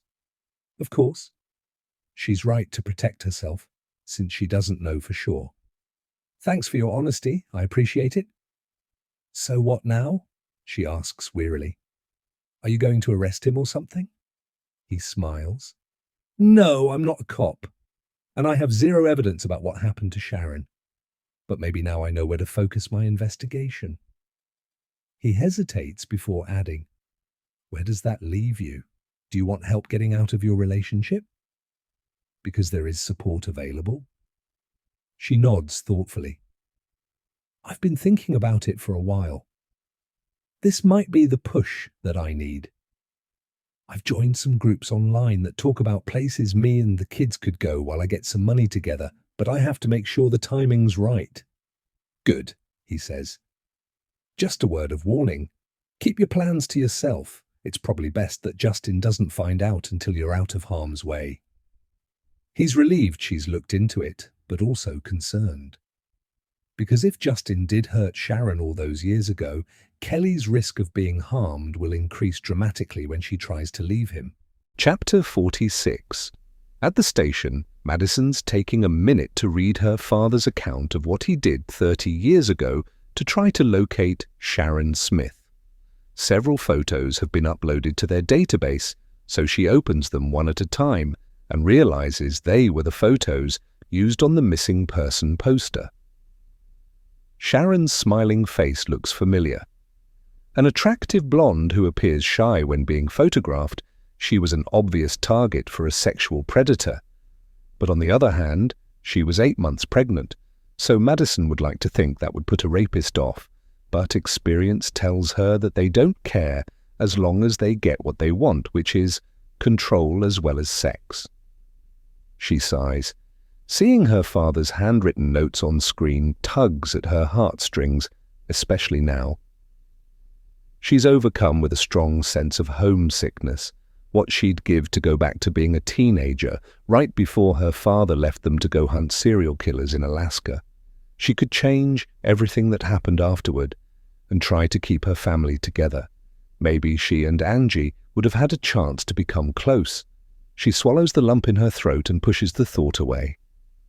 She shouldn't dwell on the past, but grief is making her nostalgic. When she overhears Adams taking a call, she listens in. It sounds like he's talking to someone from his old police department. They'd agreed to perform a welfare check on Toya Ridgway for him. She leans back in her chair to peer over her computer screen. "Okay, got it," says Adams down the line. "Hold off until we know what we're dealing with. I need to run it past the team here." After hanging up the phone, he looks at her. There was no answer at Toya's address, but they managed to contact the landlord. He met them at the apartment and let them inside to look around. "And," she says, noticing Steve is listening in now too, until his phone suddenly rings and he turns back to his desk to answer it. "It was empty," says Adams. She nods. They must have gone out. "Are the police going to return later and try again?" "No, you don't understand," he says. "It was empty of personal belongings, clothes and valuables. The landlord thinks Toya's skipped out on him. Only the furniture that came with the apartment was left behind." Madison feels a tightness in her chest as her gut tells her something is very seriously wrong. "What the hell is going on with that family?" "Sounds to me like none of them are missing," he says, "including Colt. His place wasn't ransacked, Madison. He's fled, along with Bernie and Toya. Maybe they're terrified that they'll be next. I mean, you can't blame them given 3 of their family members were murdered, and there was also an attempt on their nephew's life." "Maybe," she says, her heart rate quickening. "Or maybe they killed Denise and Lucy, perhaps Ida too." He raises his eyebrows. "But why would they do that? Had they fallen out with Denise? Did she have something they wanted? Because we know greed is one of the best motivators for murder, right? That or rage, jealousy." Before she can answer, Steve ends his call and turns to them. "You're never going to believe this." "What?" she says. He takes a deep breath. "That was Sanchez. They've found what looks like human remains under the Ridgway's outbuilding." "What?" Madison stands. "You're kidding." She glances at Adams, who looks as surprised as she is. "So the rumors about Ida killing her husband and burying him in the backyard are true?" She grabs her keys off her desk. "Adams, tell Conrad we need him out there ASAP." He picks up his desk phone. "On it." She glances at Mendez's office, but the chief is out. She turns to Steve. "Coming?" He nods before following her out of the station. Officer Sanchez meets them at the front of the Ridgway's property to give them a heads up that Chief Mendez is already here. Apparently, she was having lunch nearby with Conrad when he got the call from Adams. Madison and Steve follow Sanchez to the rear of the property, where the medical examiner is crouched over an open grave. The outbuilding's floorboards are almost all lifted, along with a large amount of soil. A small digger sits empty outside, waiting to finish the job. Now that remains have been discovered, it's going to be a more delicate job to search the rest of the area. They don't want to inadvertently destroy evidence. Madison nods to the chief before peering over Conrad's shoulder.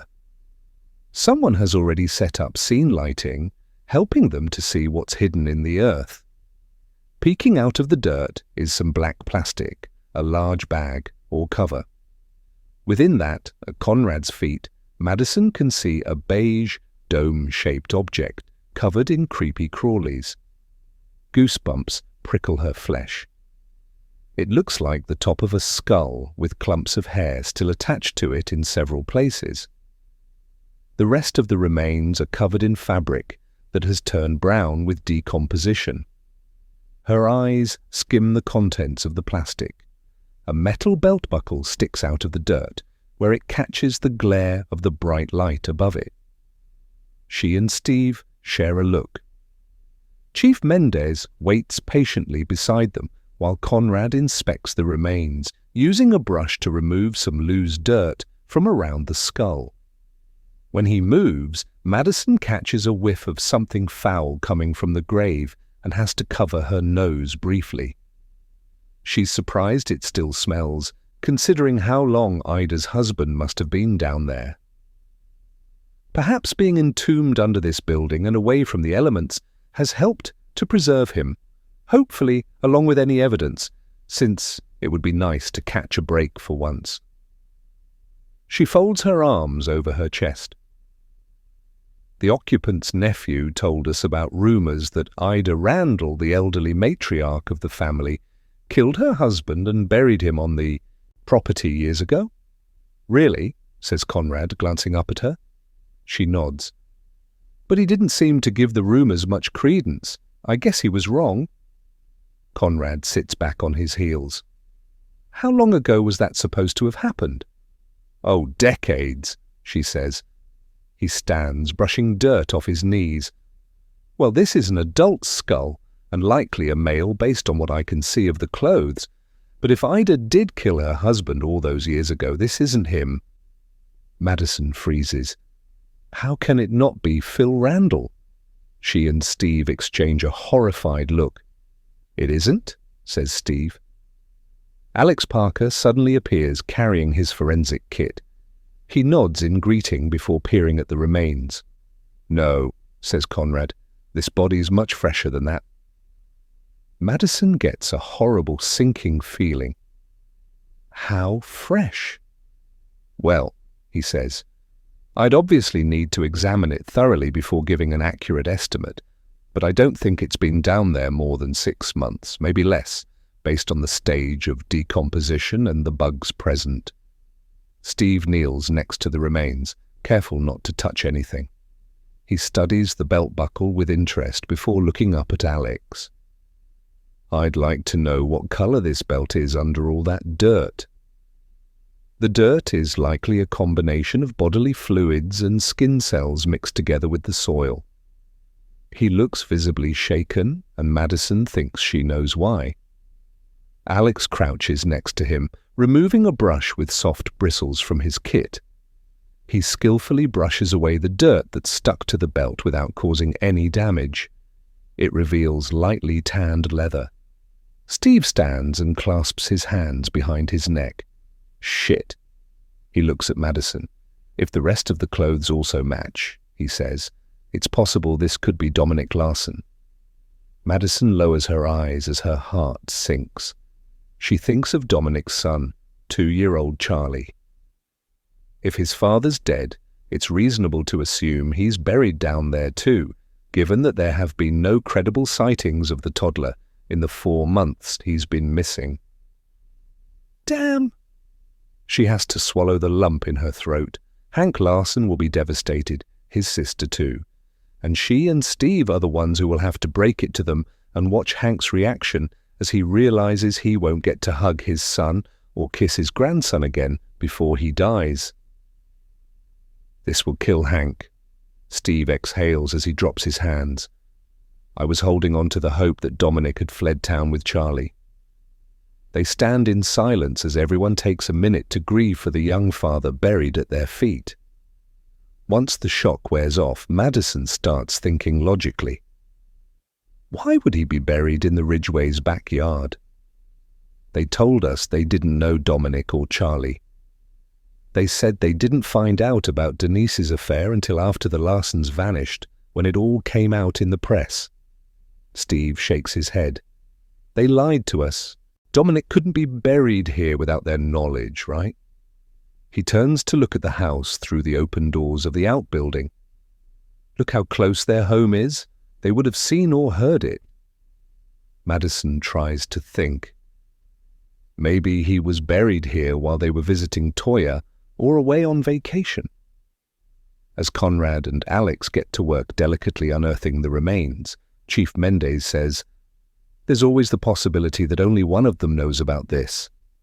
Madison slowly nods. Maybe. Mendez looks at Officer Sanchez. We need to dig up the rest of the area to see if Charlie's down there. Follow Alex's lead. We need to be extremely careful with whatever we unearth. She turns to Steve and Madison. When do you want to notify Dominic's father that we've found remains? Madison inhales deeply.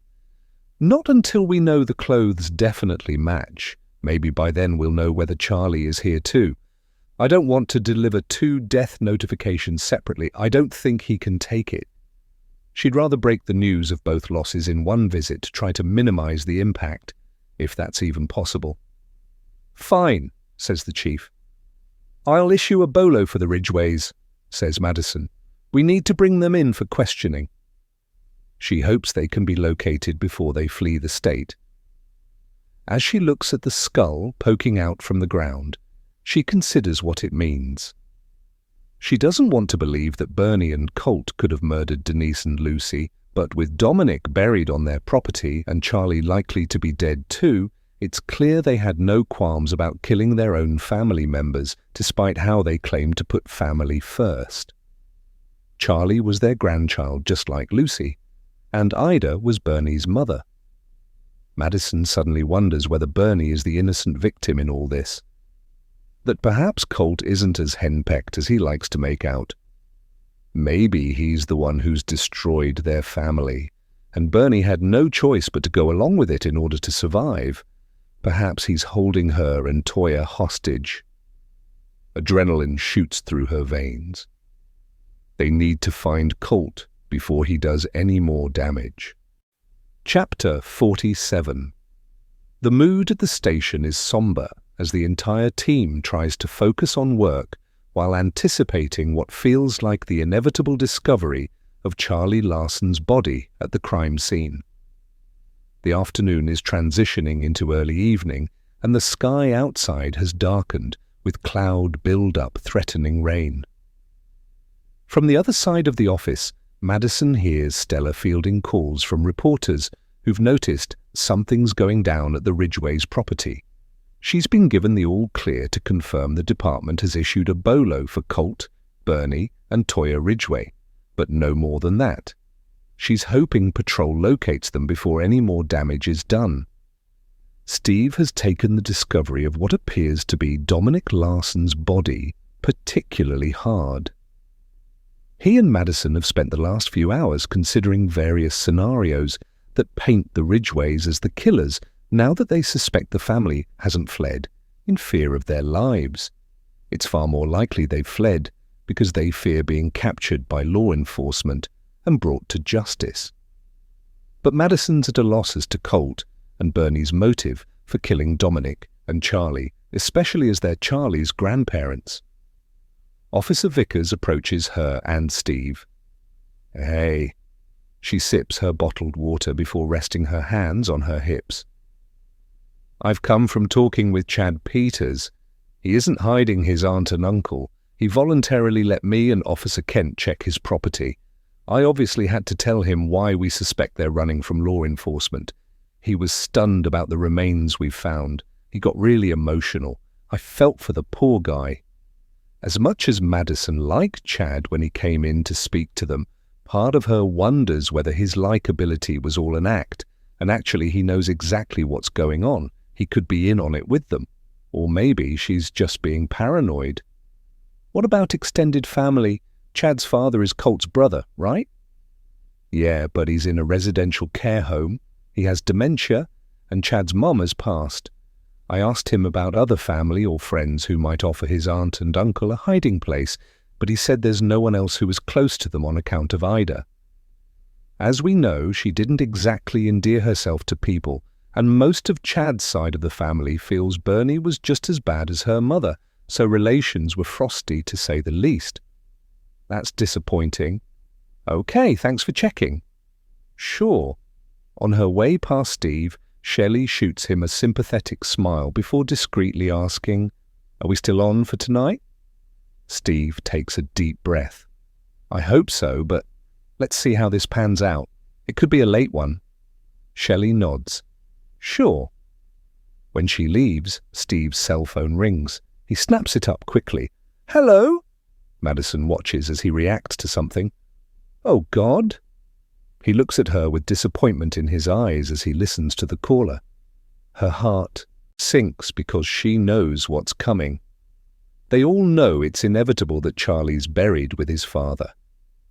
When he's done with the call, he sets his phone on the table and sighs. That was Chief Mendez. She says they've found more remains. Madison groans. It must be Charlie. He nods. Conrad thinks there could be more than 2 people down there. He's found various different bone fragments. Madison's heart drops. So they may have killed Dominic, Charlie, and Ida's husband. This is insane. That family is insane. They're not insane, he says. They're evil. She knows they need to keep an open mind, but it's difficult given what they're discovering. I guess Ryan Simmons is off the hook for Dominic, Charlie, and Ida's murders. What about Denise and Lucy? Says Steve. Would Bernie and Colt really kill their own daughter and grandchild?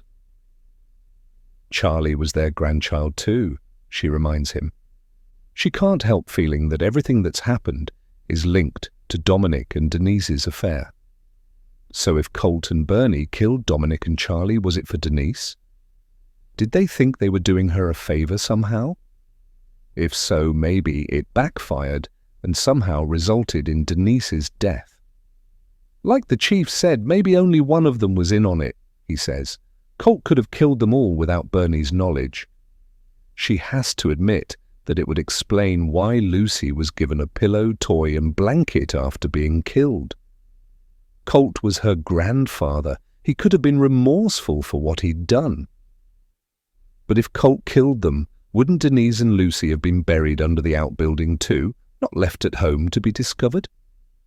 Maybe he ran out of time, says Steve, looking exhausted. I don't know. The only motive I can think of is that Colt found out about Charlie being Denise's child, and he was mad she'd kept that from them. Maybe he thought it made their family look bad. They strike me as the kind of people who don't want to be associated with scandals like adultery and love triangles. Madison isn't convinced.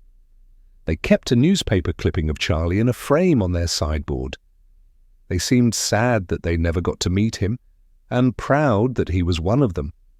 They were supposedly big on family. She thinks back to her conversations with them. When we informed them about Denise and Lucy's deaths, Bernie was so upset she vomited. She was emotionally distraught.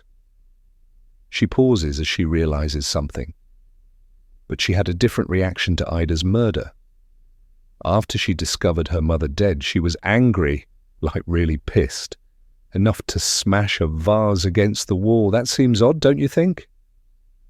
You mean it seemed like she was angry because someone had gotten the better of her, says Steve. Perhaps taken her by surprise. Right. I don't think she'd kill her own mother, especially not in the brutal way. It happened, so that must have been Colt. He obviously reached his breaking point with Ida. Adams appears. Hearing what they're discussing, he stops beside Madison's desk. What if Toya's behind all this? You haven't considered that angle yet, right? He's right. They haven't. Mainly because she doesn't live here, so it's unlikely she's involved. Unless... Madison's heart drops as something comes to her. Oh no. What? Steve looks at her with interest. I should have realized. She tries to think back to the only time she's met the woman. It was when Toya and Colt were packing Bernie's luggage into the pickup truck so she could stay with her daughter in Denver. I met Toya briefly outside their house. I noticed a child seat secured in the back of her truck. I assumed she had children. She looks at Steve. Does she have kids? He reaches for his phone and immediately makes a call. Chad, it's Detective Tanner. I need to ask you something about Toya Ridgway. Does she have any kids? After a second, Steve looks at Madison and shakes his head. Does she have a partner who has kids? He presses. After hearing Chad's answer, he again shakes his head. Madison gets goosebumps as she considers the implications. Why would Toya need a child seat in her vehicle if she doesn't have kids? She was Lucy's aunt, so it's plausible that she might have bought one to drive her niece around. But she doesn't live locally, so would she ever have needed to drive Lucy anywhere? Ask him when she moved to Denver. Steve nods. When did Toya move to Denver? He listens before repeating Chad's answer. Mid to late February, you're sure about that? He pauses. Okay, thanks for your help. He lowers his phone. Madison thinks she knows what happened. Toya could have moved to Denver right after Dominic and Charlie vanished in order to keep Charlie hidden. Having killed Dominic, Colt, Bernie, and Toya could have abducted the 2-year-old. Maybe the plan was always for Colt and Bernie to join Toya and Charlie later, but they didn't want to leave town too soon in case it was obvious why they were moving. But that was delayed further when Denise and Lucy were murdered, because then at least one of them had to stick around to plan the funerals and answer questions from law enforcement. As Steve lowers his phone, she says, I have a feeling Toya has Charlie, that he's not buried with his dad under the outbuilding. Adams shakes his head in disgust. If you're right, that family is evil. Steve looks hopeful. I can't tell you how much I want you to be right about this, Madison. Bad as it is, at least it's better than the alternative, because it would mean Charlie is still alive. She thinks it makes sense. That's why they fled together. They lied to us. They did know about Denise's affair with Dominic. Somehow they found out, despite Denise trying to keep it a secret. They knew Charlie was half Ridgway, and they wanted him all for themselves. It's probably why Denise tried to hide his existence from them. She knew they'd want him in their lives, and she didn't want that. She knew what Ida was like. She wanted her son to grow up in a happy, loving house with his father. Which is exactly what he was doing until they snatched him, says Steve angrily. He's right. Dominic Larson loved his son, that much was evident. But unfortunately he couldn't protect him from Denise's family. Madison stands, looking at Adams. Update the Amber Alert and notify every police department in Colorado that we're looking for the Ridgways. Then update the press, ASAP. The more eyes we have looking for that family, the more likely we can bring Charlie home before the Ridgways do something stupid. Chapter 48.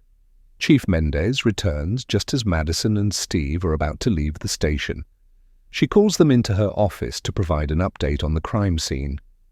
Conrad's team has been busy retrieving the first set of remains, she says, slipping out of her wet rain jacket and hanging it on the wall behind her desk. Outside, the thickening cloud has caused a series of short, sharp showers. They found a wallet in the pants pocket, confirming Dominic's identity, so we'll need to notify his father as soon as possible. Steve lowers his eyes. Even though they suspected the remains belonged to Dominic, it's another thing to have it confirmed. Understood, says Madison. She takes a deep breath before updating Mendez on what they think happened to Dominic and Charlie and how the Ridgways are involved. The chief seems taken aback at the suggestion the little boy could still be alive. We need to find him before the Ridgways panic, says Madison, because if they suspect we're onto them, they might try to destroy the evidence. Stella appears at the door. She lowers her headset. Patrol has located Colt Ridgway at a gas station on the edge of town in an unregistered vehicle. He's alone, and he didn't put up a fight. They're bringing him in. ETA is 10 to 15 minutes. Madison glances at Steve. Holy crap, we could get answers sooner than we thought.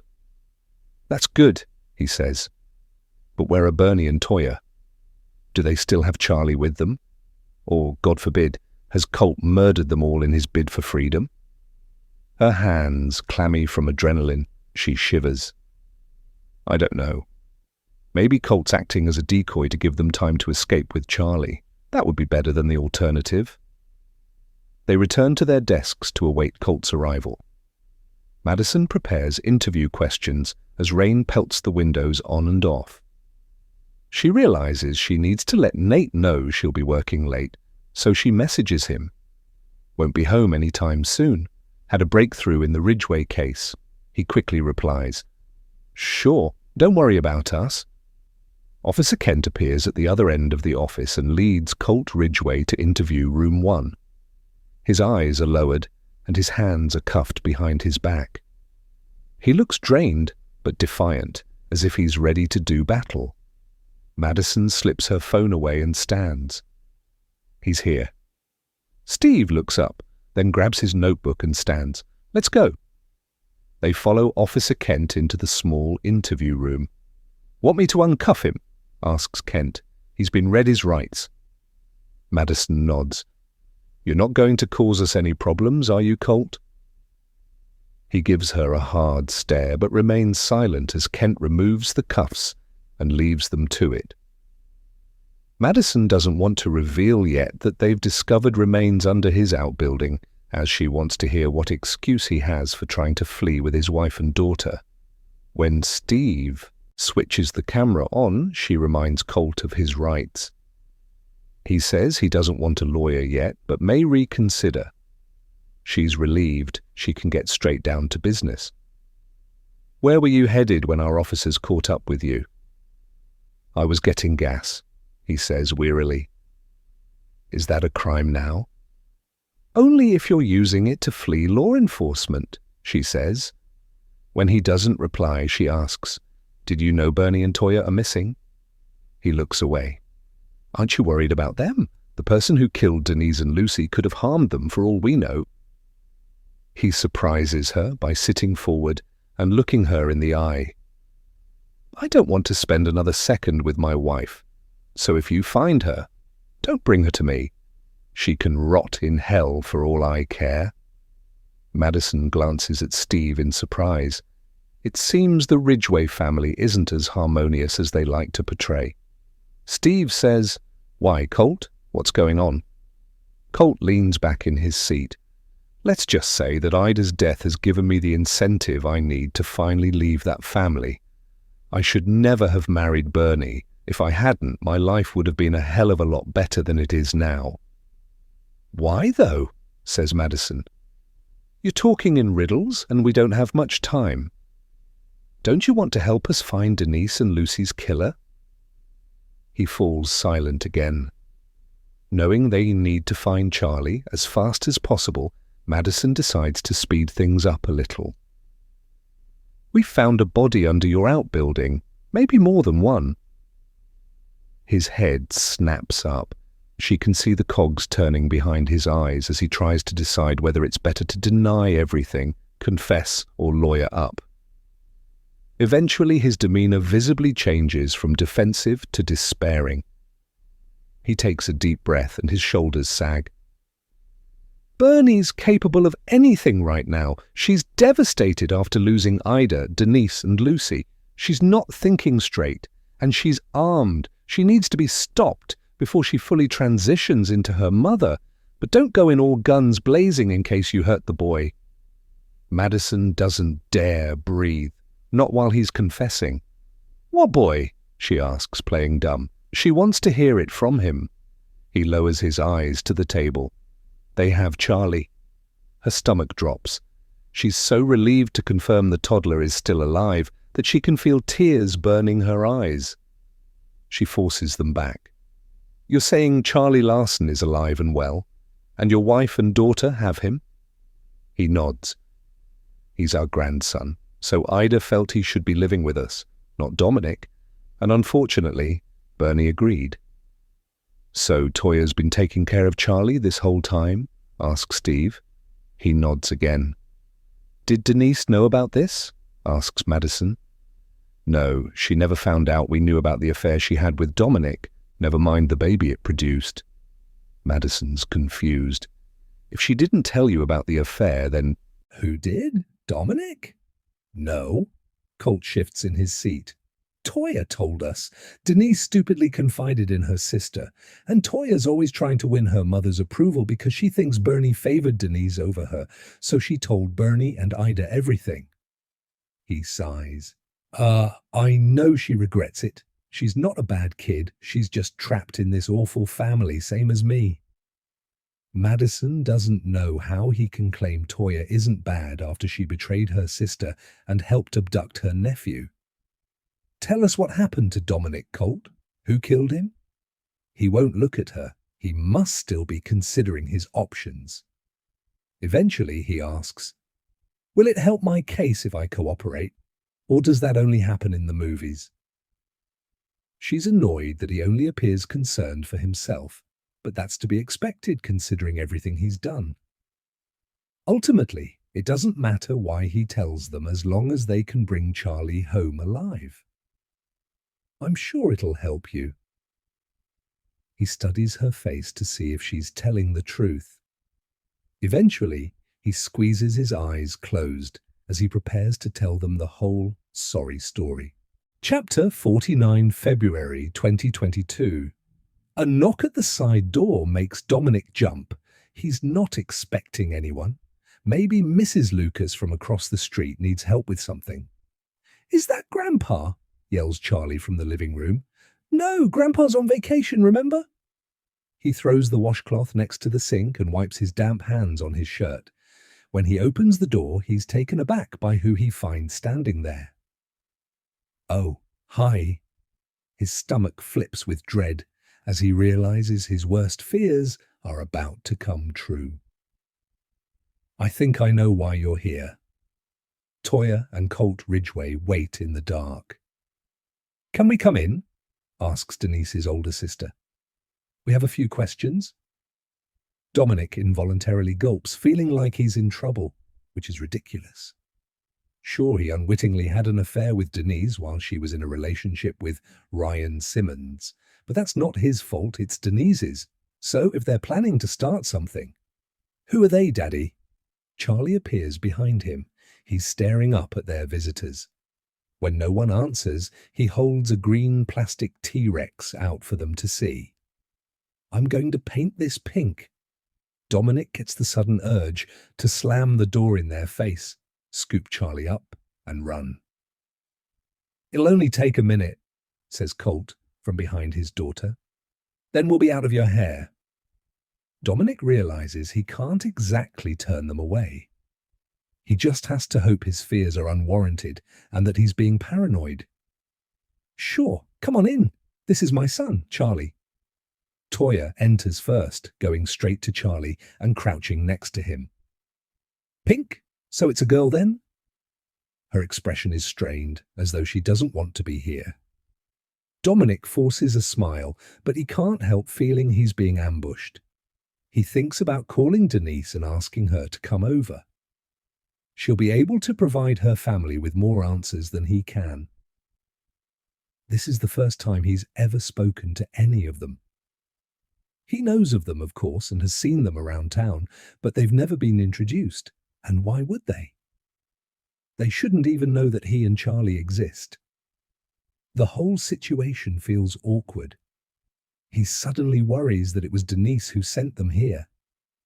Maybe she finally wants custody of Charlie and doesn't feel able to ask him herself. Blood roars in his ears as his worst-case scenario gains traction. Can I get you a drink? He asks, hoping they'll say no. Sure, says Colt. I'll have water. I'm good, says Toya, taking Charlie's hand.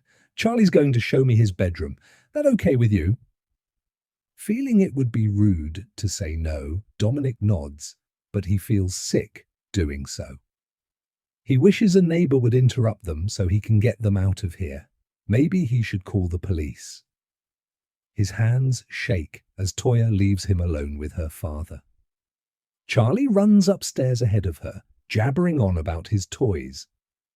Dominic goes to the refrigerator. Against his better judgment, he turns his back on Colt. The air is thick with unspoken menace. He reaches for a bottle of water, desperately trying to think of a way to get these people out of his home without causing offense, but his hand doesn't make it. Instead, he winces in pain as he's struck with something from behind. The blow is so hard he sees stars. He quickly goes dizzy, his entire body folding forward in shock. As he sinks to the floor, clutching the back of his head, he thinks of Charlie and how he needs to do everything he can to stay conscious in order to protect his son. But it's no good. Everything goes black. When Dominic wakes, his head is pounding so hard he feels it in his teeth. And he can't see anything. Someone has placed a blindfold over his eyes and tied his hands behind his back. He struggles to break free, but he doesn't have a spare inch of space around his wrists. His mouth is bone dry and he almost gags with fear. He knows he's not at home because he feels a cold wind on his face. He's outside somewhere, but probably not in his own backyard, as a neighbor would have spotted him by now. They would have called the police. He feels disoriented. "Charlie!" he shouts. "Charlie, where are you?" "You can stop that," says an older woman's harsh voice. He doesn't recognize it. "Who are you?" he says, looking in the direction of the voice. "Where am I? What have you done with my son?" She doesn't respond. "Are you Denise's mum? Denise!" he yells. "Denise, they've got Charlie." The woman chuckles as though she finds this amusing. "Come on, let's get this over with." A second voice pipes up. "Are you sure we should do this, Mum?" Dominic frowns. He doesn't recognize the second voice either, but he knows it's not Denise. "Please," he says, "what's going on? Can't we talk about this? I just want to know my son is okay." "He's our son now," says the first woman. "He'll be raised a Ridgway, not a Larson." Her words send chills down his spine. He can't believe what he's hearing. This must be Denise's mother and grandmother. Goosebumps cover his entire body. He's heard rumors about Ida Randall. He knows Denise is afraid of the pair of them. "You and Denise had no right keeping him from us," says Ida. "We should have been in his life from the day he was born." Stunned by her logic, he yells, "What are you talking about? He's my son. You're not taking him from me. Denise didn't want you to know about him, and now I know why. You people are crazy." He tries to break free of his restraints, but it's hopeless. "You can't just take my son from me," he pants with exertion. "I'll go to the police. I'll tell everyone what you've done." He suddenly realizes he's playing this all wrong. He's made himself a threat to them and their terrible plan to keep Charlie for themselves. He needs to reason with them instead, appeal to their better nature, tell them they can see Charlie whenever they want. But his realization comes too late because something suddenly explodes inside his chest, silencing him forever. Chapter 50. Present day. Madison glances at Steve, who looks like he'd happily wring Colt's neck for his part in Dominic's demise if it wouldn't see him arrested himself. She turns to Colt. "Who shot him?" she asks. "Was it Bernie or Ida?" "Bernie," he says with a sigh. She wanted to prove to her mother that she was as tough as her. "What do you mean?" asks Steve, confused. Colt looks at him.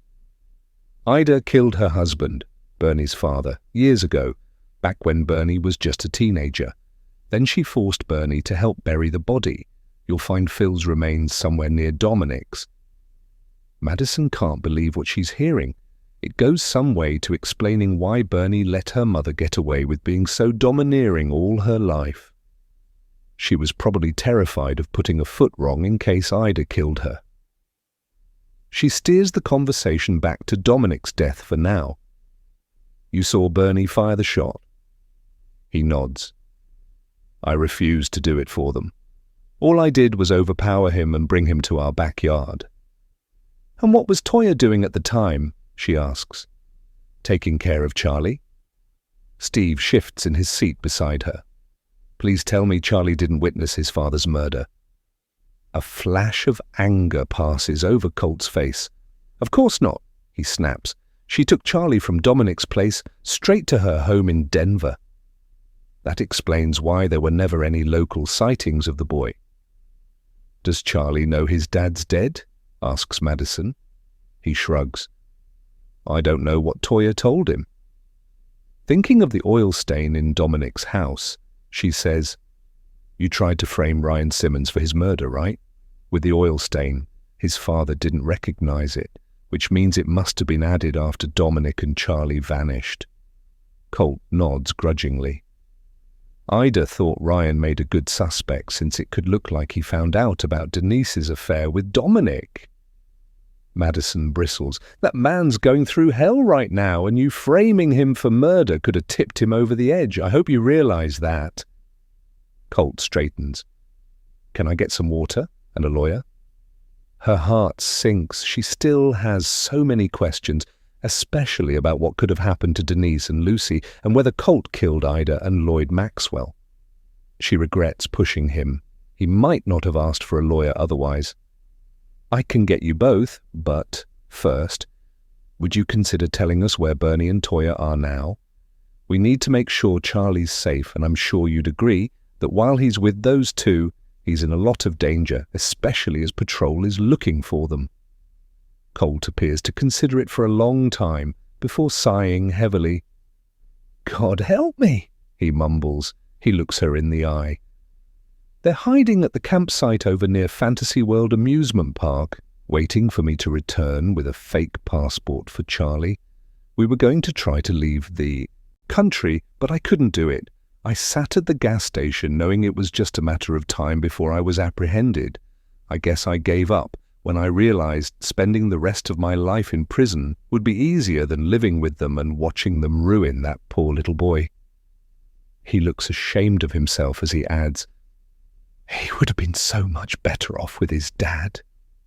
Yeah, says Steve, and he would have still been with him if it weren't for you. Madison jumps out of her seat and motions for Steve to follow her.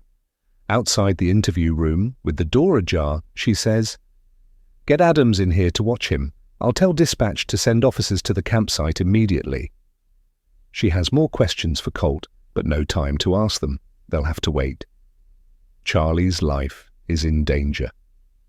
Steve nods. Got it. Colt stops them. Approaching the door, he says, Wait, remember, Bernie's armed. Toya shouldn't give you any trouble, though. Don't shoot my girl, okay? He looks desperate as he adds, She's literally all I have left. Madison can't bring herself to feel sorry for him. He's brought this on himself. She abruptly turns and leaves. The sun has set. The campsite is shrouded in darkness. Madison and Steve raise their weapons as they cautiously approach a red and white camper van that officers Sanchez, Vickers, and Kent believe is where Bernie and Toya are located. The officers got here first and scoped the place out after having spoken to the campsite's owner and prepared them for what's coming.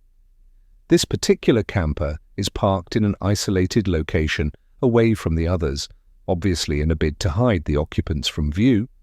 Sanchez reported hearing kids' cartoons coming from inside. Knowing Bernie's armed, the whole team is wearing bulletproof vests.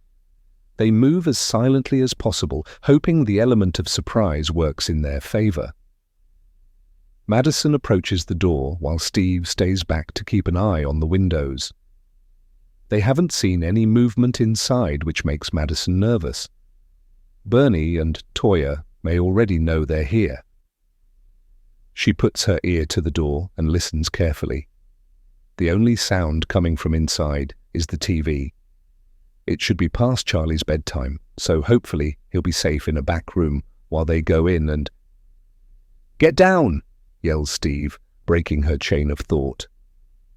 She doesn't have time to drop to the ground before a blast rings out. She collapses painfully onto all fours when she feels shards of glass raining down on her. In her peripheral vision, she sees Steve fall to the ground as if hit, just as Officer Kent opens fire. Shots fired from the window, yells Kent. She fires a second shot herself. They hear a surprised yelp from inside. Someone's been hit. Madison glances at Steve, who's currently being dragged out of the line of fire by Sanchez. She can only pray his vest protected him from the impact. Facing the campervan, she knows she has to move fast. She motions for Shelley to approach. Despite being worried for Steve, Shelley instantly moves behind her, staying focused. With a deep breath to steady her nerves, Madison pulls the door toward her. It's unlocked. She steps back. As it swings wide open, she waits for another loud blast to rip through the air. When it doesn't, she raises her weapon and steps inside. Bernie Ridgway is lying on her back on the floor, blood spilling out of her arm. She's still conscious. Her weapon is discarded next to her, but within reach. Madison lunges at it, pulling it out of the way just as Bernie tries to kick her in the face. "Don't move or I'll shoot!" yells Shelley. She trains her weapon on the woman as Madison spins around to look in the seating area. Toya Ridgway is seated with her hands under her thighs, rocking back and forth like she's self-soothing. She has tears streaming down her face. "Hands in the air!" yells Madison. Outside, she hears Sanchez on his radio. "Shots fired! Officer down! We need 2 ambulances immediately at this location." Madison doesn't allow herself to think about Steve. She needs to focus on the boy. "Where's Charlie?" she barks at Toya, who has raised her hands. "In the back bedroom." She points past her mother. "Get on the floor with your hands behind your head," barks Madison. "Are you armed?" "No, my mom had the only weapon." Toya slowly lowers herself onto the floor.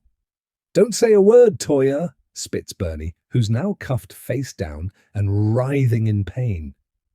Madison steps over her to approach 2 closed doors. She considers whether anyone is hiding back here with Charlie. Perhaps Bernie's nephew, Chad. "This is the police," she says forcefully. "If anyone is in there, make yourself known immediately." Silence. She keeps her weapon raised as she pushes the first door open and steps back. When nothing happens, she switches the light on and peers inside. It's an empty bathroom. She hurries to the next and opens it, moving out of the way in case more shots are fired. Nothing happens, but she hears weeping coming from inside. She switches the light on and looks at the bed. Little Charlie Larson is sitting in bed, dressed in Spider-Man pajamas, sucking his thumb as tears stream down his face. He's terrified. Madison has to push back her own tears of relief at finding him alive. She slips her weapon away and goes to the boy. Forcing a smile, she sits on the bed and takes his free hand in hers. "Hey, Charlie, my name's Madison. I'm going to take you to see your grandpa, okay?" Charlie's eyes light up. "Grandpa." It comes out as a hiccup due to his tears. She wipes some sweaty hair away from his eyes. "That's right. Grandpa can't wait to see you." Charlie jumps out from under the cover and holds his arms up to her. Madison gladly picks him up and clutches him close, tears building behind her eyes. She only wishes his dad were waiting for him too. Chapter 51. Madison brings Charlie to the station. He's been evaluated by an EMT and found to be physically fine, thankfully. His earlier tears from hearing the exchange of gunfire have passed, but he may need emotional support over the coming days and weeks when it's carefully explained to him that he'll never see his father again. But for now, while they figure out the next steps in the investigation, Stella has offered to care for him now that Dinah's arrived to take over from her on dispatch. Stella's face lights up when Madison brings him over to her in the conference room. Charlie's dressed now, clutching a plastic dinosaur in one hand and holding on to Madison for dear life with the other. He doesn't appear to be a shy child, but he's timid now and clearly unsettled by finding himself at the police station. Stella's put some toys in the middle of the room so he can play while she watches him, along with a drink and some snacks. "Hello, Charlie," she says, leaning in. "My name's Stella and I'm going to play with you for an hour or so. Is that okay with you?" "Is Daddy here?" he asks, hopefully. Madison's heart breaks for him. She takes a deep breath as she exchanges a look with Stella. "No, Daddy's not here, but you'll see your grandpa soon, okay?" Charlie glances around the room like he knows something's off. Eventually, he looks at Stella. "Do you like dinosaurs?" Madison smiles as Stella emphatically declares her love of dinosaurs, despite probably not knowing half as much about them as he does. Before Madison leaves, Stella asks her if there's any update on Steve's condition. "He was still conscious when I left the campsite," she says, "but he was hit in the thigh, so they've rushed him to the hospital. I'm not going to lie, he looked terrible." The colour had completely drained from him, and it was clear he was in a lot of pain. Officer Kent exchanged fire and hit Bernie Ridgway in the arm. Bernie will be fine, but she's also on her way to the hospital. Over Stella's shoulder, Madison spots Shelley leading a man in a suit, presumably Toya Ridgway's lawyer, toward the interview room. Toya immediately requested an attorney once she was arrested. "I should go," she says. "The lawyer's here." "Sure." Stella takes Charlie by the hand and leads him to the toys. The poor boy seems okay, despite everything that's happened. But Madison can't help wondering how he'll cope as he grows up and discovers that his mom and dad were both murdered. With a heavy heart, she turns to head to the interview room, but someone calls her name, stopping her. "I just heard what happened," says Nate, rushing over, looking frantic. He pulls her in for a hug. "Are you okay?" Brody follows him. "I'm fine," she says, after she lets go. "Toya Ridgway is here. I'm about to interview her." "So it was the Ridgways who killed?" Dominic, he asks. "Right. Hank doesn't know yet, but Charlie's safe. He's here." Nate takes a deep breath. Thank God. Hank's going to be ecstatic to see him again. "Can I come with you when you tell him? I can make sure Pam's there too, for moral support." "Sure," she says. "I don't see why not." She glances at the clock on the wall.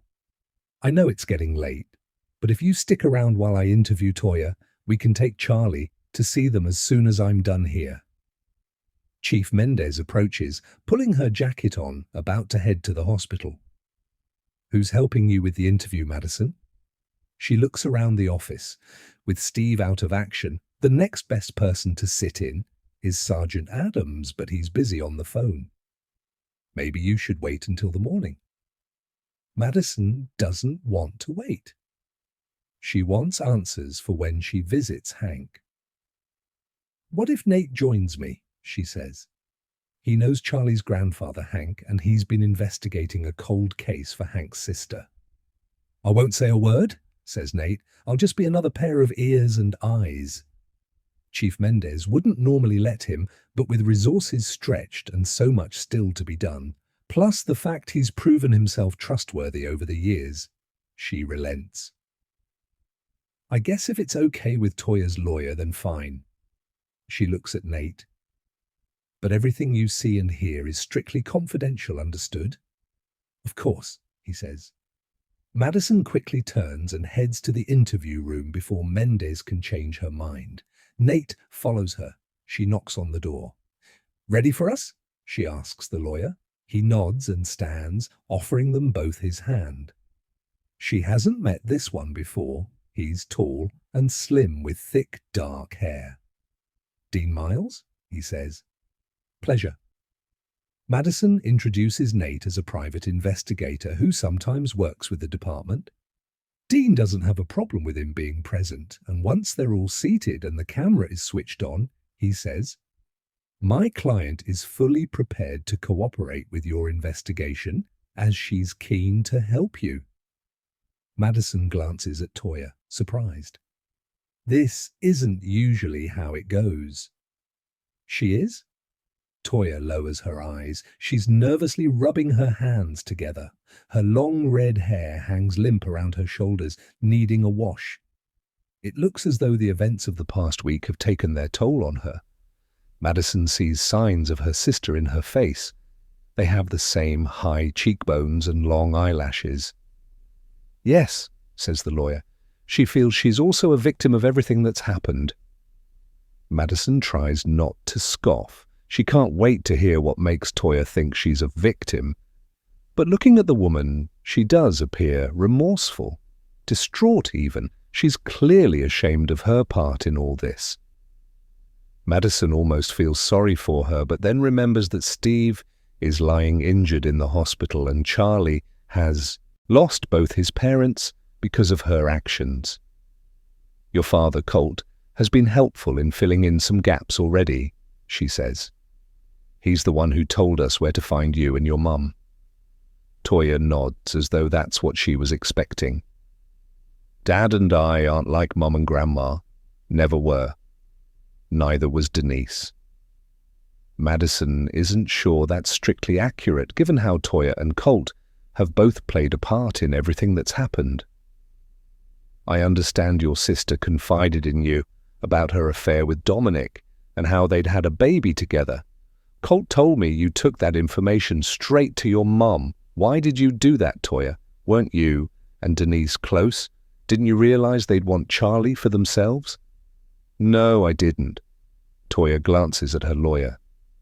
He nods to indicate that she should answer.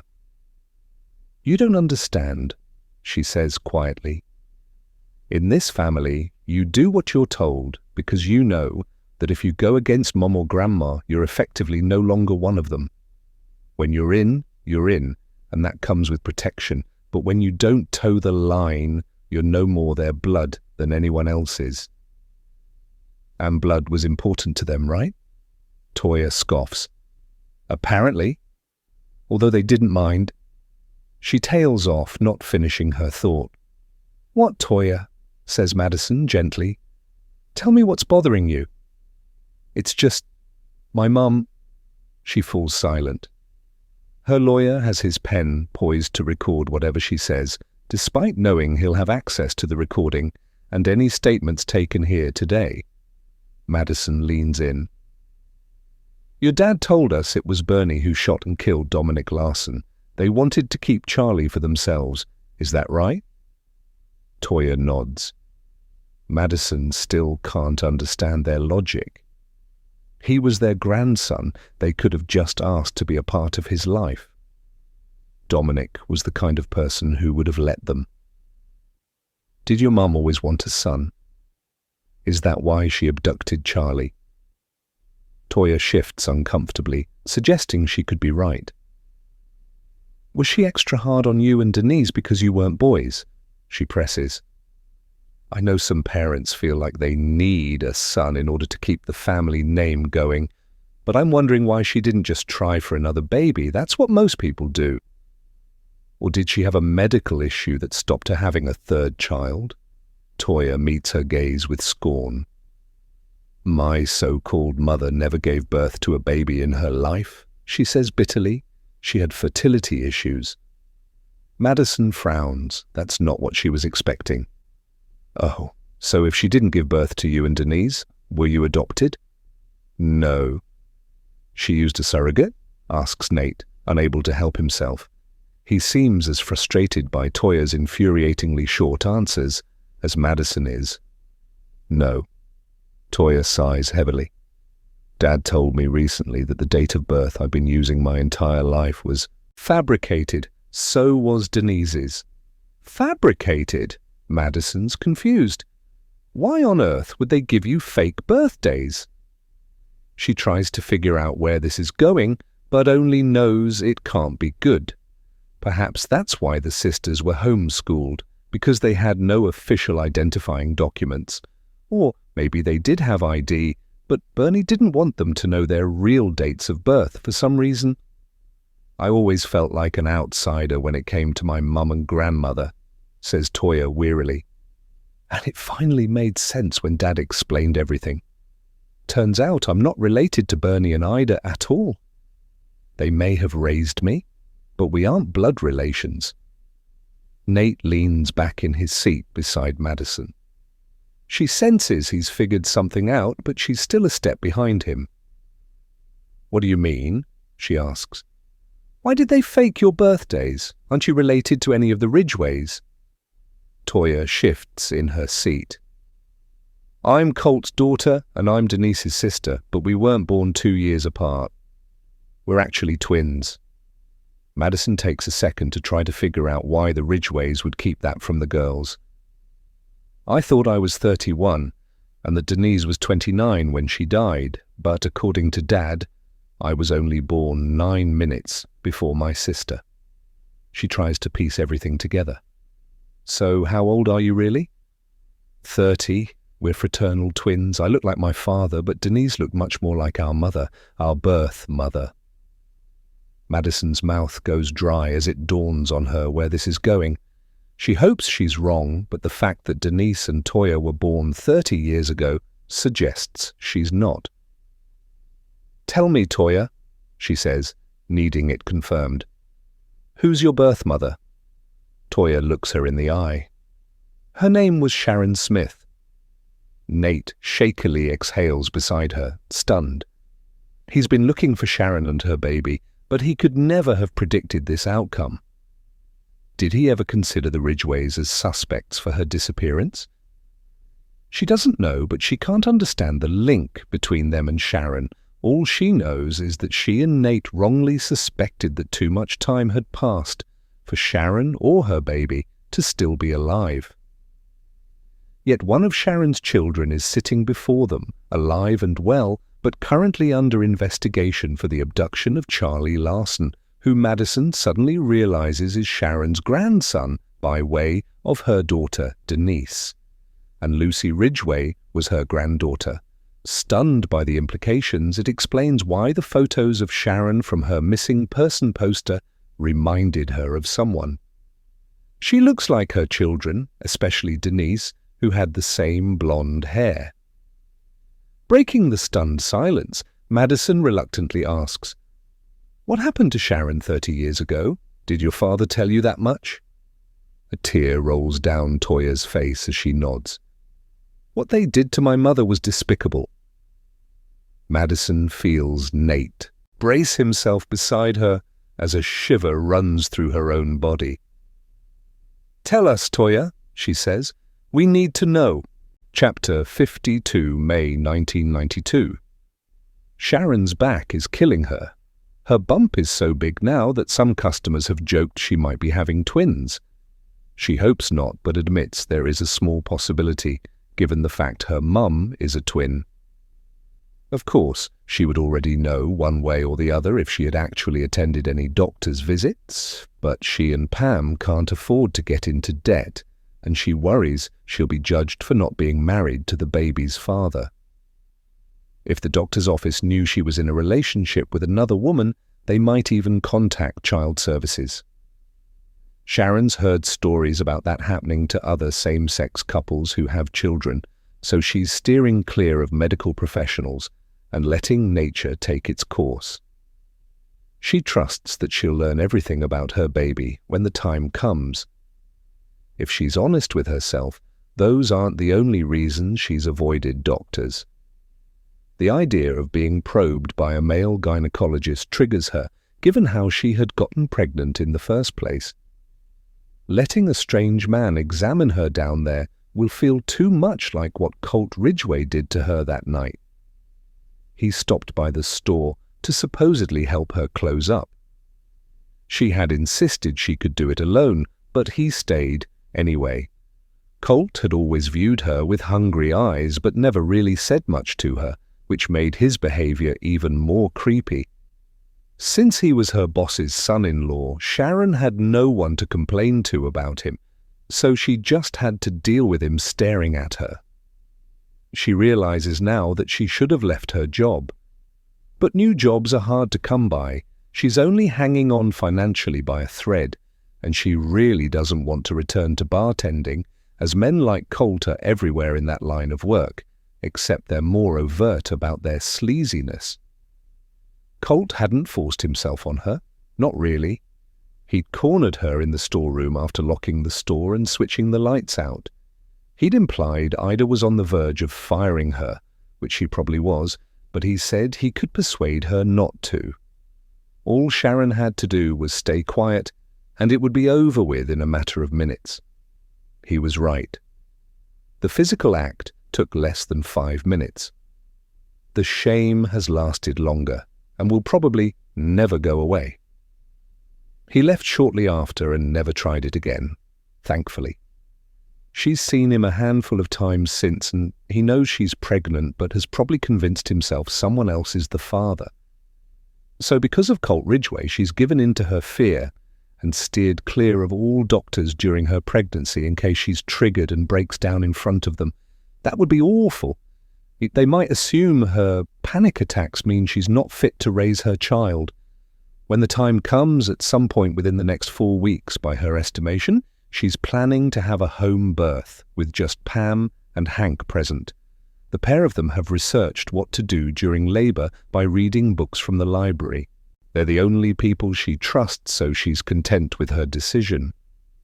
If anything goes wrong, well, then they'll call an ambulance, but she doesn't think it will come to that.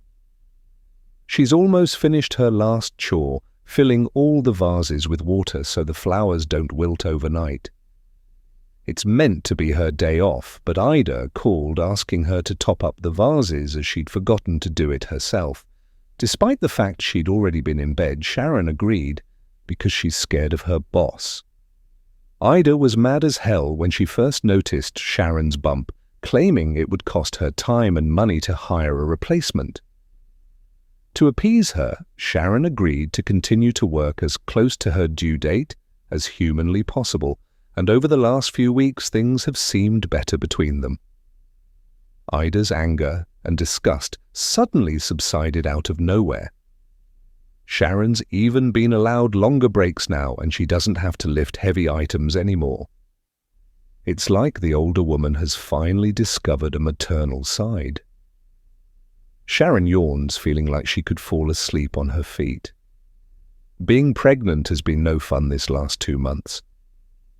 The bell above the door jingles, so she turns, ready to tell the customer the store's closed, but it's Bernie Ridgway who steps in. Bernie's taken more of an active role in the business lately and seems a lot friendlier towards Sharon than previously. Sharon's noticed pregnancy can do that, make other women more interested in her, more likely to start conversations. It's been nice in most cases, but she's been uncomfortable around Bernie ever since Colt took advantage of her. "Locking up?" asks Bernie, her eyes hovering on Sharon's huge bump. "Yeah, I'm done now." Sharon pulls her apron off and switches the lights out before a sharp, stabbing pain in her lower stomach stops her in her tracks, making her groan. "You okay?" asks Bernie, stepping forward. Sharon feels an urge to use the bathroom, but it quickly passes. A second stabbing pain shoots through her lower back. She winces. "I'm fine. I probably spent too long on my feet today." "Is Pam picking you up?" "No, she thinks I'm at home in bed. It's meant to be my day off." She approaches the exit and steps out into the cool evening. Bernie follows her and locks the door. "I can't let you ride the bus in your condition. I'll take you home." "Oh no, really, it's fine," she protests. "It only takes 15 minutes from here." Bernie smiles at her. "Don't be silly. What if your waters break on the bus or you fall over when it pulls away?" "I'd feel terrible." "And I'm going that way anyway. Let's go." She walks to her vehicle. Sharon really doesn't want to get in her car, but she can't think of a polite way of saying it without sounding ungrateful. Besides, the shooting pains are getting more pronounced, making it feel like someone's shoving knitting needles up her arse. She waddles to the car and slips inside, slowly pulling her swollen feet in after her. Bernie drives out of the strip mall's parking lot. It's quiet on the roads. The warmth from the car and the hum of the engine make Sharon sleepy. She's always sleepy lately and falls asleep at the drop of a hat. Pam says it's because she's busy growing a baby. She leans her head against the rest as the car stereo plays soft music. Sharon jolts awake. She's confused at first, not remembering where she is. Then she becomes aware of being lifted. Someone has hold of her underarms and someone else is holding her ankles, their grip painfully tight. She tries to open her eyes and realizes they're covered with something. She's so confused she assumes she's dreaming until she hears a voice say, "Put her on the mattress." Her blood runs cold. "What's going on?" she says. "Ah, that hurts. What are you doing?" The shooting pains in her back and stomach are getting worse. She worries they could be contractions, but it's too soon, isn't it? She wonders if she passed out in Bernie's car and has been brought to the hospital for monitoring. But when she tries to move her hands, it becomes clear they're bound together. Fear envelops her. She stops breathing as she's placed on what feels like a mattress on the floor. It has no bounce and she can feel the hard ground beneath it. What the hell is happening? Someone tears the blindfold off her. She desperately looks around and sees she's in some kind of outbuilding or shed that's dark except for a few small lights dotted around. Bernie and Ida are hovering over her, eyeing her like she's an experiment. Colt's here too, but he's exiting the building so she can only see his back. Presumably, he helped carry her here from the car. The walls close in on her as she tries to figure out what's happening. "You were contracting," says Ida. "We're taking care of you. Bernie and I will deliver your baby." Sharon stares at them in horror. "I don't want to give birth here. Take me home, or to the hospital. Call Pam. I need her." Ida scoffs. "There's no time for that. You're in labor." Sharon doesn't understand. She doesn't know why they'd bring her here instead of to the hospital, but she doesn't get long to think about it because an almighty pain tears through her insides, making her scream out in agony. Ida gets on her knees and pulls Sharon's dress up. She roughly removes her underwear, causing embarrassment to wash over her. "No, please," she begs. "Not you guys. I want Pam. I want the hospital." Ida looks up at her daughter. "It won't be long. Get everything we need, including the pain meds." Bernie nods before leaving them alone together. Sharon's embarrassment at having Ida see her naked below the waist reduces the more the contractions tear through her. She needs this baby out of her, and she doesn't care who does it. Hours pass. Sharon's unsure how many, as she's been in so much pain, and she's feeling delirious from whatever pills Ida forced down her throat. She remembers bursts of consciousness, being yelled at to push through the pain of contractions. Someone pressing on her belly, making her want to vomit, and the feel of her insides being pulled out as she used what little strength she had to scream while praying she didn't burst a blood vessel. She rouses to the sound of a crying baby.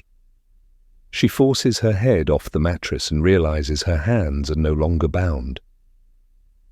Did I do it? She notices a hell of a lot of blood covering the mattress below her waist. She feels like she's wet herself. Surely that's too much blood. She probably needs to get to the hospital as fast as possible, but she can't imagine ever standing again. She just doesn't have the energy. Her legs feel like jelly, and her whole body is trembling, making her teeth rattle together. She sees Colt hovering in the doorway, too afraid or embarrassed by her nakedness to step inside. Bernie's proudly holding a baby in her arms. "You sure did. This is Toya." "A girl," Sharon sobs at seeing her beautiful baby for the first time. She has fine red hair and her face is scrunched up like she's unhappy about something. She frowns as she realizes Bernie has named her daughter. That's not for her to do. Ida steps forward holding a different baby. "And this is Denise." Sharon blinks. "I had twins." She thinks of her mum. Perhaps having twin granddaughters will bring her and her mother back together since her mother is a twin. Her heart flutters with hope. They might be able to repair their broken relationship. Baby Denise has fine blonde hair and is silently peering around the room. "Give them to me." Sharon holds her arms out, yearning to feel her babies on her chest. It's such a powerful need that she can't imagine ever having empty arms again. But the strength goes from her, making her arms drop back onto the mattress. Something isn't right. She needs some glucose or food, something sugary to boost her strength. "Afraid not," says Ida, looking down at her. "They're our babies now." An overwhelming surge of dread creeps through Sharon's chest, so strong she can't breathe. "What do you mean?" She goes light-headed and is desperate for some water. "We know Colt is their father," says Ida. "We know you seduced him in order to get pregnant, which means these babies are Ridgways, not Smiths. Don't you worry, though, we'll take good care of them." Sharon scoffs, thinking they're playing a terrible prank on her. "You're not serious? Why would you joke at a time like this? Give me my babies. I want my babies now." But Bernie and Ida turn away and leave, taking Colt and her daughters with them.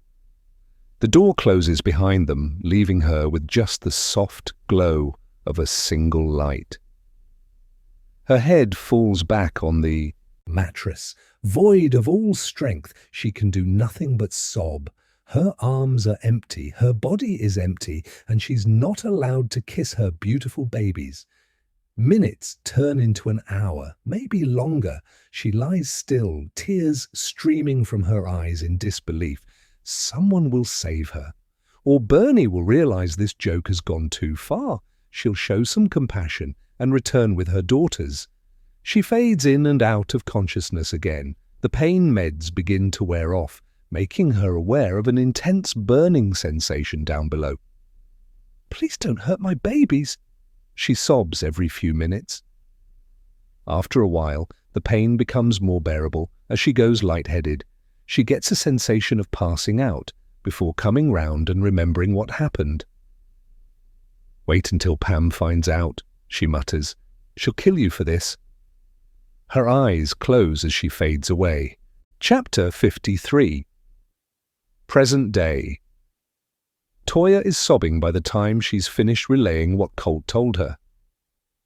"He said he buried my mum in the backyard, but I don't know where.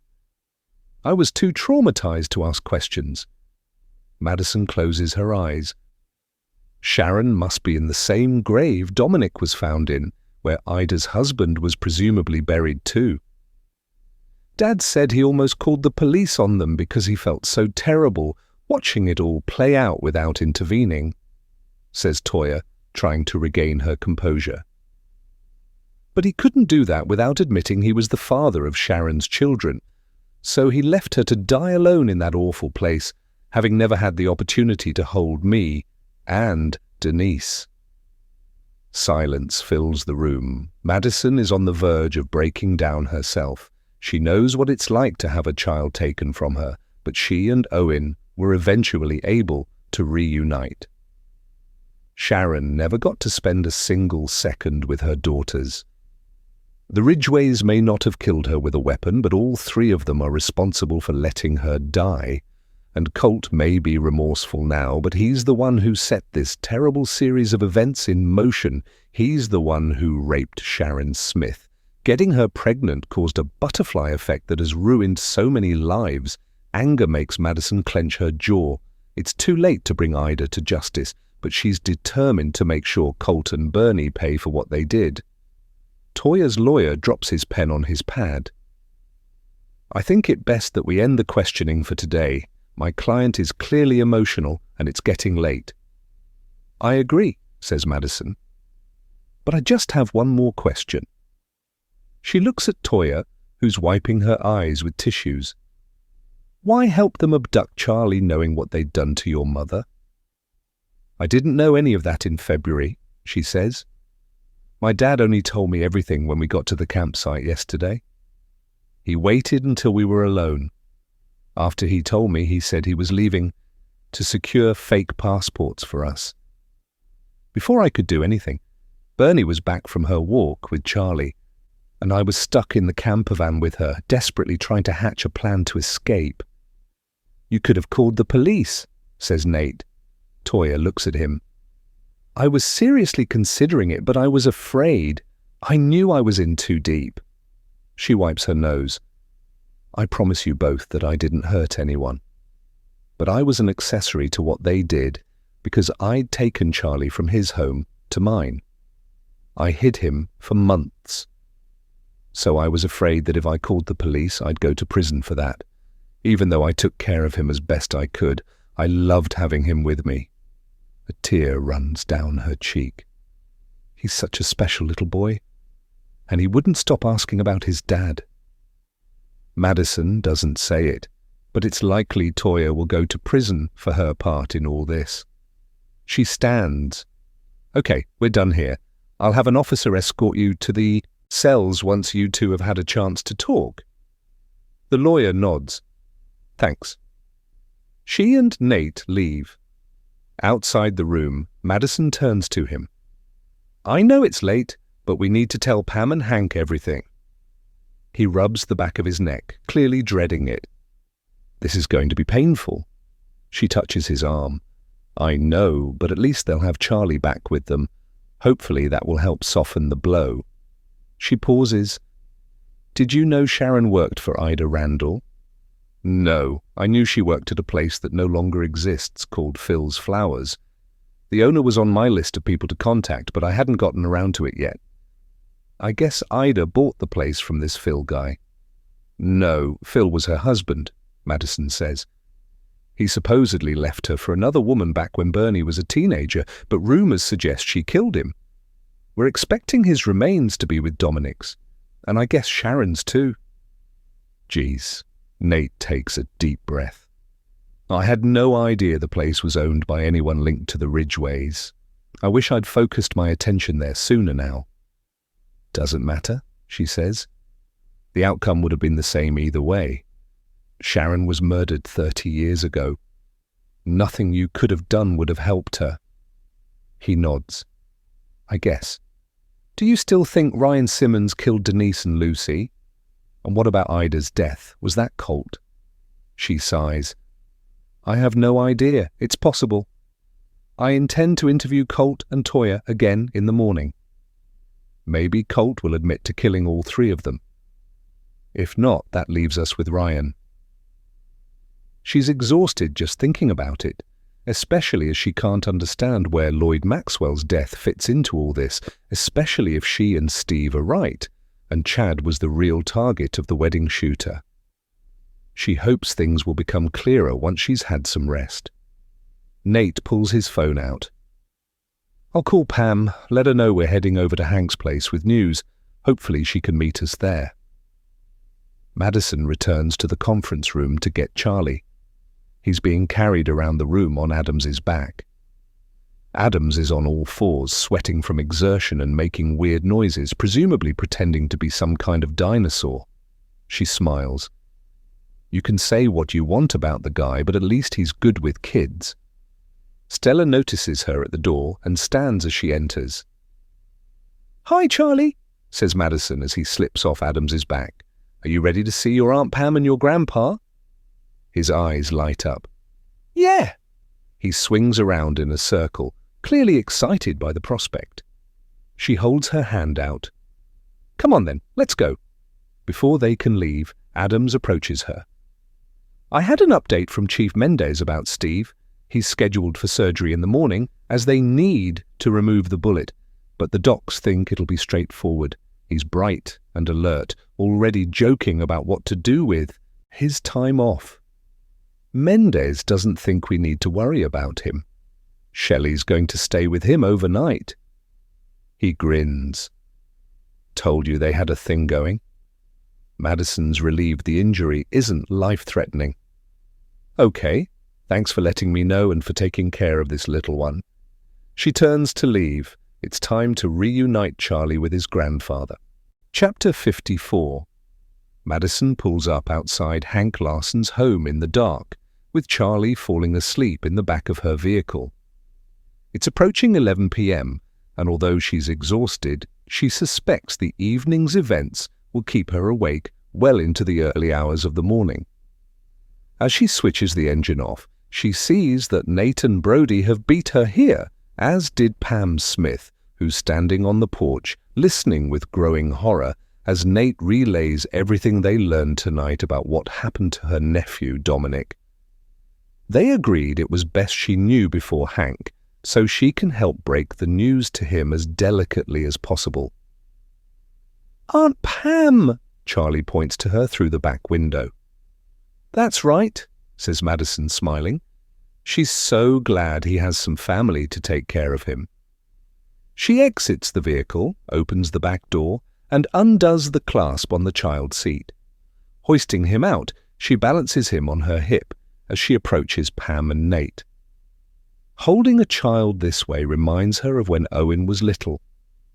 She used to love walking around with him like this. He'd usually suck his thumb and rest his head in the crook of her neck. But those days are long gone. Pam looks completely overwhelmed when she sees her young nephew for the first time in months. She holds her arms out to Charlie, who wriggles into her embrace. "Charlie," she says, her voice thick with emotion, "we missed you so much." She kisses him all over his face, with tears streaming down her cheeks. Eventually, she looks at Madison. "Is he okay? He wasn't harmed?" "He's fine. He was well cared for." Madison clears her throat, feeling terrible that she has to deliver more bad news before they go inside. "I gather Nate's told you about Dominic, but unfortunately, we also have an upsetting update about Sharon." Pam glances at Nate, her eyes widening. "You do?" Nate nods. She lowers Charlie to the ground but keeps hold of his hand.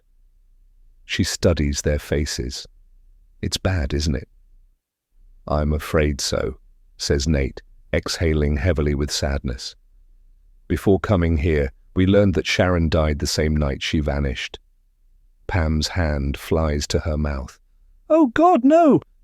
She lets go of Charlie's hand and covers her face, prompting Nate to squeeze her shoulder briefly. "I'm so sorry," he says. "She died due to blood loss during childbirth." Pam sobs. A few minutes pass before she manages to compose herself. She wipes her eyes, completely overwhelmed. It's then that she frowns. "Wait, I don't understand. She was in labor at the hospital, but I called them. They said she wasn't there. And Bill Harper checked all the nearby hospitals for any sign she'd been there." A second passes before she realizes there's an even more important question she hasn't considered. Slowly, with a hand pressed to her heart, she asks, "Did the baby survive?" Charlie lowers himself onto the porch steps to stroke Brody. Madison keeps an eye on him. "She didn't go into labor at the hospital," says Nate. "Unfortunately, she was abducted by the Ridgeways. It was Colt who sexually assaulted her. Ida and Bernie found out he was the one who got her pregnant. And since Bernie was unable to have children of her own, they took Sharon to steal her child." Tears stream down Pam's face. She looks like she might pass out. "I can't believe what I'm hearing." "I know," says Nate. "It's terrible, but we learned tonight that Sharon gave birth to twins, and they were both born healthy." Pam swallows, looking back and forth between them incredulously. "We had twins?" Madison could cry for Pam right now. The baby's biological parents were Colt Ridgway and Sharon Smith, but Pam had been preparing to welcome Sharon's child into her life. She was preparing to become a mother. Losing Sharon and the baby must have been a terrible double blow for her. "That's right," confirms Nate. "Where are they now?" says Pam eagerly. "Can I see them?" She looks desperate to get a glimpse of the closest link she has to her girlfriend. "The Ridgways raised the girls as their own," says Nate. "They named them Denise and Toya." A look of terrible sadness spreads across Pam's face as realization hits her. "But Denise and her little girl were murdered recently, right? I read about it in the news." Nate nods. "I'm afraid so. Denise is gone, but Toya's still alive." Pam blinks as she absorbs the news. Nate fills her in on Toya and Colt's involvement in Dominic's murder and Charlie's abduction. Her joy at learning one of Sharon's daughters is still alive is quickly replaced with growing horror at everything that Toya and her family have done. She reaches for the porch railing to hold herself up. My God, this is too much. They give her a couple of minutes to let it all sink in. You need to try to focus on Charlie now, says Madison. He needs a guardian. With your brother's ill health, that might fall to you. Pam nods slowly. So Charlie is Sharon's grandson, isn't he? She chokes back a sob. Wiping her eyes with her hands, she says, I couldn't raise our daughters, but I can raise our grandchild. I think that's what Sharon would have wanted, right? Nate nods, but doesn't speak. Madison can tell he's getting choked up. Like her, he becomes emotionally invested in the cases he investigates. It takes its toll. I'm sure she would have loved that, says Madison. With a deep breath, she adds, but right now we need to tell Hank about Dominic. Do you think he can take it? We don't want to risk his health deteriorating. Pam thinks about it, then looks at Charlie, who's nodding off on the porch. He's gone downhill fast over the last week, but seeing Charlie will help him with his grief. She scoops the little boy into her arms and plants a gentle kiss on his cheek, keeping hold of him as Nate takes her keys to enter the house. She lets Madison and Nate enter ahead of her, then follows them inside, leaving the door ajar for Brody to come and go. They find Hank dozing on the couch. The living room is lit with the soft glow from the TV. Nate switches it off as Madison turns on some lights. Pam sits beside her brother on the couch, with Charlie still in her arms. Hank, look who's come to see you. Hank rouses. As his eyes adjust to the light, he squints at Madison and Nate, confused. What's going on? He sputters. Look who it is, says Pam. Hank looks at Charlie and blinks. Charlie rouses, suddenly noticing who he's sitting next to. Grandpa! Hank gasps as Charlie leaps into his arms. He squeezes his grandson tight and tears roll down his face. Charlie, you're back! Oh, Charlie, I missed you so much. Am I dreaming? Have I died? Madison becomes overwhelmed. She feels Nate's arm around her shoulders. It's a touching moment to see them reunited, but it's spoiled when Hank looks past them toward the open door, clearly expecting his son to be there. Where's Dominic? She tries to compose herself. I'm so sorry. Not wanting to say too much in front of Charlie, she shakes her head to signal Dominic won't be coming home. Pam gently touches her brother's arm. We won't get to see Dominic again, but we have Charlie back. We need to focus on that. He looks crestfallen. Charlie is a wonderful consolation prize, but at some point, Hank will have to come to terms with his son's murder. Pam's been trying to hold it together, but she suddenly crumples under the pressure of her own grief. Her voice thick with emotion, she says, I need to go to Dominic's house to pick up some spare clothes and toys for Charlie. She gets up and hurries out of the open front door just as Brody enters. Brody sniffs the room, and when he gets close to Hank, his demeanor visibly changes. His stance becomes stiff, and he starts barking forcefully at the older man.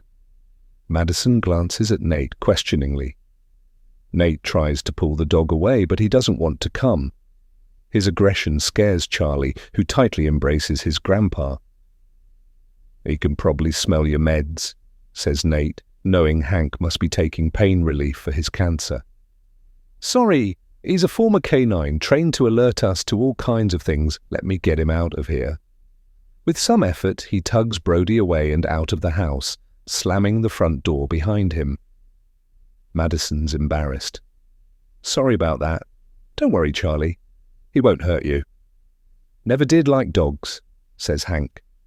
Still holding Charlie, he gets out of his seat and goes to the front door to lock it so Brody can't return. Madison doesn't take it personally. Not everyone is an animal lover.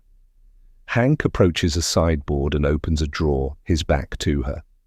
Madison can hear Brody going, wild outside. It sounds like Nate's struggling to control him. He's going to start attracting attention from the neighbors if he carries on like this. It's odd, because he never usually causes this kind of scene unless someone's in danger. But why would any of them be in danger? Her mouth suddenly goes dry. A shudder runs through her as it slowly dawns on her what Brody's trying to tell them. Shit. She tries to swallow. Hank, she says cautiously, have you ever met Brody before?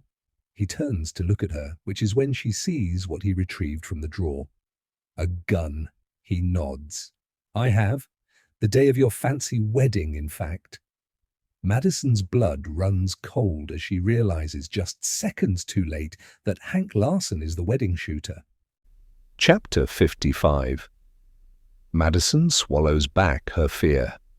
She's torn between drawing her service weapon and racing to grab Charlie from Hank's arms. She wishes Nate was still here. They should have known to trust Brody's response. He's rarely wrong, but they came here to deliver bad news, not to arrest a killer. She dares to glance over Hank's shoulder to the window overlooking the driveway. If Nate looks in, she could try to signal to him that she and Charlie are in danger, but she watches with growing dread as he concentrates on getting Brody into the back of his car. Pam slides into the passenger seat. He must be giving her a ride to Dominic's place. Madison wills him to look over at the house one last time before getting into the vehicle himself. He doesn't, which means she has no backup. Somehow she'll need to get herself and Charlie out of here without either of them being injured. Hank closes the drapes, blocking her view of the outside. "Sit down," he says, moving back to the couch and seating Charlie on his lap. The little boy has fallen asleep. He's dead to the world after his eventful day. Madison reluctantly lowers herself onto the armchair opposite them, facing the window. "They can't get in," he says, "even with Pam's keys. I bolted the door from the inside." He coughs. "I'm not going to hurt you. I just want the opportunity to tell you my side of the story." She's not worried for herself. She's worried for Charlie. Hank has nothing to lose at this point. He's already dying, and now that he knows his son is dead and he's about to be exposed as a killer, it might push him over the edge. "I didn't know it was your wedding," he says, gun by his side. "Not until it was in the news." "But you sent me a note," she says. "Why pretend I was the target if I wasn't?"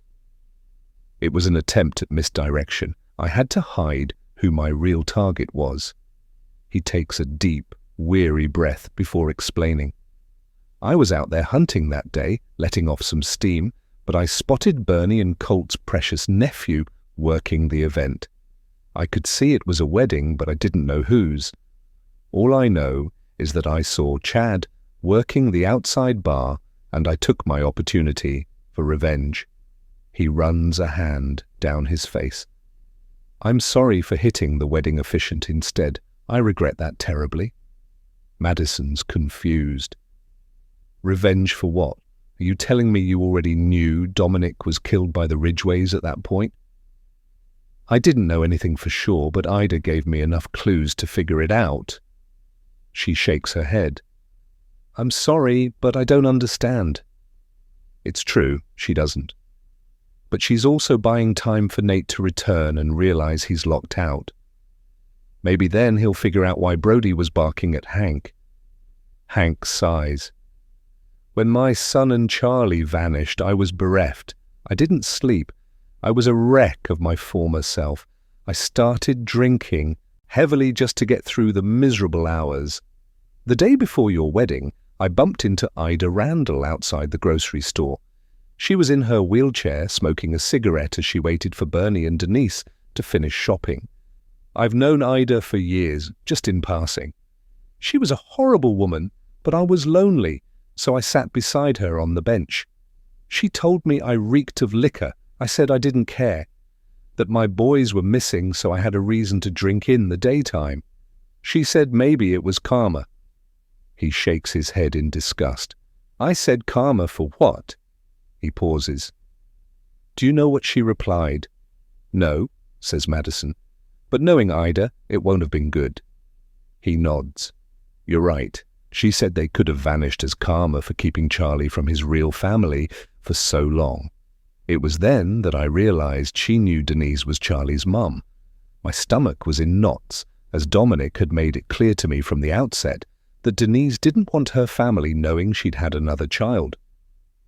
I figured it was because she was embarrassed about having an affair, but now I know it's because they would have wanted to keep Charlie close, make him as bitter and twisted as they are. She didn't want that for her little boy. She wanted to give him a fighting chance of a life filled with love. That's why she let Dominic raise him. And it would have worked out great if they hadn't found out about his existence. Madison keeps her eyes on his weapon. Denise confided in her sister, Toya, she says, and unfortunately Toya told Bernie and Ida about the affair and Charlie's existence. Hank nods, everything making sense now. Once I realized Ida knew about Charlie, it wasn't difficult to figure out what had happened to my son. I knew about her reputation. I'd heard rumors she'd killed her husband back in the day. My gut told me she was behind Dominic's abduction, and the only reason she would do that was to get to Charlie. So what did you do? Asks Madison. I wanted to kill her with my bare hands right there and then. Instead, I went home and stewed over it. The next day, I got my gun and went hunting. That was when I saw Chad at the lodge. Maybe subconsciously I'd gone nearby to hunt because I knew he worked there. It makes no difference now. The bottom line is I had a clear aim, so after making a split-second decision, I took it. Like I said, I'm sorry for hitting Lloyd Maxwell instead, but by then the wheels were set in motion for everything that followed.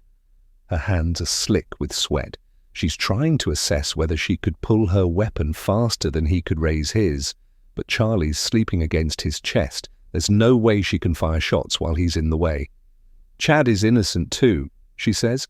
Why target him when your beef is with Colt, Bernie and Ida? Why not come to the police with your suspicion? He scoffs. Oh, please, you guys never found Sharon? So Pam and I never had any faith in law enforcement. His stare turns cold.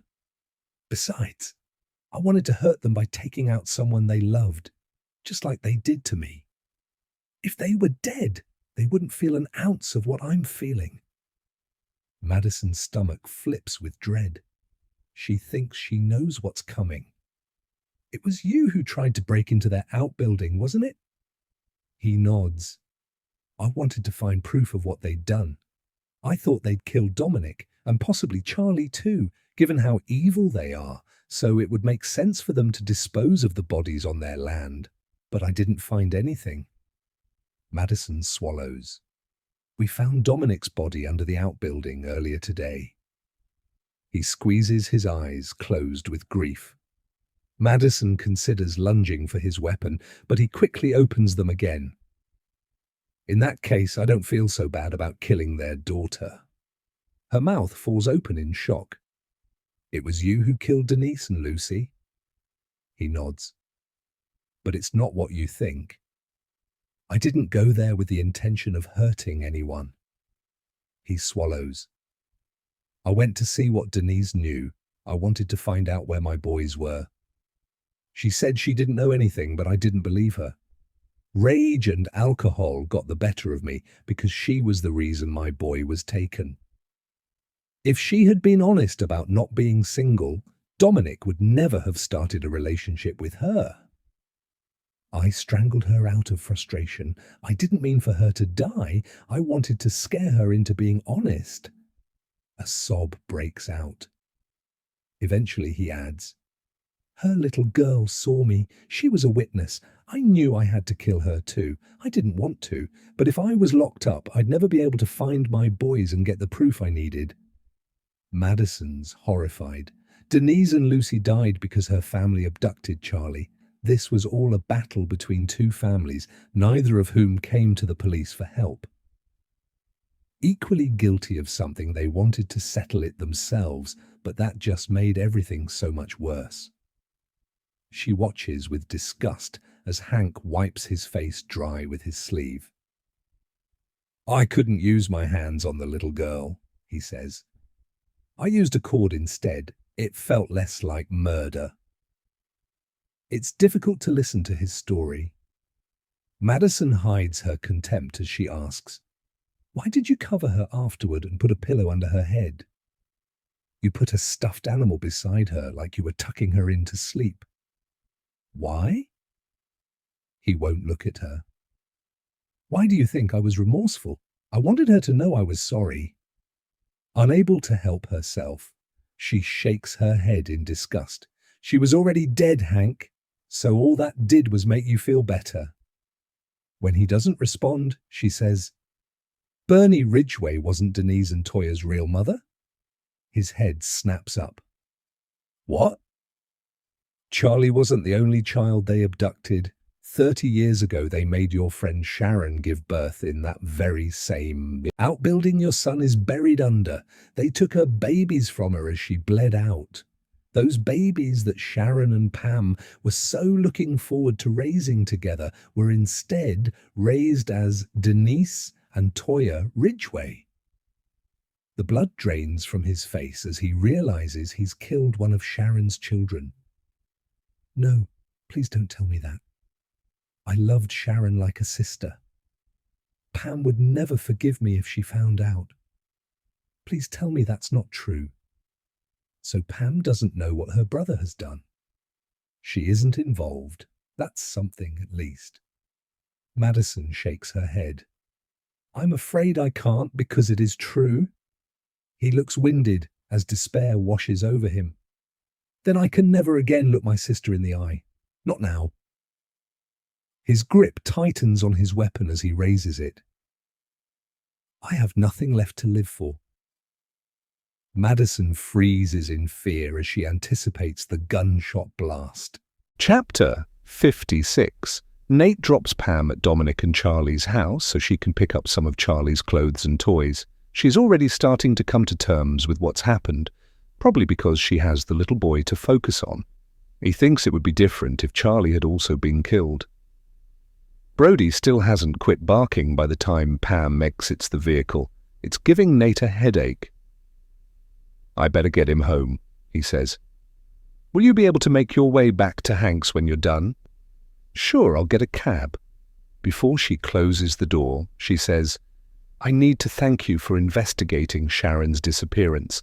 I was convinced her mum or Justin had something to do with it. Now I know it was that awful Ridgway family. And where she's buried, I can organize a funeral for her. I'm hopeful that will give me some closure." She tears up. Nate feels for her. "I'm just sorry it wasn't better news." He hesitates. "Do you think you might want to speak to her remaining daughter one day? Because Toya was remorseful over her part in Charlie's abduction. She only learned yesterday that Bernie wasn't her real mother. She was devastated when she found out what happened to Sharon." Pam considers it. "I think Sharon would want me to show her forgiveness, so maybe I'll send her a letter while she's in jail. Perhaps we can build some kind of relationship out of all this devastation." Nate nods. "I'm sure she'd love that. She'll need family around her over the next few months, and as you were supposed to raise her with Sharon, I'd say that includes you." A tear runs down Pam's face. "Thank you for saying that. I know Sharon and I weren't married, but I did feel motherly toward the unborn baby." She pauses. "Of course, we had no idea she was expecting twins." She quietly closes the door and walks to the house. Nate starts the engine and pulls away from the curb. When Brody squeezes through the gap into the front passenger seat, barking directly in Nate's ear, he knows he needs to listen to him. "What's the matter, boy? Is it Hank's place?" More barking. It's times like this he wishes Brody could talk. He had intended to drop him at home before returning to pick Madison up, but his gut tells him he needs to turn the car around instead and head back to Hank's place immediately. As he drives, he runs through the possible triggers for Brody. It could be the cancer meds Hank is taking, or maybe cannabis he bought to help with the pain. Or perhaps Brody smelled blood at his place. But again, that could be due to Hank's illness causing nosebleeds or something. Waiting at a red light, he strokes Brody to soothe him. "It's okay, everyone's safe, you can settle, we'll be going home soon enough." Maybe he's hungry. Nate shakes his head. That can't be it, as he's already been fed. The lights change as he considers another possibility. Is it Hank? More barking. Nate's chest tightens. But how could Brody know Hank? They've never met before. He suddenly remembers Brody's overnight vanishing act. He'd run after the wedding shooter when Lloyd Maxwell was killed. His heart hammers in his chest. Ignoring the green light, he looks at the dog. "You met him in the woods on our wedding day, didn't you?" Brody barks even louder, standing now, his tail thrashing the passenger window as he fills the entire space. Nate's stomach flips with dread. Shit! If he's right, that would mean Madison and Charlie have been left alone with a killer. He steps on the gas and floors it, needing to reach Madison before it's too late. Chapter 57. "Wait!" says Madison, her heart hammering so hard she can barely breathe. Hank's weapon is dangerously close to Charlie, and she can't tell where he intends to point it. "Think about how Pam will feel if you hurt yourself or Charlie. Let me take him from you. You're not thinking straight right now." "You're not taking him anywhere." The old man's eyes are watery with anguish as he considers whether to take the easy way out instead of having to face his sister after she learns what he's done. Fine. She tries to relax her posture to disguise how she desperately wants to lunge at him. Shifting his attention, she says, "I have one more question. Was it you who bludgeoned Ida to death?" He had been admitted to the hospital later that same day from exhaustion and dehydration. She assumed it had been caused by his illness, but it was more likely the result of overexertion. Ida's death had been brutal. Hank lacks remorse as he nods. If anyone ever deserved a painful death, it was that woman. She started all this by abducting Sharon all those years ago. If she hadn't, everyone else would still be alive. He's not wrong, but he's acting like he didn't have a choice in killing Denise and Lucy. He could have notified the police about his suspicions. Instead, he wanted revenge. He wanted the Ridgeways to suffer like he was suffering. Denise and Lucy didn't deserve that, no matter what happened to Dominic. They were innocent, and Denise knew nothing about what her family had done. Poor little Lucy had tried to scramble to safety under her bed. Hank dragged her out by her ankles. "I think the Ridgeways knew it was me," says Hank, "but they couldn't go to you guys because they knew that if I was arrested, I'd tell you why I did it. I'd tell you how I suspected they took Dominic and Charlie, which would mean you'd search their property and find all those bodies. That would explain why they kept trying to blame Ryan instead. He made a good suspect, and his arrest would have given them time to get away with what they'd done. That would also explain why Bernie was so angry after finding her mother dead. She had realized Hank was coming after all of them. When she declared, "I'll kill him for this," she wasn't referring to Ryan, she was referring to Hank. That's why Colt quickly led her upstairs and away from them to avoid her letting something slip. Charlie stirs in his grandfather's arms, slowly waking. "Let me take him so he doesn't get hurt," says Madison, leaning forward. "He's already hurt," shouts Hank, the weapon shaking in his hand. "His dad's dead, his grandpa's a murderer, he'll be raised in foster homes until they spew him out at 16 with nowhere to go. He has no chance at a happy life, not now. It would be kinder to take him with me." Madison's hands sweat from an adrenaline rush. "Don't be stupid, Hank. Pam can—" "Raise him.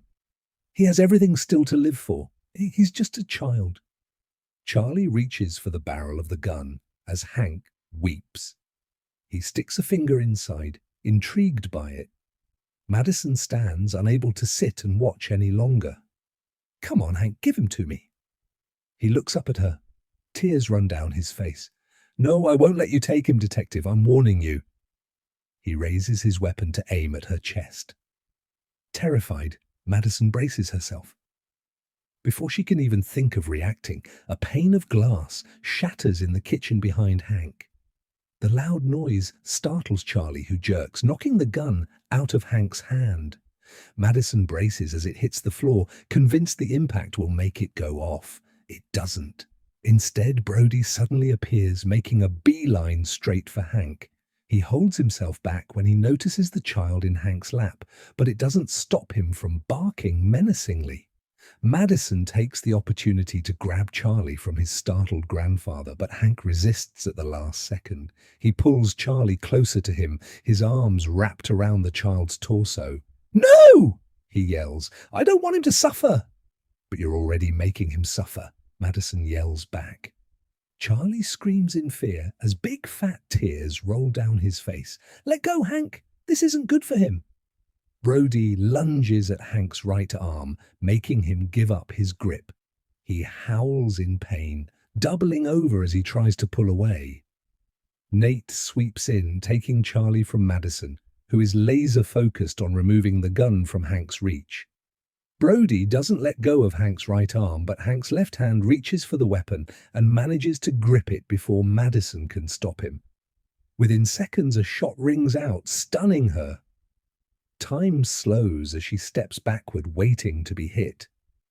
The bullet missed her, so she looks at Nate. Nate has stopped in his tracks, clutching Charlie to his chest. Frozen in place, Madison doesn't dare breathe. She and Nate exchange a look before realizing they're both okay. Charlie is okay. The shot went into the ceiling. In the confusion, Hank has time to raise the weapon to his own head. "Tell Pam I'm sorry." Nate immediately turns Charlie away from witnessing what's about to happen. He runs for the kitchen as Madison steps forward, attempting to stop Hank from firing. "No!" She's too late. Blood splatters the wall behind him. He instantly slumps forward. Gone. Madison falls to her knees, her entire body trembling. She didn't want it to end this way. Chapter 58. Madison watches from the back of an ambulance, with Charlie on her lap, as Nate breaks the news of Hank's suicide to his poor sister. Pam listens, horrified, as she learns how her brother killed Denise, Lucy, Ida, and Lloyd Maxwell, all because Ida and Bernie killed his son and tried to claim Charlie as their own. Eventually, she collapses into Nate's arms, prompting an EMT to go check on her. She's led away to another ambulance, her face white with shock and despair. Nate comes to check on Madison and Charlie. The little boy is sucking his thumb and resting his sleepy little head in the crook of her neck. He's a comforting weight, and she finds herself wishing he were Owen, that she could go back in time and do everything differently in order to experience the whole of his childhood this time around. Not just part of it. Nate enters the ambulance and sits beside them. He looks exhausted. When he takes her hand and asks if she's okay, she bursts into tears. "No, how can I be after all this?" She motions to Hank's house. Jake Rubio appears at the doors. "Sorry to bother you. Can I take Charlie for an assessment?" She nods, reluctantly handing the little boy over. He groans for a second, but soon melts into Jake's strong arms. She and Nate watch as Jake takes him to the same ambulance Pam's in. "He reminds me of Owen at that age," she says. "Owen called me when he couldn't reach you," says Nate. "I've told him we're both fine and that we'll be home soon." He pulls her close, kissing her forehead. "I love you." She swallows back tears. Sometimes this job is too much. Being in law enforcement means witnessing the worst things imaginable before returning home to your family for dinner as though nothing has happened. Her only saving grace is that she goes home to people who understand what the job takes from her. Chief Mendez appears at the ambulance doors. She looks at Madison. "Tough night." Madison snorts as she nods, wiping tears from her eyes. "You could say that. How's Steve?" He's fine. His surgeon says the operation is nothing to worry about, although he may be out of action for a while as he recovers. Madison groans. Does that mean I'll have to partner with Adams again in the meantime? The chief laughs. Afraid so. She looks around, and they follow her gaze to where Hank's body is being removed from the house on a covered gurney. With a deep breath, she says, I'll expect a full report in the morning. Nate bristles. He's about to give Mendez a piece of his mind, but the chief notices and holds her hand up to stop him. Then you can consider yourself on vacation. You two need a honeymoon. I don't want to see or hear from you for at least a week, and before you return to work, you need a mandatory session with our therapist. Understood? Madison nods, then looks at Nate. Does a honeymoon sound okay to you? Edo squeezes her close. What do you think? Good work, you two, says Mendez. You make a pretty good team. Brody appears beside her, so she pats him on the head. You too, Officer Brody. She smiles at them, then disappears. Brody jumps into the ambulance and lies at their feet, also exhausted. He's been checked over by an EMT too. Nate was worried he could have been hurt when breaking through the glass-paneled door in his bid to save Madison. But he's fine. His thick fur protected him. Madison thinks of his nail clippings, the ones she gave Alex. It's highly likely they'll find Hank's DNA on them, which will help confirm he'd met Brody before. She strokes Brody's beautiful face as she imagines going on honeymoon. I guess we're going to have to find a resort that's dog-friendly, huh? Nate snorts. Of course, we can't leave Brody behind. What about Owen? She says, half joking. Well, we may as well take him with us. Nate smiles at her. He can keep Brody occupied while I keep you occupied. Oh, really? She says. In that case, what about Bandit? Is he coming on our honeymoon too? Nate pretends to think about it. Nah, Bandit can go stay with Uncle Vince. She laughs, knowing the cat would probably prefer that anyway. Okay, then I guess we're going on vacation. She rests her head in the crook of his neck. She may be physically exhausted, but she feels blessed to have such a wonderful family, albeit a very small one these days. The end.